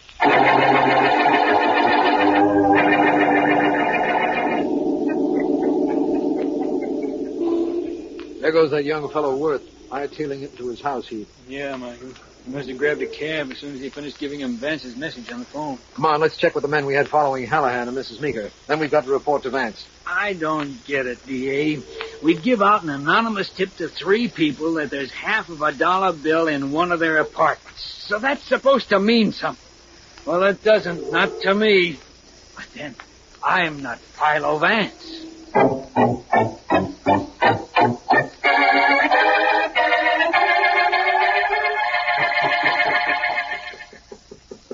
Come in. Hello, Vance. Markham, come right in. Thank you. Here's your report. When we gave Mrs. Meeker, Hallahan, and Worth your message about the missing half of the bill being in their homes, Worth and Hallahan immediately left their office. And went straight home. Went straight home and rummaged through their rooms. Heath and I saw Worth do it from outside his apartment, And one of Heath's men saw Hallahan do the identical thing in his place. What about Mrs. Meeker? Well, now, that's a funny thing, Vance. She did absolutely nothing. Went shopping and to a movie. Well, that proves that she has the missing half anyhow, and that she carries it with her. That would be the only reason she didn't dash home to look for it. In other words, the other two, Worth and Hallahan, thought the incriminating half of the dollar bill, if it is incriminating, had been planted in their room. Right. Mrs. Meeker knew the message was a trick, inasmuch as she had the missing half all the time. Yeah. Vance, suppose she does have the half bill, as you insist. How does that fit in with your theory? She's the one I suspected had it. Now I know. That means she's our murderer? No, Markham. Doesn't mean that at all.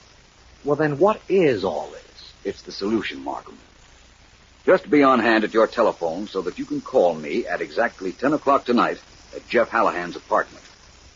And when you call, don't mind a single thing I say to you.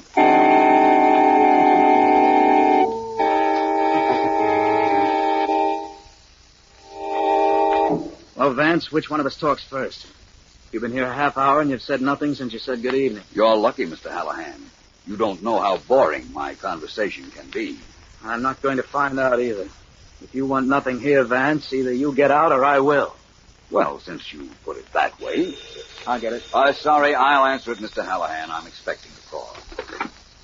Vance speaking. Vance, this is Markham. I'm calling you as per schedule. Now what? Oh, Mrs. Meeker. Yes, I expected you to call. Mrs. Meeker? There are so many things about this case I don't know. Now I don't even know who I am. No, the morning will be time enough, thank you. Just bring it to my office in the morning. I've been waiting a long time to see that other half of the bill. I've been waiting a long time to find out what this is all about. Personally, I think I'm much prettier than Mrs. Meeker, don't you, Vance? Oh, thank you, Mrs. Meeker. You've been very helpful. Thank you. In the morning at my office, then. Good night. Now, let's see, Hallahan. Where were we again? We were about to decide who was to leave, you or me. Well, I've decided. You stay as long as you like. I'm getting out of here.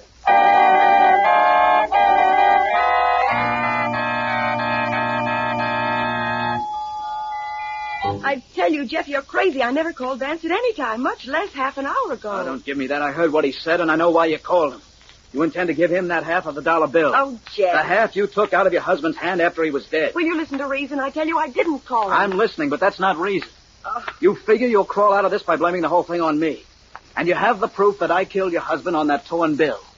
But you're not giving it to Vance in the morning. You're giving it to me right now. Jeff, let go of me. Let go. Give me the bill. Give it to me so I can destroy it. I'm not trying to let you have that over my head all my life. If I give it to you, will you let go of me? Jeff, will you? Give me the bill, Helen, and stop stalling. Wait a minute. It's in my purse.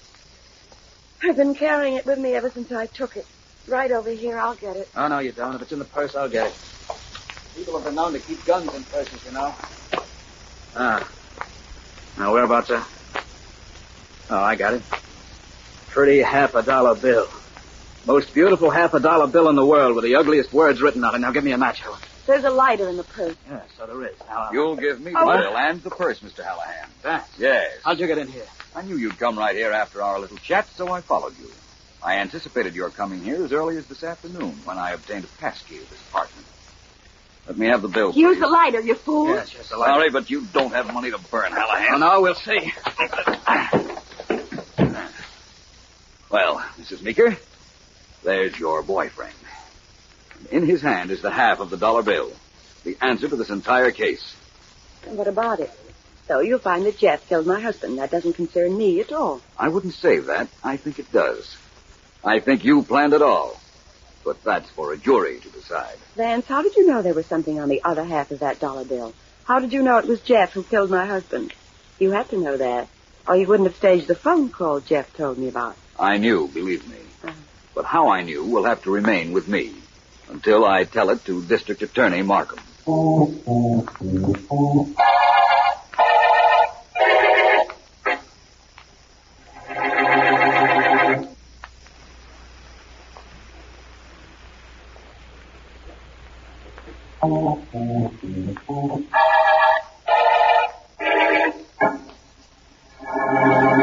Just let me sit at Mr. Meeker's desk again, Markham, and I'll give you the whole murder story and show you what happened. Right ahead, Vance. I'm very anxious to hear. I wouldn't be human if I didn't tell you that I'm very anxious to give you the details. Well, we'll start from here. Meeker is sitting at this desk in his shirt sleeves. He has a fountain pen and pencil clipped to his right trouser pocket. Yes, I noticed that's where he carried them on that picture on the office wall. That's where I saw them, too. And that's what led me to the solution of the crime. While Meeker was at his desk, the door on the left opened and Hallahan stood there with a gun in his hand. Meeker was killed by a knife. I know. I'll get to that later. There was Meeker sitting at his desk, his hands deep in his trouser pockets. Warning him against moving or making an outcry, Hallahan made his way up to his victim. But Meeker, with his pencil in his right trouser pocket, where most men carry their money, was able to scrawl an indictment against Hallahan on a dollar bill. Undoubtedly. He could do all that without taking his hand out of his pocket, so Hallahan never knew. Now the killer shifted the gun to his left hand, drew a knife which was just as deadly and a whole lot quieter than a gun. I see now. Meeker had time to write the word killer and Jeff on the dollar bill then. Yes. He then tried to get up to defend himself, but Hallahan was too quick. He killed Meeker and left the room with Meeker's body on the floor. As the dead man fell, his hand came out of his pocket with the dollar bill clenched in it. Then we know what happened. Worth came in, saw the bill, tried to get it out of the dead man's hand, but tore it. He had seen some writing on the part still in Meeker's hand, but couldn't make it out. What he thought it might be, of course, was a statement by Meeker that he, Worth, had been stealing. Anyhow, Mrs. Meeker came in, and it was she who managed to get the missing hat. And kept it as a weapon to get young Hallahan to do whatever she liked. Quite involved, wasn't it, Vance? A bit, but it's all very simple now that we have our confessions. And I think that's the end of our work in this office, Markham. The end of our work in this office and on the Meeker murder case.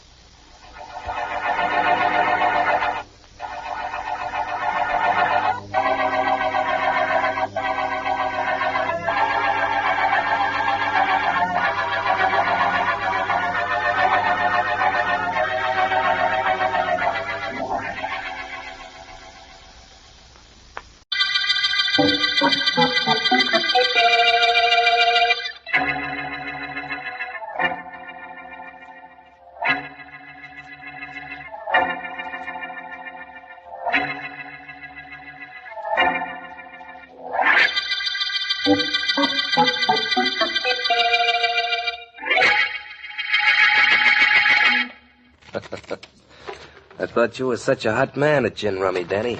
What's the score? You got me on a blitz in 2 games. Deal the cards, will you, George? Sure. I get sore because you're losing, Danny. Sore? Yeah. If I get sore, you better start running. Nobody ought to know that better than you. Okay, so you got a temper. I got a temper, a gun, and both of them get upset very easy. Remember that, kid. Oh, now, look, Danny, what's the point in arguing? You're going to get sore, we'll tear up the score. Well, that's one way of getting even. Georgie, I'm going to let you in on something good. I want you to listen to this recording. Listen to a phonograph record now? Who needs it? It's a little different kind of record, friend. Get this. Get what? I don't hear nothing. Wait a minute, will you? I'm supposed to be the impatient one around here. It is very important for every person to decide that he will cooperate with the police in crime prevention. The complete cooperation of every member of the public is vital. Police officers are hard-working and resourceful, but they need... Well, what'd you play that for? What's it supposed to be? My lesson for today on how to be a good citizen? Georgie, that thing you just listened to was part of a radio broadcast made last night by Philo Vance, the private investigator. Well, if I'd have known it was Vance, I would have applauded. Shut up and listen. Okay. I had Vance's speech recorded off the air. You just heard a little bit of it. Remember what he sounded like? Sure. Well, then, how's this? Georgie, I'm talking like Philo Vance. How does it sound to you? Hey, Danny. Good, huh? Well, it was perfect. You imitated his voice swell. I thought so, too. Yeah. And you know how close Philo Vance is to District Attorney Markham? Well, they're buddies. That's right. Now, when you and I pull our next job, all I got to do is make sure that Vance isn't with Markham. Then I call Markham in Vance's voice, and I tell him anything I like. Anything that'll keep him away from us. Yeah, that sounds great, Danny. Only sooner or later, Markham's going to know it wasn't Vance he talked to. Sure, but on this job I'm pulling tomorrow, I don't care whether Markham finds out sooner or later it wasn't Vance that steered him off. Because 10 minutes after I do the job, I'll be far, far away.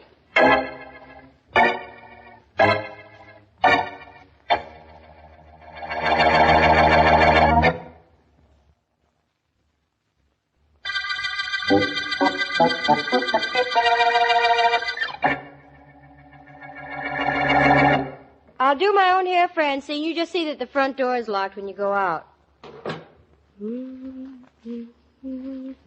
This hair of mine's a mess. I wouldn't say that, lady. I'd say it was real pretty. Who are you? What are you doing here in my room? I guess I forgot to have Jeeves, your butler, announce me. Careless of me, ain't it? Yeah, you're a kind of pretty doll. You know that, lady? I know if you don't get out of here, No telephone, lady. I hate telephones. Stop that! You're not... That's better. Now, just so we don't get interrupted till we finish our business, I better yank this thing out of the wall. That's better. How did you get in here? Through the door? How else? Now, look, Miss Moore, we wasted enough time. You've got a load of dough, I got none. That ain't fair.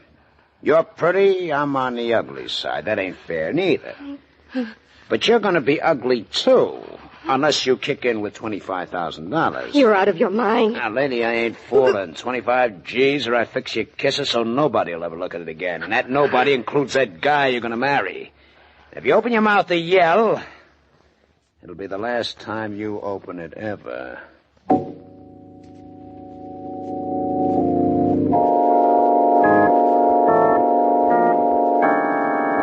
Now, wait a minute. I've been district attorney in this city a long time. Oh, excuse me. Markham speaking. This is Vance, Markham. You're working on the murder of Wilma Moore, the girl found choked to death in her apartment this evening, aren't you? Why, yes. Do as I say, Markham, and you'll have your murderer. I can't talk to you at the moment, but pull all your men off the case until tomorrow noon, at which time I'll bring the murderer into your office. I'll see you then. Goodbye. Goodbye. Vance, did you hear the telephone conversation I just had? No, eavesdropping is one evil that isn't in my makeup. Why? Why? Because somebody on the telephone just now said he was you. And what's more, he sounded just like you. Well, that explains it. That explains what? The message my secretary gave me. Said that your girl had called and left word that under no circumstances was I to try to reach you tonight. That, incidentally, is the reason I came right down here. All I know is that if there's somebody in this town who can imitate your voice that well, Vance, it could lead to a lot of embarrassing situations for me. For me, too, my friend. However, he did us a favor at that. He practically told me he killed Wilma Moore. Else why would he try to get us to lay off? Unfortunately, he didn't tell me who he is, though. We've found unidentified murderers before, Markham. Let's go up to Miss Moore's apartment and see what we can find out there.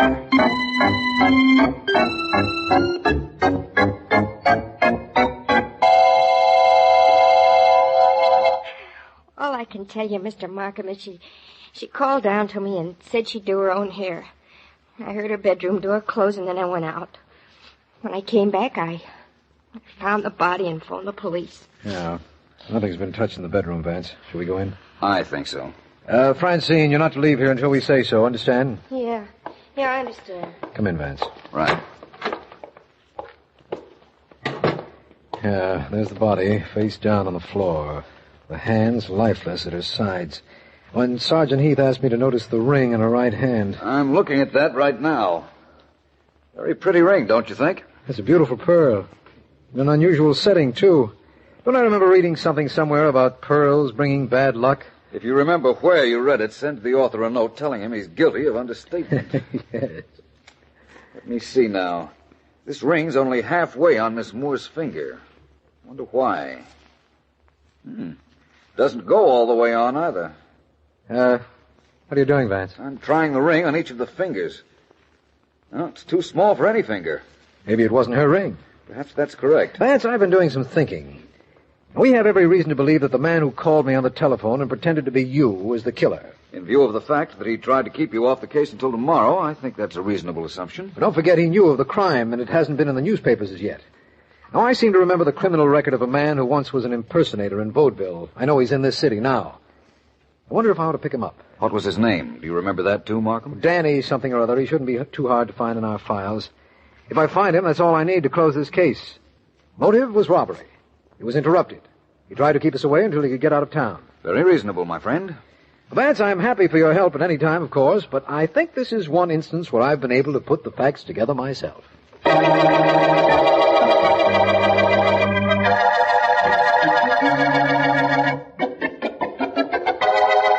You don't seem in a hurry to pack, Danny. I'm packing, Georgie, only I'm not hurrying. Why hurry? You kidding? Nobody knows there's any connection between me and that Wilma Moore dame I killed. And even if the police did know, didn't Philo Vance ask the district attorney personally not to work on a case till tomorrow? Oh, that's great. That's fine. But suppose Markham didn't fall for it. Suppose he gets hold of the Moore girl's maid, Francine, and sticks a little heat on her. Suppose she talks about us and tells him she let you in the apartment. She won't talk. She's in love with you, ain't she? She won't talk. Yeah, you never can tell about dames. Georgie, you're a regular philosopher. Yeah. Well, I'm pretty near finished packing. I never liked this town anyhow, so I... Oh, you and your ideas. Somebody cracking through that door. It's the cops. I'm getting out through the window. Georgie, a rat, come back here, you... my gun's at the bottom of this valise. I gotta get it out. Okay. Stand right where you are. We've got him, Vance. Good. That's what you think. Guns don't scare me. I got one of my hips.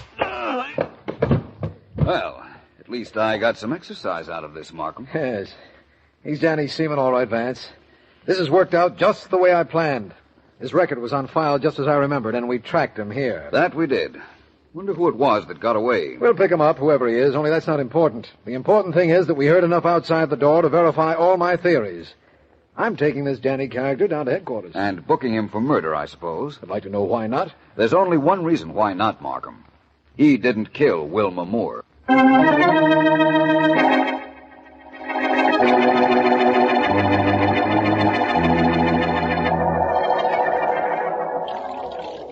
Hold still, Georgie, darling. Take it easy. Oh, please hold still. How can I wash the cuts if you keep turning your head? That water hurts, Francine. Water hurts? Oh, no, the water doesn't hurt, Georgie. Now, come on. Just hold your head still while I wash your face. You washed enough. Cut it out. Sorry, Georgie. I didn't mean to bother you. But you did come to my apartment and ask me to fix up the cuts. Oh, me and my ideas. I had to go jump through that window. Well, it was a good idea you did. Otherwise, the police would have captured you as well as Danny. And I wouldn't have liked that. Yeah, I know. Danny got what he rated.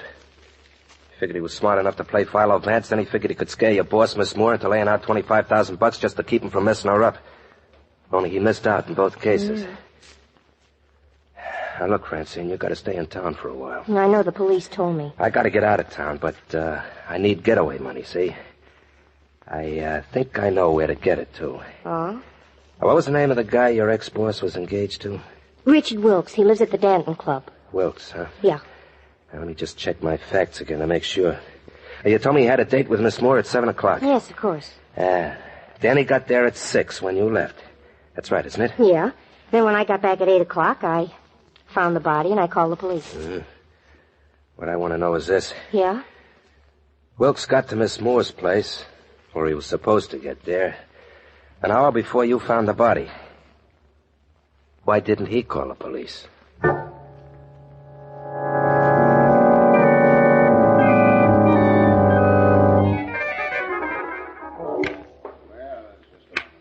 Nice shot, Wilkes. Very nice. Thanks, old man. No point in being billiard champion of this club unless you can make a shot like that once in a while, is there? Oh, I imagine not. Am I telling a rank amateur you did it? Well, not at all. I put a lot of chalk on my cue, hit the cue ball low and on the inside, and drew hard. And I brought the cue ball back to one rail, it bounded off into the second rail, and then the English started to take it I into... beg your pardon, Mr. Wilkes. Oh, yes, Joseph. What is it? A man to see you, sir. He says it's important. Well, tell him I'm busy. I told him that, sir, and he said to tell you it was about Miss Moore. Oh. Well, excuse me, will you, Davis? Certainly. This way, Mr. Wilkes. All right. We'll finish the game some other time, Davis. Sure, Wilkes, any time you say. Right over there, Mr. Wilkes. That strange gentleman with the adhesive tape on his face. All right, Joseph. I'll take it from here. Very good, sir. Ah. You wanted to see me?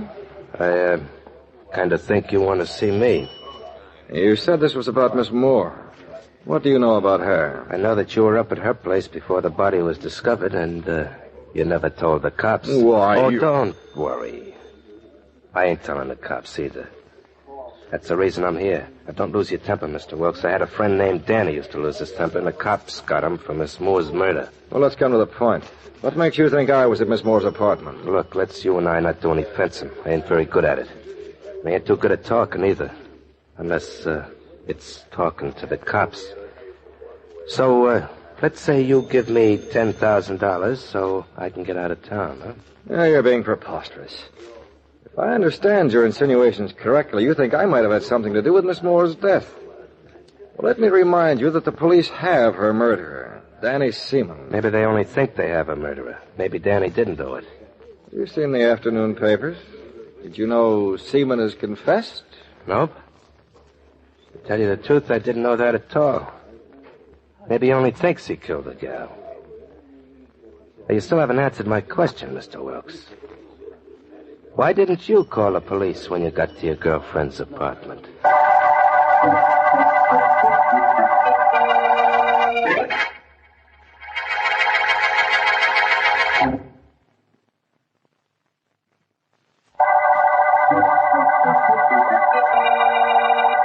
This is District Attorney Markham. The murder case we're working on is solved. Solved to the satisfaction of everyone but Philo Vance. Vance's attitude disturbs me, inasmuch as it was I who found and traced the clues and uncovered our murderer. I have a confession. I have the motive. I have everything necessary to go to trial to get a conviction. Vance seems to think that because a pearl ring didn't fit on the dead girl's hand, that he has a mystery. He's in my office right now, and I'm getting a little annoyed. I'm sorry, Markham, but I just don't agree that the case is over. Allow me that privilege, will you please? Certainly. But it wouldn't be that because you had nothing to do with finding Danny Seaman that you refuse to acknowledge he's the murderer. Markham. Now look, Vance, it's true we've been through a lot together. It's also true that you've helped solve quite a few murder cases that came through my office. But you're not the only one that can figure out a murder and find a murderer. Of course not. I can do it too sometimes, and Sergeant Heath can do it, and any of our police force is quite capable of solving murder cases. Now, why won't you agree that in this particular case, we did it without your help? Because you don't have the murderer. Vance, this is getting a little annoying. We not only have the murderer, we have his confession, a voluntary confession. Made when we showed him we had his fingerprints in the apartment. What in the world's the matter with you, Vance? Perhaps it's because I'm hard to convince. I'm surprised at you, Vance, and not a little disappointed. Well, I imagine that indicates this conversation is at an end. It would certainly seem that way to me. In that case, I'll leave. But I'll see you soon, Markham. Just as soon as I bring you your killer.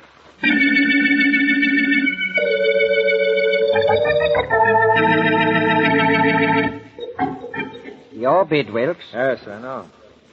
Requires a little thought, Davis, old man. If you don't mind, could I have a review of the bidding? My partner opened with a spade. Your partner bid 3 diamonds. I bid 3 spades. It's up to you. Let's see. Well, in that case, I think I'll have but one... Please excuse me, gentlemen. Mr. Wilkes? Yes? A gentleman to see you. Same man that was here yesterday? No, sir. This one is Philo Vance. Excuse me, please. Certainly. I'll be back. Did he say what he wanted, Joseph? No, sir. He just said that if you were in, he'd like to see you. I told him I'd see, and he said he'd wait. There he is. Thank you. You'd better close the door to the card room. Yes, sir, of course. Well, Vance? Hello, Mr. Wilkes. I just dropped by for a few questions about your fiancée's death. What do you want to know? I want to know when you saw her last. The evening before she died. I had an appointment with her the night of her death, but when I got there to keep the appointment, the police were already there. When was that? Around 9:30. And you hadn't seen her that evening prior to 9:30? No. When were you two to be married? Next month.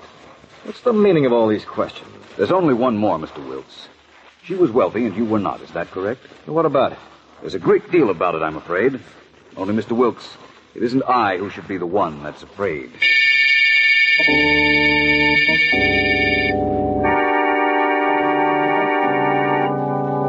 We're in, Francine, in like a burglar with a pass key. That Wilkes will get up to $10,000 I asked for, then I skip town and wait for you. Oh, fine, Georgie. It sounds fine. All you gotta do is keep your mouth shut, like I told you before. But I did, Georgie. Just before I came here to your apartment, Mr. Vance came to see me, and he asked me a lot of questions, but I didn't tell him a thing. Oh, where'd you leave, Vance? Miss Moore's apartment. He was there when I left. And you came straight here? Yeah. You foolish, stupid dame. Suppose he followed you. Well, men have followed me before. Not a man like Vance. He wouldn't want you, you dope. He'd want to know where you're going. He's liable to come here, find me. Georgie, nobody followed me. We're alone. Okay. Sometimes, Francie, you make me a little unhappy. Most of the time, though, I make you very happy, don't I? Yeah, sure. Come here. Close. Gonna miss me when I'm away, baby? Well, you know I will, darling. Who's that? Georgie, the door's not locked. Shut up, you dope. Keep quiet. Did either of you say come in? I imagine you did, only I didn't hear it. Your imagination's better than your hearing. Nobody said come in. Oh. Should I go out and try it again? Very boring procedure. By the way, my name is Vance. I know the young lady, but you... I'm a guy named Joe. You've got a lot of relatives. How did you get those cuts on your face? Cats. I got a lot of cats. I'm very fond of them. If they want to scratch me, I let them. All right, let's stop this nonsense. You were with Danny Seaman when Markham and I crashed in to grab him yesterday. You jumped through the window. That's how you got those cuts. Now I find you with Miss Moore's maid. That adds up to me. Adds up to what? You'll figure it out. Miss Moore was killed. She kept a lot of cash lying around the apartment. Danny didn't get that cash, but somebody might have. Somebody like either of you. You think we came in there after Danny killed the dame and grabbed the dough? Do we look crazy? You might have come in after Danny choked her, but before she was killed. I'm calling the police. I want you two where I can lay my hands on you at the right time. Fancy and me, we don't know the right time. Suppose you tell us. When I name the real murderer of Miss Moore, of course. You wouldn't want to miss that, would you? In fact, I don't think I could point the killer out unless you two were there.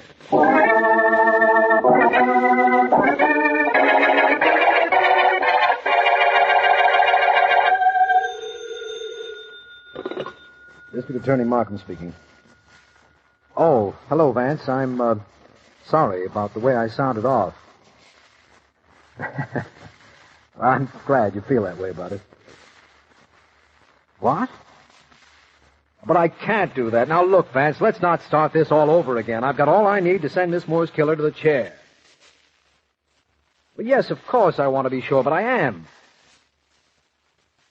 Pearl ring? What about the pearl ring and where you found it? Oh, well, I know what you want me to do, and I'll do it, too. If I decide to have anything to do with this foolishness.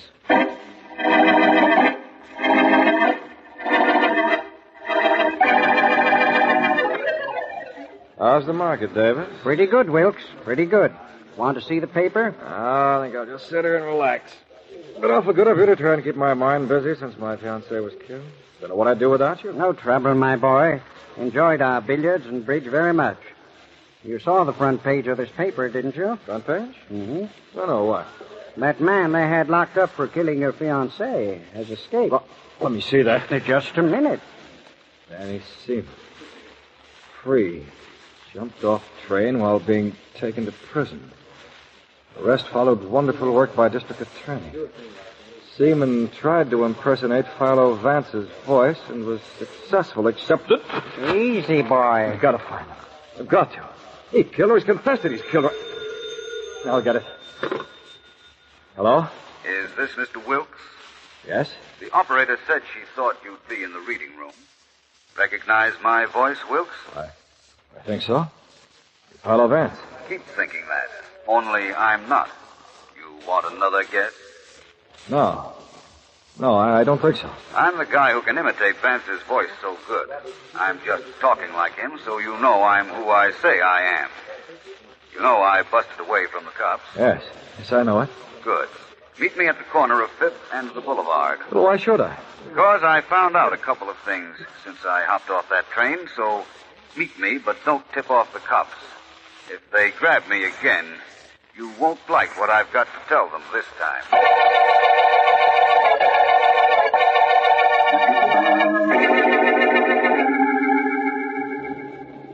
5th and Boulevard, he said. This is 5th. Hello, Wilkes. Vance. That's right. You weren't expecting anyone else, were you? I wasn't expecting anyone. We won't argue the point. Come on, let's get down to District Attorney Markham's office. Well, what for? You're going to tell him you killed your fiancée. You're crazy. Seaman, Danny Seaman, the one who escaped, he killed her. He said so. He didn't escape. He's still in jail. That story in the newspapers was planted to see whether you would meet him in case he phoned you. You did.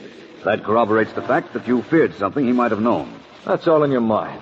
You don't know me very well, or you wouldn't say that, Wilkes. You came to call on your fiancée just after she was choked by Seaman. He thought he killed her, but he didn't. So you think I got there then? I know you did. You helped revive her. Then, when she was all right, she told you something you didn't want to hear. Something you couldn't afford to hear. So you quarreled. And you finished the job that Seaman started. But how could you possibly know that? Well, I don't care how you could have known. You'll never tell anybody. You'll never be able to tell anybody. I've carried a gun just for this reason. I'm going to... Oh, no, you're not. Come on, Wilkes, get up. You've carried me through enough trouble on this case. And I have no intention of carrying you to the district attorney's.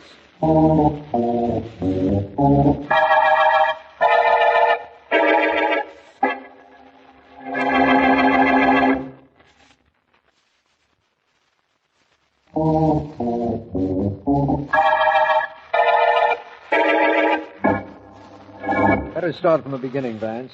How did you know Wilkes killed his fiancée? Just one fact pointed to it, Markham, the pearl ring. It was an engagement ring. Pearl, as an engagement stone, isn't too rare. But there was the ring on Miss Moore's right hand. Only it didn't fit. But then it couldn't. An engagement ring belongs on the left hand. It didn't fit because Wilkes... Well, maybe I'd better go back a bit. Danny Seaman did choke Miss Moore, only she wasn't dead when he left. What? Wilkes came in, revived her, and then quarreled with her when she wanted to break their engagement. How do you know that? That ring, my friend. Miss Moore gave Wilkes back his ring. Wilkes must have had that ring when he choked her. Then he tried to slip it back on her hand, but in his haste grabbed the wrong hand and he couldn't get the ring on the finger. He must have heard a noise then and fled. Is that it? Undoubtedly. As I understand it from his confession, he had to marry Miss Moore because he had borrowed money on the strength of being able to pay it back after he was married. That's right. Only one more thing, Markham, and this case is cleared up. The reason the ring did not fit on the right hand was because, in most people, the fingers of the right hand are larger than the left. Yes. That ring belonged on the left hand, definitely. That's how I knew it was an engagement ring. Understand? Of course. And I see why you wanted me to have the newspapers print the fact that Danny Seaman had escaped. You forced Wilkes to make his move, believing that Seaman might have seen him in Miss Moore's apartment. Exactly. Well, all I can say is I'm sorry I was so stubborn about Seaman being guilty in the beginning. Forget it. Actually, he did try to kill the girl and thought he had succeeded. It doesn't matter about the beginning, Markham, because after all, we've reached the successful end of the revealing ring murder case.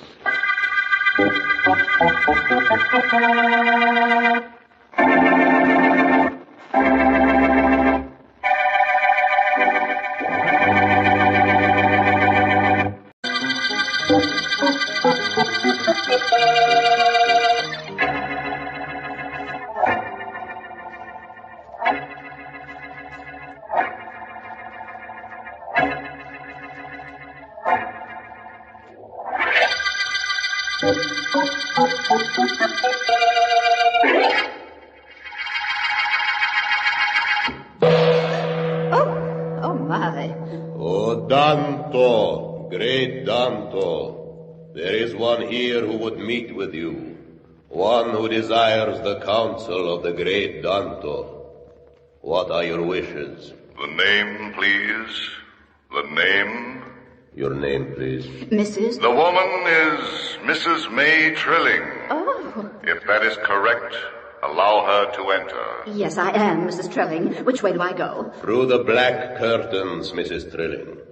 Go, now. Oh, must you ring that gong? Right through here? Through the black curtains, Mrs. Trilling. Why, I can't see a thing. Oh, there you are. Hello. Mrs. Trilling, please sit down. Sit right here in front of me. Thank you. Are you really the great Danto? Your servant, Mrs. Trilling. Well, I must tell you why I'm here. Two of my friends, Mrs. Darcy Frank and Mrs. David J. Treston, insist you're wonderful. You know what they say? They say I can work miracles. Yes. That is not true, Mrs. Trilling. It's not. I cause you to make miracles, Mrs. Trilling. Stay and be convinced. Well, that's what I came for. I have a very definite reason for wanting to see you. Now, what do you want me to do? Concentrate. Concentrate and believe what I say, Mrs. Trilling. Concentrate on the subconscious. Concentrate on the subconscious. The subconscious makes for a strong will. Just sitting in this room, Mrs. Trilling, you can, merely by willing it, cause the death of anybody in the entire world.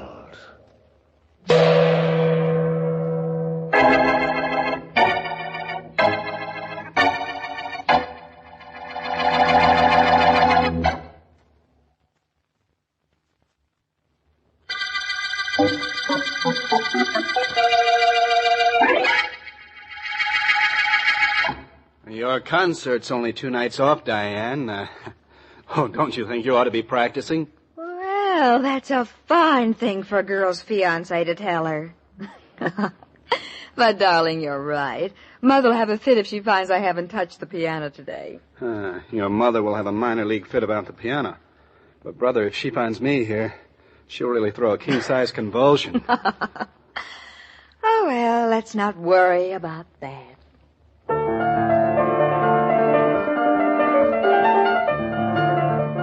She's got something new to occupy her mind. Yes? Some fake named Danto in the Elm Apartments. He's supposed to be a master of the mind. Oh, well. What are you going to play at your concert, dear? What does anyone ever play at a first concert? No more practicing, Diane? Now, look here. We're going to be married if we can ever win Mother over, and you haven't kissed me in a whole half hour. How can you have a whole half hour? It's either a whole or a half. Never mind the way I said it. The idea's good, isn't it? The idea, darling, is great. Let's practice. You weren't so good at kissing last night. In that case, I will apply myself more diligently to the task in hand. That's your cue, you know. Oh, darling. Well, isn't that a pretty picture? Oh, Mother, Good evening, Mrs. Trilling. Good evening, is it? Mr. Carey, there must be something you have to do somewhere else right now. And if there isn't, find something. Get out. I was just leaving. Art? I'll call you later, dear. Good night, Mrs. Trilling. Good night, Diane. Good night, darling. Mother, won't you realize that Art and I are in love and that we're going to be married? We hope you'll approve. But, Mother, we're going to be married if you approve or not. So, this is the thanks I get for raising you as if you were my own child. Whether I approve or not. Well, I'll tell you, Diane, that I'll never approve. And I think your boyfriend knows that. Why aren't you practicing? I was, Mother, just before you came in. Do you know where I've been? To see that alleged mind master, Danto. That's where you said you were going. And do you know what he told me?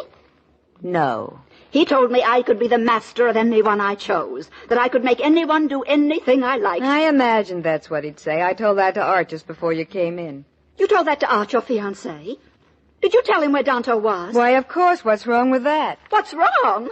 You've sent Art Carey to Danto. Danto will teach him how he can will anyone to death. And you know whom your fiancé will want to see dead, don't you? Me!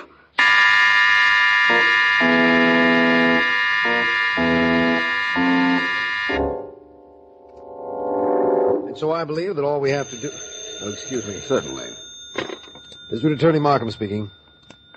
Yes, Vance is here. Certainly, I'll tell him. Bye.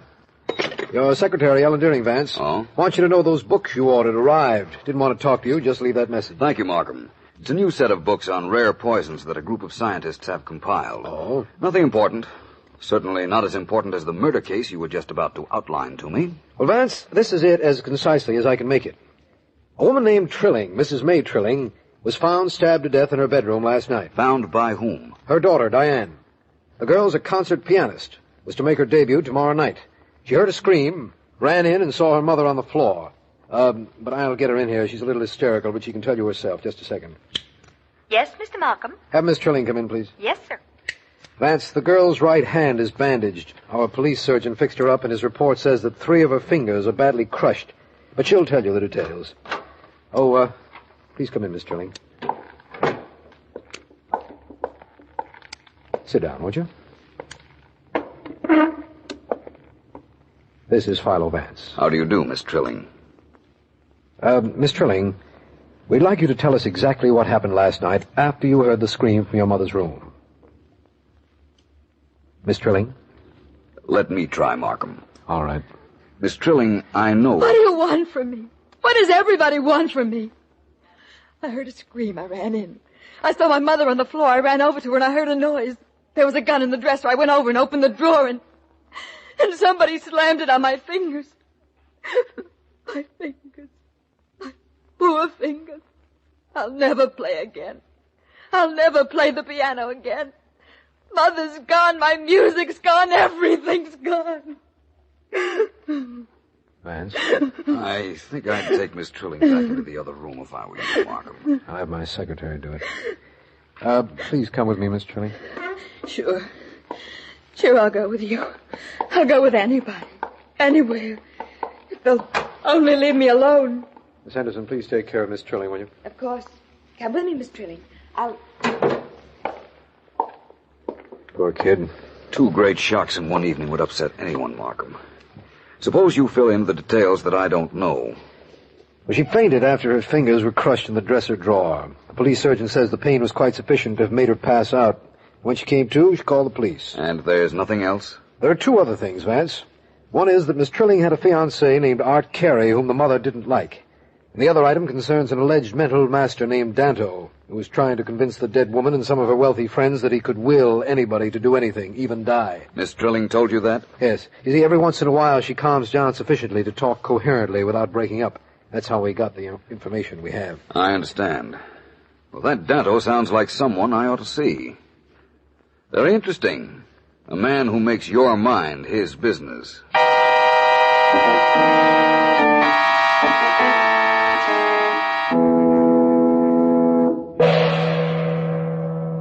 O Danto, O great Danto, there is one here who would meet with you. One who desires the counsel of the great Danto. What are your wishes? The name, please. The name? Your name, please. Vance. Philo Vance. What? Don't tell me you're Philo Vance. Well, if I'm not, it's news to me. Holy mackerel. Hey, Danto, it's Philo Vance. Vance? Well, this is a pleasure. Please come in here. Thank you very much. You're Danto? Yes. And this is my humble residence. And this is your workroom. Consulting salon. Danto, let's you and I start even. You have a rather unusual racket, haven't you? Racket? Is the subconscious a racket, Vance? No, of course not. Any second-rate hypnotist can arouse the subconscious in practically any person if that person doesn't fight it. But the subconscious can't leave the body and go out and stab somebody, my friend. Nor can it slam a dresser drawer on the fingers of an attractive young lady. You might have killed Mrs. Trilling, Danto. I, Vance? All the good she could have done me, she'd have to be alive to do. The effect of her death on other impressionable women is what I mean. You could gain in stature as a result of her death. It might make your claims more authentic. I don't expect you to break down and confess that you killed her. In that event, I won't disappoint you. I'm not going to waste time around here at the moment either. We'll meet again, Danto. You're leaving, Vance? Yes, but do me a favor. Don't play me out with that gun. It would give me a headache. So long, Danto.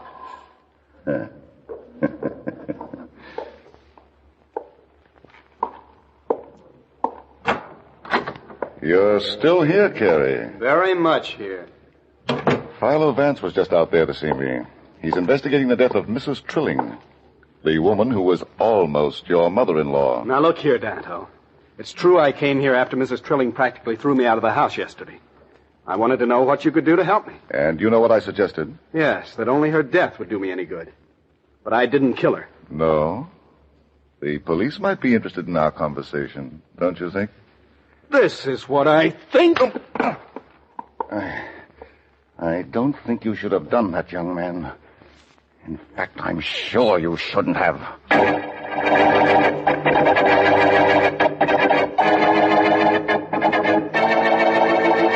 Won't you try to play just a little with your left hand, Miss Trilling?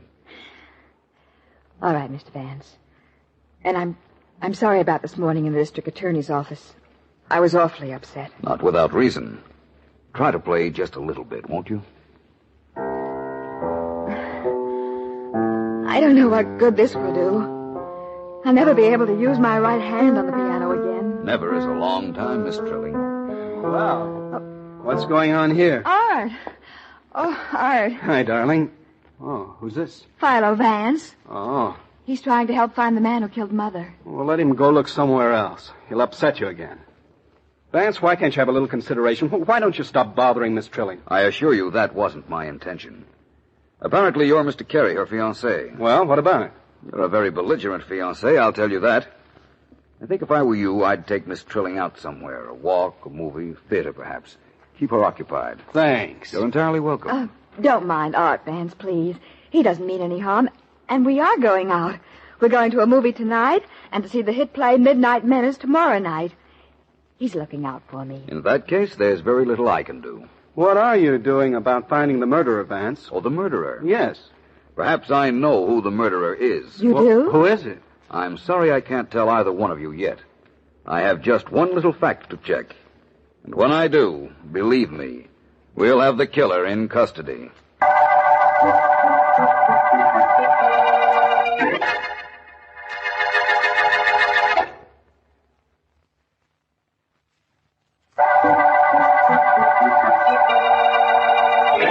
This is District Attorney Markham. The mental murder case opened with the finding of the body of wealthy Mrs. May Trilling by her daughter, a concert pianist scheduled to make her debut 2 nights later.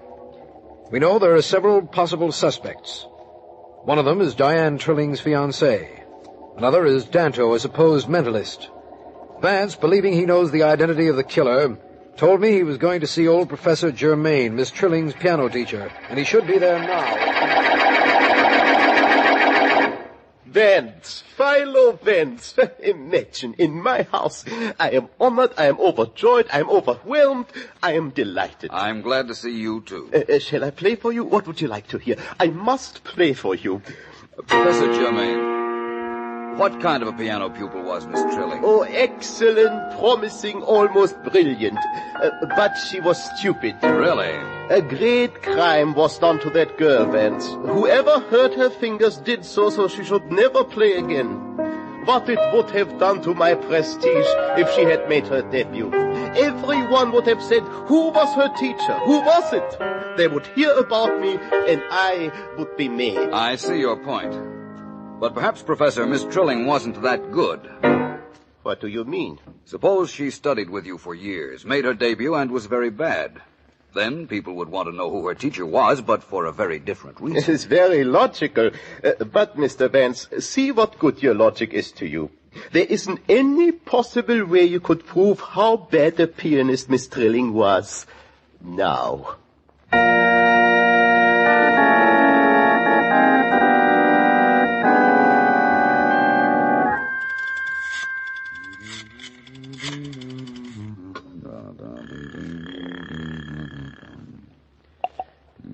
Hello? Oh, Markham, this is Vance. Yes? I didn't disturb you calling you at home, did I? No, not at all. Just resting before dinner, Vance. What's up? Just checking. I think by tomorrow night we ought to be celebrating the end of this case. Well, I think you ought to... Sorry, no details right now. I said I thought that by tomorrow night we'd be able to celebrate. I'm not sure. Just in case, though, how about those theater tickets you were supposed to get? For Miss Deering, Mrs. Markham, you and I? Yes. I'm trying to get them for the play Midnight Menace. I'll let you know how I make out in the morning. In that case, I'll just have to wait, I guess. You're making me wait for an explanation of your developments so far on this mental murder case? Yes, I am. I'll make a deal with you, though. Yes? When you let me know about the theater tickets, I'll let you know who killed Mrs. Trilling and crushed her daughter's hand.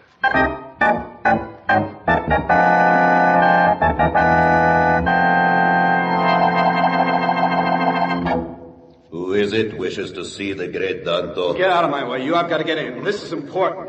I'm Art Carey. You know me. I was here before. I'll have to announce you. You and your guns. I know where he is. I'm going inside. Hey, you can't go in there. Pull your back. Ah, Danto. Got to talk to you. Apparently. Come in, Carey. Come in. Look, I'm a normal guy. I'm perfectly normal. At least I was up until the time that Mrs. Trilling was killed.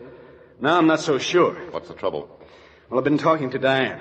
She wanted to talk about her mother's death, and I didn't want to talk about it. I didn't want to upset her. But she had to tell somebody, and she told me. What is it she told you? That you killed her mother. Mr. Carey, your girlfriend has delusions. Besides, Mrs. Trilling wasn't her real mother. You knew that. Oh, of course. I didn't mean to say that Diane claimed you were in her mother's room with a knife. What she said was that you had willed her death. Oh, and what made her think that? Well, she didn't dare tell this to the police because they'd think she was crazy. But when she went into her mother's room after she heard the scream, she could see nobody in the room. Well? Well, there had to be somebody there. Somebody who slammed the drawer on her hand. What do you expect me to do about all this? Do something about Philo Vance. I don't know what he's going to find out, but both of us should be afraid to learn. I'll have a lot of money when I marry Diana. You do anything you like to Vance, and I'll pay you more money than you've ever seen.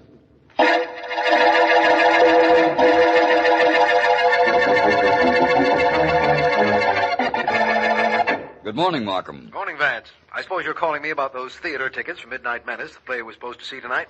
That's one of the reasons for this call. Well, it's nothing doing on the tickets, Vance. I checked every theater broker in town. Yes, I even called the producer himself. There hasn't been a ticket available for 6 weeks. I think we'd better find another show then. We're going to have reason to celebrate. You see, I know definitely all the details of the murder of Mrs. Trilling. All except one relatively minor point. And that is? Hang the phone up, Vance. Hang it up fast or I shoot. I'll call you back, Markham. I have company. Well, my friend Danto. Yes. Come to visit me. I'm sorry, but I like to know when I have visitors. And they don't generally come with guns in their hands. I'm an exceptional person, Vance. In this case, I'm an exceptional visitor. What did you expect me to do? Announce the fact that I'm coming to kill you? That would have been nice. But I don't think you're going to use that gun. Optimist. Stay where you are, Vance. Don't come any closer. If you're going to shoot, you'd better do it now. Oh, I'll shoot. Don't wait. If I can get this arm free. I need that arm of yours and that gun, too. Drop it before I break your arm. Look out, you. There. Now, I'll just pick that up. You'll pick up nothing. My fist was as good as a gun.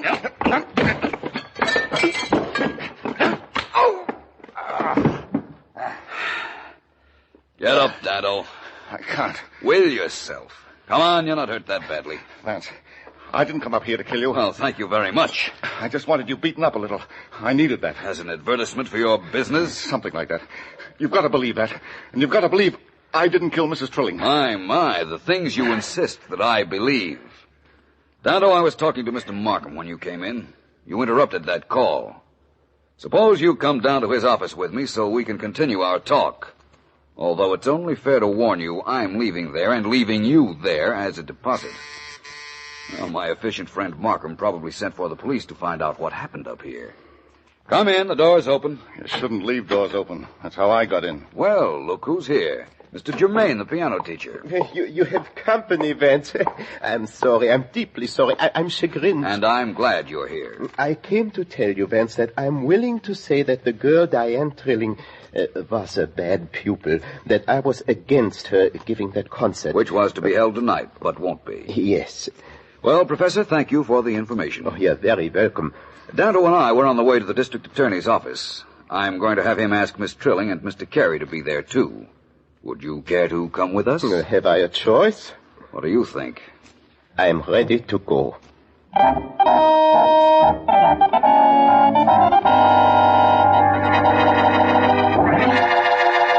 Thank you, Markham, for inviting Miss Trilling and Mr. Carey to join the two individuals I brought here to your office. Am I an individual, Vance? Do you really think so?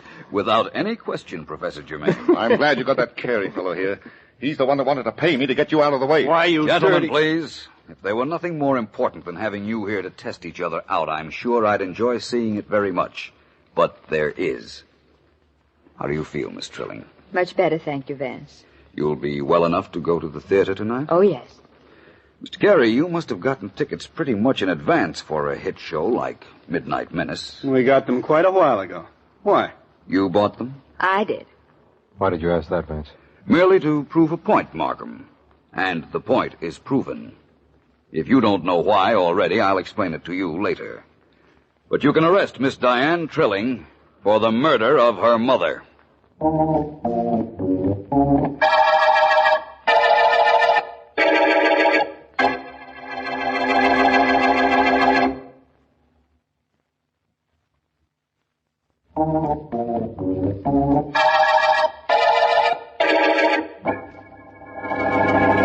Well, Vance, you promised that if I didn't know how Miss Trilling practically convicted herself of the murder of her mother, you'd tell me.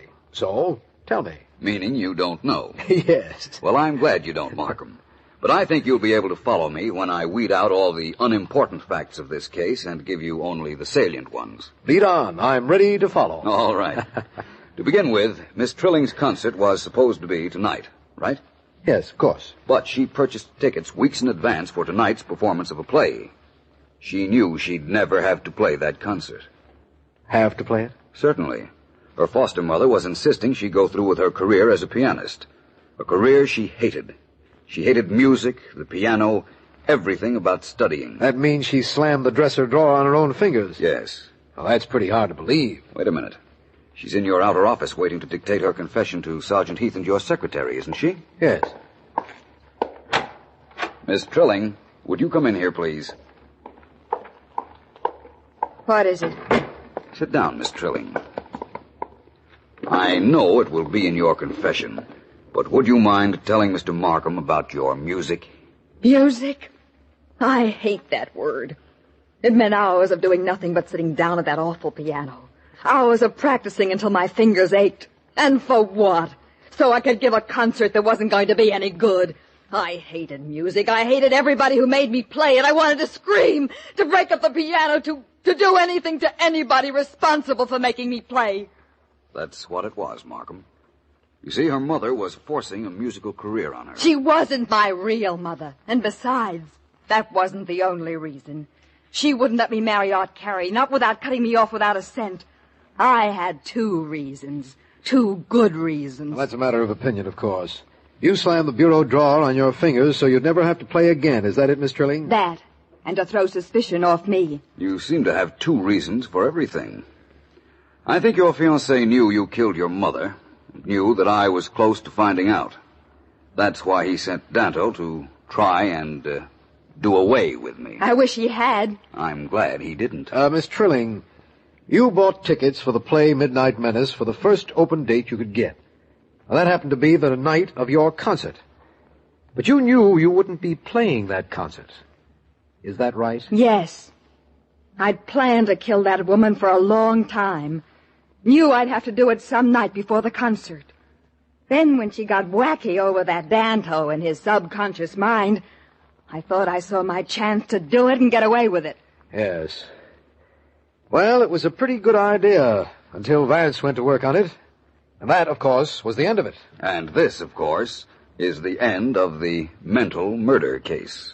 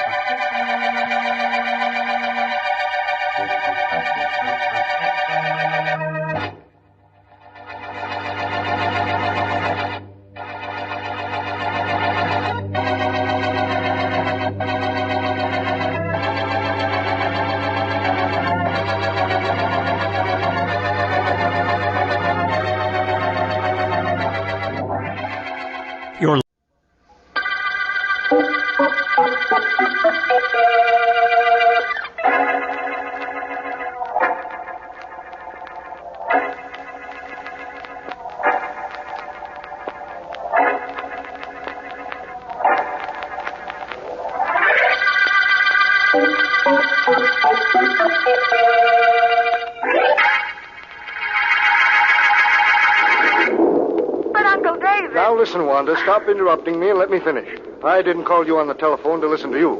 Your husband has walked out on you, and it's a good thing. I'll buy him off so that he'll stay away and never come back. That's the least I can do for my niece. And another thing.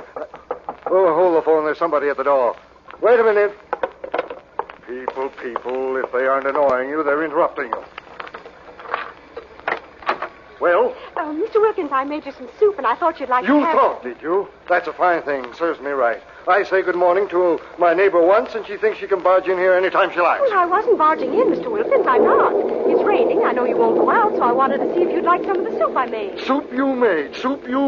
You said all that when you knocked on the door and I opened it. Yes. I was talking to my niece on the telephone, and you interrupted me. But For no reason. I don't want any soup. I hate soup. Oh, all right, but I But didn't... nothing. Now get out of here and stay out. Can't a man have some privacy in his own apartment? Well, certainly, but all I did... Goodbye. Now, you listen to me, Wanda. Better still, you come over here right away, and I'll tell you the rest of what I have to say in person. I know it's pouring, but you won't get too wet. Better hurry, though, while I still feel like helping you. What a night this is. Really a night for a murder. Oh. Night for a murder.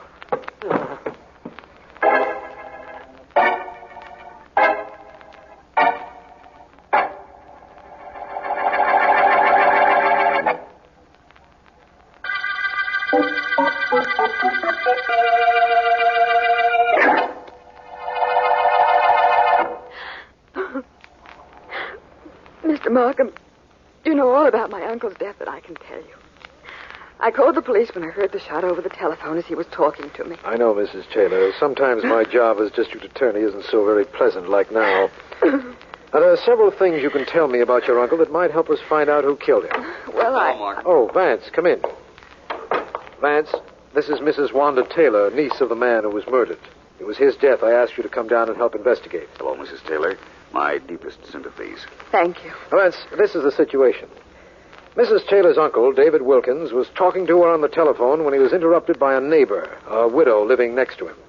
She had made him some broth, but he didn't want any, and he returned to the telephone. We have her testimony to that effect. I see. Have you anything to add to that, Mrs. Taylor? No. I was talking to my uncle when I heard a shot over the telephone, and our connection was broken immediately. When the phone dropped to the floor, Vance, it smashed part of the mechanism. Understandable enough. You called the police from your telephone, Mrs. Taylor? Yes. They said to meet them at my uncle's place, and I did. It didn't take long, and when I arrived, a policeman was already there. The officer on the beat heard the shot, ran up, and found Mr. Wilkins was still alive. Wilkins said he didn't know who shot him. All he knew was that he was talking on the phone to his niece when his killer walked in. And that, I imagine, is all we know about the case. Yes. Mrs. Taylor, what were you talking to your uncle about? Well, I don't think that's any of your... Mrs. Taylor? It was personal. Very personal. So is murder. Well, my husband walked out on me 3 days ago.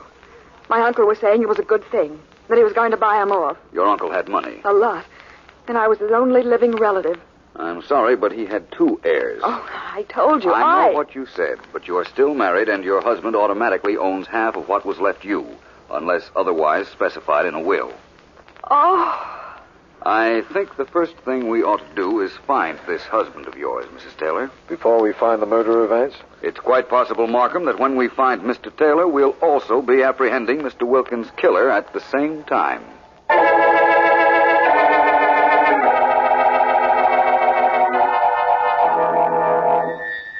While the police comb the city to try to find him, high police officials believe the killer of David Wilkins will be apprehended shortly, although they admit they have little... Turn that darn thing off, will you, Betty? All right, George, you don't get excited. I'm not excited.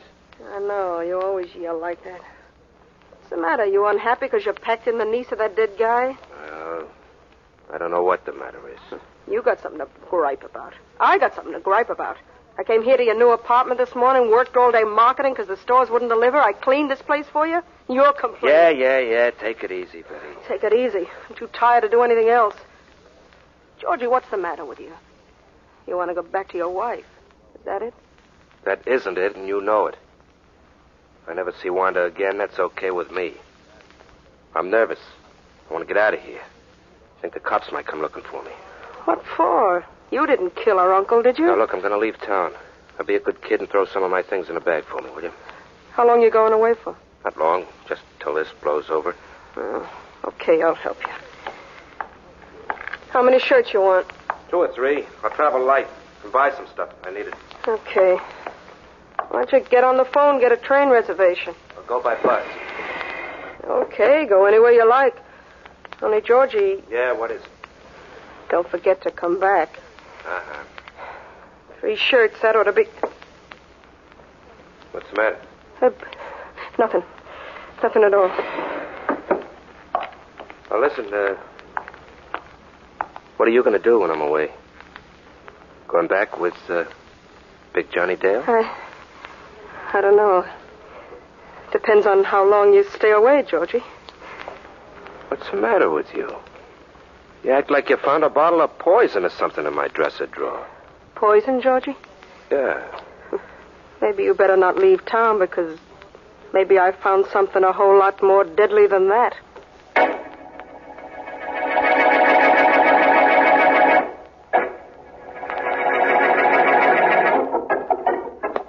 Hey, you're in quick shape, Mr. Dale. I can't hardly lay a glove on you. You learned me good, Sammy. Yeah? I was 20 years younger. Maybe I could be a professional. Oh, huh? Sure, only you and one That's it. scrap in the ring. That's how That's I it. started. Now look at me, broken down ex-pug who keeps guys like you in shape.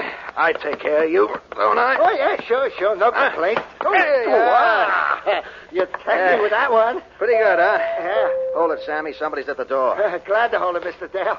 Glad to do it. Hey, you better throw that rope over your shoulders. When you open that door, it might be a drag. Good idea, Sammy. Very good idea. Hello, Johnny. Betty, baby, come on in. Yeah. Johnny, I gotta talk to you alone. Sure, Betty. Hey, Sammy, scram, will you? Sure, Mr. Dale.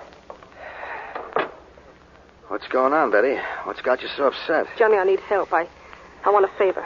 You coming back to me? No, Johnny, not right now. Don't ask me to come back. Wait till I come back by myself. Because if I ever come back that way, I'll stick. Well, you got something there, Betty, baby. Okay, I won't press it. Tell me what's on your mind. Johnny, you know anything about the killing of that David Wilkins guy yesterday? Only what I read about it. Why? Well, this Wilkins was talking to his niece when he was killed. His niece is married to a guy named Taylor, only he walked out on her a couple of days before. Yeah? That's the guy I'm running around with, Johnny. Well, that's a nice, pretty picture. Where do I fit in it? You fit in like this. Hey, kid, that gun. Put it away. No. What do you want to point a gun at me for? I'm sorry. Here, I want you to take it. Wilkins was killed with a .38. Here's the .38 I found in this guy Taylor's dresser drawer. 1 shot's been fired. Take care of the gun for me, Johnny. So that's the pitch, huh? Yeah. Your boyfriend knocked off the uncle, stashed the gun in his dresser, and you found it. Yeah. You found it, and you bring it to me to see that it gets lost. You got a lot of nerve, Betty. I got a lot of confidence, Johnny. You'll do it for me, won't you? I don't know. I'm not sure. This sticks me in the middle of something that ain't my business. You know that. I don't want that gun kicking around. This boyfriend of mine wanted to blow town, only I talked him into staying for a little while. But he wouldn't know how to duck a hot rod, and you would. Yeah, I'd know. The cops looking for this new guy of yours? Not that we know of. Only he's afraid of something. Well, he ought to be afraid of me. After all, he took my girl away. He didn't take. She went to him. Well, I guess that's right. Well, okay, Betty, baby. I'll take the gun. Oh. And I'll get rid of it. You got a big heart, Johnny. And a soft head. Imagine me making sure a guy don't take a murder rap so that my girl can still have him.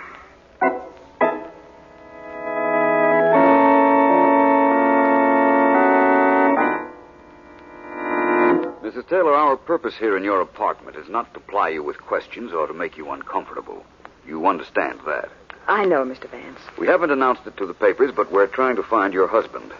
So far, we haven't had any luck. Oh? That's the reason Sergeant Heath is inside searching your bedroom. I understand. He's looking for something that might give you an idea as to where my husband might be. Exactly. Excuse me just a moment. Certainly. Find anything, Heath? No, not yet, Vance, but I'm still looking. Keep at it, please, Heath. Don't worry.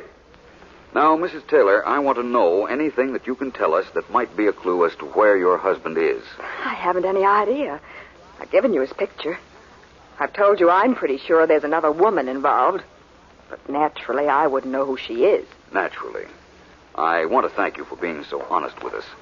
I don't Vance, know... I found the gun. I found the murder gun. What? Here it is, Vance, a .38, one bullet missing. I'll bet my badge it's the murder gun. Chances are you're right. Well, where did you find that gun? Listen to her. Where did I find that gun? Yes. I found it where you tried to hide it after killing your uncle in a hat box back on a closet shelf. Somebody planted it there. I never saw that gun before. Somebody put it there, I tell you. Oh, sure. Well, Vance, tell him I couldn't have killed my uncle. Tell him I was talking to him on the telephone when he was shot. Tell him that gun must have been planted. You don't have to tell me. I know from the dying man's own testimony that he was talking to you on the phone when he was shot. Oh, well then. Look, all I know is I got a gun here that looks to me like the murder weapon. And, Vance, I got a right to take Mrs. Taylor here downtown. I'm not stopping you, Heath. I'm stopping myself. I don't know how she could have done it. And you know something? I don't care. All I know is I've got the gun, and I'm pretty sure it's the gun that did the job. Now all I got to do is find out who fired it. Well, it wasn't I. You know I couldn't have fired it. We do, Mrs. Taylor? Yes. I don't agree with that at all. Well, now I'm mixed up good. What am I supposed to do now, Vance? Take the gun to headquarters and check it, of course. And what are you going to be doing all that time, Vance? Trying to find two things, Mrs. Taylor. Yes?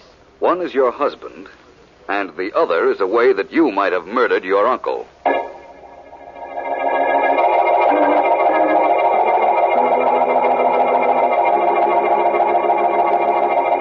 Take a look, Sergeant Heath. Yeah?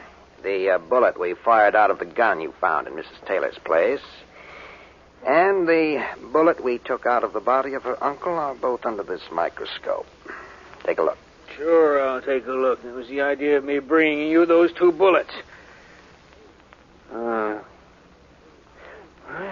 markings are pretty close, wouldn't you say? Close? No, they're not close, Sergeant Heath. Fine guy we got in charge of the police laboratory. I'm looking at the two bullets. I see the markings, and he says they're not close. I looked at them, too, when I set the microscope for you. And you still say those markings are not close? They're not close at all, Sergeant Heath. They are identical. Without any question, the gun you found in Mrs. Taylor's apartment is the gun that murdered her uncle.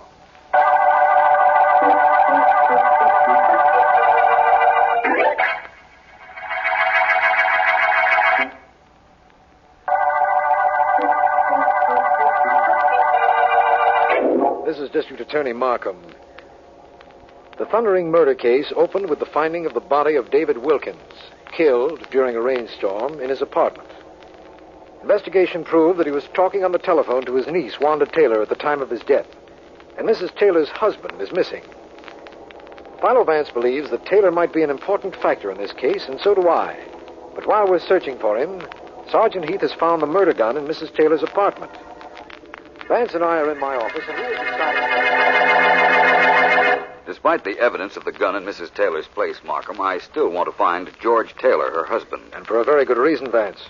Mrs. Taylor couldn't possibly have killed her uncle. Even though she did gain appreciably through his death, he left everything to her. Yes, I know. But I don't agree that she couldn't have killed him. At the moment, I don't see how she could have done it, but it's possible she might have. Everything is possible, of course, but there certainly is nothing to support the theory that she's guilty, Vance. I agree with that, too. And I know you agree that we ought to do something about finding George Taylor. This is the photograph Mrs. Taylor gave me. Yes, I've seen it. Taylor was quite good-looking. Perhaps too good-looking, Markham. But I don't care half as much what he looks like as I do where he is. There's nothing in the photograph that would tell us that. No? I just noticed something. Look at what's on his lapel. That emblem? Mm-hmm. That's an indication that he's a member of some kind of a club or an order of some sort, isn't it? Yes, that's the Roster Club emblem. Roster Club? Yes. Let me see now. Taylor doesn't know we're looking for him, does he? Why, no. You asked me not to tell that to the newspapers. Good. Now, so far as Taylor knows, his wife never indicated to us that he walked out on her.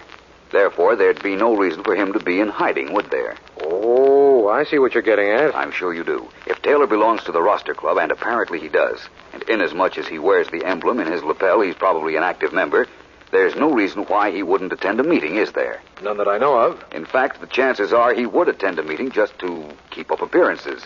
Just so nobody would suspect that there was any reason he didn't attend. A reason such as a split-up between him and his wife. Vance, I think you've done it again. I think your logic has enabled us to find Taylor. You know, it sounds incredible that sitting at this desk with me, you could indicate where a missing man might be. I should have used that logic yesterday. Then perhaps he wouldn't have had a chance to plant that gun in his former apartment, if he planted it. Well, what's our next step? Check the roster club. Find out when their next meeting's to be held. And at its conclusion, you and I will be waiting outside to pick up George Taylor.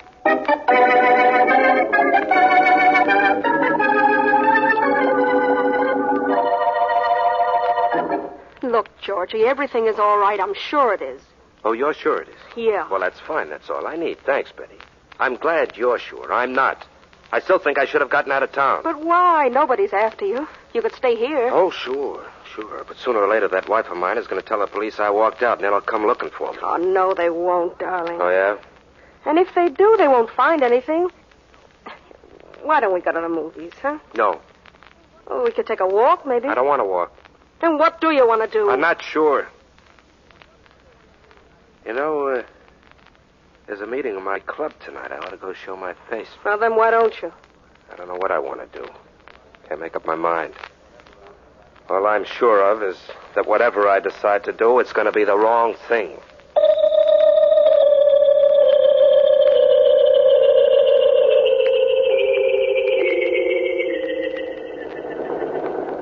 It's almost 11 o'clock, Markham. That roster club meeting ought to be breaking up any minute now. We could have gone into the club rooms to see if Taylor was there. Yes, but this way is just as easy and a whole lot less conspicuous. We'll stay here in my car and spot our man when he comes out. If he comes out. Vance, I can't help feeling that there's someone else involved in this case that we don't know about. It's very possible. But one thing you know about a murder case is that anything is liable to happen. A murderer kills and does his best. Vance, look. There are men coming out of that building now. Look closely, Markham. We don't want to miss our man. Maybe we'd better get out of the car. Might be advisable. Let's... Wait. There he is. You're right. What do we do now? Call his name. He'll come over here. Very well. Oh, Taylor. George Taylor. He's looking around. Over here, Taylor. Here we are. Oh, me? So far, so good. He's headed this way.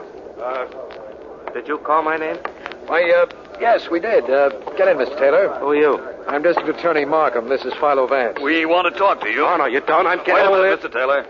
Running away won't do you any good. Now, look. The police would pick you up in a few hours. Right now, this is not an official invitation. But don't you think you ought to take a ride with us?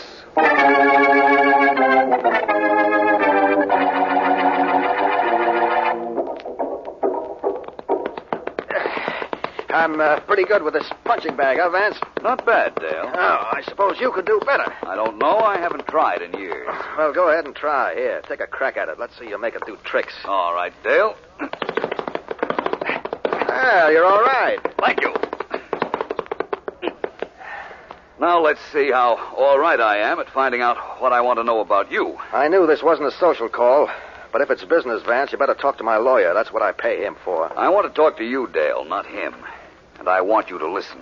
Oh, you do, huh? Yes. What happens if I don't?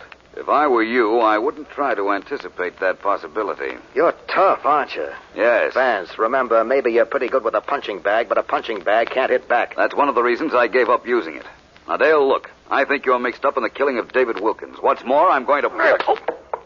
What were you saying before I rudely interrupted you? Never mind what I was saying before. Let me say one thing right now, and that's thanks. Thanks for giving me reason to do something I've wanted to do ever since I saw you. Oh, what's the matter with you? Hey, oh.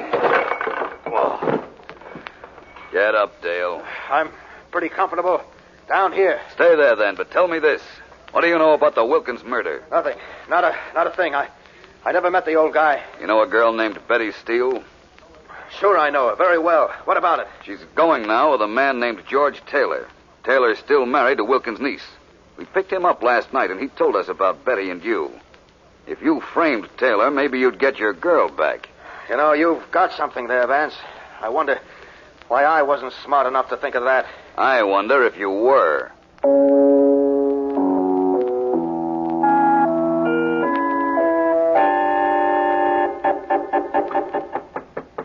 Who is it? Me, Markham. Sergeant Heath. You sent for me. Yes, come in. Hello, Heath. Hi, D.A. What's up? I just heard from Philo Vance. Here's a list of people he wants you to round up and bring to his office this afternoon. Okay. Taylor, Betty Steele, Big Johnny Dale, George Taylor. Where do I find Taylor? I'll give you his address. He gave it to us after we met him outside his club last night. Okay, Markham. I'll get the boys right on this. That all? Yes, Heath. Only according to Vance. That'll be enough.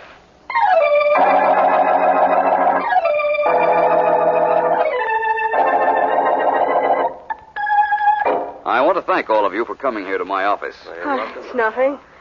Don't thank me. Cops practically dragged me here. I'll thank Sergeant Heath when he comes in for that.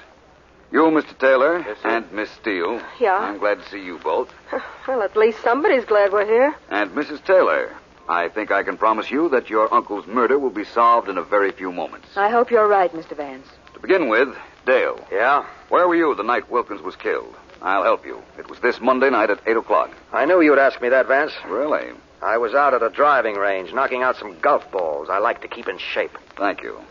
Miss Steele, where were you? I was watering the lawn in front of my own house. Mr. Taylor? I went out for a walk. Hi, Vance. Oh, come in, Sergeant Heath. Here's that report you asked for. I just got it from the Bureau. Thank you, Heath. I have here a weather report for this territory on the murder night. Oh, Mrs. Taylor, I'm afraid I overlooked asking you where you were. Well, you know where I was. I was at home talking to my uncle on the telephone when the shot was fired. Of course. Now, everybody listen. This weather report states that there was a thunderstorm Monday night. Yet Mr. Dale, Mr. Taylor, and Miss Steele all say they were doing things which they wouldn't be doing in the rain. Listen, I'm telling the truth. Just a moment. The thunderstorm I talked about took place only in a very small district. That isn't too rare a phenomenon with storms. Sometimes it rains on one block and not on the next. Sure, I've seen that myself. Thank you, Heath. And now, everybody, let me tell you all that the storm in this one particular neighborhood doesn't explode your alibis. It's possible you were all doing what you claimed. Oh, that's nice. Mr. Vance, you promise you tell me which of these people killed my uncle. Which one did? One question more, please. Well, all right. Mr. Taylor. Yes, sir. You knew David Wilkins. Sure. Ever talked to him? Talk to him?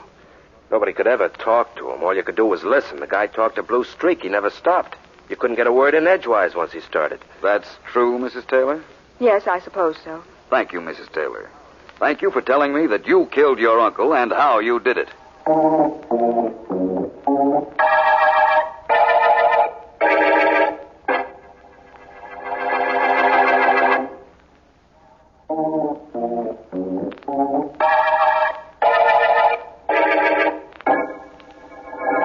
First of all, Markham, I got all our suspects together so that I could hear their alibis.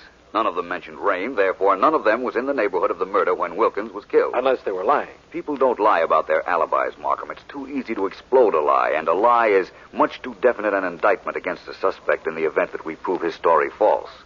No, I was sure they were all telling the truth. Let's take that slower, eh? Very well. We know it was raining in Wilkins' neighborhood when he was shot. Yes. If any of the suspects were in that neighborhood, naturally they would have denied killing the old man, but they would have mentioned something about rain. Oh. They wouldn't know it wasn't raining in other sections of the city. I understand now, but Vance, Mrs. Taylor was on the telephone with her uncle when the shot was fired. She was at home. We're sure of that. Yes, but do you know where her home was, Markham? Less than a block from Wilkins' apartment. She told us that in your office right after the murder. That's right. What happened was this. Her uncle called her. She let him talk, ran over to his place, and shot him, knowing that once he started, he'd talk for at least a minute, and she could be there and back by then in time to call the police. We know her motive, of course, but what about the murder gun? What happened to that? That was the only complicated part of this case, Markham. In making her confession, she said she followed her husband one day when she happened to see him on the street after he walked out. He went to his new apartment, and she broke in there later to plant the gun. Which was found later in her husband's apartment by his new girl. Right. Betty Steele found it, gave it to Johnny Dale. This Dale told me just a little while ago. You see, Betty thought that Taylor had killed Wilkins, so she wanted Johnny to get rid of the gun. Uh-huh. He, of course, planted it in Mrs. Taylor's apartment, where Heath found it. Well, that gun really did some traveling around, didn't it? No more than I did on this case. Only I went in circles until I got all our suspects together. It's funny how a situation develops, isn't it, Vance? Yeah. After all, this seemed like such an ordinary murder at the beginning. Yes, it did. And it turned out so unusual at the end of the thundering murder case.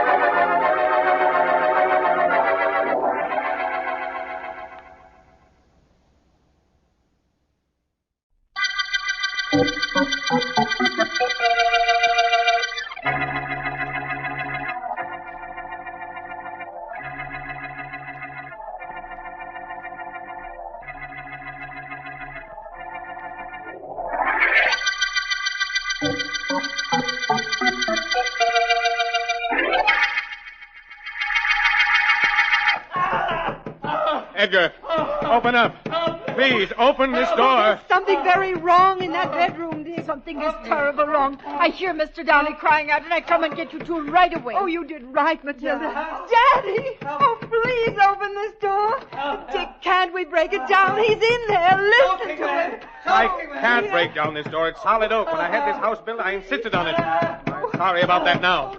Why don't the police get here? You did call them, Matilda. Oh, yes, Mr. Staley. I call as soon as I tell you what I hear in this room. Good. I can't stand listening to this. We've got to do something. I Wait, know. I look through the keyhole. Oh, yes, Matilda, do that, please. Well, what do you see? What do you see, Matilda? I see Mr. Downey. He stands there in the middle of the room. I see his face. His neck. What about it? His neck, Mr. Staley. Yes? It is being choked by a gray glove. A gray glove is at his throat. Just one glove. It's choking him. What, a gray glove? Yeah. Well, who's wearing it? I do not know. I cannot see any arm, any body, just a glove. Here, let me look. Get away, Matilda. Yes, certainly. Well, Dick, what is going on in that room? Whatever it is, Ruth, it's all over now. Oh. Your father's lying on his back in the middle of the room. Oh. And there's a gray glove lying right next to him.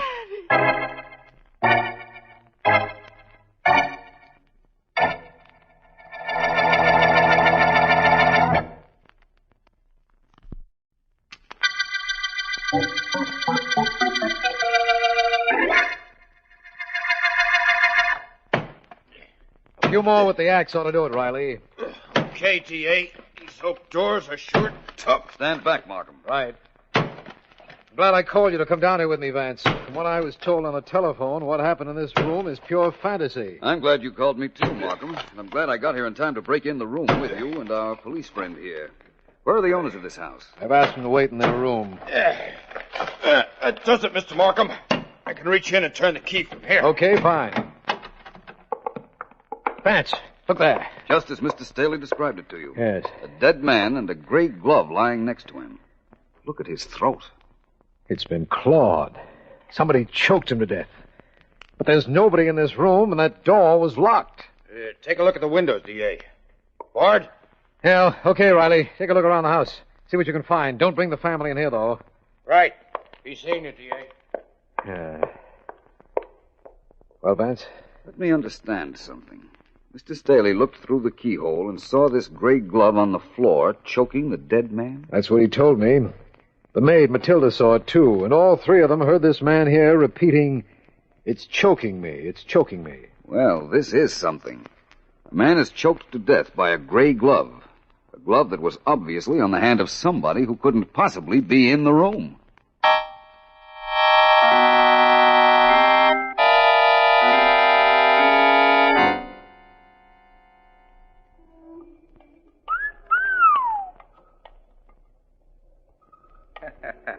Didn't give you a tumble, Joe. You must be losing your stuff. Kind of nice you was. Who needs her? Hey, the fellow's inside the store. You want to go in and chew the fat? Who needs it? Besides, Sammy, I got a date. Who with? My girl. Oh, Marge? Who else? Good thing she didn't come along when you were whistling at that dame. So if she came along, so what? So she'd see me. What is that, a crime? Not to me, it ain't. Hey, tough break about her grandfather. The guy who got choked to death in this room? Yeah. Yeah, tough break. He didn't like you. Who needed him? Marge likes me, that's all that counts. Hey, scram, Sammy, here she comes. Okay. I just want to stick around, say hello. Okay. Hello, Joey. Hi. Hello, Sammy. Nice to see you. Thanks, same to you. Joey and I were just talking about your grandfather. Joey, let's... Shut up. I didn't say nothing. I just said you and I was just talking about Marge's grandfather. That's all I said. Joey, could we go Of course, somewhere? everybody knows you didn't like Joey here and was raising the roof because you used to meet him on street corners. But I wouldn't say there was any reason to kill a guy, would you, Marge? Joey, please, let's go take a walk or something. Who needs it? Wait a minute. I want this guy to keep talking. Let's go, Go Joey. on, Sammy. You were saying? Nothing much. Just that I don't think you'd kill a guy for not liking you to go out with Marge here. Of course, he wouldn't be the first guy you knocked off, but...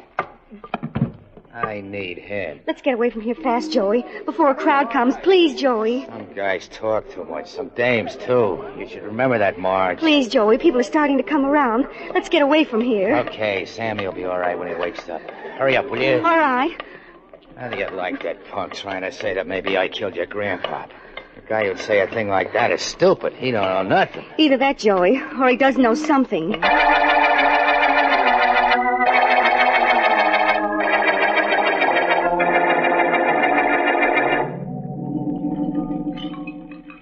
I've never known you to question anybody in a kitchen before. There's a first time for everything, Markham. Matilda, Yes. you don't have to stop washing those dishes to answer some questions. No, I don't stop. Good. How long have you worked for Mr. and Mrs. Staley? 30 years. Mm-hmm. I come with them when they first get married. I stay with them ever since. They're very fond of you. I was talking to them right after the body of Mrs. Staley's father was found in his room, and they told me how highly they regarded you. They are good people. Were they happy, Matilda? Oh, yes. So happy. Well, Vance, I guess that tells us nothing. What did you want it to tell us, Markham? I was hoping your questions might shed some light on the ridiculous situation in this house. How a man could be choked to death with a gray glove, which we found on the floor. Oh, that? Yes, definitely that. Mr. and Mrs. Staley heard her father cry out that the gray glove was choking him. Yet after looking through the keyhole, they could see neither body nor arm attached to the glove at his throat. There was a slight inaccuracy in your description of what happened, my friend, but it doesn't matter. You see, I know how that was done. What? Yes, you... Oh. I'm so clumsy. I'm so sorry to drop the dishes. I picked them up. Nervous, Matilda? Oh, I don't think so. It seemed to me that you were. You knocked over those dishes when Vance said he knew how Edgar Downey was murdered. Well, I'm sorry. I know. But about what?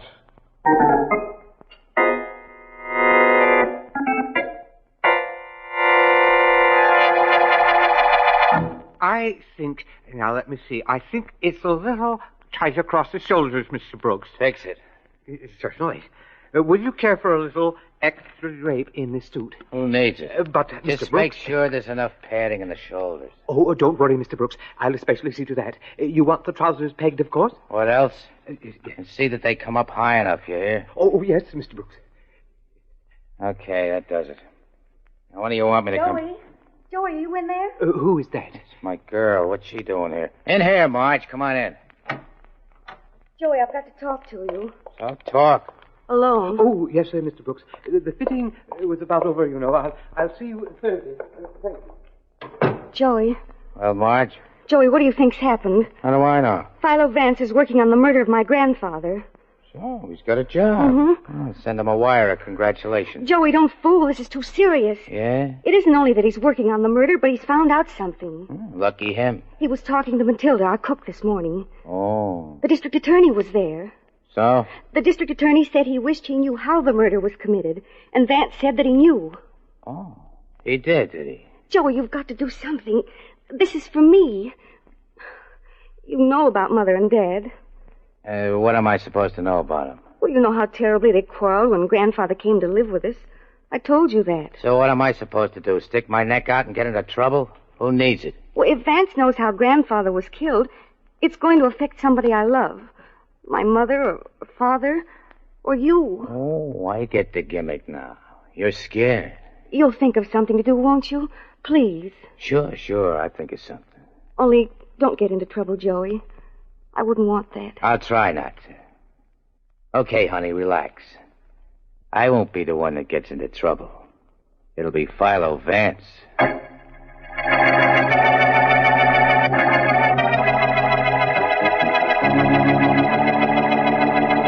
Must we quarrel now, Ruth? Must we? I don't know. I'm so sick of arguing with you, Richard. So am I. Oh, I'm so tired of everything since what happened to my father. Right in front of my eyes. Happened in front of my eyes, too. Don't forget that. Ruth. What is it? We were so happy before he came to live with us. I'm sorry about what happened to him. You know I am. But can't we go back to our lives of a year ago? I don't know. I just don't know. Who is it? It's me, Mrs. Staley. Matilda. Come in. What is it, Matilda? Oh, if you're busy, I come back later. Come in now. And what do you want? Please, I would like perhaps to take off this afternoon, Mrs. Staley. All right, Matilda. If you like, why, it's You're all taking right. another afternoon off? Yes. You're away more often than you're here. Where are you going this time? I know where she's going, Richard. Oh, you do? What's happening in this house? Why all the secrecy? Don't you think I'm entitled to know things, too? I tell you, Mr. Staley. No. Now, look, Richard. We're still finding things to quarrel about. We shouldn't. No? We have no real reason. Why don't we stop? Why don't I have a right to know where Matilda's going? Well, what difference does it make where she's going? It's personal. Very personal. Apparently. All right, Matilda. Take the afternoon off. Take the night off, too. Don't come back here at all. Richard. Oh, I'm sorry, Mr. Staley. I must come back here. You see, I have no other place to go.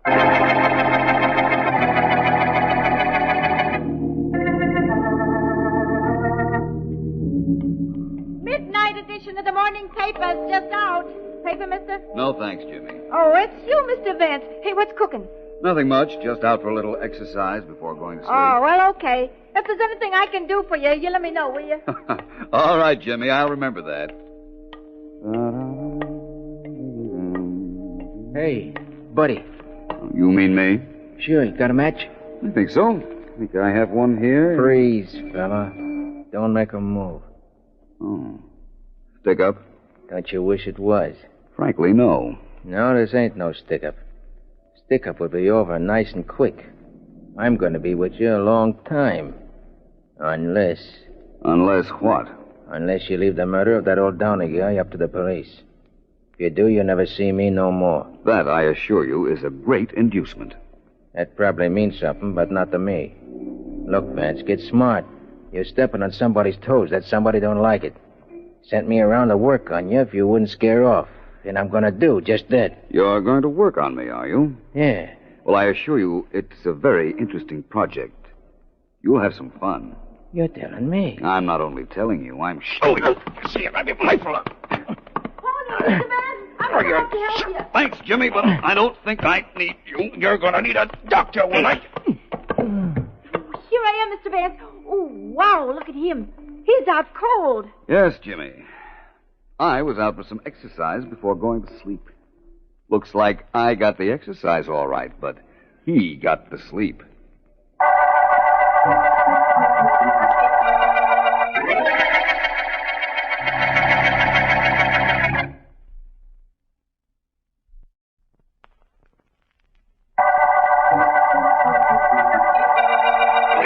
This is District Attorney Markham.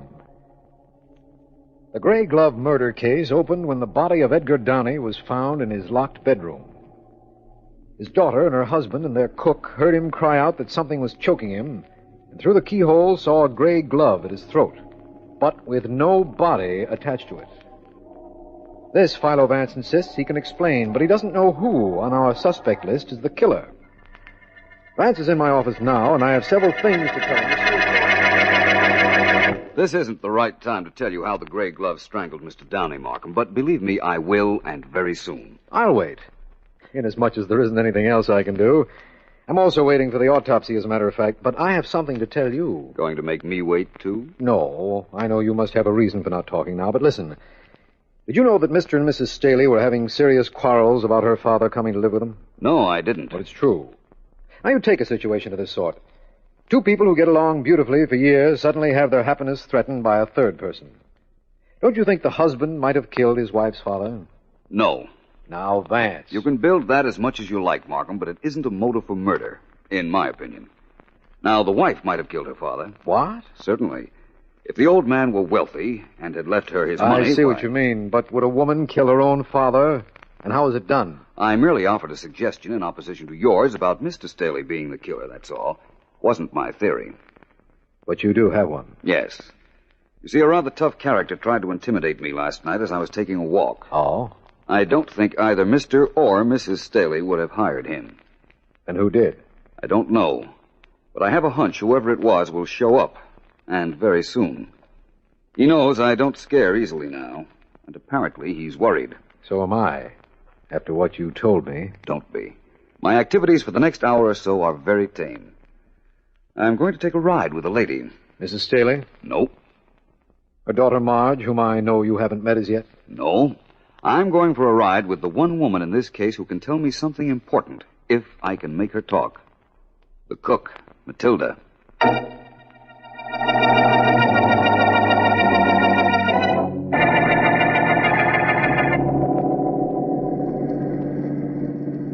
Enjoying the ride, Matilda? I like automobiles. I'm glad. You know, I like mysteries, but I don't like murders. Nobody likes murders. I suppose that's true enough. Matilda, don't you want to know how I came to pick you up in this car as I did? No. I came down from the building. You were there. You say to get in. I get in. I had followed you to that building. It was a hospital, wasn't it? If you say so. Who's ill in there, Matilda? You don't know? No. I don't tell you. Matilda, don't you see what you're doing? You're obstructing... Hey, look out there! Oh, the car! It almost pushes off the road. Yes, there. so it did. Oh, my. Somebody wanted to talk to me and did it the hard way. Oh. Here he comes. My. How did Hi. you do that? You're Philo Vance, ain't you? Yes. What's the big idea of cutting in front of me just now? My own idea. I get things like that all the time. The name is Brooks, Vance. Joe Brooks. I have a little information for you, my friend. Who needs it? Look, Vance, a friend of mine stopped you on the street last night. Only you stopped him. He was more of a friend of yours last night because he was giving you a little tip. I thanked him. In my own way, of course. Sure you did. Anyhow, he came to warn you to lay off this murder case. You said you wouldn't do it. Now, I think you will. How wrong can a man be? You mean me? Yes. Cut the sarcasm. Who needs it? Vance, I'm not threatening you now. I'm not that stupid. Threats don't mean nothing to a guy like you. That's pretty apparent, isn't it? What's your proposition? I'm not threatening you. I'm promising you something. Duck out of this case, or I promise you I'll take care of you personally. And, Vance. Yes? My word's awfully good.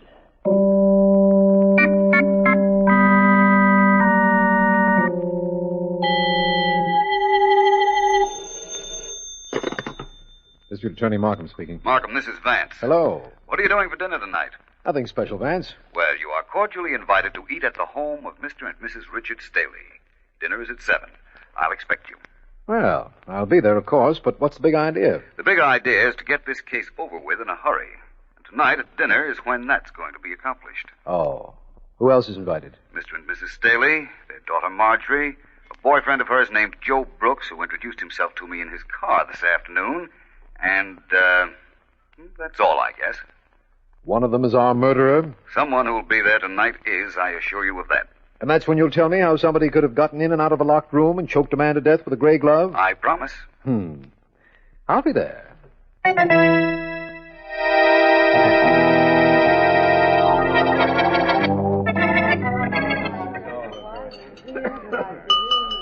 May I please have your attention? As you know, this dinner was my idea. Oh, Matilda. Yes? Please stay here. You can serve the dessert later, if you will. Oh, very well. Mr. and Mrs. Staley, I wish to thank you for allowing me the use of your home, your cook, and your food for this dinner. I hope you don't mind Police Officer Riley being here. That's quite all right. We're only too glad to be. Thank you. Riley, Yes, Mr. Vance? I hope you don't mind waiting. I'm used to it. Good. Now, Miss Staley, Well? you're probably wondering how I knew about you and Joe Brooks, who's sitting next to you. It's very simple. I have a newsboy friend named Jimmy. He saw a friend of Mr. Brooks pick a quarrel with me on the street and identified him for me. You checked on Sammy, found he was my friend, asked questions, and found I went with Marge. Some brain. Who needs it? I do, Mr. Brooks, very much. Now, for the first time, I want to tell all but one of you how Mr. Edgar Downey died. Oh, you mean that?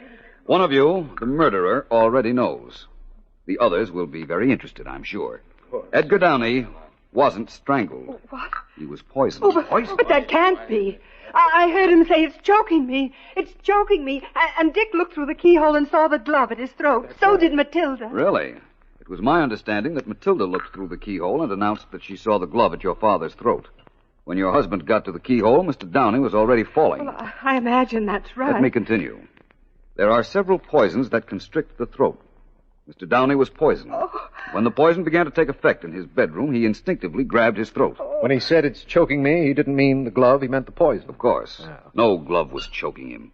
When you get a report of the autopsy, Markham, you'll find I'm right, that he was poisoned. I don't want to inject no sour note in this, Vance, but what's with that gray glove?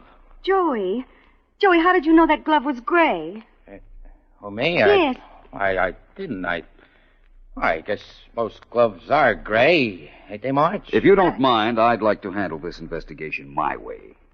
I want to tell you all this.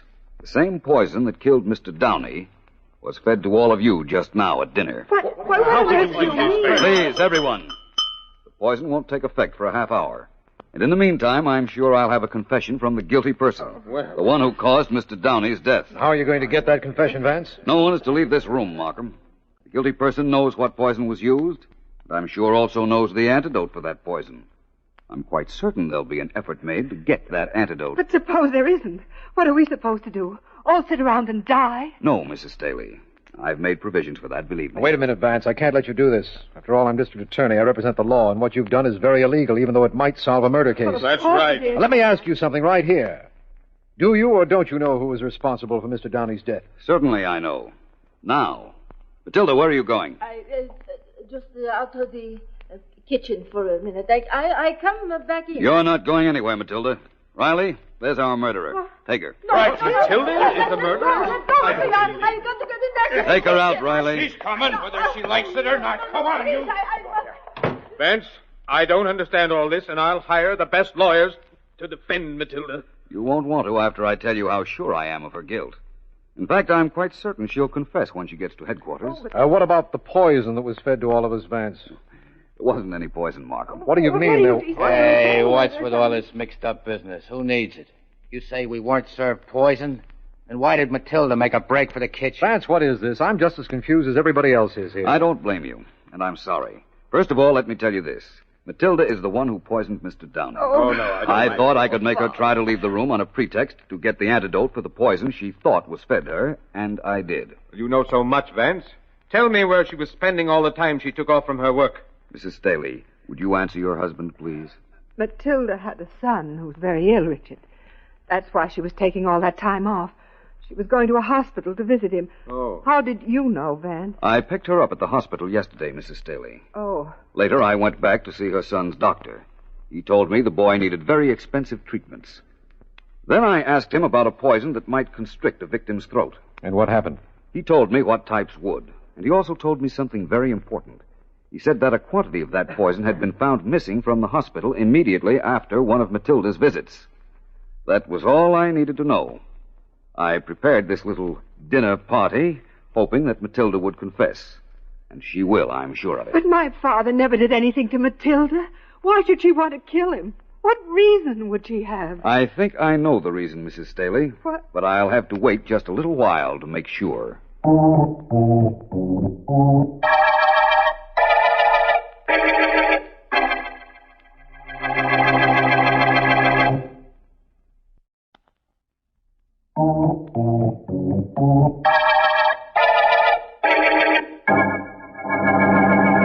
Vance, now will you please explain what actually happened in Mr. Downey's bedroom when that gray glove was seen clawing at his throat? Certainly, Markham. The glove was never at his throat. Matilda said she saw it when she looked in through the keyhole. Staley looked in just in time to see the old gentleman fall over dead. That's right, come to think of it. But the gray glove, how did that get on the floor? Matilda had put it there earlier. She knew about the poison, she knew Mr. Downey's habits, and she knew how long the poison would take to work. So she went to Mr. Downey's bedroom, dropped the glove on the floor, and went out, after which he locked the door in back of her. Oh, I see what happened. The poison started taking effect. Matilda got the Staleys to the door and pretended to see the gray glove at Downey's throat.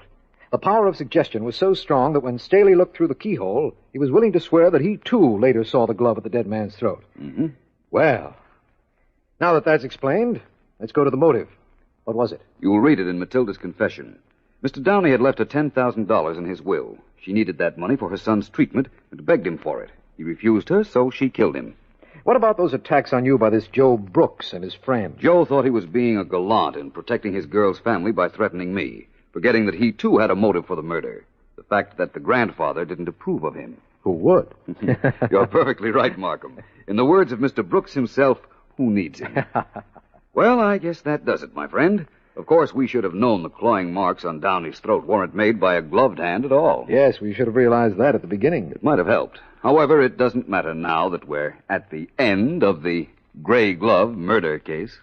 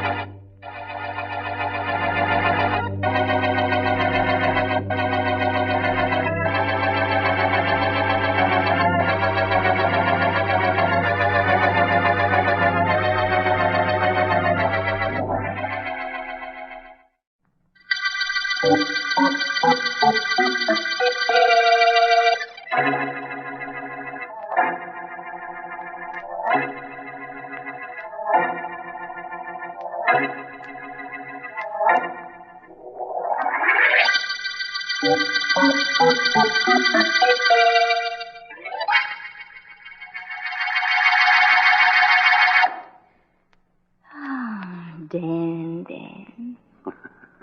We're not acting like two kids, are we, May? Why shouldn't we if that's the way we feel? Who has more fun than kids anyhow? Oh, I wish next week would hurry up and get here. You couldn't do anything about rushing it, could you?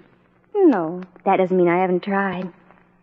Last night I put on my bridal gown, closed my eyes, and said to myself, this time next week I'll be Mrs. Dan Sanford. Oh, Dan, you've made me so happy. Don't ever disappoint me, will you? I'll try not to.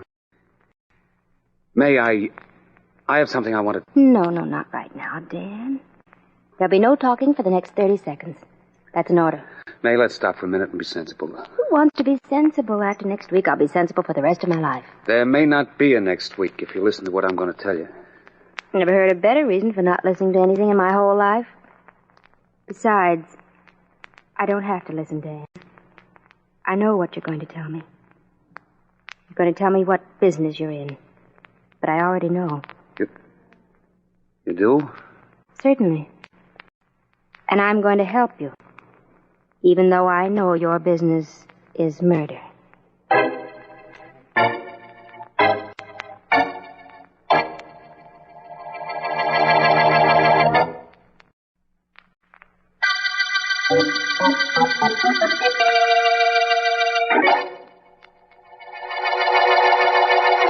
You're not nervous, are you, Dan? Oh, me, Professor? No, I'm not nervous. Nothing to be nervous about. You have the rope? Yeah, sure, I have it. See? It's a noose, just like you told me. All right, then.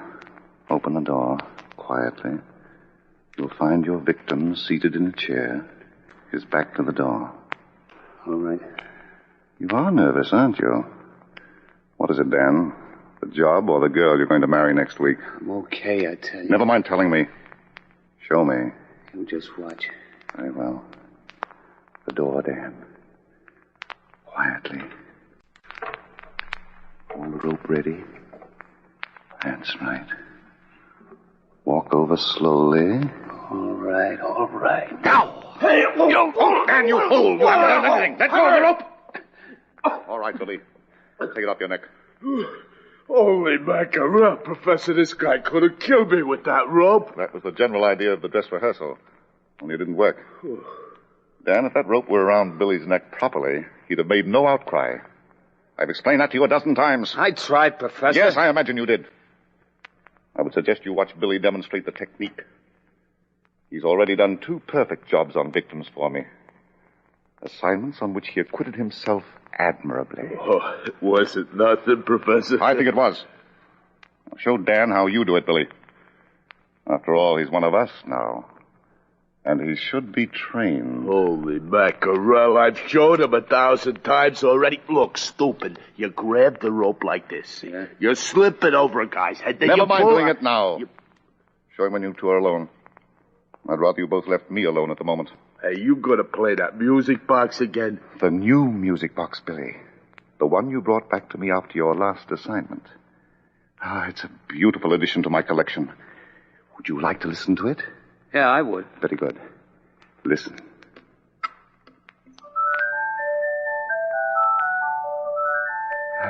Isn't that beautiful? Not to me, it ain't. Well, you wouldn't understand. Do you, Dan? Well, do you understand how these music boxes I have in this room represent so much to me? How they make me an individual, apart and above everyone in this world? Well, I don't exactly understand that, Professor. Very few people would. But it doesn't matter. Dan, I have an assignment for you. You're first. Yes, Professor? There is a beautiful music box, a most unusual music box in the possession of a man named Daly. I want it, Dan. Tomorrow night. Yes, Professor. The music box is in his safe. I'll give you a plan of the room and leave the rest to you. Daly is very wealthy. There'll be money and jewels in the safe. What do I do with them? You'll bring them back to me, of course, and you'll receive your share. But the music box you bring back, that belongs to me, alone.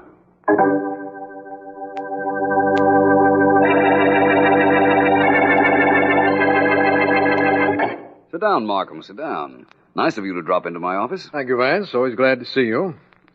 I'd have phoned, except that this is something I'd like to talk to you about in person. The district attorney making a personal appearance. Be careful, Markham, or you'll have a review of this meeting in Variety. They'd have nothing to print, Vance, because that's exactly what we have in 2 identical murders which have occurred in the past 2 weeks. Oh? Sounds interesting, my friend. What's the complete story? It's just this. 2 wealthy men in this city have been killed, strangled by a rope. Apparently, they interrupted robberies in their homes because the safes of both had been ransacked. We know a lot of money and securities were stolen. And the killer left no indication of his identity? None we can find. Sergeant Heath's looking for some kind of a lead right now. He's been working on the murder since they happened. Heath's a good man. If there's anything to be found, he'll uncover it. What did you want me to do? Find whoever it is who is responsible for the killings. Mm-hmm. Only I can give you nothing at all to work on, Vance, except that I'm reasonably certain both were done by the same man or men. That isn't much, is it, Markham? No. I'll tell you something very strange, though. I'd rather have one little clue than too many. Too many clues are confusing. I understand. I wish I could... Oh, telephones have no manners, have they? Just a minute, Markham. Vance speaking. Hi, Vance. It's Sergeant Heath, homicide. District attorney isn't there by any chance, is he? Why, yes, he is. Oh, his secretary wasn't sure if he was going to see you or not. Now, put him on, will you? Certainly. For you, Markham, it's Heath. Thank you. Yes, Heath? Mr. Markham, I think maybe we're getting a break in those rope killings. I checked the stuff stolen from both of the men, and guess what? Heath, please. Okay, I'll tell you. You see, both of the dead guys are not only rich, but they each had a music box in their safe. Not one of those 5 and dime things, but real valuable antiques. Uh-huh. Now, I think that means something. Yes, it might. Thanks for letting me know, Heath. No, it's okay, G.A. So long. Bye. Did you hear that, Vance? Yes, I did. Very interesting, Markham. It isn't to me. Not until I find out what is meant by the fact that 2 music boxes were stolen. You want to know what it means? I'll tell you. It means that the killer has made his first mistake.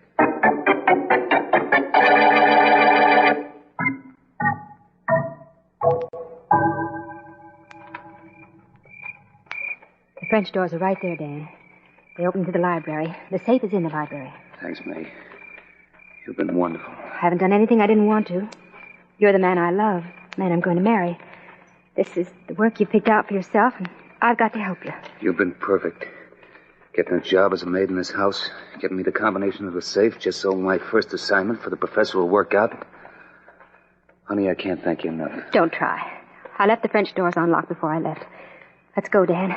Let's get this over with. All right. Here's for the doors. Oh, I should have oiled them. Nobody heard that. Come on in. Okay.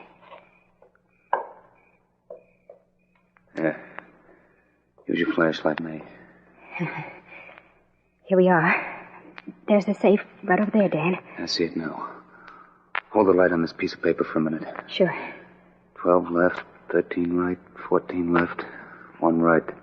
It's the combination. Now throw that beam on the safe dial. There it is. Put your glove on and go to work. Gotcha. No fingerprints on this job. Just one music box in the safe for the professor and part of the money in the safe for us. Work fast, Dan, please. Don't get nervous, honey. We're all right. If anybody interrupts us, I have this rope the professor gave me. I know how to use it, believe me, I do. Hope you don't have to, Dan. I know, I don't want to either. But if it has to be somebody's neck or Roz, believe me, it's going to be somebody else's. Dan. Yeah, what? I thought I heard a noise just now. A footstep. I didn't hear any... Yeah. I do. Somebody's coming. I must have woke somebody up. Let's get out of here. Oh, no, you stay right here. I'm going over to the door. My rope and me are going to surprise whoever it is. Dan, the doorknob's turning. I know, I see it. What's going on here? Nothing you're going to remember, friend. Oh, Dan. Dan, don't do it. Leave him alone. Don't kill him. Let's get out of here, Dan, please. Dan, you've done it. You murdered him. Let's get out, Dan, while we have a chance. All right. I guess we'd better. Only what'll the professor say when I tell him I didn't get his music box?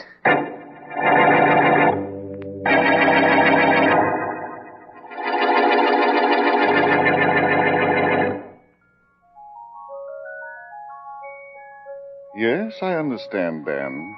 I understand very well what happened. Oh, I'm glad, Professor. You see, it really wasn't my fault. Had the whole job planned perfectly when that Daly had to come downstairs just when I was working on the safe. Yes, that was too bad. For him, yeah. For you, too. Why, Professor? All I did was... Hey, cut that out. The music box Daly had. It's still in his safe. Professor, don't slap me around. I couldn't help it. Professor. It's a beautiful thing. Picture of it was in the paper Sunday. A lovely thing. 200 years old. I could kill you. I could... Professor, please, give me another chance. I'll get it for you. Honest, I will. I'll get it for you tonight. Oh, no, you won't. It'll be a long time before I trust you with another assignment. Billy will get me that music box. Billy won't fail me. We'll wait a few days until the excitement of Daly's death dies down, and then Billy will get it for me. Honest, Professor, I'm sorry. You're sorry. You don't know what being sorry is. I know. I don't have that music box.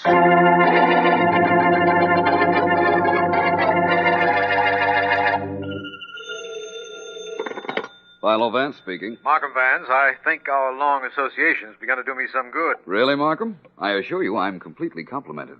What's going on? Have you seen the papers this morning? Yes, why? You probably missed this item, but there was a little notice saying that one of the most rare and valuable music boxes ever to come to this country is on sale at Joseph's Antique Shop. That is interesting. Interesting? It's going to break our case, these music box murders, Vance. But you see what'll happen? Suppose you tell me. All right. You yourself said that the music boxes are the keys to the recent killing. Somebody is music box mad. I feel that whoever it is will try to buy that instrument at Joseph's. Either try to buy it or try to steal it. That's completely reasonable. I just saw the item in the newspaper this minute, Vance. Will you meet me at Joseph's so we can work this out together? Certainly, Markham, if you want me to, I'll meet you. Only I have an idea we'll get there just a little bit too late.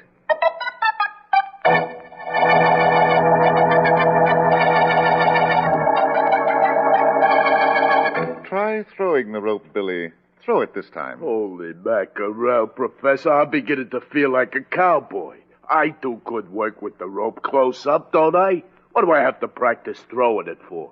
Sometimes you can't get close enough to your victim to slip it over his neck. You see that statue on the pedestal over there? Yeah, sure. Throw the noose over the head of the statue from here. Throw it over the head and then yank it. Go ahead. Okay, Professor, but ain't that hunk of statue worth a lot of dough? You know, I'm liable to break it when I yank it. If breaking that statue will help you sometime on a job, Billy, it's worth what it cost me. Throw that rope. Okay, if you say so. Here goes. Holy mackerel, I done it. Good, Professor, I didn't mean... good. You're a much better pupil than Dan is. You did a good job, Billy. And as a reward, I have a special assignment for you. Tonight. Oh, yeah? An assignment that will give me a wonderful music box and get you at least $15,000 or $20,000. What do you have to say to that? Me? Gee, all I can say is, holy mackerel.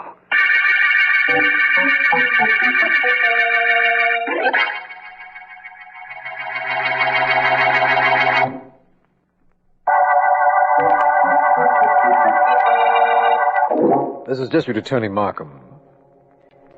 The music box murder case concerns the killing of 3 men, all of whom owned valuable antique music boxes, 2 of which were stolen. We have no other clues to the identity of the killer or man in the back of the killings, but an item in today's newspaper telling of a new music box to be sold at Joseph's antique shop gave me an idea. And along with Philo Vance, I've gone to the shop and This is one time, Vance, when I believe I've anticipated what you would have done. We have a murderer and a new music box in this store. The murderer will want that music box. We'll either get it first or get a lead to him. If you say so, Markham. I told you what I thought, though. That we'd be a little late? Mm-hmm. Maybe. We'll know in a minute now. Coming? Definitely. Your pleasure, gentlemen. We're interested in that music box we read about in the papers today. We have an excellent collection of Chinese jade, should you care to see it. My friend inquired about the music box. Oh, the music box. So many people inquire about the music box. Could I interest you in some antique chairs, perhaps? We have some that are 150 years old, colonial chairs. Now, let me show them to you. Now, where are they? I'm so nearsighted. Did you gentlemen see any chairs on the floor that are 150 years old? We don't see a chair that looks a day over 125 years. Look, my good man, what about that music box? All you've told us is that several people were inquiring about it. Oh, that's been sold first thing this morning, as a matter of fact. Look, I want to know the name and address of the purchaser of that music box. Can you give it to me? Why, yes, if you like. I don't even have to look it up. I can't remember a face or forget a name. As a matter of fact, the name of the man who bought that box was John Smith. John Smith? Well, that's too bad. It is? Yes. It's obviously a fictitious name, and any address he gave you would be equally fictitious. Well, I'm sorry I brought you down here, Vance. I guess we'll have to find some other way to look for our killer. I didn't mind coming with you, Markham. And as for finding some other way to look for our killer, I think I've thought of a way to have him look for me.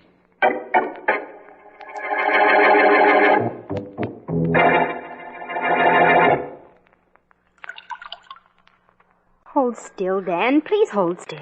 Honey, that water hurts. Water won't hurt anything. Gotta fix your face. It's pretty badly bruised. It should be. After the professor slapped me around for messing up that daily job last night, he had Billy go to work on me. That guy doesn't fool. Oh, sorry, darling. Dan, let me ask you something. Oh, some other time. Now, you'll still stay with the professor, regardless of what he's done to you and had Billy do to you? Sure, why not? I messed up a job. I deserve what I got. Nobody's got the right to hurt you, Dan. Nobody at all. I take that back. One person has. Who's that? I have the right to hurt you, Dan. Because I love you so much.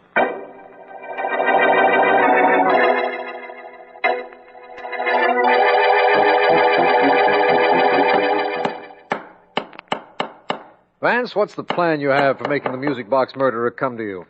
Oh, I'm afraid I'll never be a carpenter, Markham. Even though I think that nail I just drove into the wall will hold this pulley. Nice evading of it. Second company? No. It might be my secretary, Miss Deering. She might have brought some papers from the office. I'll see. Good enough. Tell Ellen hello for me if you're not inviting her in. Ellen wouldn't wait for an invitation. Yes? You're Philo Vance? Why, yes. Won't you come in? I must come in. I've got to talk to you. Vance, you... Oh. My friend, District Attorney Markham. Hello, Mr. Markham. Hello. Maybe it's just as well he's here. Listen, Vance. Do you want to know who's in back of these rope murders? We most certainly do, young lady. Who are you? Well, the name is May Terry, only that won't mean anything to you. Now listen carefully. There's a man named Professor Davis who planned all 3 of the murders. Catch him and you'll have the real killer. How do you know that? Well, never mind how I know. All I'm telling you is that I'm getting even for something the professor did. And there's a stooge involved in this. Somebody named Billy something or other. He's the muscle man for the professor. He's the guy who uses the rope. This is very interesting, Miss Terry. Do you know where the professor and his accomplice can be found? No, but that shouldn't be too hard for you to find out. That's one reason I didn't go directly to the police. I came to Vance because I have information but no proof. No idea where this professor is. And you say that the professor has an assistant named Billy who committed all the crimes? Yes, that's right. Oh, they'll deny it, of course, if and when you find them. But they did the killings together. The professor wanted music boxes. That's what he wanted out of the murders. We figured as much. But you don't know where we can find either the professor or Billy. No. It seems to me, Vance, that we're indebted to this young lady for her information. But she hasn't helped us very much. We're in exactly the same situation we were in before she came. Not exactly, Markham. We now know what we only suspected before. Can you reach Sergeant Heath on the telephone? Of course, why? You'll need him to make an arrest, won't you? You see, I have a way that's guaranteed to make the music box murderer face the music.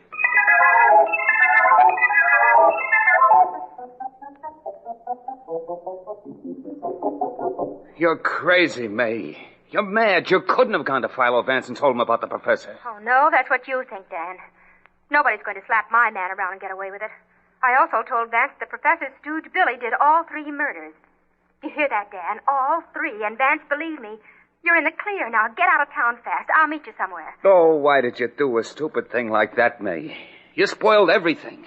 The professor will find out about it. Neither of us will be safe then. We'll be... Dan! What? Dan, darling, what's happened? Dan! Hang up the phone, Billy. Dan, answer me, please. Mighty fine rope throwing. Here's our ex-ally, Dan, where he should be and the way he should be. Holy mackerel. Look, that was a good toss I made with that rope, huh? Yes, it was. And now, Billy, we're ready for our next assignment. Well, what do we do about the dame this guy Dan was going to marry? Well, we'll take care of her, of course. But our next move has to do with a music box. Oh, again? Yes, Billy, again. I have the name and address of the purchaser of that special music box Joseph's antique shop had on sale. And we're going to get it.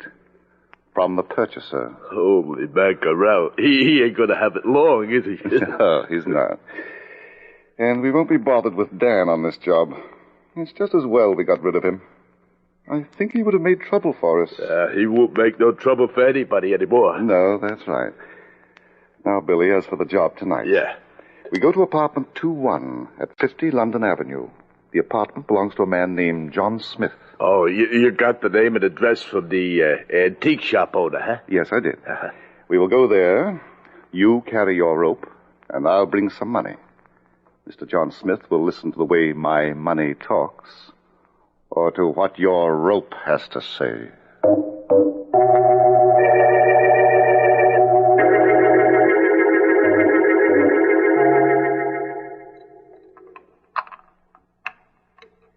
A kitchen door is always easier to open than a front door, Billy. This one will be opened in a second. Holy mackerel, Professor, you don't have to be so quiet. We banged on the front door of this apartment. Nobody answers. That means nobody's home. We're less likely to be seen working the kitchen entrance, Billy. There. That did it. Yeah. One good thing about picking a lock, we can always bolt the door behind us and make sure of not being interrupted. Yeah, sure.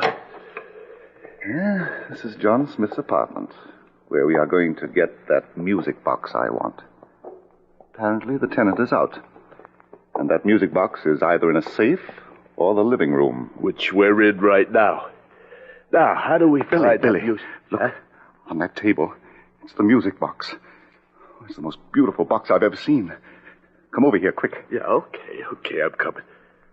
Oh, gosh, that is pretty, ain't it? Huh? I want to hear it. Oh, now wait till we get home. No, I won't. I've got to listen to it now. I'll raise the lid.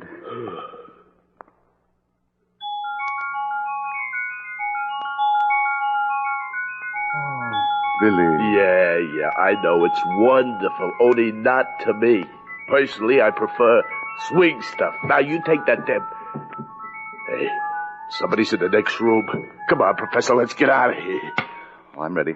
I've got the music box.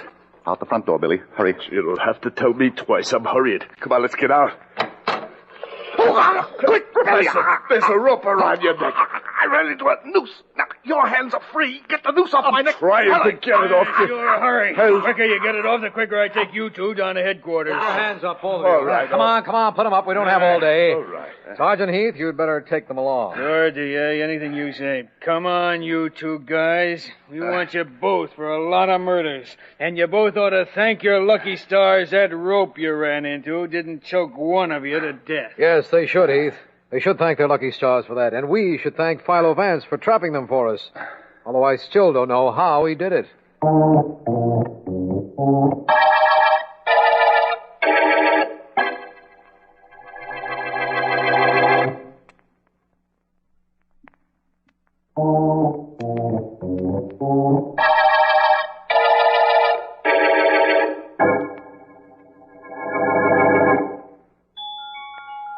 is a pretty instrument, isn't it, Markham? Vance, I want to know a lot of things, none of which has anything to do with that music box.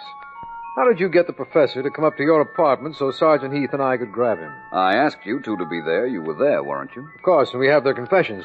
What brought them to your place?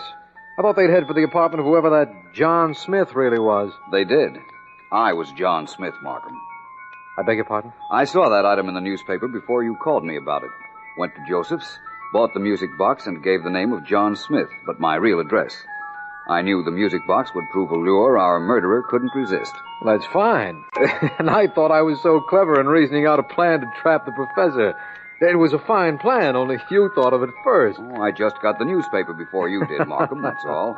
I rigged up that rope and pulley in my place, changed the name on my mailbox to John Smith, and had you and Sergeant Heath planted there, because I was relatively certain that the professor would come calling. And then, if he heard a noise, would be hastily leaving. Well, Heath made the noise all right on your instructions, Vance. And the professor and Billy ran right into the noose you had fixed up by your door. I wonder how the professor felt when that rope was around his neck. Probably he regarded it as an omen of things to come. When he ran into the middle of my rope, he knew he was at the end of his rope. That's right. And we're at the end of the music box murder case.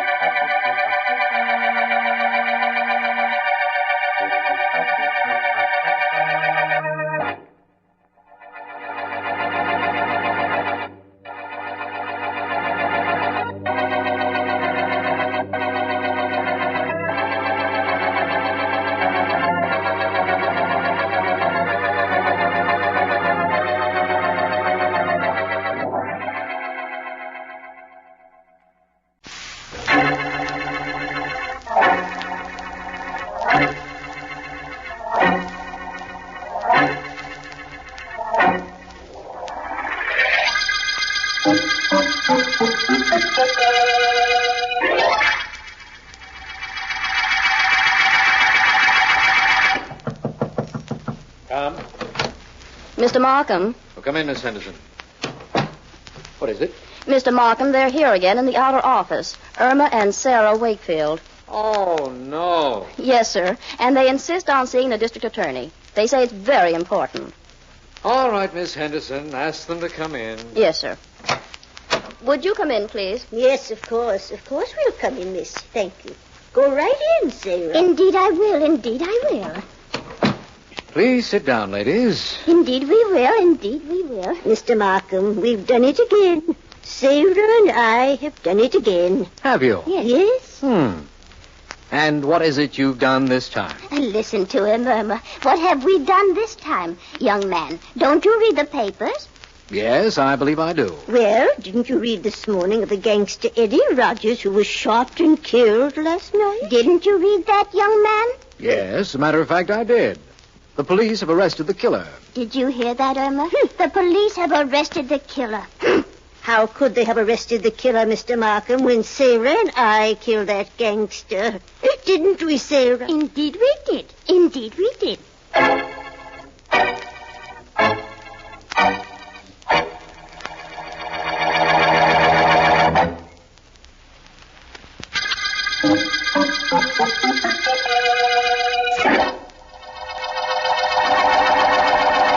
I just had to call you up and tell you about it, Vance.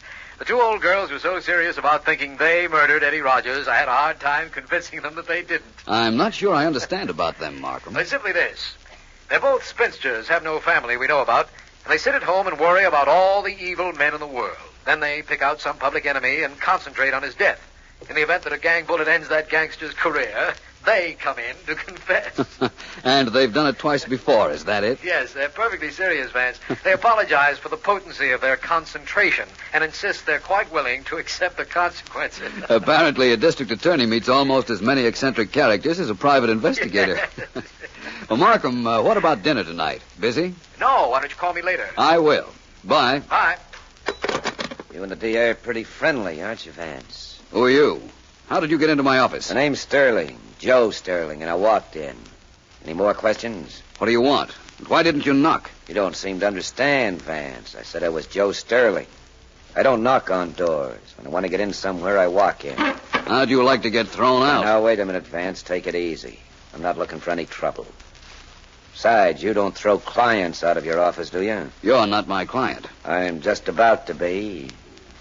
Vance, I run the 19th Ward. I'm what the papers call a political leader. Well? I control a lot of votes, and I'm pretty important in my territory. I still say, well? I want to hire you to shadow somebody. Who? There are a lot of people I have an interest in, Vance. A lot of people who have an interest in me, good and bad. Fellows like my political opponent, Frank Allen, for instance. The man I want you to shadow happens to be the most important interest I have. I want you to shadow me.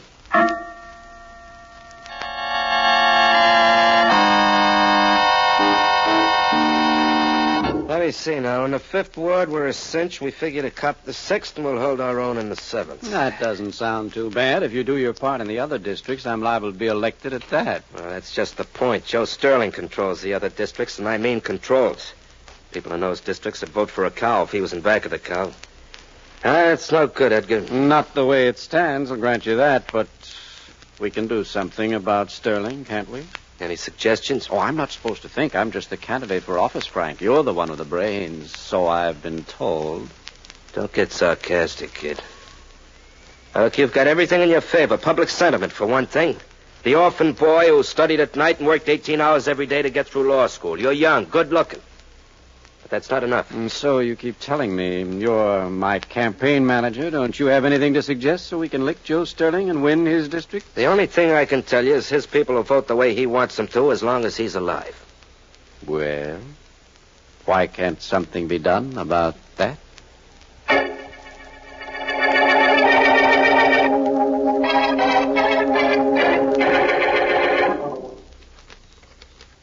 Is there anything interesting in the newspapers, Sarah? Indeed there is, Irma.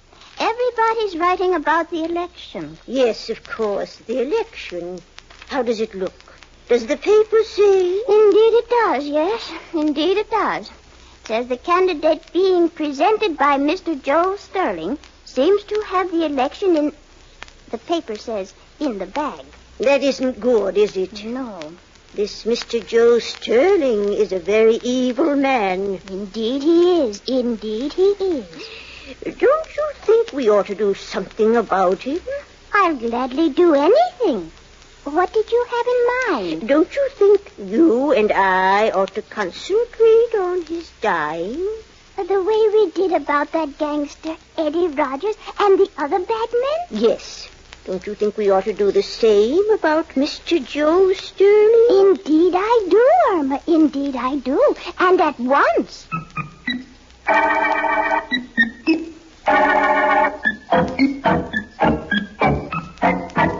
No, I don't think so. No, I'm going down to check my districts. I'll keep in touch with you here at the office.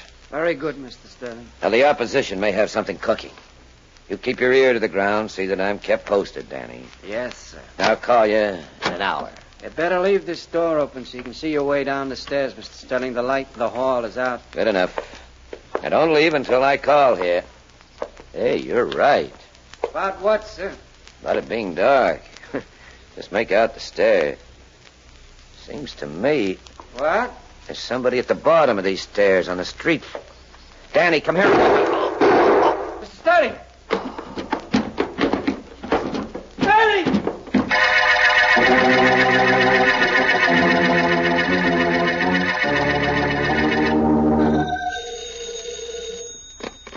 Philo Vance speaking. Markham Vance. We've got a murder. Well, that shouldn't be hard for you to solve. The Wakefield sisters ought to be in to confess the crime as soon as they read about it in the papers. Please, Vance, this is serious. The dead man was rather important politically. He was Joe Sterling. Oh. Well, Markham, he thought he was going to be killed. And he thought he knew who was going to kill him. Who was that? Frank Allen.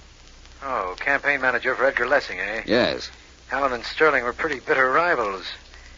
After what you've told me, I think I'd better have Sergeant Heath pick him up. I wish you'd wait an hour or so, Markham.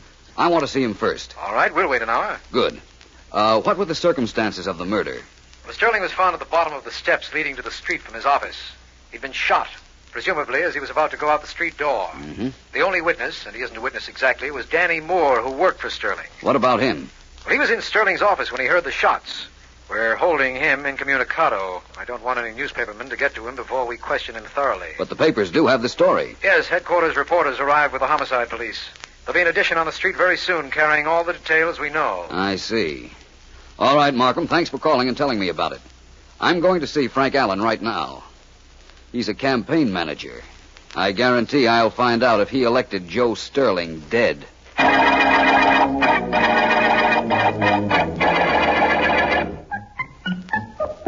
If you want to come with me to see that nice Mr. Markham, Sarah, please hurry. Indeed, I do want to come with you, Irma. Indeed, I do. But I'll only be a moment finishing this collar I'm crocheting.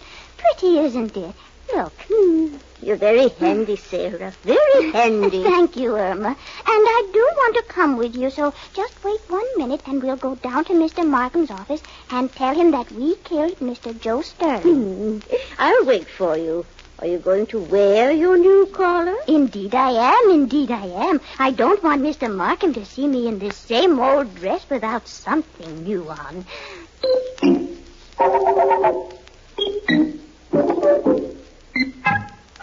Look, leave me alone, Edgar. I got to think. All right, Frank. If there doesn't seem to be anything to think about. Oh, you belong in politics, all right. You don't know from nothing. How do we know how the public's going to take Joe Sterling's death? Isn't it a little late for you to be thinking about that? Wait a minute, you little dope. You're not trying to say... Get your hands off me. Take them off. I'll keep that mouth of yours shut, then. Remember this. Remember it now, and remember it when you're elected, if you're elected. You don't do any talking, you don't do any thinking. You just follow orders. You understand that? I know what you're trying to say, if that's what you mean. That's what I mean. Now, with Joe Sterling out of the way, I think you're a cinch. But you just go through the motions when you get elected. I'll do the thinking. You think you're smart enough to remember that? Yes. Now that you're smart enough to remember that, see if you're smart enough to forget about how important Joe Sterling's removal is to us. Or what I want... Who could that be? What do I know? Go and see. Supposing it's the police. Supposing you had a head on your shoulders. Or is that supposing too much? Never mind. You stay here. I'll go to the door.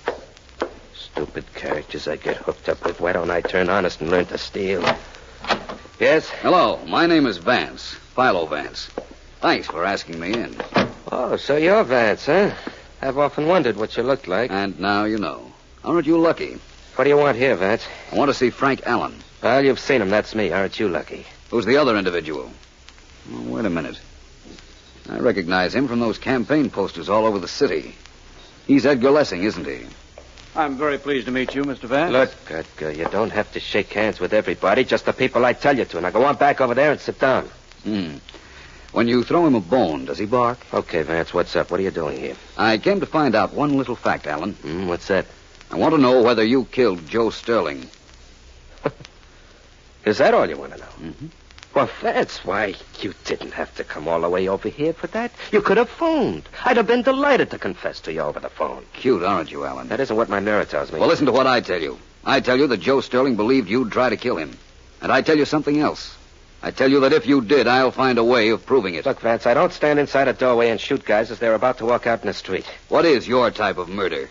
I better teach you a lesson. I just better. That's all. A lesson like this. Is that all you have to teach me? You'd better learn something yourself.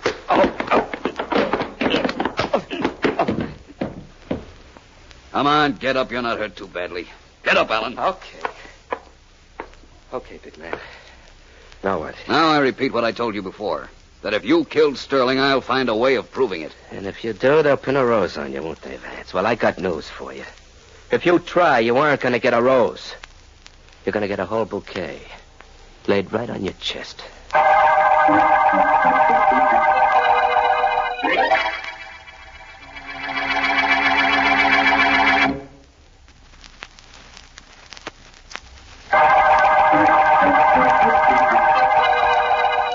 This is District Attorney Markham.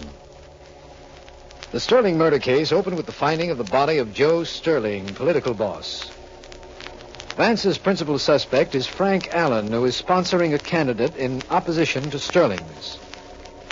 We have no clues to the murder as yet, but we'll have a confession in a moment. A confession from two old ladies, the Wakefield sisters, who feel it their duty to confess to every major crime that's been committed in this city in the last 3 months. They're in my office now, and I've got to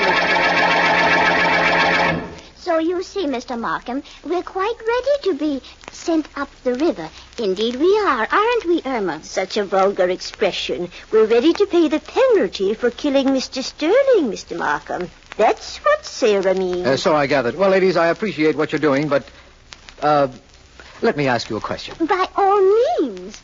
You wouldn't consciously try to make my job more difficult, would you? Why, Mr. Markham? That's what I thought. You see, I have a lot of problems concerned with Mr. Sterling's murder, and only one of them is finding the murderer. I don't think I understand. Legal technicalities, habeas corpus, ipso facto, e pluribus unum, very involved legal procedure. Do you understand? Oh, indeed we do. Good. My sister and I didn't mean to bother you. We just wanted you to know that we wished Mr. Sterling dead, and poof, he was dead. Yes, poof, he was dead. Poof, he was dead. Well, thank you very much. And now, ladies, if you'll excuse me, I have a lot of work to do. Of course, ipso facto and all, isn't it? Yes. You understand, don't you? Indeed we do. Come, Irma. Goodbye, Mr. Markham. You'll let us know when you want us, won't you? Indeed I will. I mean, of course. Good day, ladies. Good day. Good day.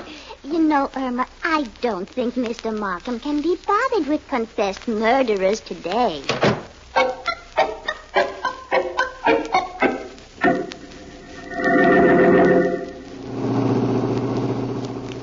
Okay, Edgar, now look. In a few minutes, we'll have this truck right in the middle of our district. There'll be a big crowd there. We've got a couple of singers entertaining them for an hour. And I'm going to make a speech over the loudspeaker. Okay, Frank, I know. I know the speech I'm going to make. I'll have them in the palm of my hand. You better. There's just a slight chance they'll resent Joe Sterling's death. Now, this was his district, too, you know. How well I know. If it weren't, and if you could control it instead of him, he'd be alive today. Look, I don't want to hear talk like that, especially from you. You're running for office because I put you up. I'll break you in a minute if you get out of line. Don't ever forget that. All right. Hey, is that the mob I got to talk to? What's the matter? You scared? I don't know. I'm not sure. Well, be sure. Be sure you're not. All right, go on. Now tell them something to make it good. Well, doesn't somebody introduce me? You tell them who I am? They've seen your campaign pictures, haven't they? Who could miss that cute mustache, that blonde wavy hair? They'll know you, all right. Maybe you'd better introduce me, just to make sure. All right. Give me the microphone. Okay, here. I'm ready whenever you are. My friends, it gives me great pleasure to introduce to you the man whom you're going to choose to represent you, because he does represent you. The man who came up the hard way, who struggled just as you struggled, so that he knows each and every one of your problems. The man you're going to elect to office, Edgar Leslie. Go ahead, Edgar. It's all yours. Friends, I'm not going to stand up here and make a long speech. I'm not going to do what most candidates for office do when they're campaigning. I'm not going to make you a lot of promises. My purpose in coming to talk to you today is simply this. You, every one of you, have a right to representation. And I have only this to tell you, that if I'm elected, you're going to get it. Sure, like Joe Sterling got it. Just a moment, please. Just a moment. You wait, Blessing. Joe Sterling was our friend. We don't like what happened to him. We don't like what's going on here.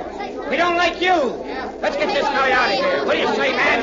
I better get out of here. Johnny, get that motor going. Hurry up, can't you, Johnny? We'll be mobbed. Come on. Okay, we'll be all right now. Maybe this wasn't such a good idea as I thought. Maybe killing Joe Sterling wasn't such a good idea as you thought either.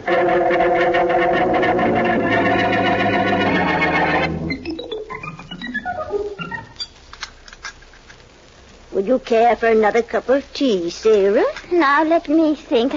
I just don't No. You don't mind if I have another cup? Indeed I don't, Irma. Indeed I don't. He should be here almost any time now, don't you think, Irma? You mean Mr. Vance? Yes. Yes. When he phoned, he said he'd be here at 4:00, and it's almost that now. He's a nice man. I like him. He's wonderful.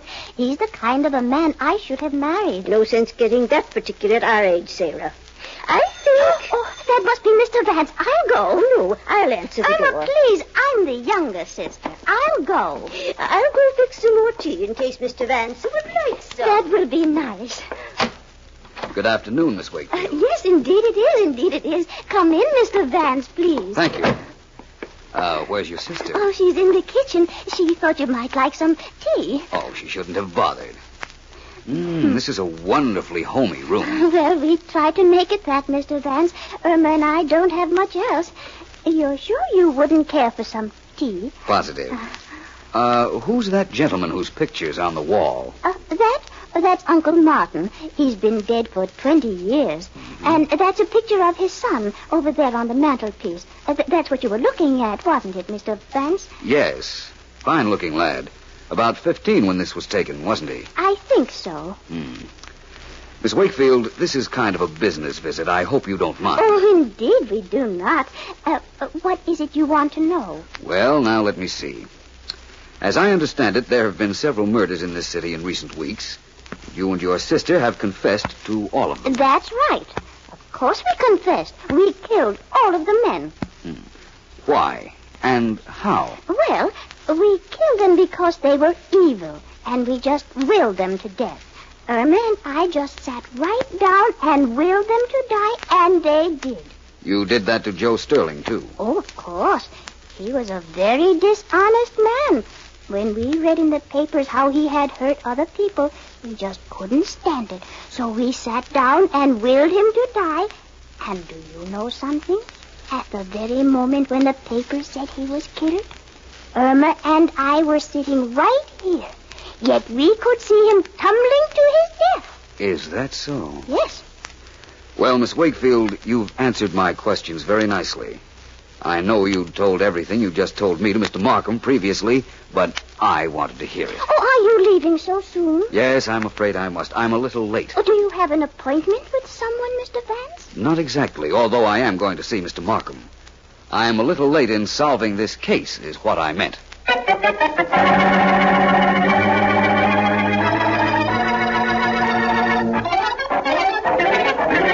Vance, will you tell me what on earth you're doing? Certainly, my friend, but not at the moment. That's what I like, information. You come breaking into my office with a campaign poster in one hand and a photograph in the other, and you proceed to make my desk look like an art gallery. How am I doing with this pencil, Markham? From all I can see, you're drawing a mustache on that photograph of the young fellow you brought in with you. Mm-hmm. Is that your idea of fun, Vance? It's a lot of other people's, Markham, but not mine. I'm deadly serious. Look at this campaign poster. I'm looking. Nice-looking young fellow. Big type says, vote for Edgar Lessing. Describe Mr. Lessing. Well, nice-looking, wavy blonde hair, little mustache. Fine. Now, look at the photograph I've been working on. I saw it when you brought it in. It was a picture of a young fellow about 14, wasn't it? Mm-hmm. Let me see it now that you've put a mustache on him and fixed his hair with that pencil. Here you are. Look. Uh-huh. What? Well, that's a picture of Edgar Lessing as a boy. The likeness is unmistakable now. That's what I imagined. The Sterling murder case is practically over, Markham. Well, it's nice of you to let me know that. Now, who killed Joe Sterling? I have only one question to ask you, and then I'll tell you. All right. Sterling was found dead on the ground floor of his office building. His office was on the second floor. There was no elevator, right? That's right. You told me he was shot as he was about to go out into the street. Have you had any reason to revise that theory? Well, yes, I've had time to question the man who was in Sterling's office. He told me Sterling had been shot at the top of the stairs and fell down them to the ground floor. What does that prove? Well, I imagined it would. That you can, without any hesitation, arrest the Wakefield sisters for murder.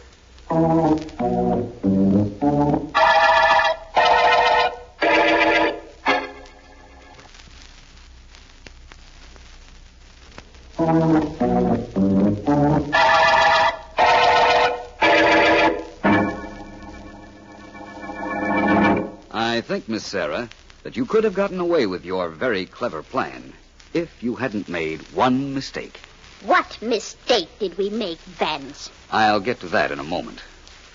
We know now that Edgar Lessing was your nephew, that you knew you could control him if he were elected, and that he could never be elected as long as Joe Sterling were alive. So, these two women did kill Sterling. But, Vance, how about the other killings they confessed to? That was their plan, Markham.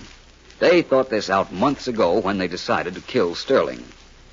They came to your office on several previous occasions and admitted murdering several individuals who had been found dead. Yes. That was just to throw you off. It did throw him off, too, didn't it, Sarah? Indeed it did. Indeed it did. And if it weren't for Mr. Vance, nobody would ever have suspected us of killing Mr. Sterling.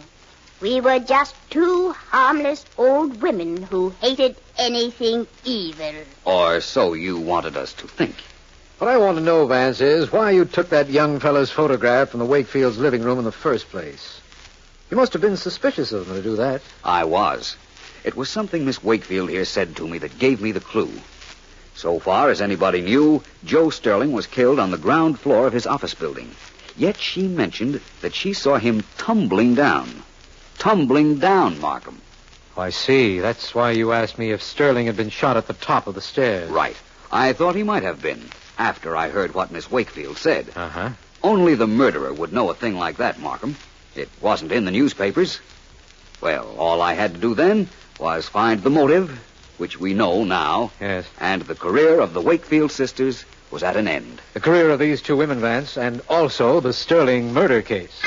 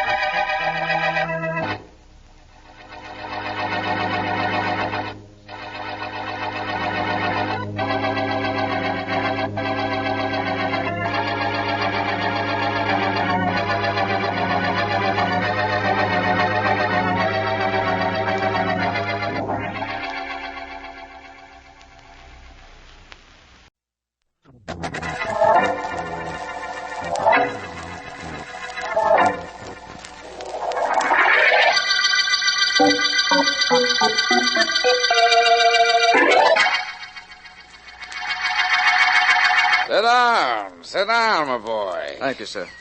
Sorry to make you come out to my home with those papers, but I did need them. That's all right, Mr. Church.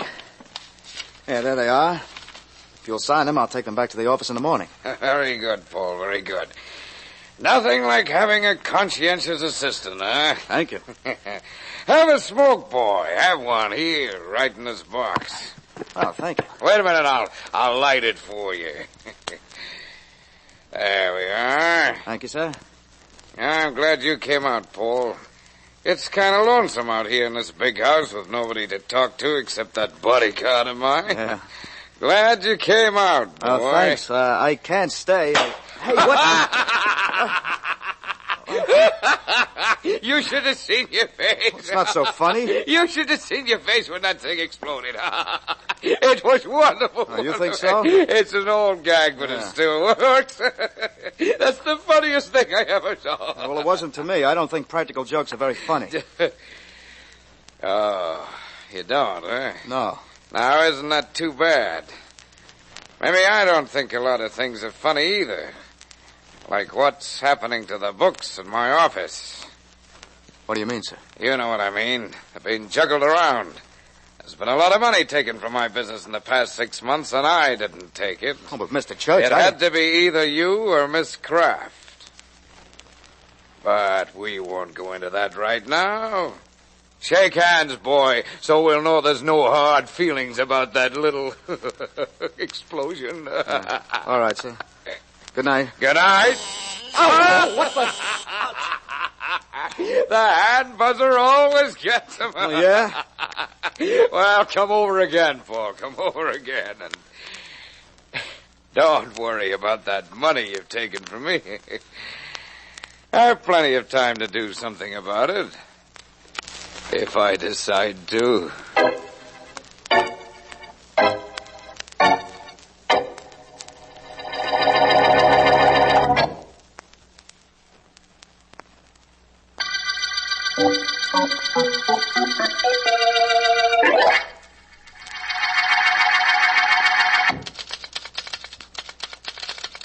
Can't you stop that typing for a minute, Anne? Why, sure, I suppose so. Why? Well, now what? Anne, something's got to be done about the boss. Sounds like melodrama. Now, please, listen. What'll you bet nothing has to be done about the boss? That you and I are normal people, and that outside of the fact that Mr. Church is a little eccentric with his practical jokes, he's pretty normal, too. Look, it isn't anything to kid about. Darling, I'm completely serious. Look, you tell me what's wrong with this situation. You and I have good jobs, we're in love. At least you try to convince me that you're in love with me, and I'm quite sure I am with you. So, what's wrong? Mr. Church knows that there's been money disappearing from his safe here in the office. He let me know he can send me to jail any time he likes. Paul, no. That's the way it is, Anne. Now, do you still think nothing has to be done about the boss? Well, do you? Well, I'm not sure. Anne, darling. Yes. You know how I feel about you. And nothing will happen to us, providing something does happen to Mr. Church.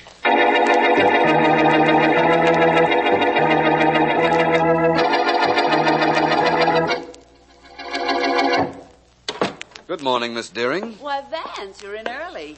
Good morning right back at you. I've got some typing to do, and there's nothing in the mail that would interest you. District Attorney Markham called? No, not yet. And Vance, Yes? I'm taking judo lessons. What was that? You know, judo. It's the science of self-defense where the frailest woman can successfully defend herself against the strongest man. Said that in the book.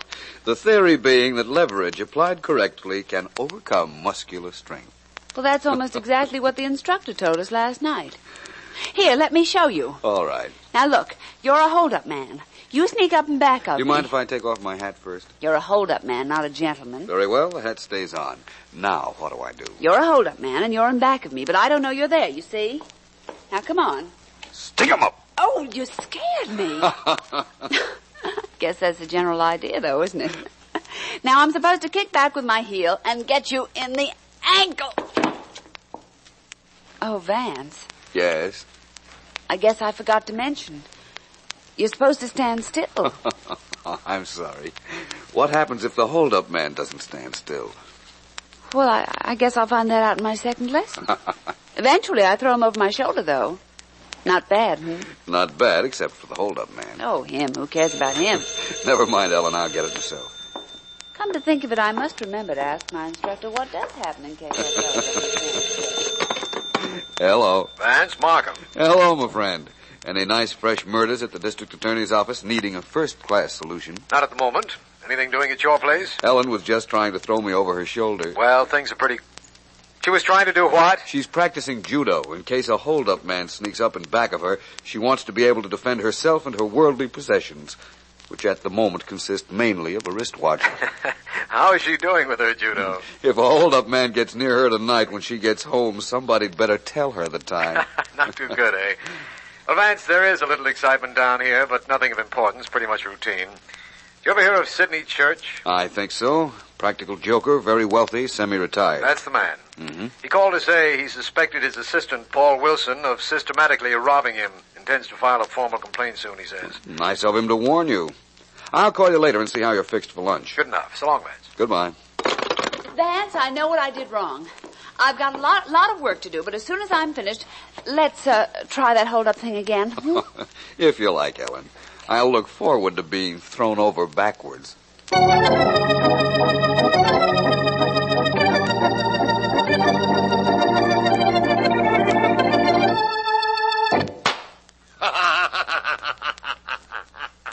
Wonderful. Wonderful. It's fabulous. Thank you.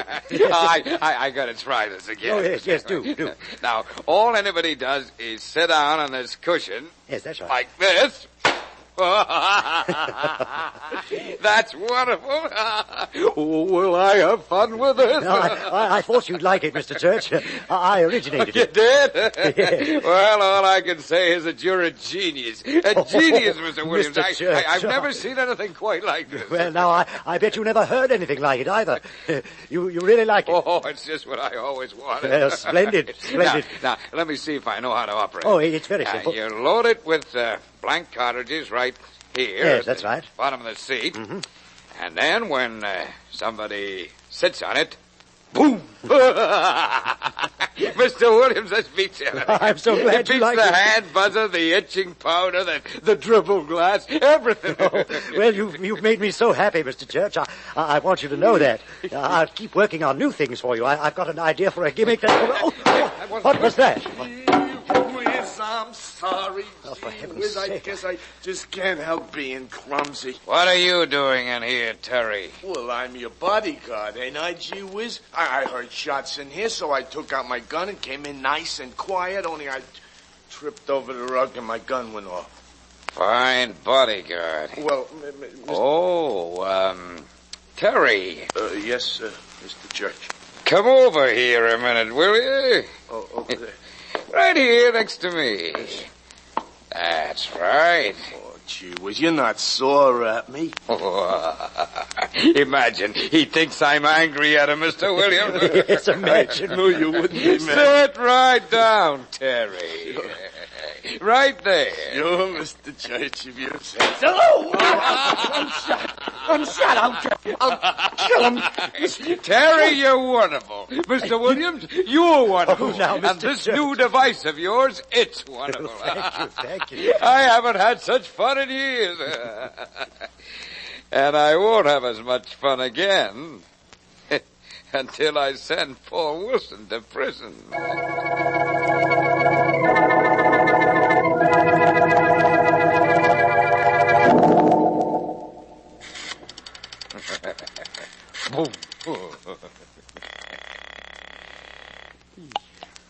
Williams Novelty Shop. Mr. Williams speaking. All right, this is Church, Williams. Oh, yes. That pillow you sold me, huh? The one that fires a blank cartridge when somebody sits on it? Oh, yes, Mr. Church. Well, it's in my safe now with the rest of my little entertainment devices. I see. But I want 3 more. Oh. I'm going to give a dinner party, and I want 3 more. Well, when is your party, Mr. Church? When? As soon as you have the pillars ready, of course. Oh, excuse me a minute. Yes, of course. I have company. Well, what are you doing here? No. Mr. Church! Mr. Church!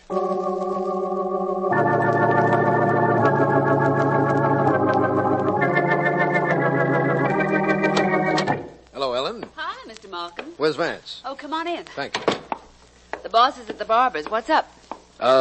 That Mr. Church I told him about on the telephone. Mm-hmm. The one that was going to have his assistant, Paul Wilson, indicted for grand larceny. Yes, I overheard your conversation. What about Mr. Church? There's very little about him right now. He's dead, been shot. Shot? Somebody came into his house an hour or so ago, killed him, and robbed his safe, which was open. Uh-oh. Golly, this Church individual was quite a character, wasn't he? He certainly was. Always teasing people with flowers that shoot water and stuff like that. Yes, we know, of course, that Church believed Paul Wilson was stealing from him, and Wilson knew that Church was in contact with me. There's nothing at the house, however, to indicate who fired the shot into our eccentric friend. Well, Vance will find something. Doesn't he always? Invariably. I'm going down to the barber's to pick him up, and after that, our first stop's going to be Paul Wilson's apartment.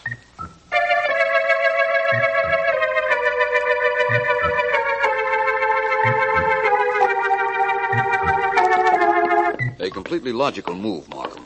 It would be the first thing I'd do. Wilson is your number 1 suspect, believe me. I think so, too, Vance. That's the reason I wanted you with me when I came to call on him. This is his apartment right here, the landlady said. Did you hear that, Markham? Yes. Somebody in this apartment's hurt. We've got to get in there. It wasn't locked. Well, come on in. The light switch, Vance. Should be alongside the door somewhere. Vance! That boy's hurt pretty badly. Is he Wilson? I don't know, probably. Wilson, who shot you? We better get this boy to a hospital. Yes. Better call Markham. Phone's over there. Right.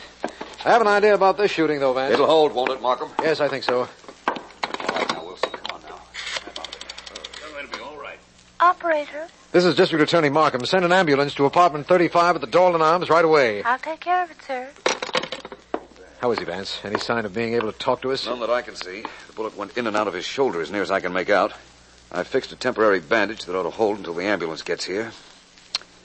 Well, this complicates our case, don't you think? Maybe. Only I have a completely different idea.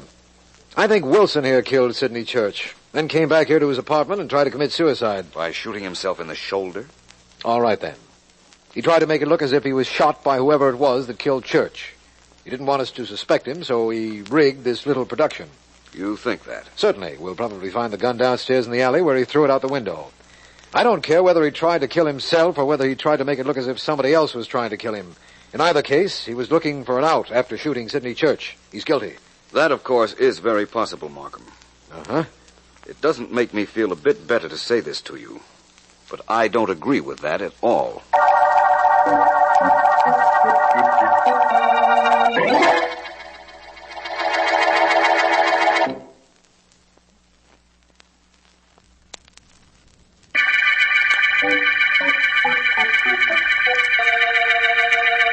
This is District Attorney Markham. The Church murder case opened with the shooting of Sidney Church, wealthy practical joker who had previously reported to me that he suspected an employee, Paul Wilson, of stealing from him.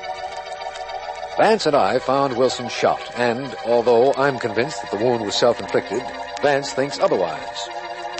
Vance and I are in the hospital room now, trying to get the truth out of Wilson. We've kept information about this from the newspapers.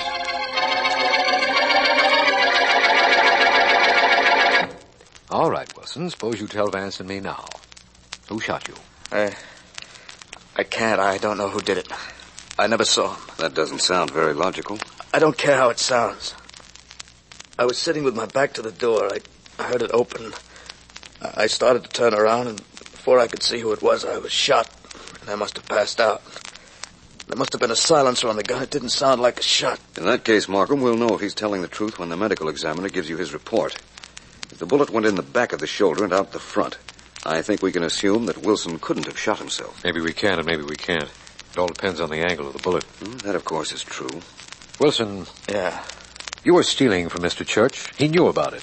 You believed he was about to report you to me. You broke into his house, killed him, and robbed his safe, didn't you? Please, Mr. Martin. Please leave me alone. My shoulder's pretty bad. It hurts. You have been to Mr. Wilson's home. Yes, I have. Not to kill him. Now leave me alone, will you? Let's go, Vance. I won't need a police guard outside this hospital door. When our friend Mr. Wilson feels like talking, he'll let the nurse know and we'll come back. You'll come back, Markham. I doubt whether it will be necessary for me to come here again.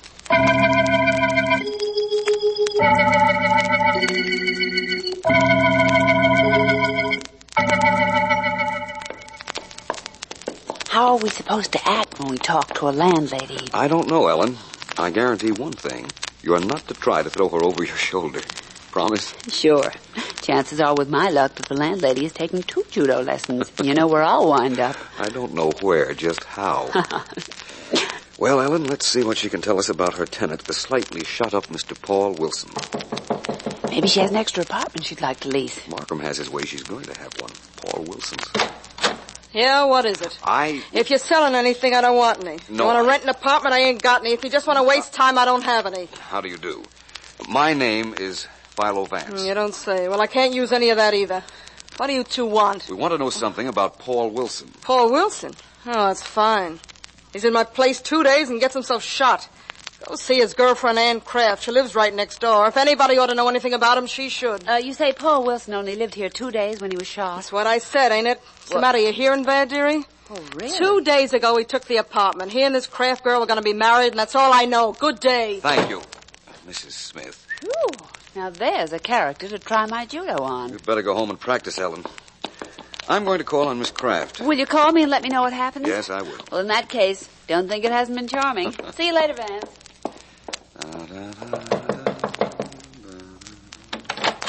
Yes? I'm Philo Vance. May I come in?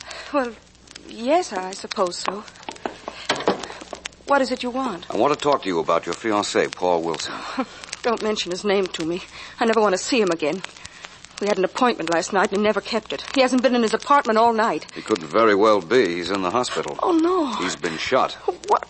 Where? What hospital? What happened to him? Tell me what happened to Paul. I'll get my hat and coat. Please tell me what happened while I get them. We don't know. That closet door's stuck. I'll help you with it. No, never mind. I can get it. There. Please,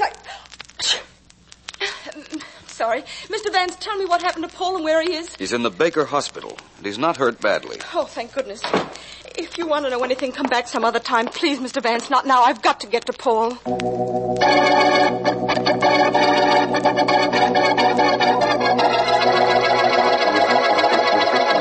Well, gee whiz, Mr. Wilson, if you say so, okay, but you sure you know what you're doing? Of course I know, Terry. And you and I have to stick together, don't we? Yeah. We both used to work for Mr. Church, didn't we? Yeah, we worked for Mr. Hand me that glass of water, will you? Yeah, sure. Here we are. Gee whiz, I'm sorry. Oh, what did you do now? Oh, I guess I'm just clumsy. That's why I decided to be a bodyguard. Nobody cares how clumsy a bodyguard is. Yeah. Look, Mr. Wilson, do you know what you're doing? Of course I do. Well, I mean, after all, you were shot and everything, and you could be a little touched, you know. I'm not. Now, take this money. That's all I have. $1,000. $1,000? I kept it under my pillow for safekeeping. I'm glad now that I did. Take it, Terry. It's yours. Well, gee whiz, okay. You know, I couldn't figure out what you wanted when you called me on the telephone, but gee whiz, if it was to give me $1,000, call again, will you, Mr. Wilson? Yeah. Now, you understand what you're supposed to do. Oh, sure. Just not say nothing about seeing nobody around the house just before Mr. Church was killed. That's right. You can trust me, Mr. Wilson. Well, so long. I'm gonna get...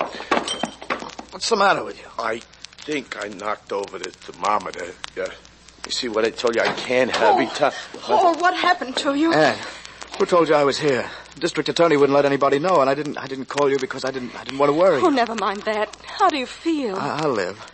All right, Terry, that's all. Who's he? Nobody.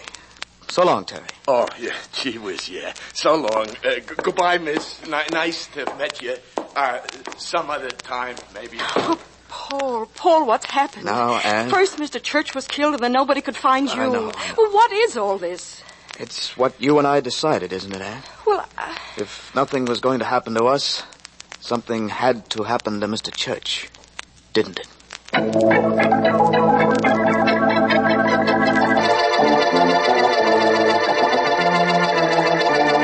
I don't care if your name is Philo Vance or anything else. Nobody can come in here and talk tough to me. Terry, I want to know where you got the money to buy those new clothes. Now, tell me. I found it. Now, get out of here before I throw you out. Terry, listen to me. You were Mr. Church's bodyguard. You decided I guess you want me to throw you out of here. Oh, you ready to get tossed out? Hardly. Okay, you had your chance. Now see how you like this. Not very much. Now it's your... Look out!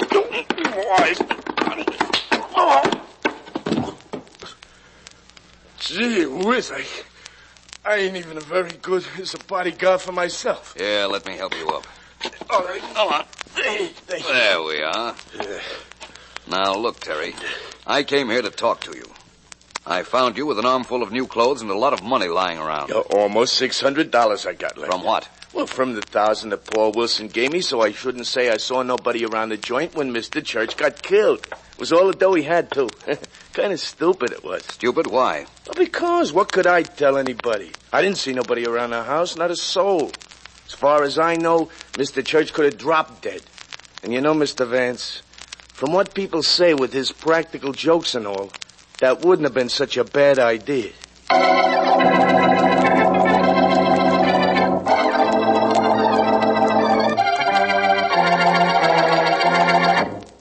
This safe here in the church house interests you, Vance? Very much, Markham. That's why I asked your permission to see it.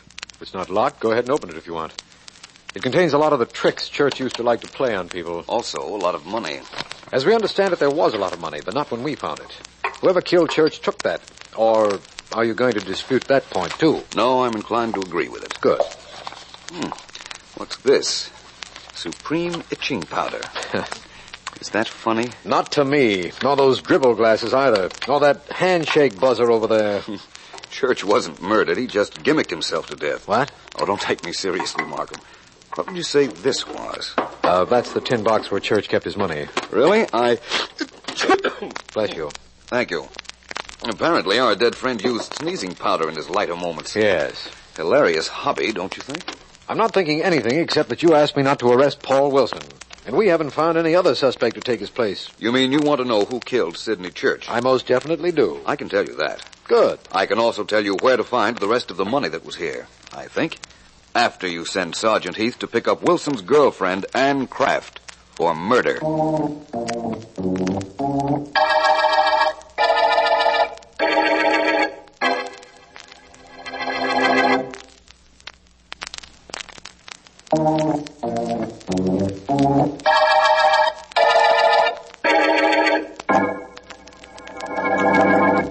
Write down everything that goes on in here, Ellen, please. Leave it to me, Vance. I'll do it. Good.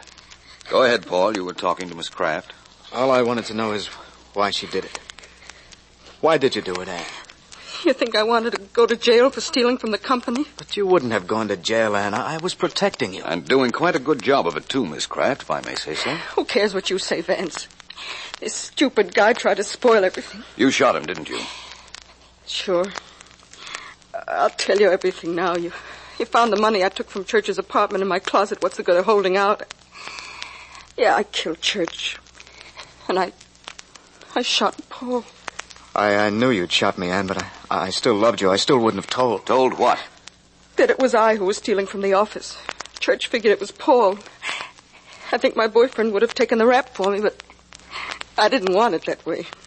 I saw how I could get rid of him, grab myself some money, and be in the clear. You really wanted to kill me then? Sure. What are you, a bargain? Oh, Anne, you poor kid. I meant to kill you in your room, put the gun in your hand, and make it look like suicide. And I didn't want you to see me. When you started to turn around, I shot. How was I to know you were so in love with me you'd never talk? I told you that, didn't I? Yeah, you told me. Guys say a lot of things. But I meant that. Look, Vance, how did you know I did it? If you really want to know why I knew you were the killer, we've got to go back to your apartment. For what? To look in your closet, where the police found the money from Church's safe. Once I knew you'd taken it, I knew you were the murderer. All right, but how did you know? I'm entitled to know that. Church kept sneezing powder in the box where he kept his money. When you opened your closet door yesterday to get your coat, remember, you sneezed. So that's what it was. That's what it was. When I saw Church's safe later, did a little sneezing myself when the powder got into my nostrils, I realized what must have made you sneeze. It was the money that had been lying in the safe next to the sneezing powder, which you had hidden in your closet. Fine thing. Old man Church still playing practical jokes after he's dead. I think maybe I'm going to have the last laugh. I think I can make a break for it right Ellen, now. stop her. You're nearest the door. Where do you think you're going? Let me alone. Oh, look, Vance, I did it. I did it with my little Juno. Look at her lying on the floor. I must have knocked the wind out of her. Oh, you most certainly did, Ellen. Well, I did. I guess it's time we turned this young lady over to Mr. Markham. I don't think she knew what she was getting herself into when she started stealing from her employer in the beginning. All I know is that we're at the end of the Church murder case.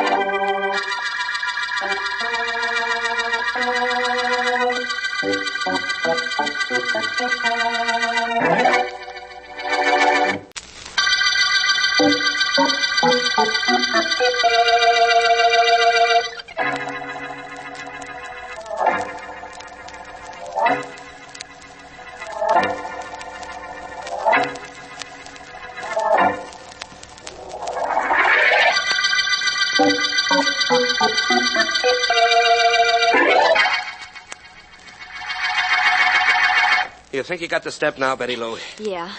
Only I'm not sure. Let's try it once more, Eddie. Okay, I'll set the tempo. You come in after. Ready? Uh-huh. All right. Da-da-da-da-da-da.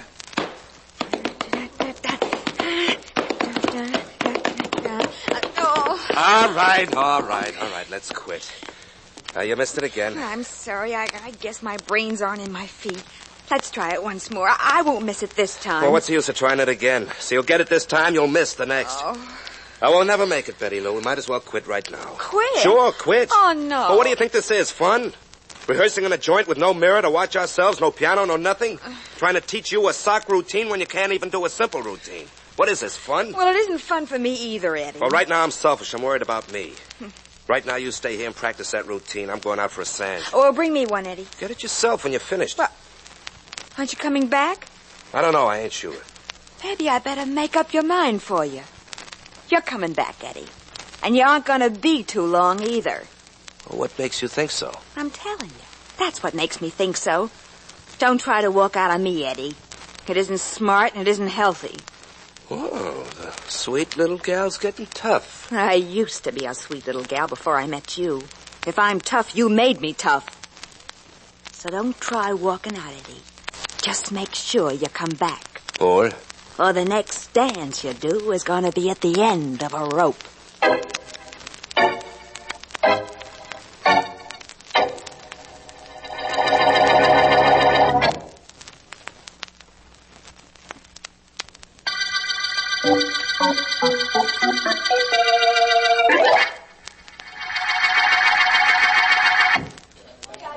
Hello, Eddie. Hi. What can I get you, Eddie? Draw one for me. Black, Danny. Sure, Eddie. Draw one for you, Black. How's your business, Eddie? Why ask me? Why ask you? Who else would I ask? Okay. See, Eddie, you've been up there in front of people, hoofing, listening to them applaud. That's living, Eddie. That's really living. What happened to the coffee I ordered? Coming up. How's Betty Lou? She all right? She sure is a swell kid. She's real show business, she is. Gee, how I wish I could be... The coffee, Dan, the coffee. Draw one in the dark.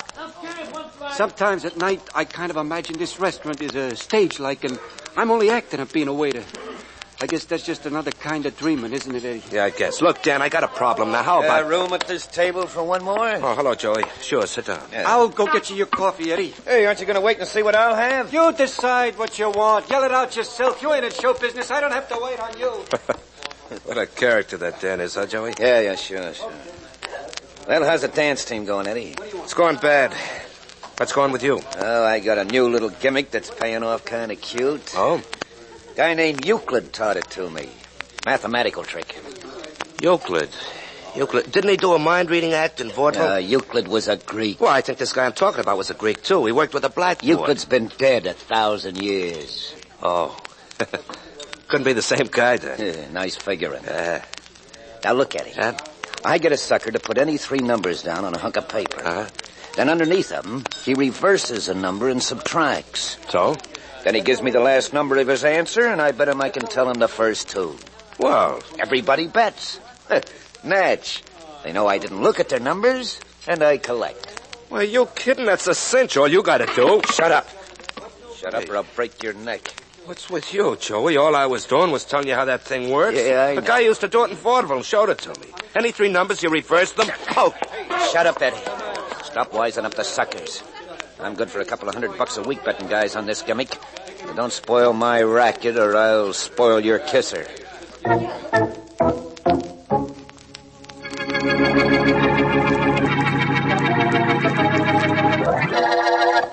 No, I'm sorry. I can't talk to him right now. Philo Vance is in my office. Tell him I'll call him back. Bye. I'm sorry, Vance. Where were we? No reason to apologize, Markham. Well, any time a private investigator drops in to see the district attorney, he expects interruptions. We were discussing some complaints you said you'd been getting. Oh, yes, of course. It seems that some people have called and mentioned a fellow named Joey Sanders who has a mathematical gimmick of some sort. You take any three numbers, reverse them, subtract, tell him the last number of the answer, and he tells you the first two. How's that done, Vance? Oh, it's very simple, Markham. In fact, there's a much cuter trick with four figures. You see, all mathematics is based on the figure 9. Now, remember... I'll be right with you, Vance. I want to hear that. Hello, Markham speaking. Hi, D.A. This is Heath, homicide. Yes, Heath. Got a murder, D.A. Murder? Fellow named Eddie Stone, a dancer. What are the details? Well, he'd been knifed. Found him in a deserted section of town. No fingerprints, but we've got one clue. And I'm picking up a girl who was his dancing partner. Name's Betty Lou Taylor. Uh-huh. You want to come down and question her? I'll meet you at your office in an hour. Philo Vance and I were just discussing a mathematical formula. I'm sure he'd much rather figure who killed Eddie Stone.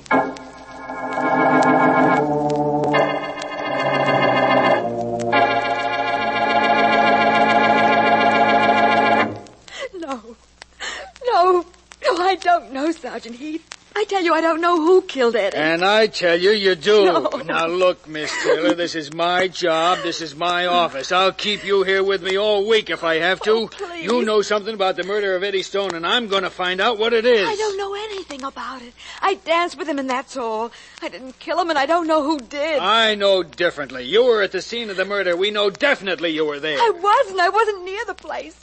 I didn't know Eddie was dead until you came for me. Oh, please, leave me alone. I can't tell you anything I don't know. Oh, hello, Mr. Markham. Hi, Vance. Heath, this is the young lady who told me about on the telephone, Heath. Yeah. She says she didn't even know the guy was killed. But what she really doesn't know is that we can put her right at the scene of the murder. No. How, Heath? We found a girl's footprint right near the body. That's how. Now, footprint is the same size as this girl's shoe. No, she says. Yes. Heath, that's hardly conclusive evidence. A footprint of a woman's shoe isn't completely incriminating. This one is, D.A. This girl's a dancer. The footprint we found had a mark on the toe and the heel. You know what made that mark? Toe plates and heel plates. Toe plates and heel plates? Yeah, and who wears toe plates and heel plates? Well... Only a dancer. Now, Miss Taylor, will you still deny that you were at the scene of the murder? Isn't it rather unusual for a dancer to wear her dancing shoes out in the street, Heath? Well, you get... No, Mr. Vance. Not if it's the only pair of shoes she has. I was there. Oh. I saw Eddie's body after he was killed. We'd quarreled, and I went out looking for him. And I found him. Dead. I lied about it because I wanted to keep out of all this. That's your story. No. You found him and you killed him. No, I didn't. There's no need of you wasting your time here, D.A. I'll have a confession out of this girl in an hour. Vance? Well, apparently Heath doesn't care how I waste my time. I think I'll take a look into this case. What for, Vance? I tell you this girl did it. Perhaps. But maybe I don't care how I waste my time either, Sergeant Heath. Maybe if I spend a few hours, I can save the state a lot of trouble.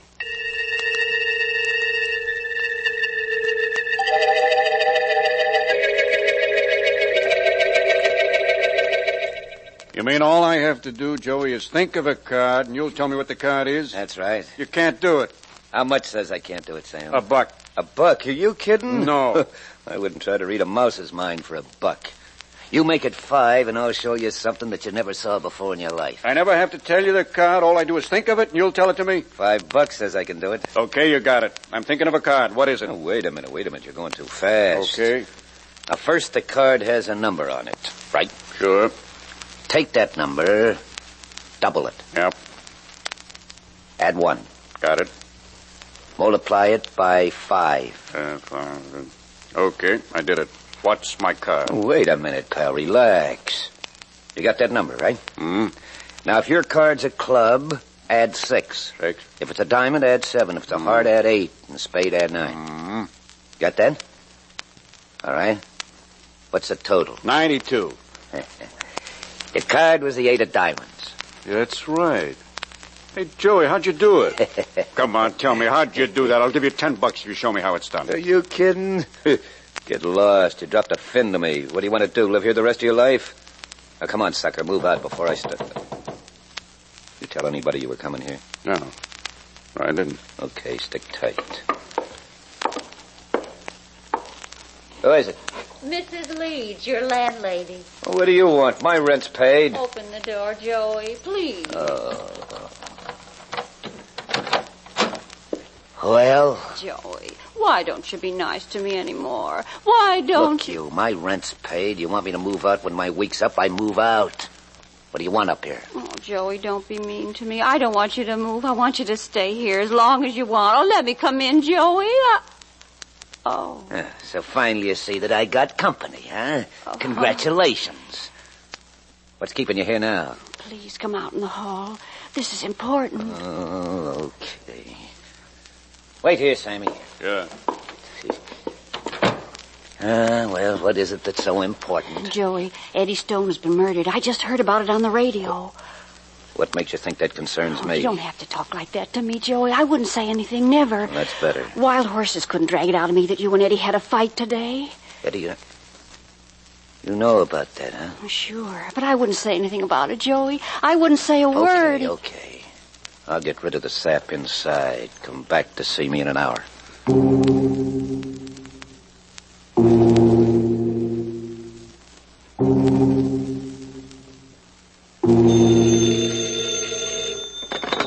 Mike's Coffee Shop, Danny speaking. Hello, this is District Attorney Markham. District Attorney? Yes, District Attorney. Look, is there a man in your shop named Philo Vance? There isn't anybody in my place right now, Mr. Markham, not a soul. Well, Vance is on his way there with a young lady named Betty Lou Taylor. Betty Lou? Yes.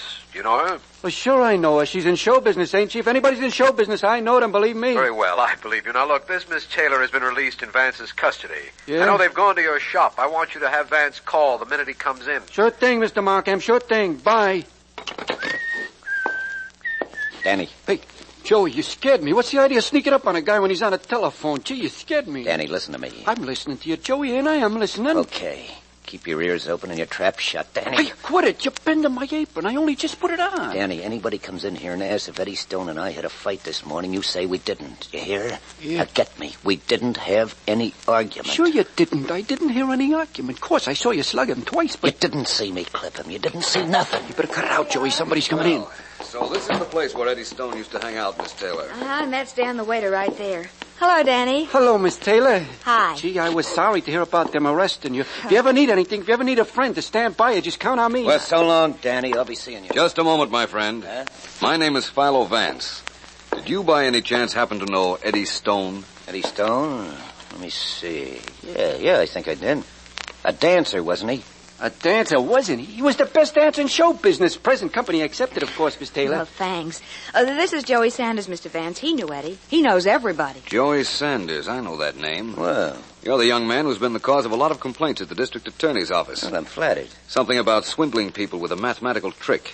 The very old 3-number routine. Hey, that's no swindle. I bet I can't name the first 2 numbers in their answer. I bet I can. Sometimes they win, sometimes I win. Yes, of course, I know. That trick is awfully old and completely foolproof. If you take any 3 numbers, reverse them, and subtract them, the answer will always have a 9 in the center, and the first and third numbers will add up to 9. Oh, so that's how it's done. Gee, no kidding. Gee, he's smart. Thank you, Dan. Now, suppose Miss Taylor and I escort you over to that table there, Mr. Sanders, where we can talk. About what? Eddie Stone's murder. You see, I think I know who killed Stone. Hey, Vance, that's Dan. He's making a break for the door. Never mind, I'm nearer to him. I'll get him. Joey's stopping Dan. Oh, I got him, Vance. I think I knocked him out when I tackled him and his head hit the floor. Yes, I imagine you did. Well, I guess you owe me one now, Vance. You said you knew who killed Stone. Well, this Dan character made a break, and I grabbed him for you. You most certainly did. But I don't think I owe you anything. I don't remember ever saying that Dan here was the man I thought murdered Eddie Stone.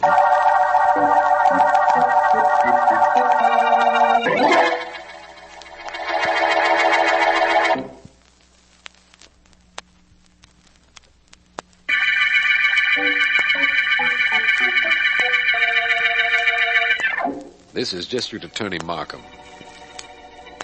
Our current murder case opened with the knifing of Eddie Stone, dancer. His partner, Betty Lou Taylor, has been picked up and released. And Vance, in an attempt to track down the killer, has made the acquaintance of Joey Sanders, a small-time swindler. Something about a restaurant called Mike's Coffee Shop and Dan, the waiter there, seem to intrigue Vance. And he and I are approaching the place right now. What is there about this Dan that intrigues you, Vance? A lot of things. First of all, I want to know why he tried to get out of that coffee shop when I said I knew the murderer of Eddie Stone. Oh. Do you know who killed Stone? No. Believe me, it wouldn't surprise me if you did. Nothing you do surprises me anymore. Sorry to hear that, Markham. However, I promise you won't be able to say that with any honesty very soon. Won't I? You know why I said I knew who killed Stone. To see the reaction of Joey Sanders and Dan. Exactly. Yeah. Well, this is the shop, and in one moment we'll be talking. What? Vance, somebody threw this coffee cup through the window. Somebody inside the shop. Come on, Markham. I'm with you, Vance. That's Dan, the waiter, over there with his head on the counter. Yeah. What happened in here? What happened to... My head, my Steady now. head. Dan, remember me, Mr. Vance? My head. This is District Attorney Markham. We were outside when that coffee cup went through the window. I threw it. A man wearing a handkerchief over his face was in here. He held me up, took the money out of the register. I threw the cup through the window, grabbed him. Yes. He hit me on the head with the gun and went out the back way. You recognize him? Well, I don't know. I'm not sure. I want to think it over. We'll report this to headquarters. One thing is certain, Vance. This holdup has nothing to do with the murder case we're working on. Hasn't it, Markham? I don't think so. You said I couldn't surprise you anymore. Try this for a surprise. The holdup has a great deal to do with the murder, and will have a great deal more to do with solving it.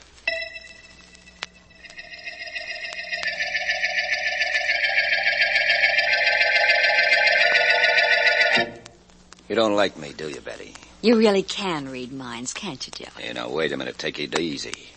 I didn't come over to hear you insult me. Only way for you to stop that is to leave. I got a business proposition for you, Betty. No, thanks. But this is honest. And look what Eddie did. What are you going to do? You got to do something. Yeah, that's true enough. Now, this is what I got in mind. Shoot.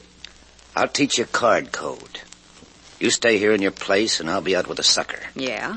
I bet him I can dial a phone number, then have him show me a card, and the voice on the other end of the phone will say what that card is. Huh? This is how it works.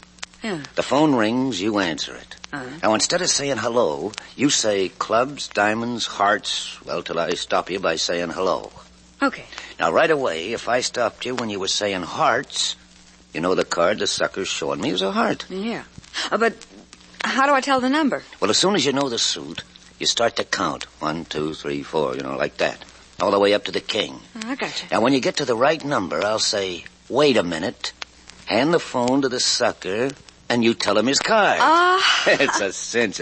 We'll clean up. It isn't bad at that. Hey, see what I told you? Now, aren't you glad I come over? Sure. But you're not going to be so happy. I don't need you to work that gimmick with. All I need is some stooge to stand by a telephone. You wouldn't kid around with me, Betty Lou. No? Well, you wouldn't do anything about it, Joey. You wouldn't dare. What? The cops have it in for you right now, and I have an idea Philo Vance thinks you killed Eddie. Well, maybe what you say is so. But all I gotta tell you, kid, is this. What? You try and use that code I taught you, and you'll get what your ex-partner got.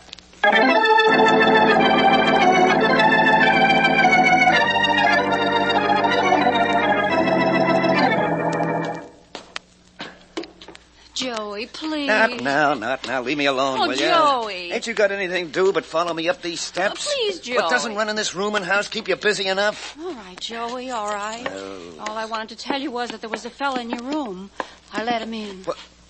You did what? I let him in. He asked for you, so I opened the door and let him wait. What did he look like? Come on, talk. Tell me. Joey. Was he a tall fella, good-looking? Philo Vance? Who? Vance. No, it was the same fella you had in here yesterday, the fella Sammy. Oh, that's different. Look, I'll come downstairs when I'm through with him. Wait for me. All right, Joey. Hello, Sammy. Hello, Joey. You don't mind me coming here, do you? Well, all depends on why you're here. Well, Joey, listen, I've been a fall guy for you for a month now, betting you on things and always losing. Give me a chance to get my dope back. How do you mean? Well, show me how you do that thing where I think of a card, then you tell me to add and multiply and everything, and then you say what the card it is.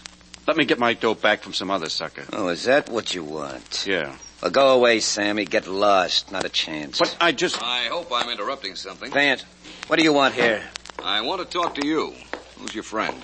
You're a cop. I'm no friend of his. I just came here to get him to tell me how a trick was done so I could get some of my dope back. Shut up, you. What trick? Tells me to think of a card, double it, add 1, multiply it by 5. And if it's a club, add 6. A diamond, add 7. A heart, 8. And a spade, 9. That's right. Mm-hmm. And he gets me to tell him the total, and he tells me the card. I'll teach you that. In fact, I think I'll give it to the newspapers so that nobody will ever bet it can't be done. The things guys who got nothing to do think of. Don't like that, do you? Well, how's it done? It's a mathematical formula. Whatever the total is gives you the card. If the total ends in a 1, the card is a club. If it ends in a 2, it's a diamond. 3, it's a heart, and 4, it's a spade. Uh-huh.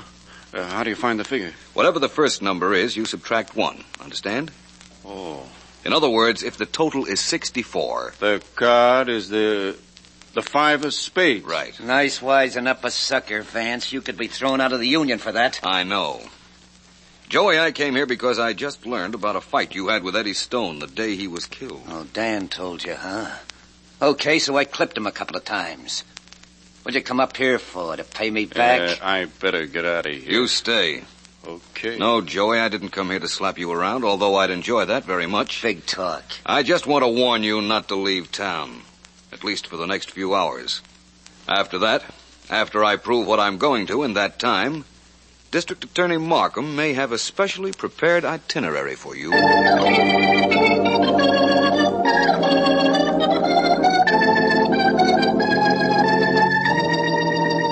What time is it, Eve? It's almost time, D.A. Pretty nearly. Another 30 seconds. We've got to do this exactly on schedule. Vance left explicit instructions. And after we do, then what? Then we'll know who killed Eddie Stone, and what's more, we'll have proof. 20 seconds, D.A. All right. You ready, Miss Henderson? Yes, sir. That secretary of yours is always ready, D.A. She's solid. I hope that means something good. Sure does. Oh, okay, D.A., now. Pick up the phone and make the call, Miss Henderson. Yes, sir. I sure hope this works. I hope Vance doesn't get into trouble. We're miles away and can't help him.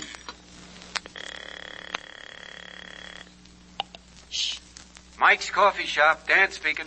Hello, Dan. This is Betty Lou Taylor. Miss Taylor. Gosh, hello, Miss Taylor. I have a cold and my voice may sound different, but Dan, I want you to meet me right away. Well, gee whiz, what for? Oh, for a lot of reasons. I think the police are going to figure out you staged the phony holdup in the store to get getaway money for yourself. I'm pretty sure they're going to know you killed Eddie. What are you talking about? Betty Lou, Yeah? that was somebody pretending to be you. What? That's right. Somebody said they were you.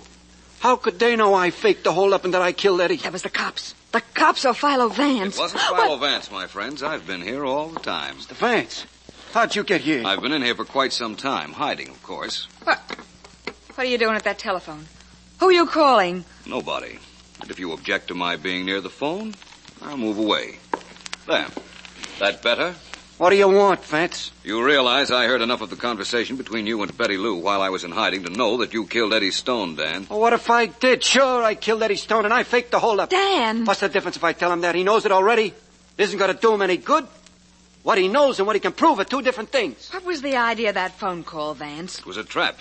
I knew it would make you talk, and it did. So you listen. Only it's our word against yours. See if you can prove I killed Eddie. Go ahead. I don't have to prove it, Dan. You've done it already. Oh, yeah? The district attorney has your confession in your own words. What do you mean? Let's get down to see him, and you can hear yourself confess to murder. He couldn't hear me just now. I hung up the phone myself. Yeah, that connection was broken when Dan hung up. Was it? In that case, suppose you come down to Markham's office and find out how he heard Dan confess.